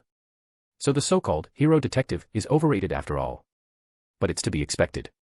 He rose to fame at such a young age, and he's clearly a romantic soul. Even coming to Byam on vacation, he brought his lover along. Naturally, a man like that would need that kind of medicine to keep up appearances. He smirked, his eyes gleaming with ambition. "Looks like we'll soon have the fragrant manor in our grasp." The subordinate hesitated briefly before mustering the courage to ask, "Boss, if you want that manor so badly, why don't we just capture him outright and deal with it directly? Why go through all this trouble?" Oziel raised an eyebrow and let out a long sigh. "I've had my eyes on that manor for quite some time, but its previous owner holds significant influence. Even the people above me warned me not to act recklessly, despite its long period of abandonment. Now it has a new owner, but who knows what relationship this hero detective has with the previous master of the Aroma Manor. It's too risky to move openly. Instead, we'll make him dependent, hook him on the potion, drain his finances slowly, and finally, leave him with no choice but to sell the manor to us willingly." After explaining his reasoning, Oziel shifted his tone, issuing a stern command, "Don't rush this operation. If he starts suspecting something and gets someone to cleanse his body of the potion's effects, all our efforts will be wasted.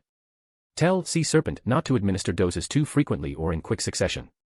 We want the addiction to creep in subtly so he doesn't notice until it's too late." "Understood, boss." Above the gray fog, after confirming the safety of Daisy and misjudgment through divination, Klein shifted his gaze to the three beyonder characteristics that radiated intense spiritual light, as well as an iron-black metal glove. "This time, we've truly gained a lot," he mused with satisfaction. Meanwhile, at MI9 headquarters, Her Highness Vera sat across from Zio and sighed as she shook her head. I originally hadn't planned to bring you along on the mission to the southern continent. But for now, it's better if you stay out of the spotlight. End of chapter. Chapter 449, Investigation and Speculation. Southern Continent. This was the first time Zio had heard of such a place, and she looked at Vera with confusion. I received a mission a few days ago to escort a valuable item to a colony in the southern continent. There might be danger along the way, so I hadn't planned on bringing you with me. However, the Capim case is far more complicated than it seems. If I'm not in Backlund, I can't guarantee your safety. Vera paused briefly, refraining from elaborating further, before continuing, you should stay in the dormitory at headquarters tonight. Tomorrow morning, say your goodbyes to your friends, pack your luggage, and meet me at the train station. We'll depart for Pritz Harbor at 1 p.m. Zio could feel Her Highness Vera's genuine concern, and her heart warmed slightly. However, after pursing her lips, she couldn't stop herself from asking, behind Capim, are there people from our MI9? Or perhaps high-ranking officials within the kingdom? All plans were carried out in Mr. Fool's kingdom, and the ones who took direct action were Mr. Fool's favored ones. I shouldn't be under suspicion. Yet, Her Highness Vera still believes they might target me. Could it be because of my father? Is this enormous force, entrenched within MI9 and even the upper echelons of the kingdom, the true mastermind behind framing my father? Zio couldn't stop her thoughts from spiraling. You are not yet qualified to know so much, Vera said, shaking her head and refusing to answer. The response echoed what Ebner had been telling her all along. What had her father discovered? Why did Capim kidnap that girl? Was she meant to be sacrificed to an evil god? After a brief silence, Zio nodded. I understand. After this escort mission, you should have accumulated enough contributions to obtain the final material for advancing to Judge. Noticing Zio's gloomy expression, Vera added the reminder with a faint smile, which managed to lift Zio's spirits slightly. After Zio left the office, Vera stood up and walked to the window. Her gaze fell upon the sprawling palaces and the towering Gothic clock tower dominating the skyline of Queens. She let out a faint sigh. Black Emperor. Is such sneaky, deceitful behavior truly worthy of that title? Let alone His Majesty Solomon. You can't even compare to Roselle's boldness. Following Vera's advice, Zio didn't return home. Instead, she headed straight to the MI9 dormitory. She was Northwest's stranger to the place, having spent countless nights here after long interrogations. After a quick wash, Zio lay down on the narrow bed. Her thoughts drifted back to the events surrounding the Capim Villa incident. Two saints had suddenly descended. Mr. Fool's favored ones had appeared on the rooftops as if deliberately provoking them, only to vanish without a trace under the saints' watchful eyes. The mangled bodies in the villa, tarot cards scattered across the remains. The overwhelming blessing of Mr. Fool's angel that had shielded her and Hazel. The terrifying moment when they were almost taken away for interrogation. If Her Highness Vera hadn't intervened personally, I'd probably still be in the custody of the Augustus family saint. These thoughts swirled in Zio's mind until, slowly, she drifted off to sleep. She wasn't sure how long she had been sleeping when suddenly, she saw a sacred and radiant light. The light condensed into a humanoid figure, 12 pairs of dark wings unfurling majestically from its back. The wings folded inward, wrapping her in their embrace. Zio woke with a start, instantly aware that she was dreaming, but not an ordinary dream. She realized that someone had invaded her dream. She could feel something shadowy and sinister wandering in the gray sky above. Thoughts and memories surged uncontrollably from the depths of her mind, forming vivid scenes in the dream. Most prominent were the events of the past few weeks. Receiving a commission from Mr. Skade, investigating alongside Hazel and Freya, and capturing Capim's men who had targeted Hazel. In her dream, Zio forced herself to remain calm. She focused her mind and attempted to control her thoughts, realizing, much to her relief, that it wasn't as difficult as she had feared. In Eastborough, Zio, whose dream was invaded by a dragon, quickly calmed down, tried to control her thoughts, and found that it wasn't difficult. So, she hid her memories involving the Tarot Club, leaving only those parts that aligned with her actions in reality. Of course, to cover up any flaws she might have revealed in front of the saint, Zio rewrote the events surrounding the death of the man with red spots on his face. She made it seem like she had attempted to break through the restrictions in his mind but failed, and in anger, beat him to death before disguising it as suicide out of fear of punishment. At that moment, Zio suddenly heard a familiar cold snort, and her dream began to turn chaotic, as if it had lost its guiding force. She recognized this as a sign that the intruder had left. After forcibly escaping the dream, although Zio was fully awake, she kept her eyes closed and maintained her sleeping posture to mislead potential enemies. She quietly thought. Was that last voice Her Highness Vera? Can the disciplinary paladin also detect dream invasions? In a villa not far from the Capim family estate in the Cherwood borough, a mature middle-aged man with golden eyes looked at the embarrassed figure emerging from the void and asked with a smile, "What happened?" Even entering the dream of a sequence 7 is dangerous now. Is Her Highness Vera really just a disciplinary paladin? If she hadn't recognized who I was, I might have been killed on the spot. The embarrassed figure said in a low voice. Vera is His Majesty's youngest and most favored sister. It's entirely normal for her to carry some powerful magical items or protective charms. The middle-aged man chuckled and shook his head before asking, "Did you discover anything?" "No. The girl from the Deer family actually knows nothing. Even Capim's men provoked them. The reason she looked uneasy when she saw you was probably because she had just accidentally killed someone." The embarrassed figure recounted what he had seen in Zio's dream and added, "I've also verified these details in the dream of the girl named Hazel. It's essentially the same. However, there was a very powerful spirit beside Hazel, likely a creation of the Church of Mother Earth. My current embarrassment is partly thanks to it. A powerful spirit. What did it look like?" The middle-aged man's thoughts drifted to the black figure that had suddenly vanished, and he asked with a flash of insight. The person who had invaded Zio's dream shook his head and said, "It couldn't have been that. It lacked the power of the Black Emperor. You should be aware that the ghost that attacked Capim carried the aura of a true Black Emperor. That's the main reason His Majesty ordered a thorough investigation." The middle-aged man nodded silently, then sighed. "That ghost's anti-divination ability is incredibly strong. Neither I, Snake, nor any other lords in the military skilled in divination have managed to uncover any useful clues. Even when we focused on the lost Roselle's grip, we failed. So, the only clues we have are the Joker, who scattered tarot cards in the Lenivus case, and the Iron Man, who also appeared back then. Dark Emperor, Iron Man, Joker. Is this some new organization, using tarot cards as their symbol and posing as so-called heroes?" After interrogating the men who sold the medicine, Ebner and Byam roughly understood why they had been targeted. In short, their deterrent power wasn't sufficient, and they occupied a manner that others coveted, drawing unwanted attention.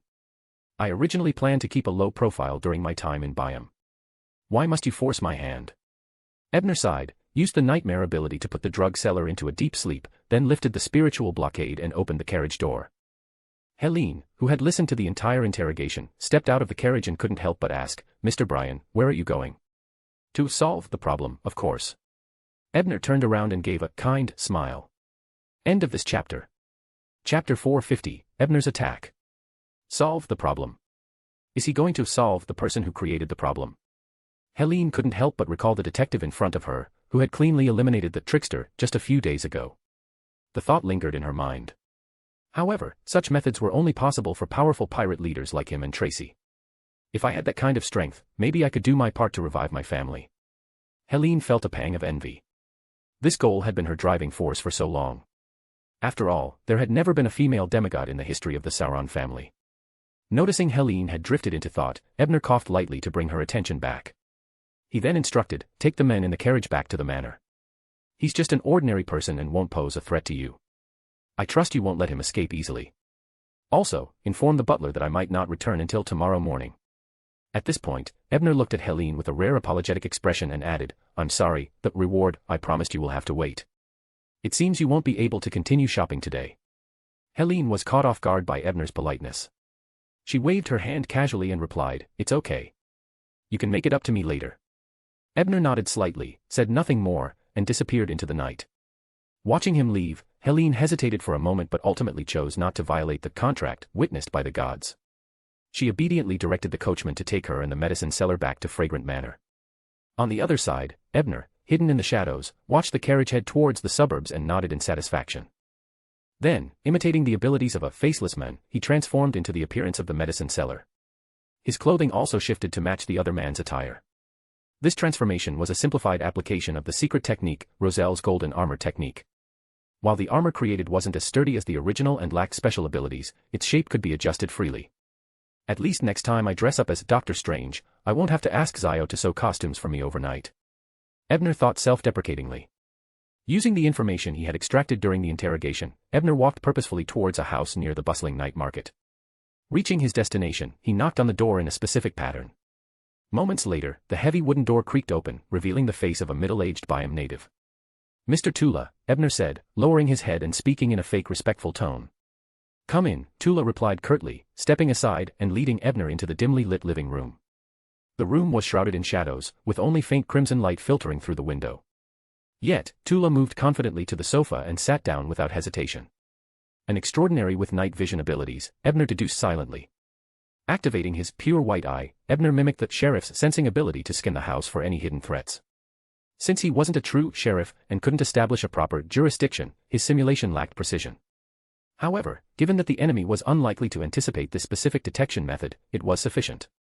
"See, Snake, what's the situation?" "Explain in detail," Tula said, lighting a cigarette and taking a deep puff. But Ebner had already confirmed the house was empty except for Tula. It was a pure meeting point. When he heard the question, Ebner made no move to respond. Instead, he raised his head, and twin bolts of dazzling lightning flickered in his pupils. Spiritual piercing. Tula's face twisted in agony as the spiritual attack struck him. But his combat experience kicked in, he gritted his teeth, rolled to the side, and reached for his revolver. However, Ebner had anticipated this move. When Tula's hand reached into his gun bag, it was empty. Tula was stunned, thinking that the revolver had fallen off during the tumbling, and looked around hurriedly. At this moment, the revolver he cherished so much was already aimed at his head. Stealing. Ever since he obtained a sealed item with the characteristics of a dream stealer that could only exist in dreams in the Dream Labyrinth Tower, Ebner had been analyzing the ability within it while accumulating points. He used it for the first time today, and the effect was quite good. As for why Tula did not choose to escape in pain but tried to fight back, and why he decided to look for his beloved gun after discovering that it was missing, it was naturally because he had been combat hypnotized by Ebner. Tula, who had a gun pointed at his head, was not panicked at all. He calmly asked, "You are not Sea Snake. Who are you?" "The detective. If you kill me now, Lord Strongman Oziel will not let you go." "Strongman Oziel? You're threatening me with that loser who was killed instantly by Gehrman." Ebner sneered, not wanting to waste time talking to him. After knocking him out, he used his Dream Walker ability to enter Tula's subconscious and guided him step by step to reveal the secrets hidden deep inside his mind through the different changes in his dreams. Unlike the Sea Snake, who had done many bad things but was not sentenced to death, this native man, Tula, was a complete villain and butcher. There were hundreds of innocent people who died by his hands, including many of his own people who once trusted him. In other words, this scumbag relied on the lives of his own people to please the Strongman Oziel, and gained the other party's trust as a native. So, after finding out where Oziel was going to spend the night, Ebner used Tula's revolver without hesitation to end his sinful life. After extracting the extraordinary characteristics, Ebner threw the scumbag's body into the fireplace, set it on fire, and burned it to ashes. Then he picked up the beyonder that was as beautiful as the night sky, opened his pure white eye, and analyzed it briefly, determining that it was a midnight poet. That guy smoked in the living room without turning on the lights late at night. Could he be suppressing his poetic inspiration? It's a pity that you are uneducated. After knowing that Tula could only barely recognize all the loan letters through the guidance just now, Ebner complained and then opened the dream door to send the characteristics into the lounge of the Dream Labyrinth Tower. After doing all this, Ebner returned to the dark house without any lights, thinking to himself. Judging from the original work and the information we've obtained so far, Strongman Oziel should be a beyonder of the warrior path, either a pugilist or a weapon master. However, since he was worthy of being the host of Biom's underground gathering, he must have some powerful items in his hands. Otherwise, he would definitely not be able to suppress those vicious pirates. In the original book, because it was an encounter, he had no time to prepare, so he was killed instantly by Gehrman. Moreover, his background must be clarified. After all, killing him might lead to an investigation by the people behind him. The warrior path. Could it be that the Vice Admiral Dusk is behind him? End of chapter. Chapter 451, The Story and the Killing. Well, with my strength, even if it was a sneak attack, even if Strongman Oziel had some powerful items hidden, I could probably kill him. So, the key is how to deal with the aftermath after killing him. As his thoughts raced, Ebner had a rough plan in mind. It was to kill with a borrowed knife. Although the plan was simple, he couldn't think of a better way at the moment. As for how to borrow, it is naturally to frame someone. No, to be more precise, it is to find someone to take the blame.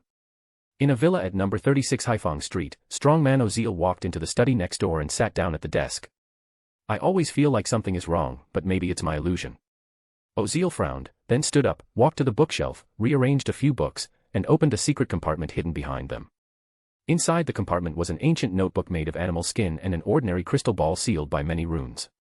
Oziel carefully avoided touching the compartment containing the crystal ball and took out only the notebook. Stroking its surface, he couldn't help but fall into memories. More than 10 years ago, when he was a pirate captain, he once intercepted and killed a team of nighthawks.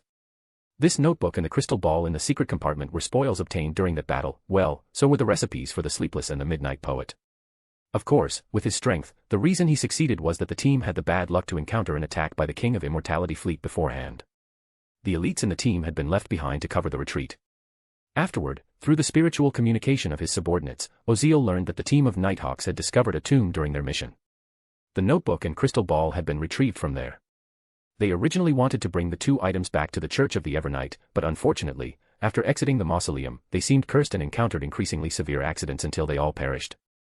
After that ambush, Oziel was afraid that the Church of the Evernight would find out about him, so he changed his name, went ashore, and became the owner of the Amiris Leaf Bar. Later, he hired an appraiser to examine the crystal ball and learned that it could bring disasters severe enough to kill designated people. However, the side effects were significant. The user would also encounter calamities. Yet, with preparation, it was possible to reduce or even negate the damage. Even if unused, merely carrying the crystal ball would plunge the owner into crises that would grow increasingly severe. That's how the Nighthawks team perished. However, sealing it was simple, just don't come into contact with it. As for the notebook, it was written in Elvish, which the illiterate Oziel couldn't understand. He eventually found a scholar who could decipher the language, and killed him after learning the contents. The notebook had been left by an indigenous island chief born in an unknown era. The man had been ordinary until one day he was struck by a stone that fell from the sky. Afterward, he suddenly learned Elvish, gained extensive knowledge, and acquired extraordinary abilities. Using his newfound powers and knowledge, he quickly conquered neighboring tribes and became a king. At first, he ruled wisely, relying on his inexplicable knowledge. But over time, he grew cruel and began forcing blood sacrifices to an unknown entity. At the same time, he started dreaming of a cave, feeling as though it was calling him. Unfortunately, he lacked the ability to fly or dive, and his people couldn't build seaworthy ships. Unable to fulfill his desire, he descended into madness until he lost control and died. Before his death, he recorded his experiences in a notebook and sketched the cave's location and the surrounding landmarks. After deciphering the contents, Oziel deduced that the cave was either a relic or a treasure trove.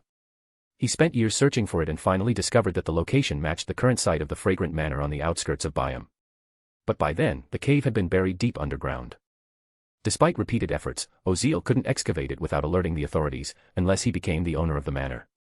However, the manor's owner was powerful, and even Oziel's backers dared not provoke him. He had been at an impasse until he learned that the manor had a new owner. That's when he summoned the native subordinate he despised and ordered him to manipulate the hero detective into addiction. The plan was to have the detective squander his wealth, eventually forcing him to sell the manor. If the original owner objected, Oziel planned to offer up the native as a scapegoat. If things escalated, he was confident that Mr. Panin would intervene on his behalf. I see. I didn't expect there were other secrets hidden under the manor that Cullen gave me. Thank you for telling me so much. Just as Oziel was deep in thought, a smooth voice echoed in his ears. Startled, Oziel reached under the table for a hidden button that would alert his men. But to his horror, his body moved sluggishly, as though his brain's commands were delayed. Within moments, even his thoughts began to slow. He tried to turn his head to see the intruder but failed. All he saw was a wind blade slicing across his neck. Then, everything went dark. The person who killed him was, of course, Ebner, who had arrived long ago and guided him. He glanced emotionlessly at the severed head on the floor, pulled out a white handkerchief, and covered the face of a puppet tucked into his coat pocket. End of chapter. Chapter 452, Natural Disaster. After pushing the doll back into his jacket pocket, Ebner first put away the animal skin book and crystal ball, placing them in the lounge of the Dream Labyrinth Tower, intending to study them slowly when he had time. Then he sat in the seat before the strongman Oziel, waiting for him to parse out his extraordinary characteristics while thinking about the information he had just obtained. First, Oziel's real backer is called His Excellency Panin. Those who can be called His Excellency must either be of noble status or be demigods. And the surname Panin is more common in Fasak. I remember Edwina told me that the new demigod of the Church of the God of Combat is called Niango Iziamai Panin. He is also the father of the Tool pirate who challenged Admiral of Pale at the pirate conference. Could it be him? If it is true, maybe this Oziel, in addition to being a pirate's stolen goods sales partner and intelligence dealer, also plays the role of a Fasak spy. Well, regarding this, after the characteristics are analyzed, while his spirit has not completely dissipated, send him above the grey fog and let Klein help with divination. Well, I'm still better at interrogating living people. I was a little too quick in killing just now. Thinking of this, Ebner sighed. In fact, he hadn't wanted to kill the other party so quickly at first. It was just that before he entered the villa, he happened to see a dying girl like a broken doll being thrown out. Before he could come forward to help, the girl died. Because he was so angry, he killed the villain with heavy hands after guiding the important information. Shaking his head to put aside unnecessary thoughts, Ebner continued to think about the information he had obtained previously. Second, if I'm not mistaken, the crystal ball should be a special item formed by the combination of the characteristics of the owner of the animal skin notebook after his death and a certain burial object. However, the characteristics fell from the sky, and he was lucky enough to integrate them. He even digested some of the spiritual legacies in the characteristics and learned the elven language and other knowledge without a teacher. This is exactly like the treatment of the protagonist in some novels. Moreover, it looks very similar to a sea snake or a sea monster. Isn't he also a lucky guy who got the extra characteristics of the god of luck? But, blood sacrifice, the elves don't seem to have this custom. Or did he acquire the polluted characteristics after the god of luck was tempted to open the item left by the elf king? If you think about it this way, the cave hidden under the fragrance manor is probably not a good place. Well, if the pollution suffered by the god of luck really comes from the source, city of calamity, then the sacrifices and dreams of the owner of the note are very likely related to it. Oh, could it be that Helene happened to come to my manor that day not only because the manor was holding a banquet? Or was there a certain aggregation effect? But why do I, a beyonder who passes by as a reader, always get along so well with hunters, witches, and the city of calamity? Just as Ebner was lost in thought, the characteristics of strongman Oziel had already been fully revealed. He picked up the sword-shaped gem that emitted a soft glow and opened his pure white eye to simply analyze it for a moment. He really is a weapon master. I clearly remember that in the original novel, the Oziel that Klein killed was just a pugilist. What was the butterfly effect that allowed him to advance? With this question in mind, Ebner placed Oziel's body on the quickly set up altar and devoutly recited Mr. Fool's honorific name. The fool who does not belong to this era. After the body disappeared through the gate of summoning, Ebner packed up the ritual before entering psychological invisibility and inspecting the villa inside and outside. It turned out that most of Oziel's gunmen, beyonders, and gang members were gathered near the villa, guarding their boss, and the maids who had been abused by Oziel were locked up in the underground prison. Very good. Now I have nothing to worry about. It's your bad luck. Ebner smiled coldly in the night and then exchanged a natural disaster spell from the Dream Labyrinth Tower. This was originally the support that the Church of the Storm provided to the real investigators in the elf trial, but at that time, the Orthodox Church in the dream was a sticker, and Ebner was not able to get it. Fortunately, it still appeared in the exchange list afterward. The reason why Ebner chose to use a precious, hard-earned high-level talisman was, firstly, because of the borrowed knife and frame-up plans he had made before. After all, once the natural disaster came, outsiders would definitely think that it was the work of the Church of the Storm. Even if there was really a demigod behind Oziel, they would never dare to come and investigate easily. Secondly, except for the girls underground, everyone else in this villa deserves to die. If he killed them personally, they would most likely flee in all directions, and he wouldn't be able to catch up with them at all. In line with the principle of eradicating all evil, it was more efficient to use a large-scale demigod ability like natural disaster. Natural disaster. As Ebner muttered a word in ancient Hermes language, the purple spell instantly merged into the void. A terrifying hurricane visible to the naked eye appeared, swirling and entangled, and the airflow spun rapidly in circles. The unrestrained tornado suddenly rose from the ground and destroyed the outer wall of the entire villa. At the same time, the sky was suddenly covered with dark clouds, and lightning bolts fell fiercely at gang members and extraordinary people who had just crawled out of the ruins. Listening to the screams one after another, Ebner shook his head in disappointment and said to himself, "Failed again." Just 1 minute later, a tall and burly middle-aged man with thick dark blue hair descended from the sky. He glanced at the villa destroyed by the hurricane and lightning, waved his hand to disperse the dark clouds, and then muttered to himself in disbelief. "This seems to be caused by my natural disaster spell." Above the gray fog, Klein, who was summarizing the magician's code, looked at the corpse that Tower had sacrificed and couldn't help but complain. Another one. Does Mr. Tower have to kill 1 or 2 beyonders every week to add to the fun? No wonder he told Miss Magician that the way to make money would be to hunt pirates. Chapter 453, Rescue. Relying on this ability he had learned from Miss Sloth, Ebner quickly distanced himself from Oziel's villa on Haifeng Street, heading straight for the outskirts of the city. Along the way, he passed through many people's dreams. He saw an adventurer who had finally discovered treasure after enduring countless hardships, a young worker stepping into marriage with his beloved, a student drowning in despair after failing an important exam, and a wealthy lady meeting a playboy at a midnight rendezvous. So many people are troubled by their own problems. It's a pity that Dr. Strange isn't suitable to appear in Byam. Ebner sighed regretfully but stopped abruptly upon entering a new dream. In this dream, he heard a young girl crying and repeatedly asking, "How can I live like a human being?" The girl's voice, filled with hopelessness and despair, struck a chord in Ebner's heart. It reminded him of the native girl buried by Klein in the original story, the girl who had died under a bridge from illness. On her tombstone, Klein had written, "She was a person." If I remember correctly, that girl was named Buddy.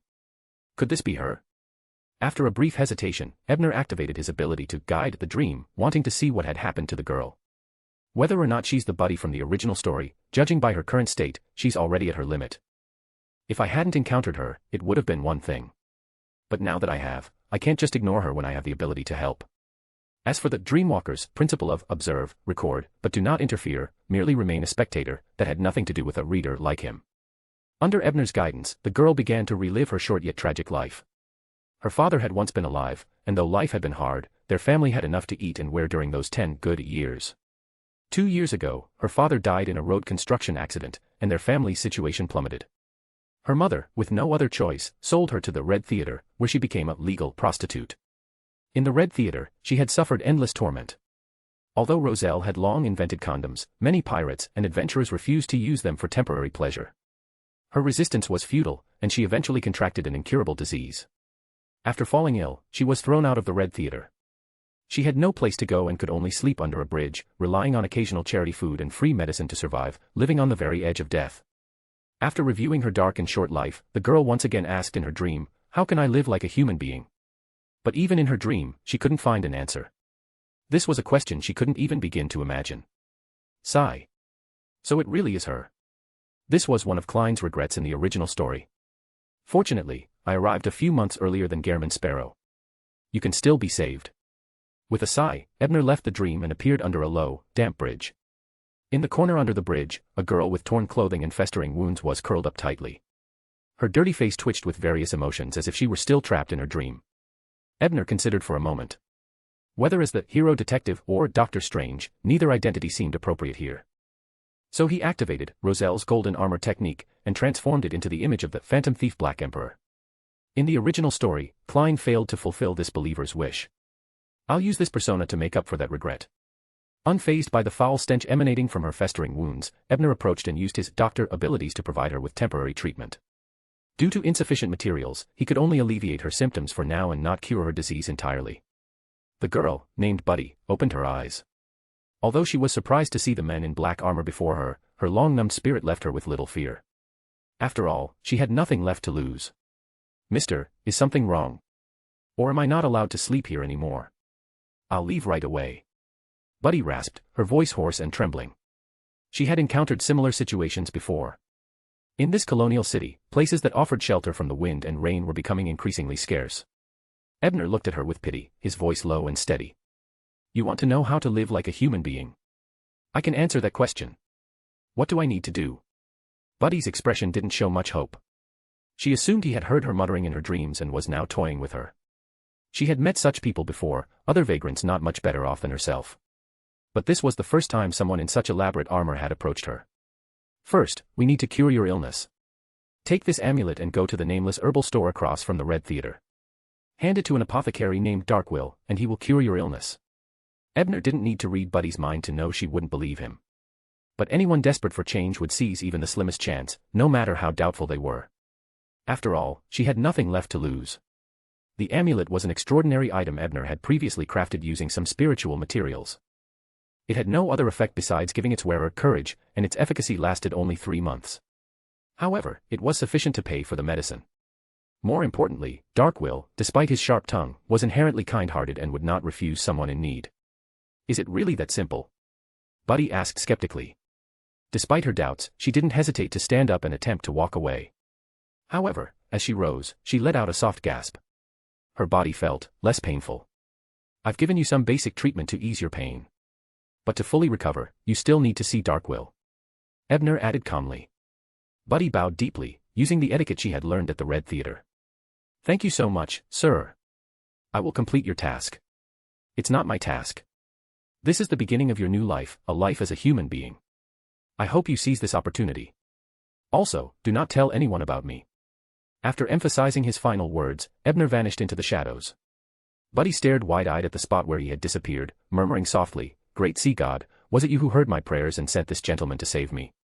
After a long while, Buddy remembered Ebner's words. She clenched the amulet tightly in her hand and stumbled toward the direction of the Red Theater. Ebner had initially planned to secretly escort Buddy part of the way to ensure she wouldn't be robbed. However, at that moment, Mr. Fool happened to summon him to the ancient hall above the grey fog, presenting the results of a divination. The strongman Oziel received the reward from Panin, the senior deacon of the Church of the God of Combat, after ambushing a team of Nighthawks, allowing him to advance to Weapon Master. So, in the original story, he probably never did this, which is why he remained just a pugilist. It's possible that the team of Nighthawks didn't even find the island native king's tomb in the first place. This doesn't seem like a butterfly effect caused by me. Was there something wrong with that native king? Or, has the goddess of luck deviated from the events of the original story? End of chapter. Chapter 454, Aftermath. She set down the breakfast and glanced at the clock on the wall. It matched the time on her pocket watch. It was 9 a.m. Furs actually got up before 10 and even went out. Zio found it hard to believe. Today was the last day of October, and while the outdoor temperature in Backlund wasn't unbearably low, it was still unusual for her friend to overcome the warmth of the fireplace and venture out in such foggy and bone-chilling weather. After briefly searching the room, she found a note left by Furs. Apparently, she had gone out to seek inspiration for her writing. Ever since Furs joined the Tarot Club, she's become much more diligent. But I'm the same. If we don't work harder, we won't be able to afford next month's rent. Zio sighed, feeling reassured. She quickly ate her breakfast and began packing her belongings. Meanwhile, in a small private booth of a cafe, Furs was sitting across from an elderly man named Lawrence Nord. She had encountered him outside the former residence of Mrs. Annalisa, the elderly lady who had left her a mystical characteristic and a bracelet. Lawrence was said to be a relative of Mrs. Annalisa's husband. Ebner mentioned it. And Mr. Fool also confirmed it. My bracelet and the full moon curse are likely related to the Abraham family. First took a sip of her Felmer coffee, gathering her thoughts before recounting her experiences with Mrs. Annalisa to Lawrence, though she omitted some of the finer details. After a brief silence, Lawrence said, "Thank you for sharing this. It has clarified some things for me. By the way, where are Loboro and Annalisa buried?" "Green Cemetery." First glanced at her pocket watch and said, "Mr. Lawrence, I have other matters to attend to. I must go." Lawrence didn't stop her and politely saw her off. Once alone, he rubbed his temples and muttered, "Loboro has passed away, without leaving any children. I don't know where his mystical characteristics ended up.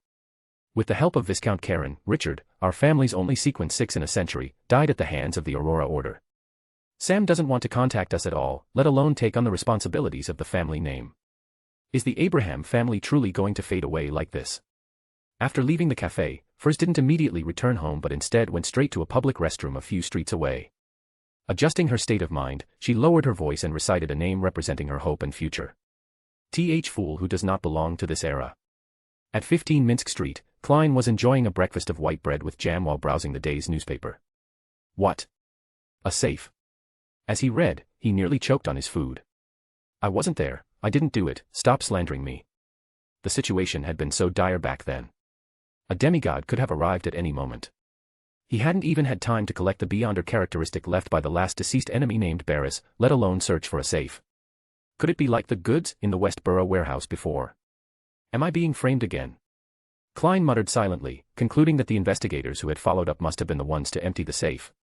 Despite feeling indignant about their conduct, he couldn't help but feel smug about the nickname they had given him, the Phantom Thief Black Emperor. Isn't that much cooler than something like Iron Man or Hulk? After finishing his breakfast, Klein planned to visit the Quelag Club to practice his marksmanship and maybe score a free lunch and afternoon tea when he suddenly heard a faint prayer. He immediately set down his cane, returned to his bedroom, spiritually sealed the room, and walked backward 4 steps into the grey fog.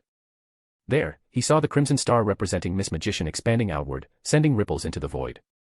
After understanding her request, Klein lightly tapped the edge of the ancient table with his finger and remarked, "Miss Magician is truly Mr. Tower's friend. She's been in the Tarot Club for such a short time, yet she's already mastered how to reasonably use Mr. Fool." Despite his teasing, Klein still acted. Considering the safety of a Tarot Club member and the potential risk of exposing Mr. Fool's secrets, he used the power of the blasphemy card to craft a paper angel and sent it to embrace Furs. In the restroom, Furs suddenly saw a majestic angel with 12 layers of dark wings wrapping around her. An angel. 12 wings. According to the scriptures of major churches, this is the highest rank of angels. She was stunned. Heaven have mercy, I had only asked for some interference with Lawrence's divination. Yet Mr. Fool directly sent an angel to protect me. Isn't this too extravagant? How many pages of Roselle's diary would this cost me to repay? Above the grey fog, after resolving Miss Magician's issue, Klein heard Mr. Tower's prayer, requesting the delivery of the corpse of the Beyonder, strongman Oziel. Without hesitation, Klein grabbed the bag containing the corpse and tossed it through the gate of summoning. After all, the ancient palace above the grey fog was vast, but it wasn't a morgue. Recalling some details from his séance the day before, he reminded Mr. Tower before ending the ceremony, a high-ranking deacon from the Church of the God of Combat placed something on Oziel's body. In the real world, they might sense its location or use divination to track it. In the underground workshop of Fragrance Manor in Byam, Ebner received Oziel's corpse and praised Mr. Fool before activating the Edwards-Bryan teleportation technique. A circular gate of flickering flames appeared on the pre-prepared altar. Carrying the bag with the corpse, Ebner stepped through and arrived in the collection room of the Golden Dream. Not far from the altar, Vice Admiral Iceberg Edwina looked at her pocket watch and remarked, "The time taken matches previous transfers. It seems that no matter the distance, the time spent in the spirit world remains the same. The spirit world doesn't follow the rules of the material world. Past, present, and future overlap. Time probably doesn't mean much to it," Ebner replied before asking, "Where is the Golden Dream now?" Edwina returned from her thoughts and, with her light blue eyes, said, "We're at the edge of the furious sea. Well, this place is fitting as a villain's grave. Even if the Church of the God of Combat divines the location, they'll struggle to find him here." Saying this, Ebner casually opened another door and stepped into the churning waves. End of chapter. Chapter 455, The Magical Girl, at the Edge of the Furious Sea. Inside the Holy Wind Cathedral, Cardinal Ace Snake stared coldly at McConnor, the captain of the mandated Punishers, his silver eyes devoid of emotion. Who is Capim? Why did his villa have an underground prison? Having done his homework in advance, McConnor immediately answered, "A wealthy man and a human trafficker who secretly dabbled in the slave trade. Rumor has it that he had close ties with several parliamentarians and officials. Why would a human trafficker be protected by several Beyonders? And their sequences aren't low either," Cardinal Snake pressed further. "Your Eminence, that remains to be investigated. We attempted to use Beyonder methods to trace clues, but all efforts failed." McConnor hesitated briefly before adding, "We even tried Stuart's newly developed ritual magic, but for some reason, it still yielded no results. Hey, even I failed. Although Stuart's ritual magic can secretly tap into the Steam Church's sealed artifact 2-111, that artifact has its limitations, it isn't omniscient." Snake glanced at McConnor, paused briefly, and added, "I don't care about the little schemes you and Stuart are up to. But stop provoking Kuhn. His mental state is already unstable. A few days ago, someone heard him screaming in the underground chambers. Perhaps he's already on the verge of losing control." McConnor initially felt a chill down his spine, but when Spellsinger of God mentioned the last part, he couldn't help but suppress a laugh. That wasn't a sign of losing control, just backlash, or rather, punishment, from the ritual magic. Before he could dwell on it, Snake asked, "What about the investigation into the priests involved with that woman and how they were manipulated by her?" McConnor composed himself and replied, "Your Eminence, we've already located the woman named Irene. However, Stuart suspects it might be a trap set by the Aurora Order. So he plans to lure some secret order members there first. Unfortunately, with the recent surge of Beyonder incidents in Backlund, the secret order seems hesitant and has temporarily halted all operations." He meticulously reported their plans, carefully editing out Stuart's cross-dressing disguise but leaving everything else untouched. After all, Spellsinger of God was the highest-ranking bishop in Backlund. There was no way to lie to a demigod. "Hey, you're waiting for the enemy to make the first move, planning to counterattack. But perhaps the Secret Order and the Aurora Order are thinking the same thing." Snake laughed lightly, then shook his head. "Stuart is far too cautious. We are mandated Punishers, agents of divine retribution, and have no need to play mind games with rats hiding in the sewers. You should strike first, draw all the players into the open, and eliminate them in one sweep. Even if something unexpected happens, I can intervene in time. So go, act boldly." But Captain Kuhn thought the same way back then. McConnor swallowed his retort, nodding obediently. "If there's any progress or if you need my intervention, don't hesitate to seek me out." Snake shifted back to the earlier topic. "And don't let the matter of the hero bandit Black Emperor drop. We must locate that Sequence 6 or Sequence 5 strange ghost as soon as possible." Once McConnor departed, Snake picked up a pen and wrote down several key points in his notebook: Capim, human trafficking, tarot ritual, wandering hero figures in loan, strange but low sequence ghost, hidden schemes. In the Cherwood Burrow, Furs returned to her rented home just before noon. Upon opening the door, she was greeted by the sight of her friend Zio and a large trunk almost as tall as her waist. "Zio, are you moving out? Did you get into trouble and need to run?" Furs asked in surprise. As she spoke, a scene from her new book came to mind. It was oddly similar to this moment.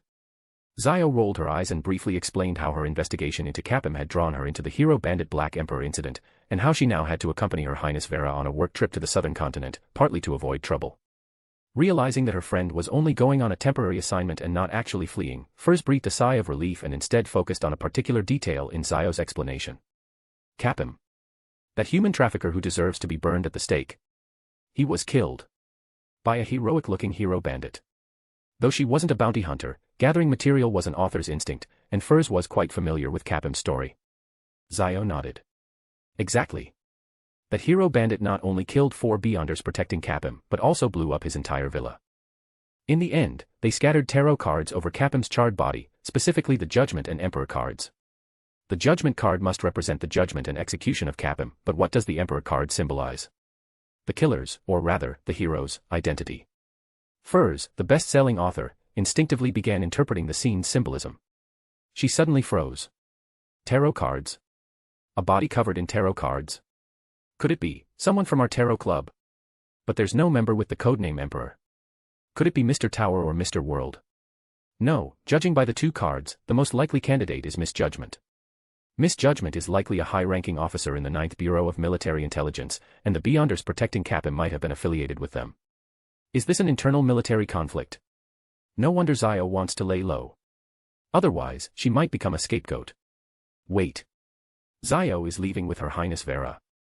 Could it be that Princess Vera Augustus is Miss Judgment? If that's true, it all makes sense. The Judgment card represents her tarot club identity, while the Emperor card symbolizes her royal heritage and claim to the throne. Is this her ambition? Furs's thoughts swirled, and she began to consider whether she should discreetly ask Miss Judgment to take care of Zio at the next tarot club meeting. But doing so might expose my own identity. This is so tricky. Seeing Furs's face shifting through a series of expressions, Zio frowned slightly, unable to guess what her friend was thinking. At the edge of the furious sea, after tossing Ozil the giant strength Beyonder's corpse into the churning waves, Ebner turned and returned to the Golden Dream, walking back into the collection room. Although Ozil had once been a pirate in his early years, his bounty had long been revoked, otherwise, he wouldn't have been able to peacefully run a bar in Byam. His corpse wasn't valuable, and due to the God of Combat Church's markings, it was a potential danger. This was precisely why Ebner had thrown it into these turbulent waters that once isolated the northern and southern continents, ensuring it wouldn't be easily found. Using her mystical techniques, Vice Admiral Iceberg Edwina curiously observed Ebner's actions, but she ultimately didn't pay them much mind. Ozil from the Amiris Leaf Bar, she asked casually. Yes, Ebner nodded, not hiding the truth from Edwina. He explained the entire sequence of events and his deductions, omitting only the parts related to Mr. Fool's divination. Edwina listened quietly, her pale blue eyes calm and focused. When he finished, she gently shook her head and said, "The underground cavern in your home might be extremely dangerous. Don't explore it recklessly. I wasn't planning to dig around in there anytime soon. Even if I do in the future, I'll consult Mother Earth first. She's an ancient deity and might have ties to the goddess of fortune. After all, after Lilith faked her fall, Goddess Orania became a subordinate deity of the Elven King." With this thought, Ebner nodded. "Don't worry, I'm not that reckless." Edwina gave a slight nod, her light blue eyes flashing with interest as she said, "If you ever decide to explore it, can I join you?" "Of course." Ebner smiled without hesitation. After spending so much time together, he understood that Edwina didn't care about most matters, but she was passionate about exploring ruins and acquiring knowledge. Considering how much she had helped him in the past, this was an opportunity to return the favor. Hearing his reply, Edwina's eyes sparkled. "I'm not looking for a free ride. When you go to the southern continent to hunt the Sphinx lion, I can join you as an assistant. That'll increase the success rate." She paused briefly, then asked, "Do you know the laws of Beyonder characteristics?" "Yes. Indestructibility, conservation, aggregation." Ebner thought for a moment and quickly realized what Edwina was implying. "You do know," Edwina said after a brief silence, her voice carrying a faint smile. "Emperor Roselle once said, 'All that is separated will converge, and all that is converged will separate.' If we go together, we'll have a higher chance of encountering the Sphinx lion." "So that's her plan?" Ebner nodded thoughtfully.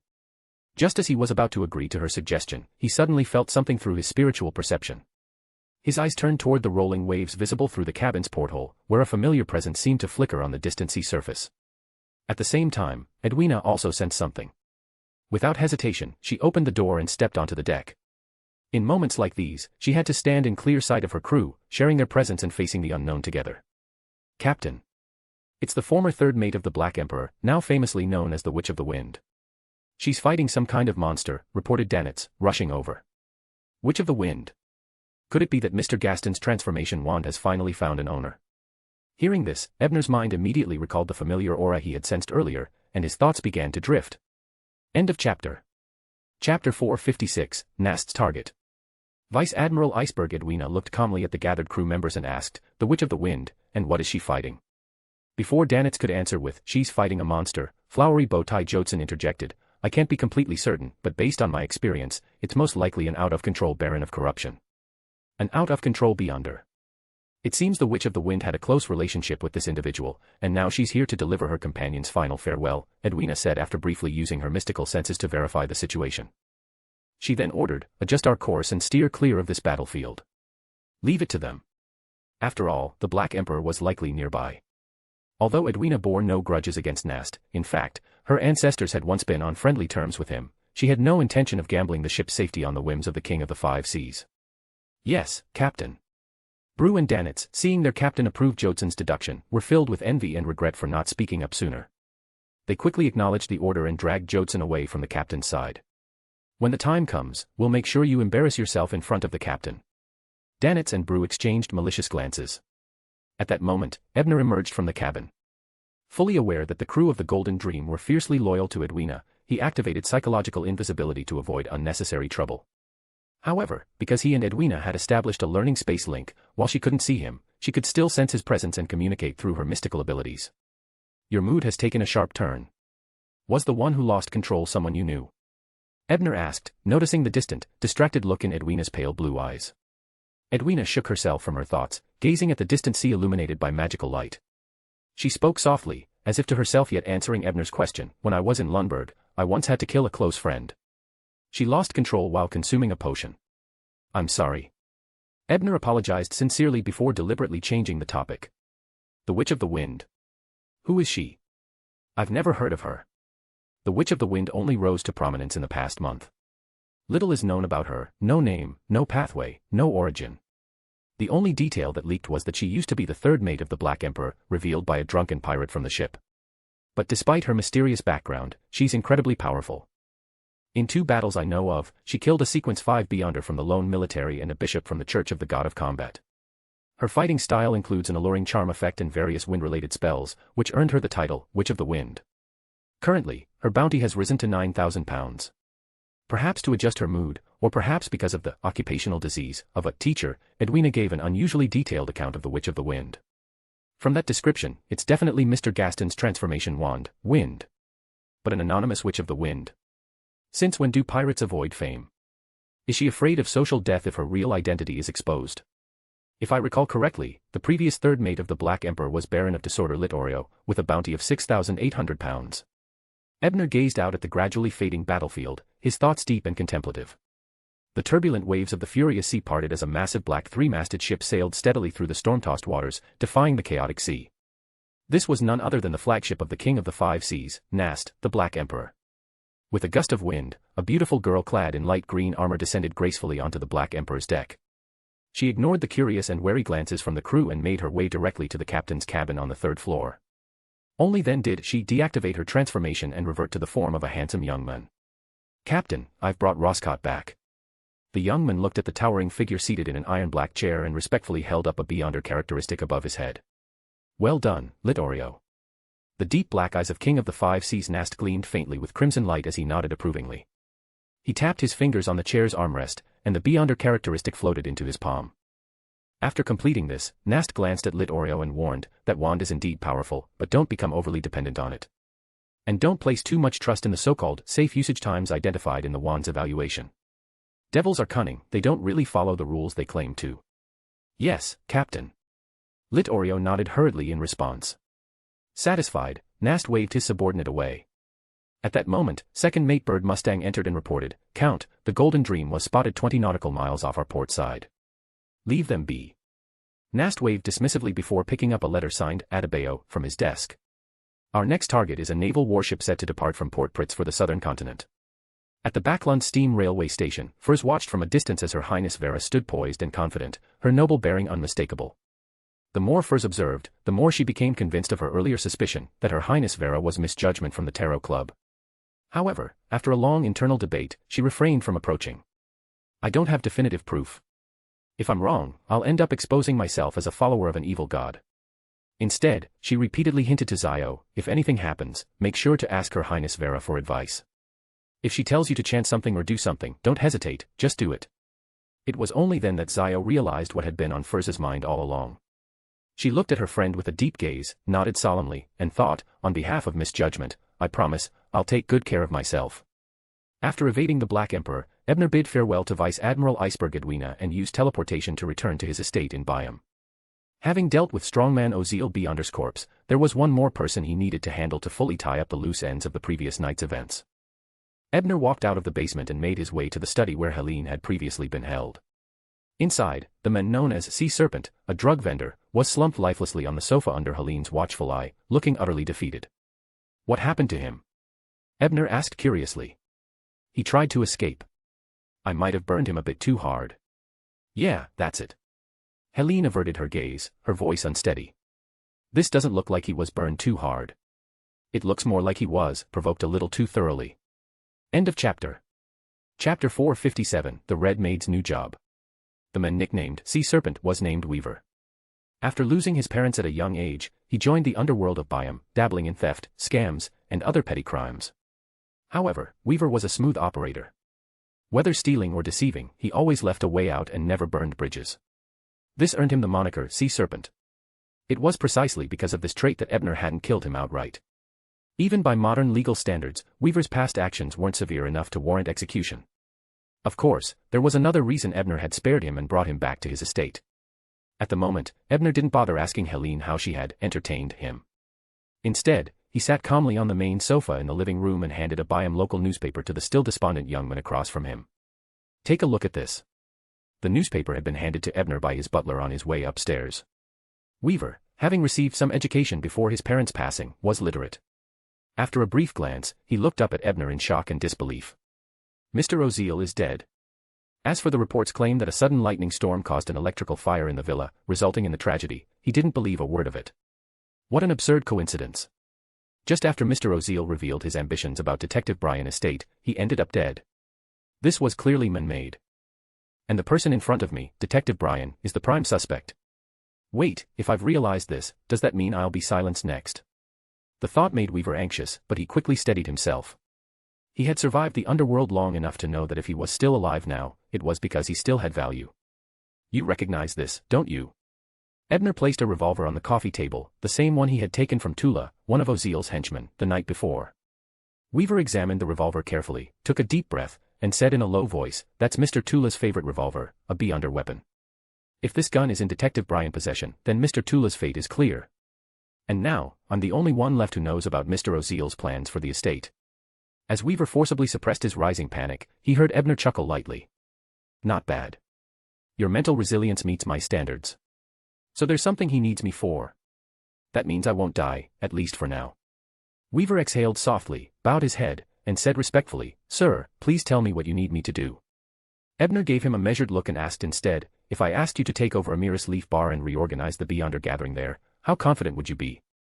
Yes, Ebner's other reason for keeping Weaver alive was to establish control over a well-known Beyonder gathering.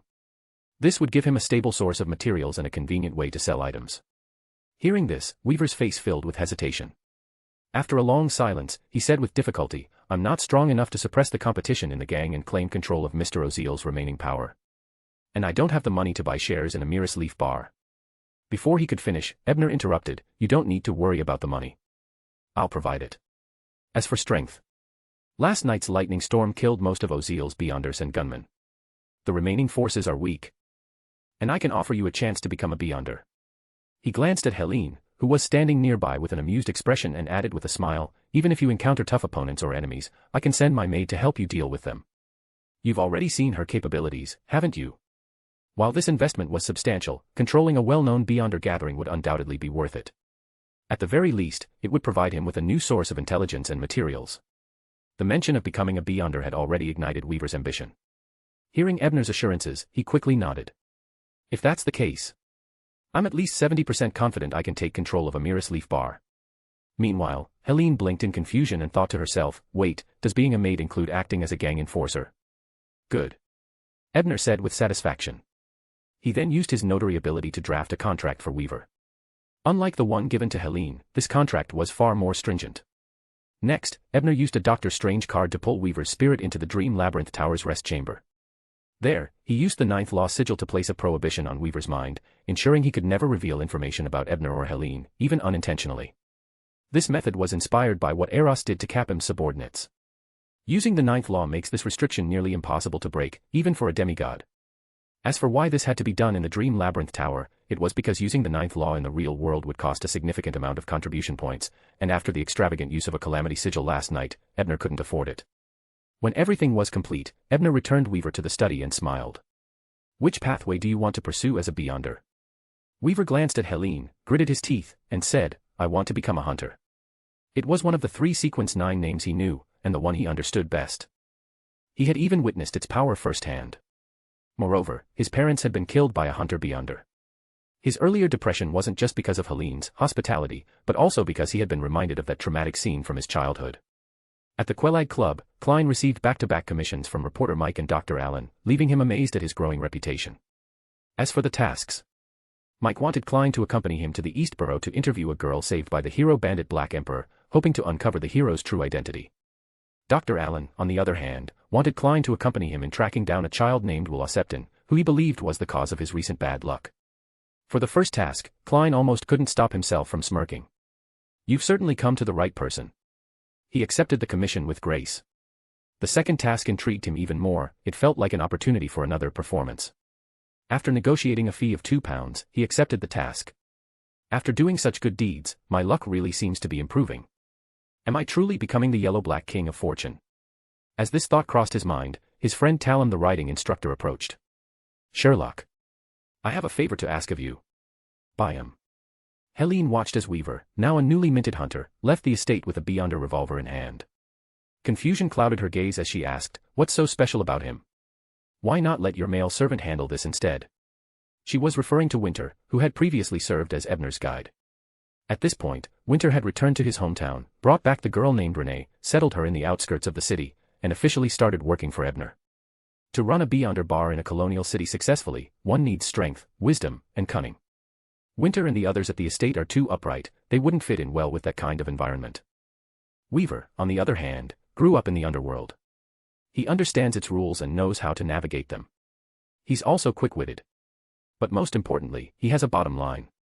He's not an irredeemable scumbag. Considering all these factors, I believe he's the most suitable choice. Ebner explained calmly. Then, turning to Helene, he added, "Get ready, we're going out. I need to fulfill the promise I made yesterday. And while we're at it, I'll also check on that poor girl I tricked into heading to Darkwill. Has she managed to start living a proper life?"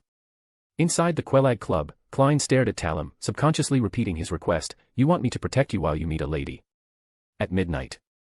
What is this? Are you afraid of getting set up in a honey trap?"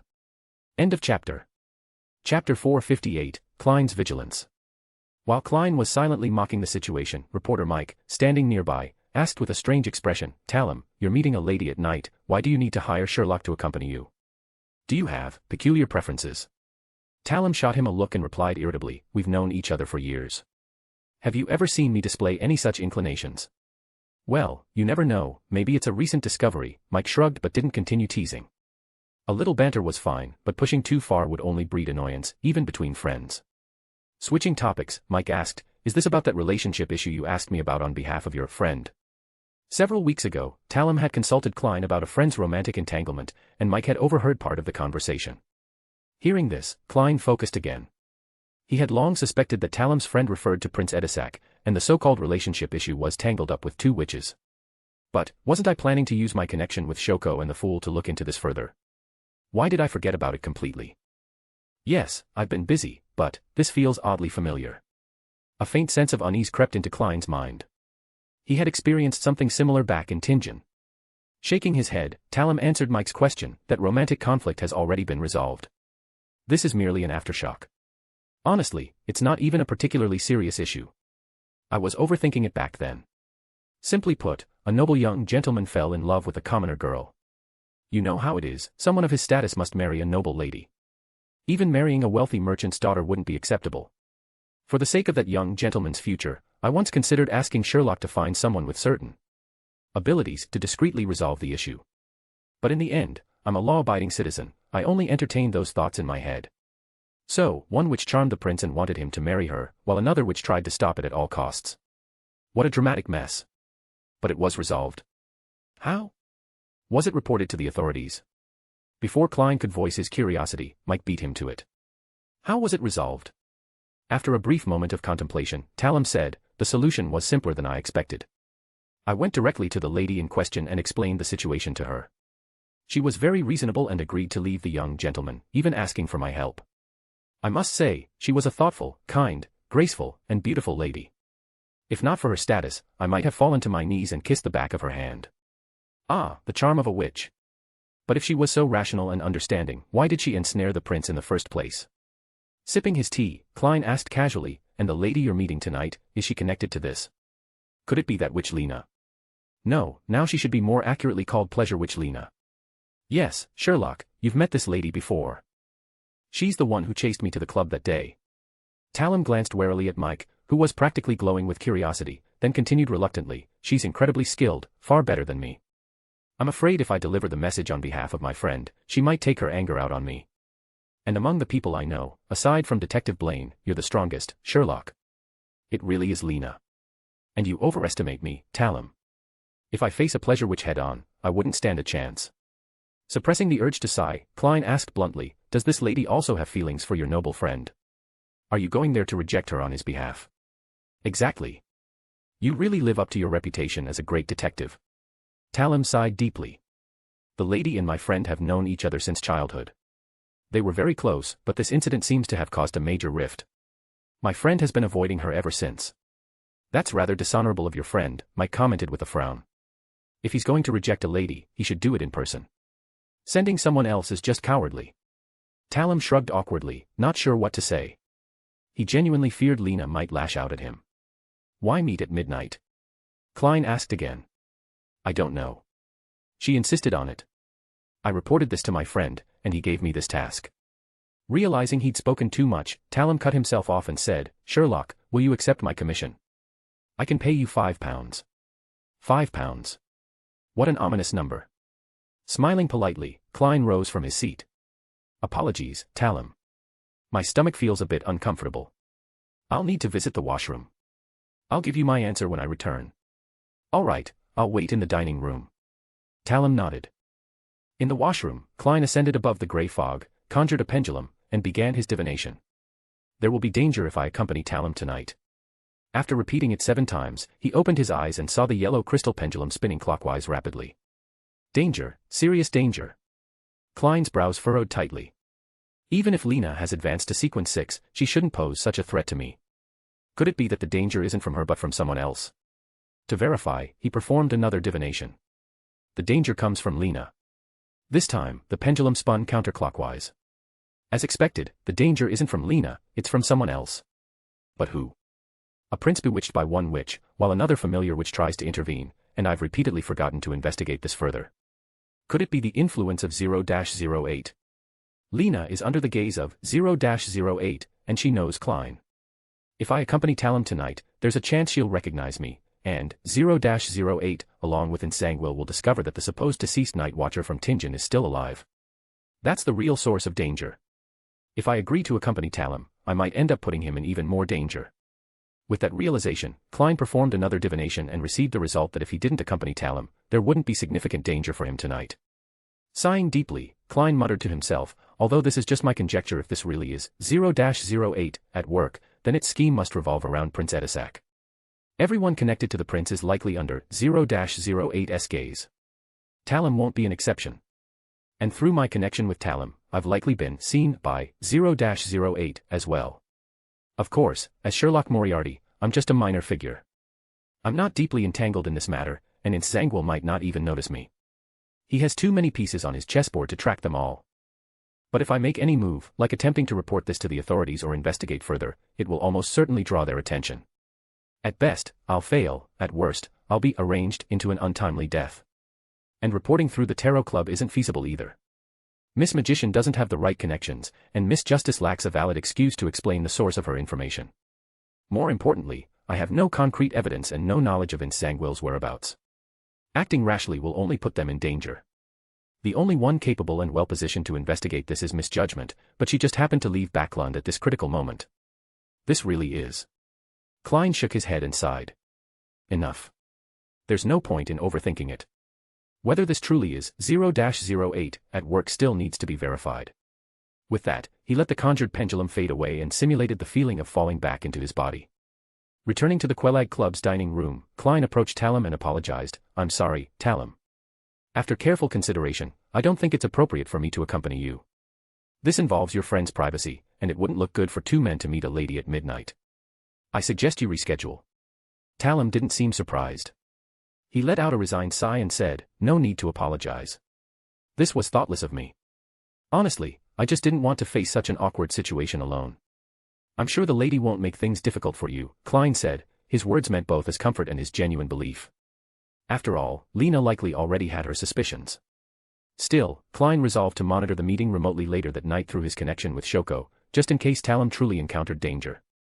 Byam. Under the soft glow of streetlights, Ebner walked alongside Helene, who was in disguise. They strolled through the bustling night market, tasting street food, buying unique trinkets, and browsing small shops. Before long, they found themselves near the Red Theater. The Red Theater was the most famous brothel in this coastal region. Countless pirates flocked here despite the occasional, unlucky soul being caught in sting operations.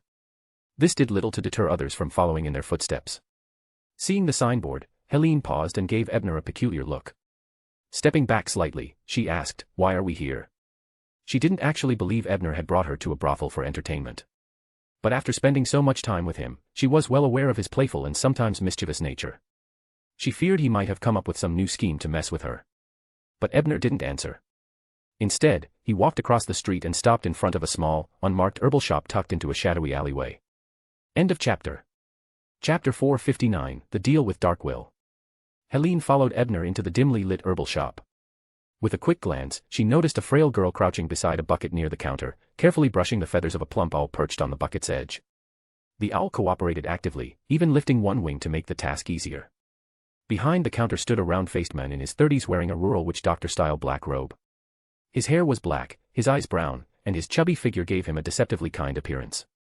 However, Helene quickly overturned her initial impression. When Darkwill, the fat pharmacist, noticed Ebner and Helene entering, his face showed brief surprise before twisting into an ambiguous smile. Well, if it isn't the hero detective. I didn't expect to run into you in Byam, and you've brought another one with you. He deliberately glanced at Helene, his smile growing sly. Another one. What does he mean by that? Does Detective Brian have a habit of collecting maids? If I'm the only maid around now, does that mean he releases them when their contracts expire? Well, at least it means he's trustworthy. Helene's thoughts began to spiral. This guy hasn't changed one bit. Ebner maintained a polite smile and ignored the remark, turning his attention to the girl brushing the owl's feathers. The girl, Buddy, still bore traces of festering wounds on her face and arms, but they had visibly improved since the previous night. More importantly, her spirit had changed, her once dull and hopeless eyes now glimmered faintly with life. Even though she was performing such menial work, and her frail body clearly struggled with the task, she seemed content, even happy. Is this what makes her feel like she's living a meaningful life? Such an easily satisfied girl. While Ebner was silently sighing, Darkwill followed his gaze to Buddy and casually said, she's the maid I hired for my pet. Still the same sharp tongue with a soft heart. That's just an excuse to keep Buddy here for treatment, isn't it? And this level of activity probably aids in her recovery. Suppressing a sigh, Ebner remarked with a teasing smile, you don't even have a maid to care for yourself, yet you got one for your pet. It seems your owl lives better than you do. Darkwill chuckled shamelessly. I don't need anyone to handle personal hygiene for me. As for other services, I can always head to the Red Theater across the street. Before Ebner could respond, Helene, who had been standing idly, narrowed her eyes and turned her head sharply toward Darkwill. Excuse me. Are you implying something? When did maid duties overlap with the Red Theater? Just what kind of books do you usually read? This guy really doesn't know when to shut up. Ebner sighed inwardly but decided to steer the conversation back on track. He had come to check on Buddy's condition and to purchase a key ingredient for the Mysticism Magister potion, the Dragon Blood 5-colored flower. This flower was rare outside of Lundberg, Massic, and Siegel, and Ebner had only recently learned from Vice Admiral Iceberg Edwina why it was so difficult to cultivate. It required beyonder blood from the audience pathway or blood from a mystical creature of that pathway for nourishment. In the third epoch, during the era of radiance, these flowers only bloomed on battlefields where gem dragons and mind dragons clashed. The Church of Knowledge and Wisdom still held some of these audience pathway formulas, and providing blood for such flowers was considered a minor expense. Ebner had come to Darkwill with this request because he had a pet owl, a mystical creature likely aligned with the audience pathway. Hearing Ebner's request, Darkwill squinted slightly, recalling how someone at the Amiris Leaf Bar's Beyonder gathering had also been looking for the dragon blood 5-colored flower. So that's why he came straight to me. This detective's abilities really are troublesome. Feigning reluctance, Darkwill said, I do have seeds of the dragon blood 5-colored flower, and I know how to cultivate them. But even if I start now, it'll take at least a month for them to bloom. And you must know, they're incredibly finicky. Some of their required nutrients are very expensive. Exaggerating the difficulties to drive up the price. Classic tactic. I know this game. Ebner smirked internally but asked calmly, what do you want in return? Darkwill grinned. I want a beyonder weapon, something practical and powerful. You know how bad the security in Biome is. Even someone like Strongman Ozil was killed last night. Who knows which bastard was behind that? It's not a big deal that he's dead, but the Amiris Leaf Bar still owes me payment for a batch of potions. I'll be staying here for a while. While I have some defensive measures, a reliable weapon would make me feel much safer. He paused, then added pointedly, and no, I don't want that girl's hair. The killer of Ozil is standing right in front of you. How are you even this good at provoking people, Darkwill? And whose hair are we talking about, some ex-mate of Detective Brian? Helene's mind raced with wild speculation. Not asking about your teacher's whereabouts. I thought that would be your top priority. But then again, you probably just arrived in Biome and aren't in a hurry yet. A beyonder weapon wasn't difficult for Ebner to provide. What kind of weapon do you want? He asked. Darkwill responded immediately, the more powerful, the better. But I know you won't give me something worth far more than the dragon blood 5-colored flower. As for style, I'd prefer a whip. At that moment, the owl enjoying Buddy's massage suddenly straightened up, feathers ruffled. A whip. Well, it does fit the image of a beast tamer. Ebner nodded. No problem. After finalizing the deal, Ebner and Darkwill chatted briefly about their recent experiences, only the shareable parts, before Ebner bid farewell and left with Helene. After the two had left, Darkwill turned to his owl. Well, Mr. Harry, did they hide anything from me? I still feel like something's off about the detective suddenly showing up. The owl, unbothered by Buddy's continued ministrations, replied in a surprisingly articulate voice, Darkwill, please address me as Mr. Harry when asking questions. Earlier, that girl questioned your views on maids, and the detective internally mocked your questionable taste in books.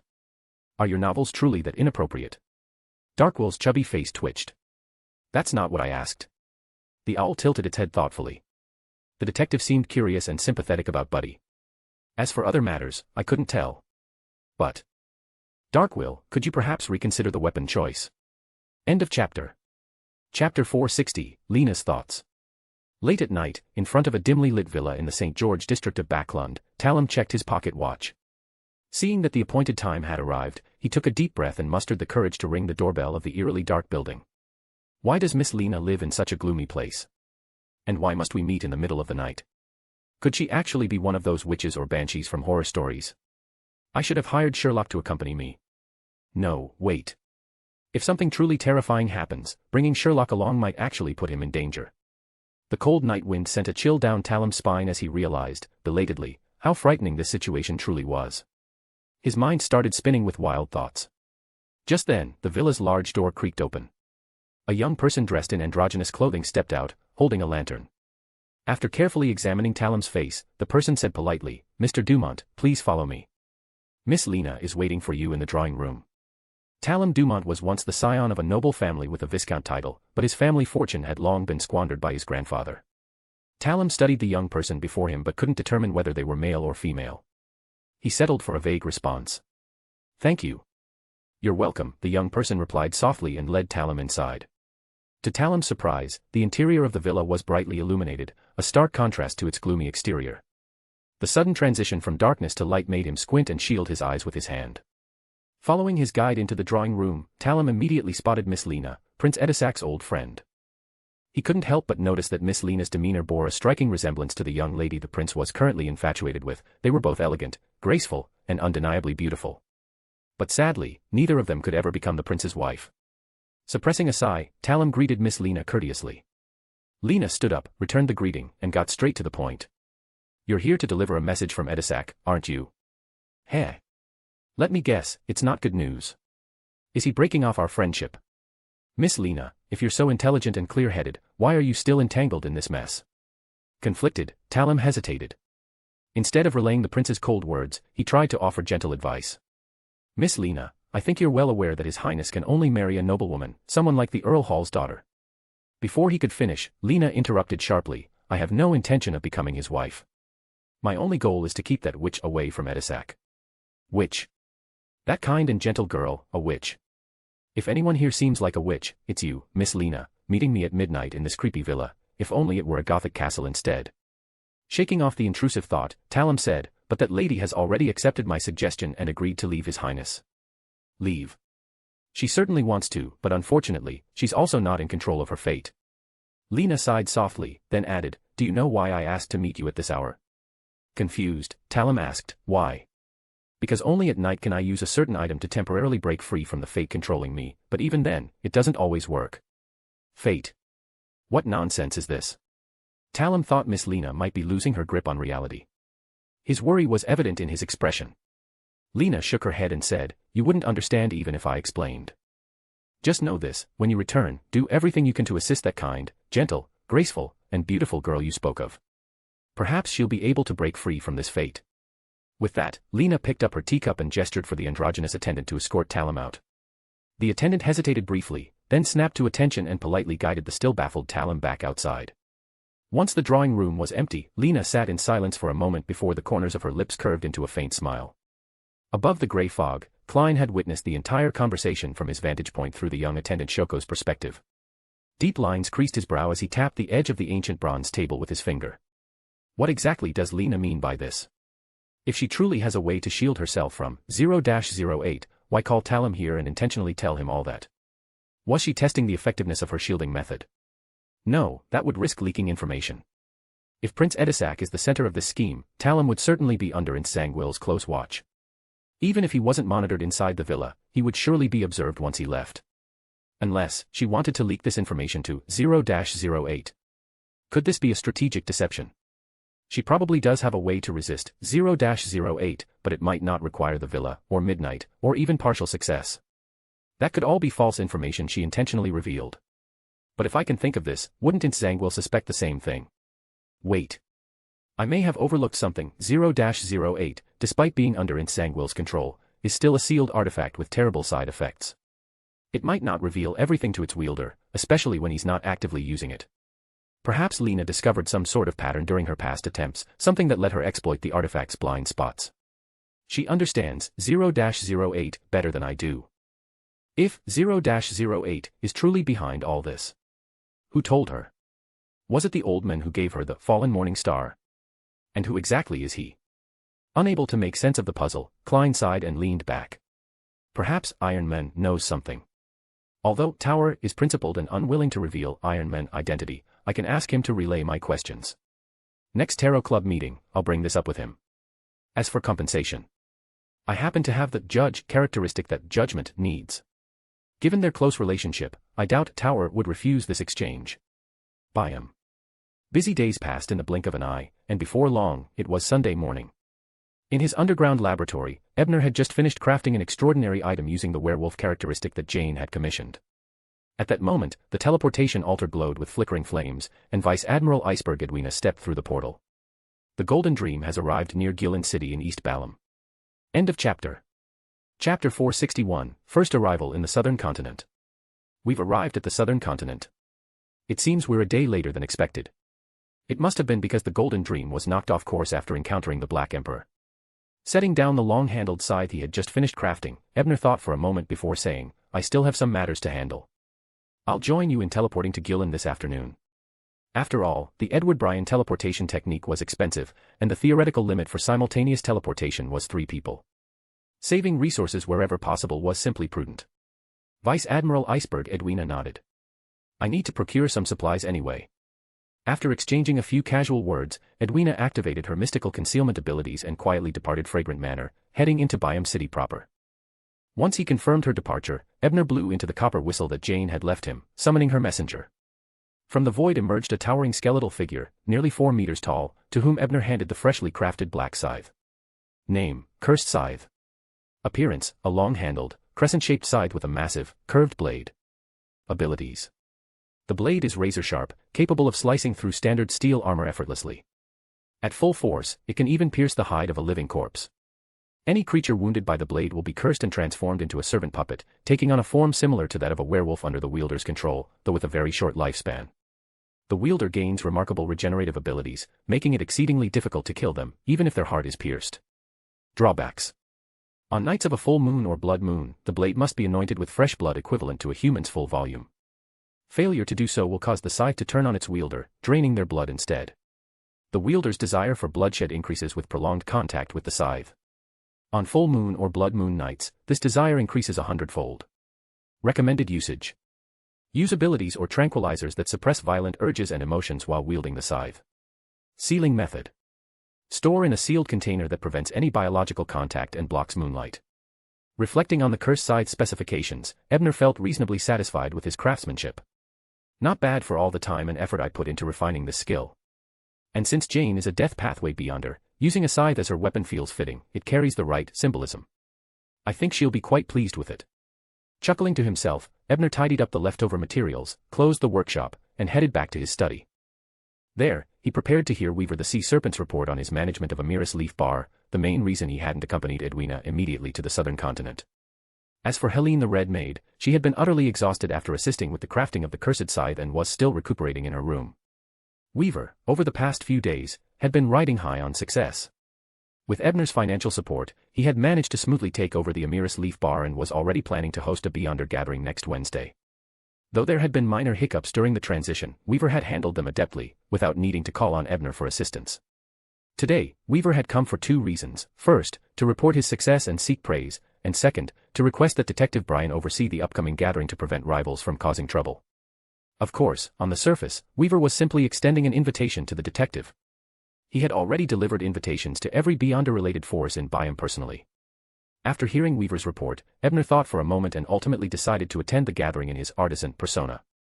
If trouble does arise, it'll be a good opportunity to showcase the effectiveness of my crafted Beyonder items. As for the authorities or other secret organizations investigating the artisan's identity, Ebner wasn't too concerned. Before leaving Backlund, the Church of the Earth Mother had entrusted him, via Hazel, with a blank identity certificate. If someone starts digging, I'll just forge a temporary cover identity using this certificate. With the Earth Mother Church's endorsement, most factions wouldn't dare dig too deeply. After dismissing Weaver, Ebner knocked on Helene's door. Seeing her still visibly fatigued, he instructed her to keep an eye on the estate's ordinary staff while he was away.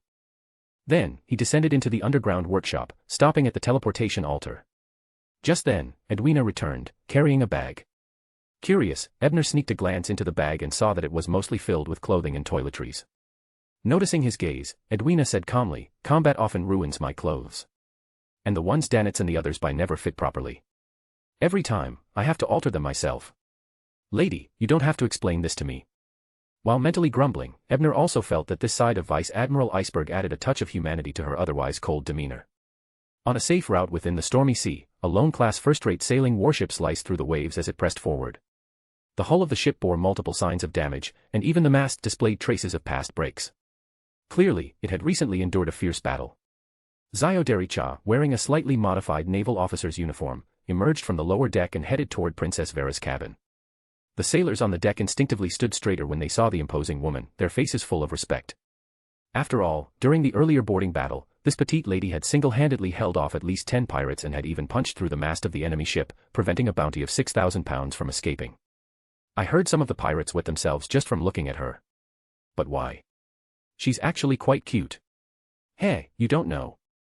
Miss Zio is famously known in Backlund as the Invisible Fear. Hearing the whispered conversations around her, Zio pursed her lips. Even though they were compliments, she wasn't particularly pleased by them. Taking a deep breath to adjust her mood, she knocked on Princess Vera's door. "Come in," came Vera's gentle voice from inside. When Zio entered, she was about to greet the princess but immediately noticed the book in Vera's hands, Furza's Wuthering Storm Manor. That book. I know it well. I practically nagged Forsey into finishing it, and the editor even treated me to dinner and gave me an advance copy. I recognize that cover anywhere. So, the princess likes romance novels too. Well, it does have elements of horror and mystery. While Zio was lost in her thoughts, Vera put down the book and asked softly, "How did the interrogation go?"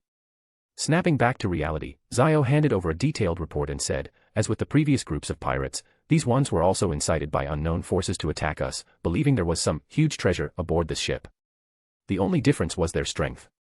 That wind-blessed, combined with his sealed artifact, was stronger than a typical Sequence 5. If not for your presence, Princess, this warship might have been seized." Vera smiled faintly and said meaningfully, "Even if I weren't here, nothing would have happened." Zio immediately caught the implication, her mind working quickly. She nodded thoughtfully, hesitating to ask what precious cargo the ship was transporting that had warranted repeated attacks. However, before she could voice her question, Vera's composed face suddenly changed, her expression turning sharp as she stood abruptly. For a brief moment, Zio sensed something terrifying flash across Vera's form, something both familiar and unplaceable. "Princess, what happened?" Zio asked cautiously, carefully choosing her words. After a few moments of silence, Vera exhaled softly and said in a somewhat vague tone, "It's nothing, it's already passed." That's not a convincing answer. Zio's lips twitched, but she chose not to press further. Nearby the western coast of the southern continent, from the void, a massive black galleon suddenly materialized, crashing into the waves below. On the deck, Horror Viscount Bird Mustang observed the surroundings through a monocular telescope before his brows furrowed deeply. He turned and strode swiftly, covering an impressive distance in only 7 or 8 steps, to stand beneath the captain's quarters. Bowing respectfully, he reported, "Count, something went wrong during the Black Emperor's transit. We failed to arrive at the intended location and instead emerged near Barrens." After a brief silence, a deep and commanding voice replied from the captain's quarters, "I am aware. Hunt nearby, in Barrens." "Yes, your will shall be done." Bird Mustang bowed again before departing to relay the orders. Once alone, 5 Seas King Nast leaned back on his iron-black throne, his dark eyes glinting with crimson light. He muttered to himself, "That mist just now, what was it? Is that the result of Adebayo's probing?" Sonia Island, Conral Town. In a sealed chamber, a thick cloud of black smoke dissipated, revealing a thin-faced man wearing round spectacles and a red formal suit. His appearance was haggard, his movements slightly unsteady.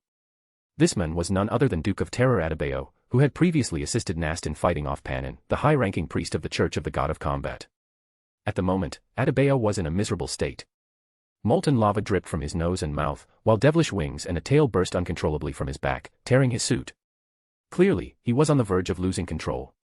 If not for Panin's Beyonder ability to seal space, half the Beyonders on Sunia Island would have noticed the presence of a demon. After several minutes, Adebayo finally managed to suppress his condition, retracting his wings and tail. "So it was you. I never expected you to become an Augustus princess." Adjusting his glasses, Adebayo smirked, his expression exaggerated and sinister. Southern Continent, Gillen City. After teleporting from Fragrant Manor to the Golden Dream, Ebner quickly entered the tiered, mountainside city of Gillen. Disguised as Dr. Strange, with a suitcase in hand, he wandered aimlessly through the streets, searching for a suitable place to borrow. "I'm not planning to stay at an inn or rent a house through official channels. If I'm going to stir up trouble, I can't have people knowing where I live." At that moment, a young girl, around 10 years old, ran up from behind him, holding a silver card in her hand. "Sir, you dropped this," she called out. Stopping, Ebner turned to face her, smiling warmly. "Thank you, little girl. Your honesty is worth more than this card. So, I've decided, you can keep it." Before the girl could protest, Ebner had already disappeared into the bustling crowd. The girl hesitated, clutching the card tightly, before sighing. "I'll keep it for now. Maybe tomorrow I'll find him and return it." Simultaneously, silver cards began to appear across Gillen City, in pockets, bags, and even directly in people's hands. End of chapter. Chapter 462, Commission from Hazel and Selection of Temporary Base. Because it was built along a mountainside, most of the houses in Gillen City were constructed along winding roads. In places where the terrain flattened out, plazas or markets were established. As Ebner walked through the city, he noticed that the description in the original novel was accurate. There were not many carriages on the streets, and one could only occasionally see 1 or 2. The most popular mode of transportation here was the coffin, a vehicle unique to the East Balam region. This custom stemmed from the worship of the god of death, as coffins were considered items that brought peace and tranquility. Therefore, in Gillen, the mainstream means of transportation were black, sliding cover, lightweight, and breathable coffins carried by 2 people, 4 people, 8 people, or drawn by horses or horned goats. After wandering for a while, Ebner soon spotted a house that met his requirements. Observing invisibly for a while, he concluded. The area is spacious, but the household population is small, with few servants. Much space is wasted, especially the basement wine cellar. With a little rearrangement of those randomly placed wine barrels, there would be enough room to set up a teleportation altar, and it would be well hidden. However, although this place is good, there might be an even better option. There's still plenty of time, so I might as well look around a bit more. After all, it's always better to compare choices. As he stood there contemplating, a 4-person carried coffin happened to be set down by the roadside. When the lid was opened, the passenger lying inside stood up and stepped out, a North Continental-style gentleman dressed in a white shirt and black waistcoat. This gentleman kept his formal coat draped over his arm until he stepped out of the coffin and put it on. Then, Ebner watched as this brown-haired, slightly wavy gentleman walked straight towards the house he had been eyeing and was warmly welcomed by his wife and daughter. He must be a husband and father returning from a business trip. However, coming home directly from a coffin does create a rather strange sense of incongruity. Ebner quipped inwardly before continuing his journey to freely acquire housing. Backlund. After protecting reporter Mike and ensuring the interview with Daisy and Liv's family was completed, Klein had just returned to Minsk Street when he saw Dr. Allen waiting at his doorstep. In the past few days, Klein had accompanied the doctor in search of a boy named Septon, only to discover that the child had already passed away and his family had long since moved away. This matter should have ended there, but Allen had a nightmare that night. In the dream, a silver-white serpent appeared, and the boy named Will was calling for help. Through Klein's meticulous deduction, he realized the nightmare likely originated from an origami crane that Will had given to Allen before his death. After entering the dream to investigate, Klein discovered that the matter might involve a struggle between 2 silver serpents. To prevent Allen from being harmed, he stealthily swapped Allen's crane with one he folded himself. Last night, the Nighthawks also entered Klein's dream to inquire about the matter. After he informed them about the crane, the nightmare left happily. As Klein recalled these events, Allen eagerly pulled out his wallet, took out an origami crane, and said, "Sherlock, I had that nightmare again last night. I don't think this is normal. Do you think it could be because of this? Ever since I started carrying it with me, I've been having these dreams." Klein glanced at it nonchalantly, but his expression froze. If not for his experience as a clown and his superb facial muscle control, he might have laughed outright in front of the doctor. This crane is even uglier than mine. Is this a traditional craft among the Nighthawks, bad origami skills? This was Klein's first thought. Without a doubt, this origami crane was swapped again. After getting the relevant information from Klein, the Nighthawks must have snuck into Allen's bedroom last night and switched the crane. The operation was flawless, but the craftsmanship left much to be desired. Klein shook his head slightly, carefully chose his words to comfort Allen, and persuaded him to speak with the bishop. Afterward, he made the sign of the triangular holy symbol across his chest. Allen calmed down after hearing the suggestion and nodded in agreement. That makes sense. I'll go see the bishop now. After Allen hurriedly left, Klein sighed, quickened his pace, and pulled out the key to open his door. Before entering, he habitually checked his mailbox and found another letter inside. Who sent this? Klein pulled out the letter and glanced at it in the light of the sunset filtering through the fog. No stamp. The handwriting is elegant and somewhat familiar. Ah. This seems to be from Miss Hazel of the Harvest Church. Why would she write to me? And how did she send it? But Klein quickly figured it out. He had previously brought the vampire homebody Emlyn to prepare medicine for his neighbor, Mrs. Doris. At that time, his address had been exposed. So Emlyn acted as the courier. Nodding thoughtfully, Klein went inside, locked the door, and put on the nightmare badge before opening the letter. The badge granted faint night vision, saving him the trouble of turning on the light. As expected, the letter was signed by Miss Hazel Mocked. The contents were brief. She invited him to meet at the Harvest Church tomorrow evening for a commission. Klein held the letter, pondered for a while, then returned to his bedroom, reversed 4 steps, entered the world above the gray fog, manifested his pendulum, and recited. Will meeting Miss Hazel at the Harvest Church tomorrow bring danger? After repeating it 7 times, he opened his eyes and saw the citron pendant rotating counterclockwise. No danger. It seems to be a normal commission. But Miss Hazel is the daughter of a lower house member, wealthy, and backed by the Earth Mother Church. What could she possibly need a small detective like me for? Could it be, she wants me to catch Mr. Tower cheating? But Mr. Tower seems to be in Byam right now. That's a bit far. Klein couldn't help but let his imagination run wild. Southern Continent, Gillen City, Upper Lip District, Tooth Street No. As the sun began to set, Ebner, after circling around this mountain city for a while, returned to the house he had initially chosen. Despite his prolonged search, he hadn't found a better option. Having made up his mind, Ebner concealed his figure, simulated the ability to open doors, and boldly walked into the entrance hall. Before stepping inside, he glanced back at the plaque on the door.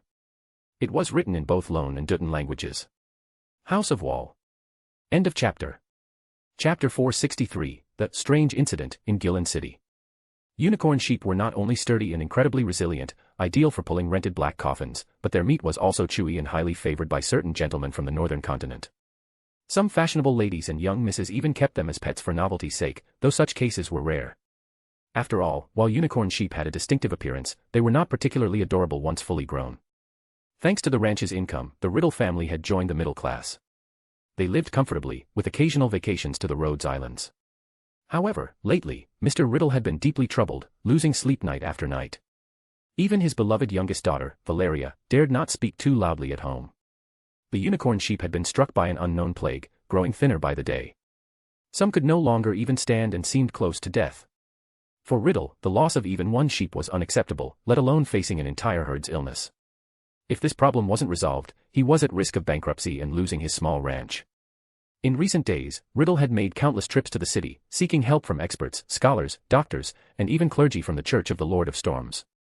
Money was spent, but the problem remained unresolved. Yesterday, after another fruitless day in the city, Riddle returned home and learned from Valeria that she had picked up a silver card. When she tried to return it to its owner, the gentleman was nowhere to be found. Valeria had been buying feed in the city while her father sought help. Riddle initially thought nothing of the incident but still praised his daughter for her honesty, agreeing with the gentleman's words that Valeria's character shone brighter than the glimmering silver card. However, what Riddle never expected was that, late that very night, when he was still tossing and turning in frustration, Valeria burst excitedly into his room with an unbelievable story. She claimed that the card had taken her to an indescribably wondrous place, where she once again met the gentleman who had dropped the card. The gentleman introduced himself as Dr. Strange and said that anyone who obtained his card and arrived at his mysterious abode could ask him one question, if he could answer it.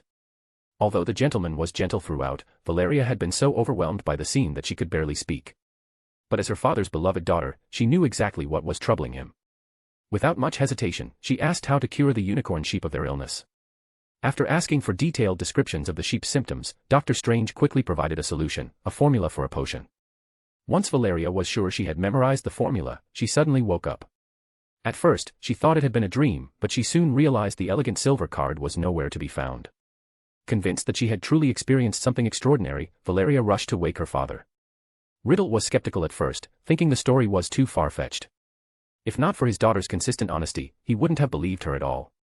But after hearing the potion formula and realizing the herbs were not particularly rare, he decided to take a chance.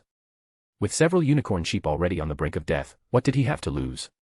He spent the night gathering the necessary herbs, preparing the potion, and feeding it to the sickest sheep just as dawn began to break. Initially, nothing happened, and Riddle felt foolish for trusting such an outlandish tale.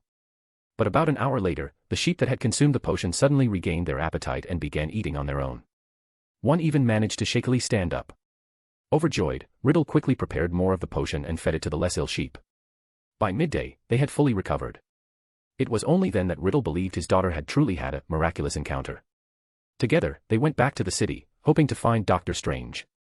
But their search was fruitless. Meanwhile, others across the city had similar experiences that night.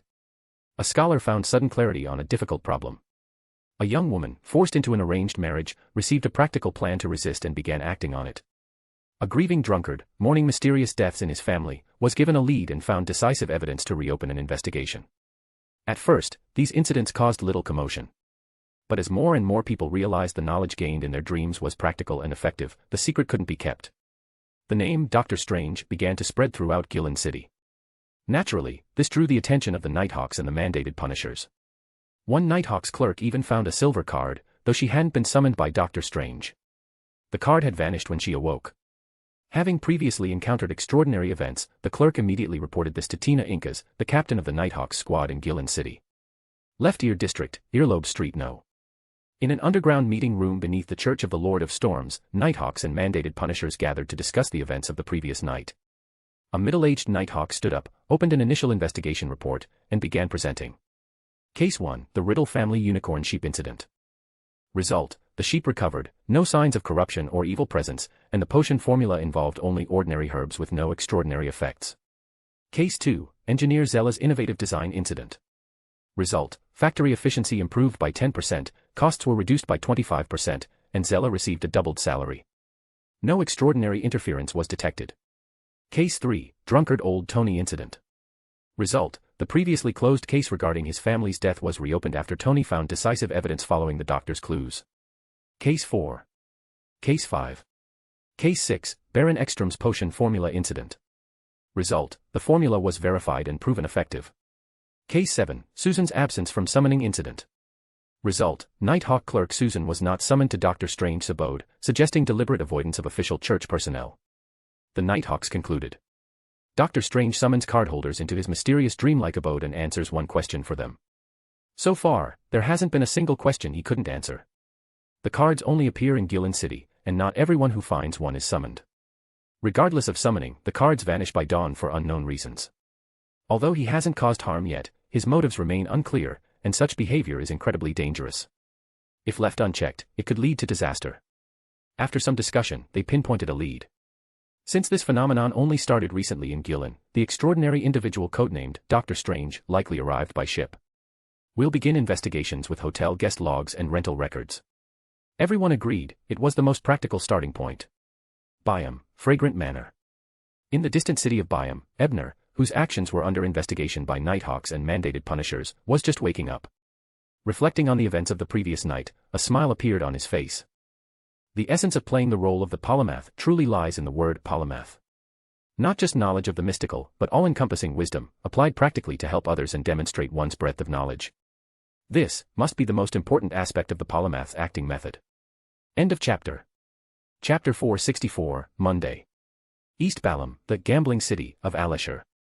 The Black Death, painted entirely black, sailed silently into a private military harbor without hoisting its signature flag, the skull with blue ghostly flames burning in its eye sockets. Vice Admiral Ailment Tracy, wearing only a white linen shirt on her upper body, gazed at the approaching shore. Her slightly fatigued face finally showed a hint of relaxation.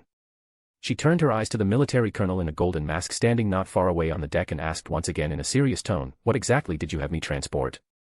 Why were so many members of the Rose School of Thought trying to intercept us?" The man in the golden mask shook his head regretfully. "You're being quite direct this time, no longer trying to charm me. But my answer remains the same, I don't know what it is either. But I've paid for it with the lives of over 20 crew members and 2 officers. You can't let them die without knowing why," Tracy said with a faint smile, though her stormy blue eyes carried a hidden tempest. The golden masked man seemed to sense the danger lurking beneath Tracy's alluring exterior. Instead of responding directly, he changed the subject. "I recall you asked me to find out whether red-haired Helene had sought refuge with the Church of the Lord of Storms." Tracy squinted her eyes slightly, the aura of ailment around her dissipating as its source faded. "You found Helene's whereabouts?" she asked hoarsely.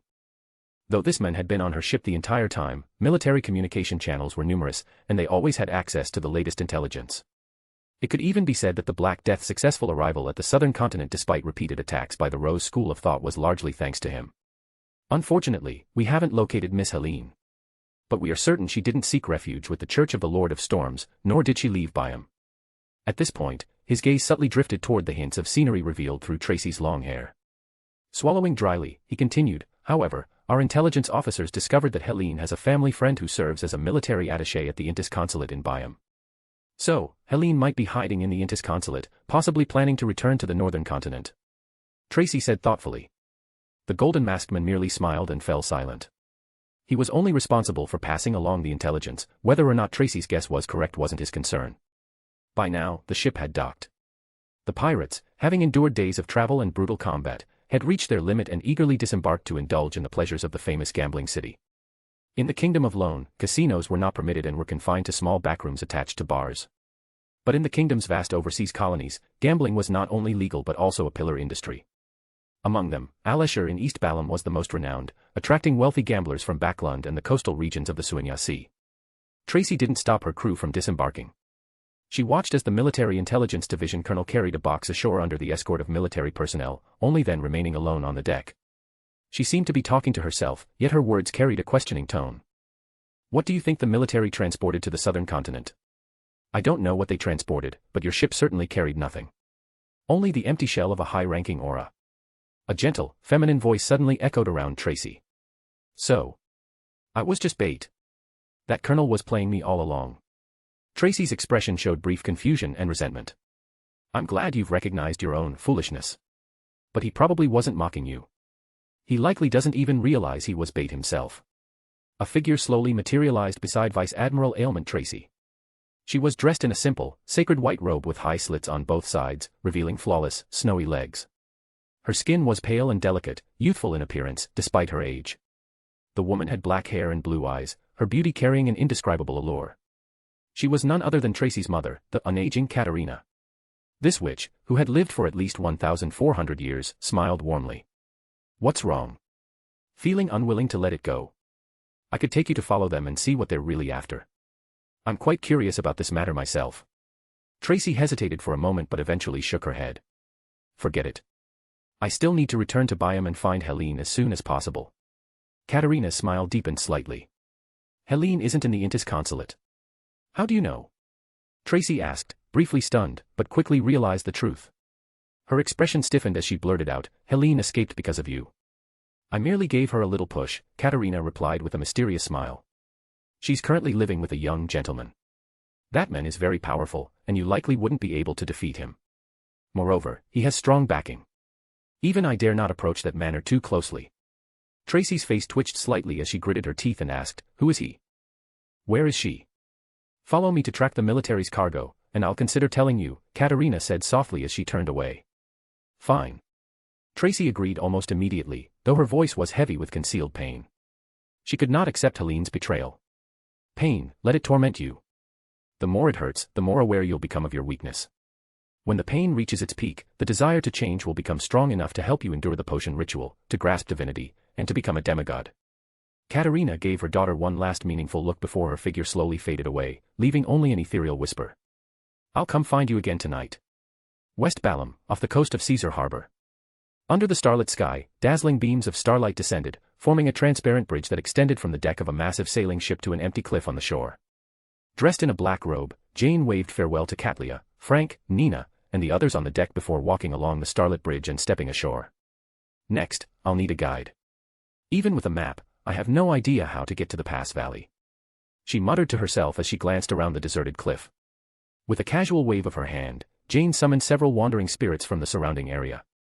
After a brief but friendly negotiation, the spirits agreed to act as her guides.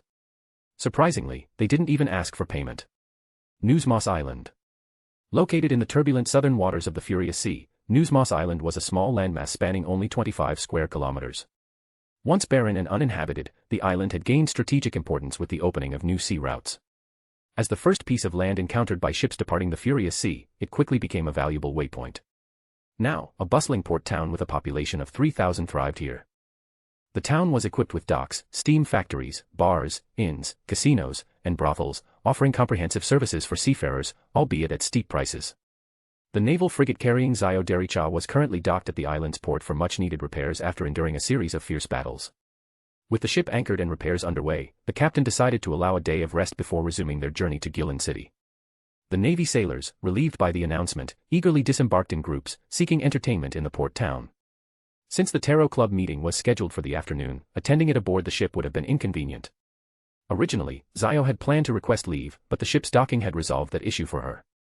After receiving permission from Princess Vera, Zio disembarked, rented a room at an inn, and locked herself inside. She carefully took out Roselle's diary and began reviewing its contents one last time, ensuring she wouldn't make any mistakes when manifesting it above the grey fog. Meanwhile, at Fragrant Manor in Byam, Ebner sat in his study, glancing occasionally at the clock on the wall. He was also waiting for the arrival of 3 p.m. End of chapter.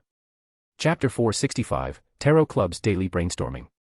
Although I still have 2 pages of Mr. Surrey's, Roselle's diary, in my hands that I haven't handed over, I'll refrain from giving them to Klein this time. Otherwise, he'll start thinking I have diary pages every single meeting. Besides, Zio previously requested Mr. Fool's Blessed for help, owing 10 diary pages in one go. Although she seems quite confident about collecting them, I'd better keep a few pages on hand for emergencies. They're not particularly important anyway, so it doesn't matter if Klein reads them a few weeks earlier or later. Sitting on his bed, Ebner had just reached this conclusion when the clock struck 3. A familiar, illusory crimson light surged forth, engulfing him like a rising tide. The endless grey fog stretched out beneath his feet as always, and the model bronze long table, though rusty and weathered, showed no signs of decay.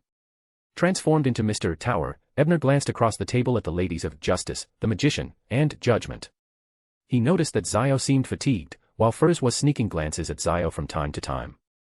As for Miss Justice, she had already stood up, her familiar light and pleasant voice breaking the silence as she led the others in greeting the mysterious and mighty figure seated at the head of the table. "Good afternoon, Mr. Fool." "Good afternoon."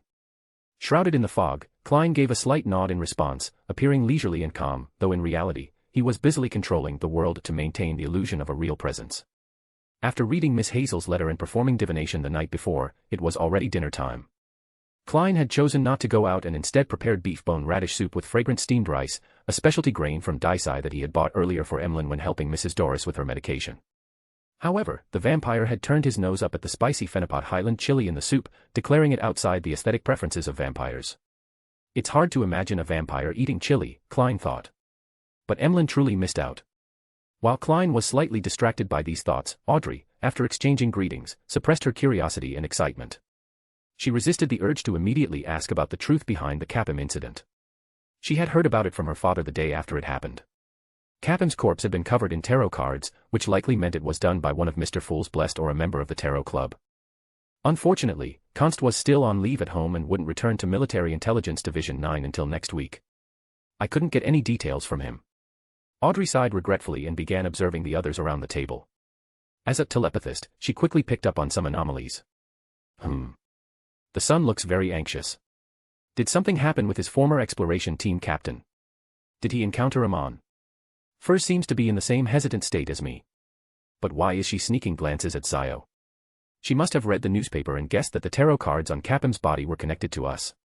But she's puzzled about the Emperor card. Wait, could it be that she suspects Zio is the hero bandit Black Emperor? Well, the Judgment card was indeed placed on Capim's corpse. But if Zio was responsible, then who does the Emperor represent? Mr. Tower? That doesn't seem right. Audrey sensed Furz's hesitation, like someone unsure about approaching a stranger for conversation. Did Furz figure out Zio's true identity? Judgment is a high-ranking officer in MI9, and Zio seems to be affiliated with this special military department. Could Zio be answering directly to Judgment? Audrey shifted her gaze to Zio, noting her navy uniform. Though her face was obscured, her figure radiated authority and confidence, vastly different from her usual noblewoman demeanor. But she looks exhausted, like someone relaxing after an intense period of stress. Did she just experience combat? Her thoughts trailed off as she turned her attention to the gentleman. The hanged man seems to be in a very good mood. Is he expecting something? Did he finally get the main material for the wind-blessed potion? Or did something else good happen? The world maintains his usual somber, unreadable aura. He's truly the bane of the spectator pathway. The son Derek was visibly anxious but refrained from directly asking for help from the Tarot Club members. Mr. Tower remained calm and composed, observing everything like a wise sage. Yet, as always, there was a faint hint of concealed joy beneath his tranquil facade. At this moment, Zio stood up and said respectfully, "Mr. Fool, thank you for your help in that previous matter. I've brought 3 pages of Roselle's diary today, and the remaining 7 will be presented in future gatherings." Well done. Klein nodded in satisfaction and helped manifest the diary pages. The previous matter? What matter? Did Judgment privately seek Mr. Fool's assistance? Could it be related to the Capim incident? Did she impersonate the hero bandit Black Emperor under Mr. Fool's guidance, avoiding detection? Or did Mr. Fool send the hero bandit Black Emperor to help her? Audrey and Furz shared similar thoughts. Alger, the hanged man, had his own speculations but, being unaware of the Capim case, refrained from overthinking. He respectfully turned to Klein and said, "Honorable Mr. Fool, I've also collected 2 new pages of Roselle's diary." Only 2 pages? Ebner thought. In the original timeline, there should have been 3. The missing one must have been that garbled text page. Because I had previously handed in several pages with similar errors, Klein had already deciphered the numeric and date meanings in Chinese. So, I suppose this is a tiny butterfly effect caused by me. Klein responded with a faint smile, "What would you like in exchange for them?" Alger glanced at the covered card beside Klein and suppressed his eagerness. "I wish to know what that card beside you represents. I also request a private exchange." His request didn't surprise Klein, it was one of the easiest demands to fulfill. He chuckled lightly and said, "Granted." The other members' perceptions were temporarily blocked, leaving Audrey with an exaggerated sense of disappointment. She had eagerly anticipated seeing Alger's astonished expression, savoring that moment of satisfaction from her small secret achievement. Ebner watched this unfold and began to reflect. Compared to Audrey and Alger, was my reaction to the blasphemy card too indifferent? Should I write a few diary pages next time to ask for a look as well? While he was lost in thought, Klein lifted the perceptual barrier. The lingering emotions on Alger's face, shock, joy, and longing, were caught by Audrey, and they filled her with a deep sense of satisfaction. However, she quickly reined in her emotions, though her thoughts began to drift again. That satisfaction I just felt, it's so similar to the subtle joy Mr. Tower tries to hide during our tarot gatherings. Klein, sensing Audrey's realization through her emotions, shook his head slightly with an amused smile. Then, the 5 yellowed parchment pages handed over by Judgment and the Hanged Man floated into Klein's hands. He lowered his head, seemingly casual, but in truth, he was carefully reading them. The 2 pages submitted by the Hanged Man documented the prelude to Rozelle's Abyss expedition. They recounted how the legendary, great navigator, Rozelle acquired the Black Throne and set sail into the depths of the Misty Sea in search of the Western continent. This diary entry must have been written after Rozelle rejected Viscount Cullen's suggestion and questioned the exploration of the Misty Sea. It's also before he brought back the egg that would later hatch into the demon Adebayo from the Abyss. At that time, he might not have even reached sequence 4. He was probably still in his 20s. Haha, Emperor Rozelle was truly reckless in his youth. He sailed into the unknown depths of the ocean based on a treasure map of questionable authenticity, with no knowledge of what dangers awaited him. Actually, scratch that. Even in his later years, he remained just as reckless. Creating the blasphemy card and challenging the gods is proof enough. Klein couldn't help but make a few sarcastic comments in his mind before putting down those 2 pages. He then picked up the diary pages submitted by Judgment. 2 out of the 3 pages are ones I've already seen, but repetition is inevitable. Firstly, not every member has seen the pages others submitted. Secondly, I can't exactly teach them Chinese. Fortunately, the 3rd page contained something interesting. March 15th. I bestowed a newly forged extraordinary weapon upon Cullen and officially granted him the title of Viscount. End of chapter.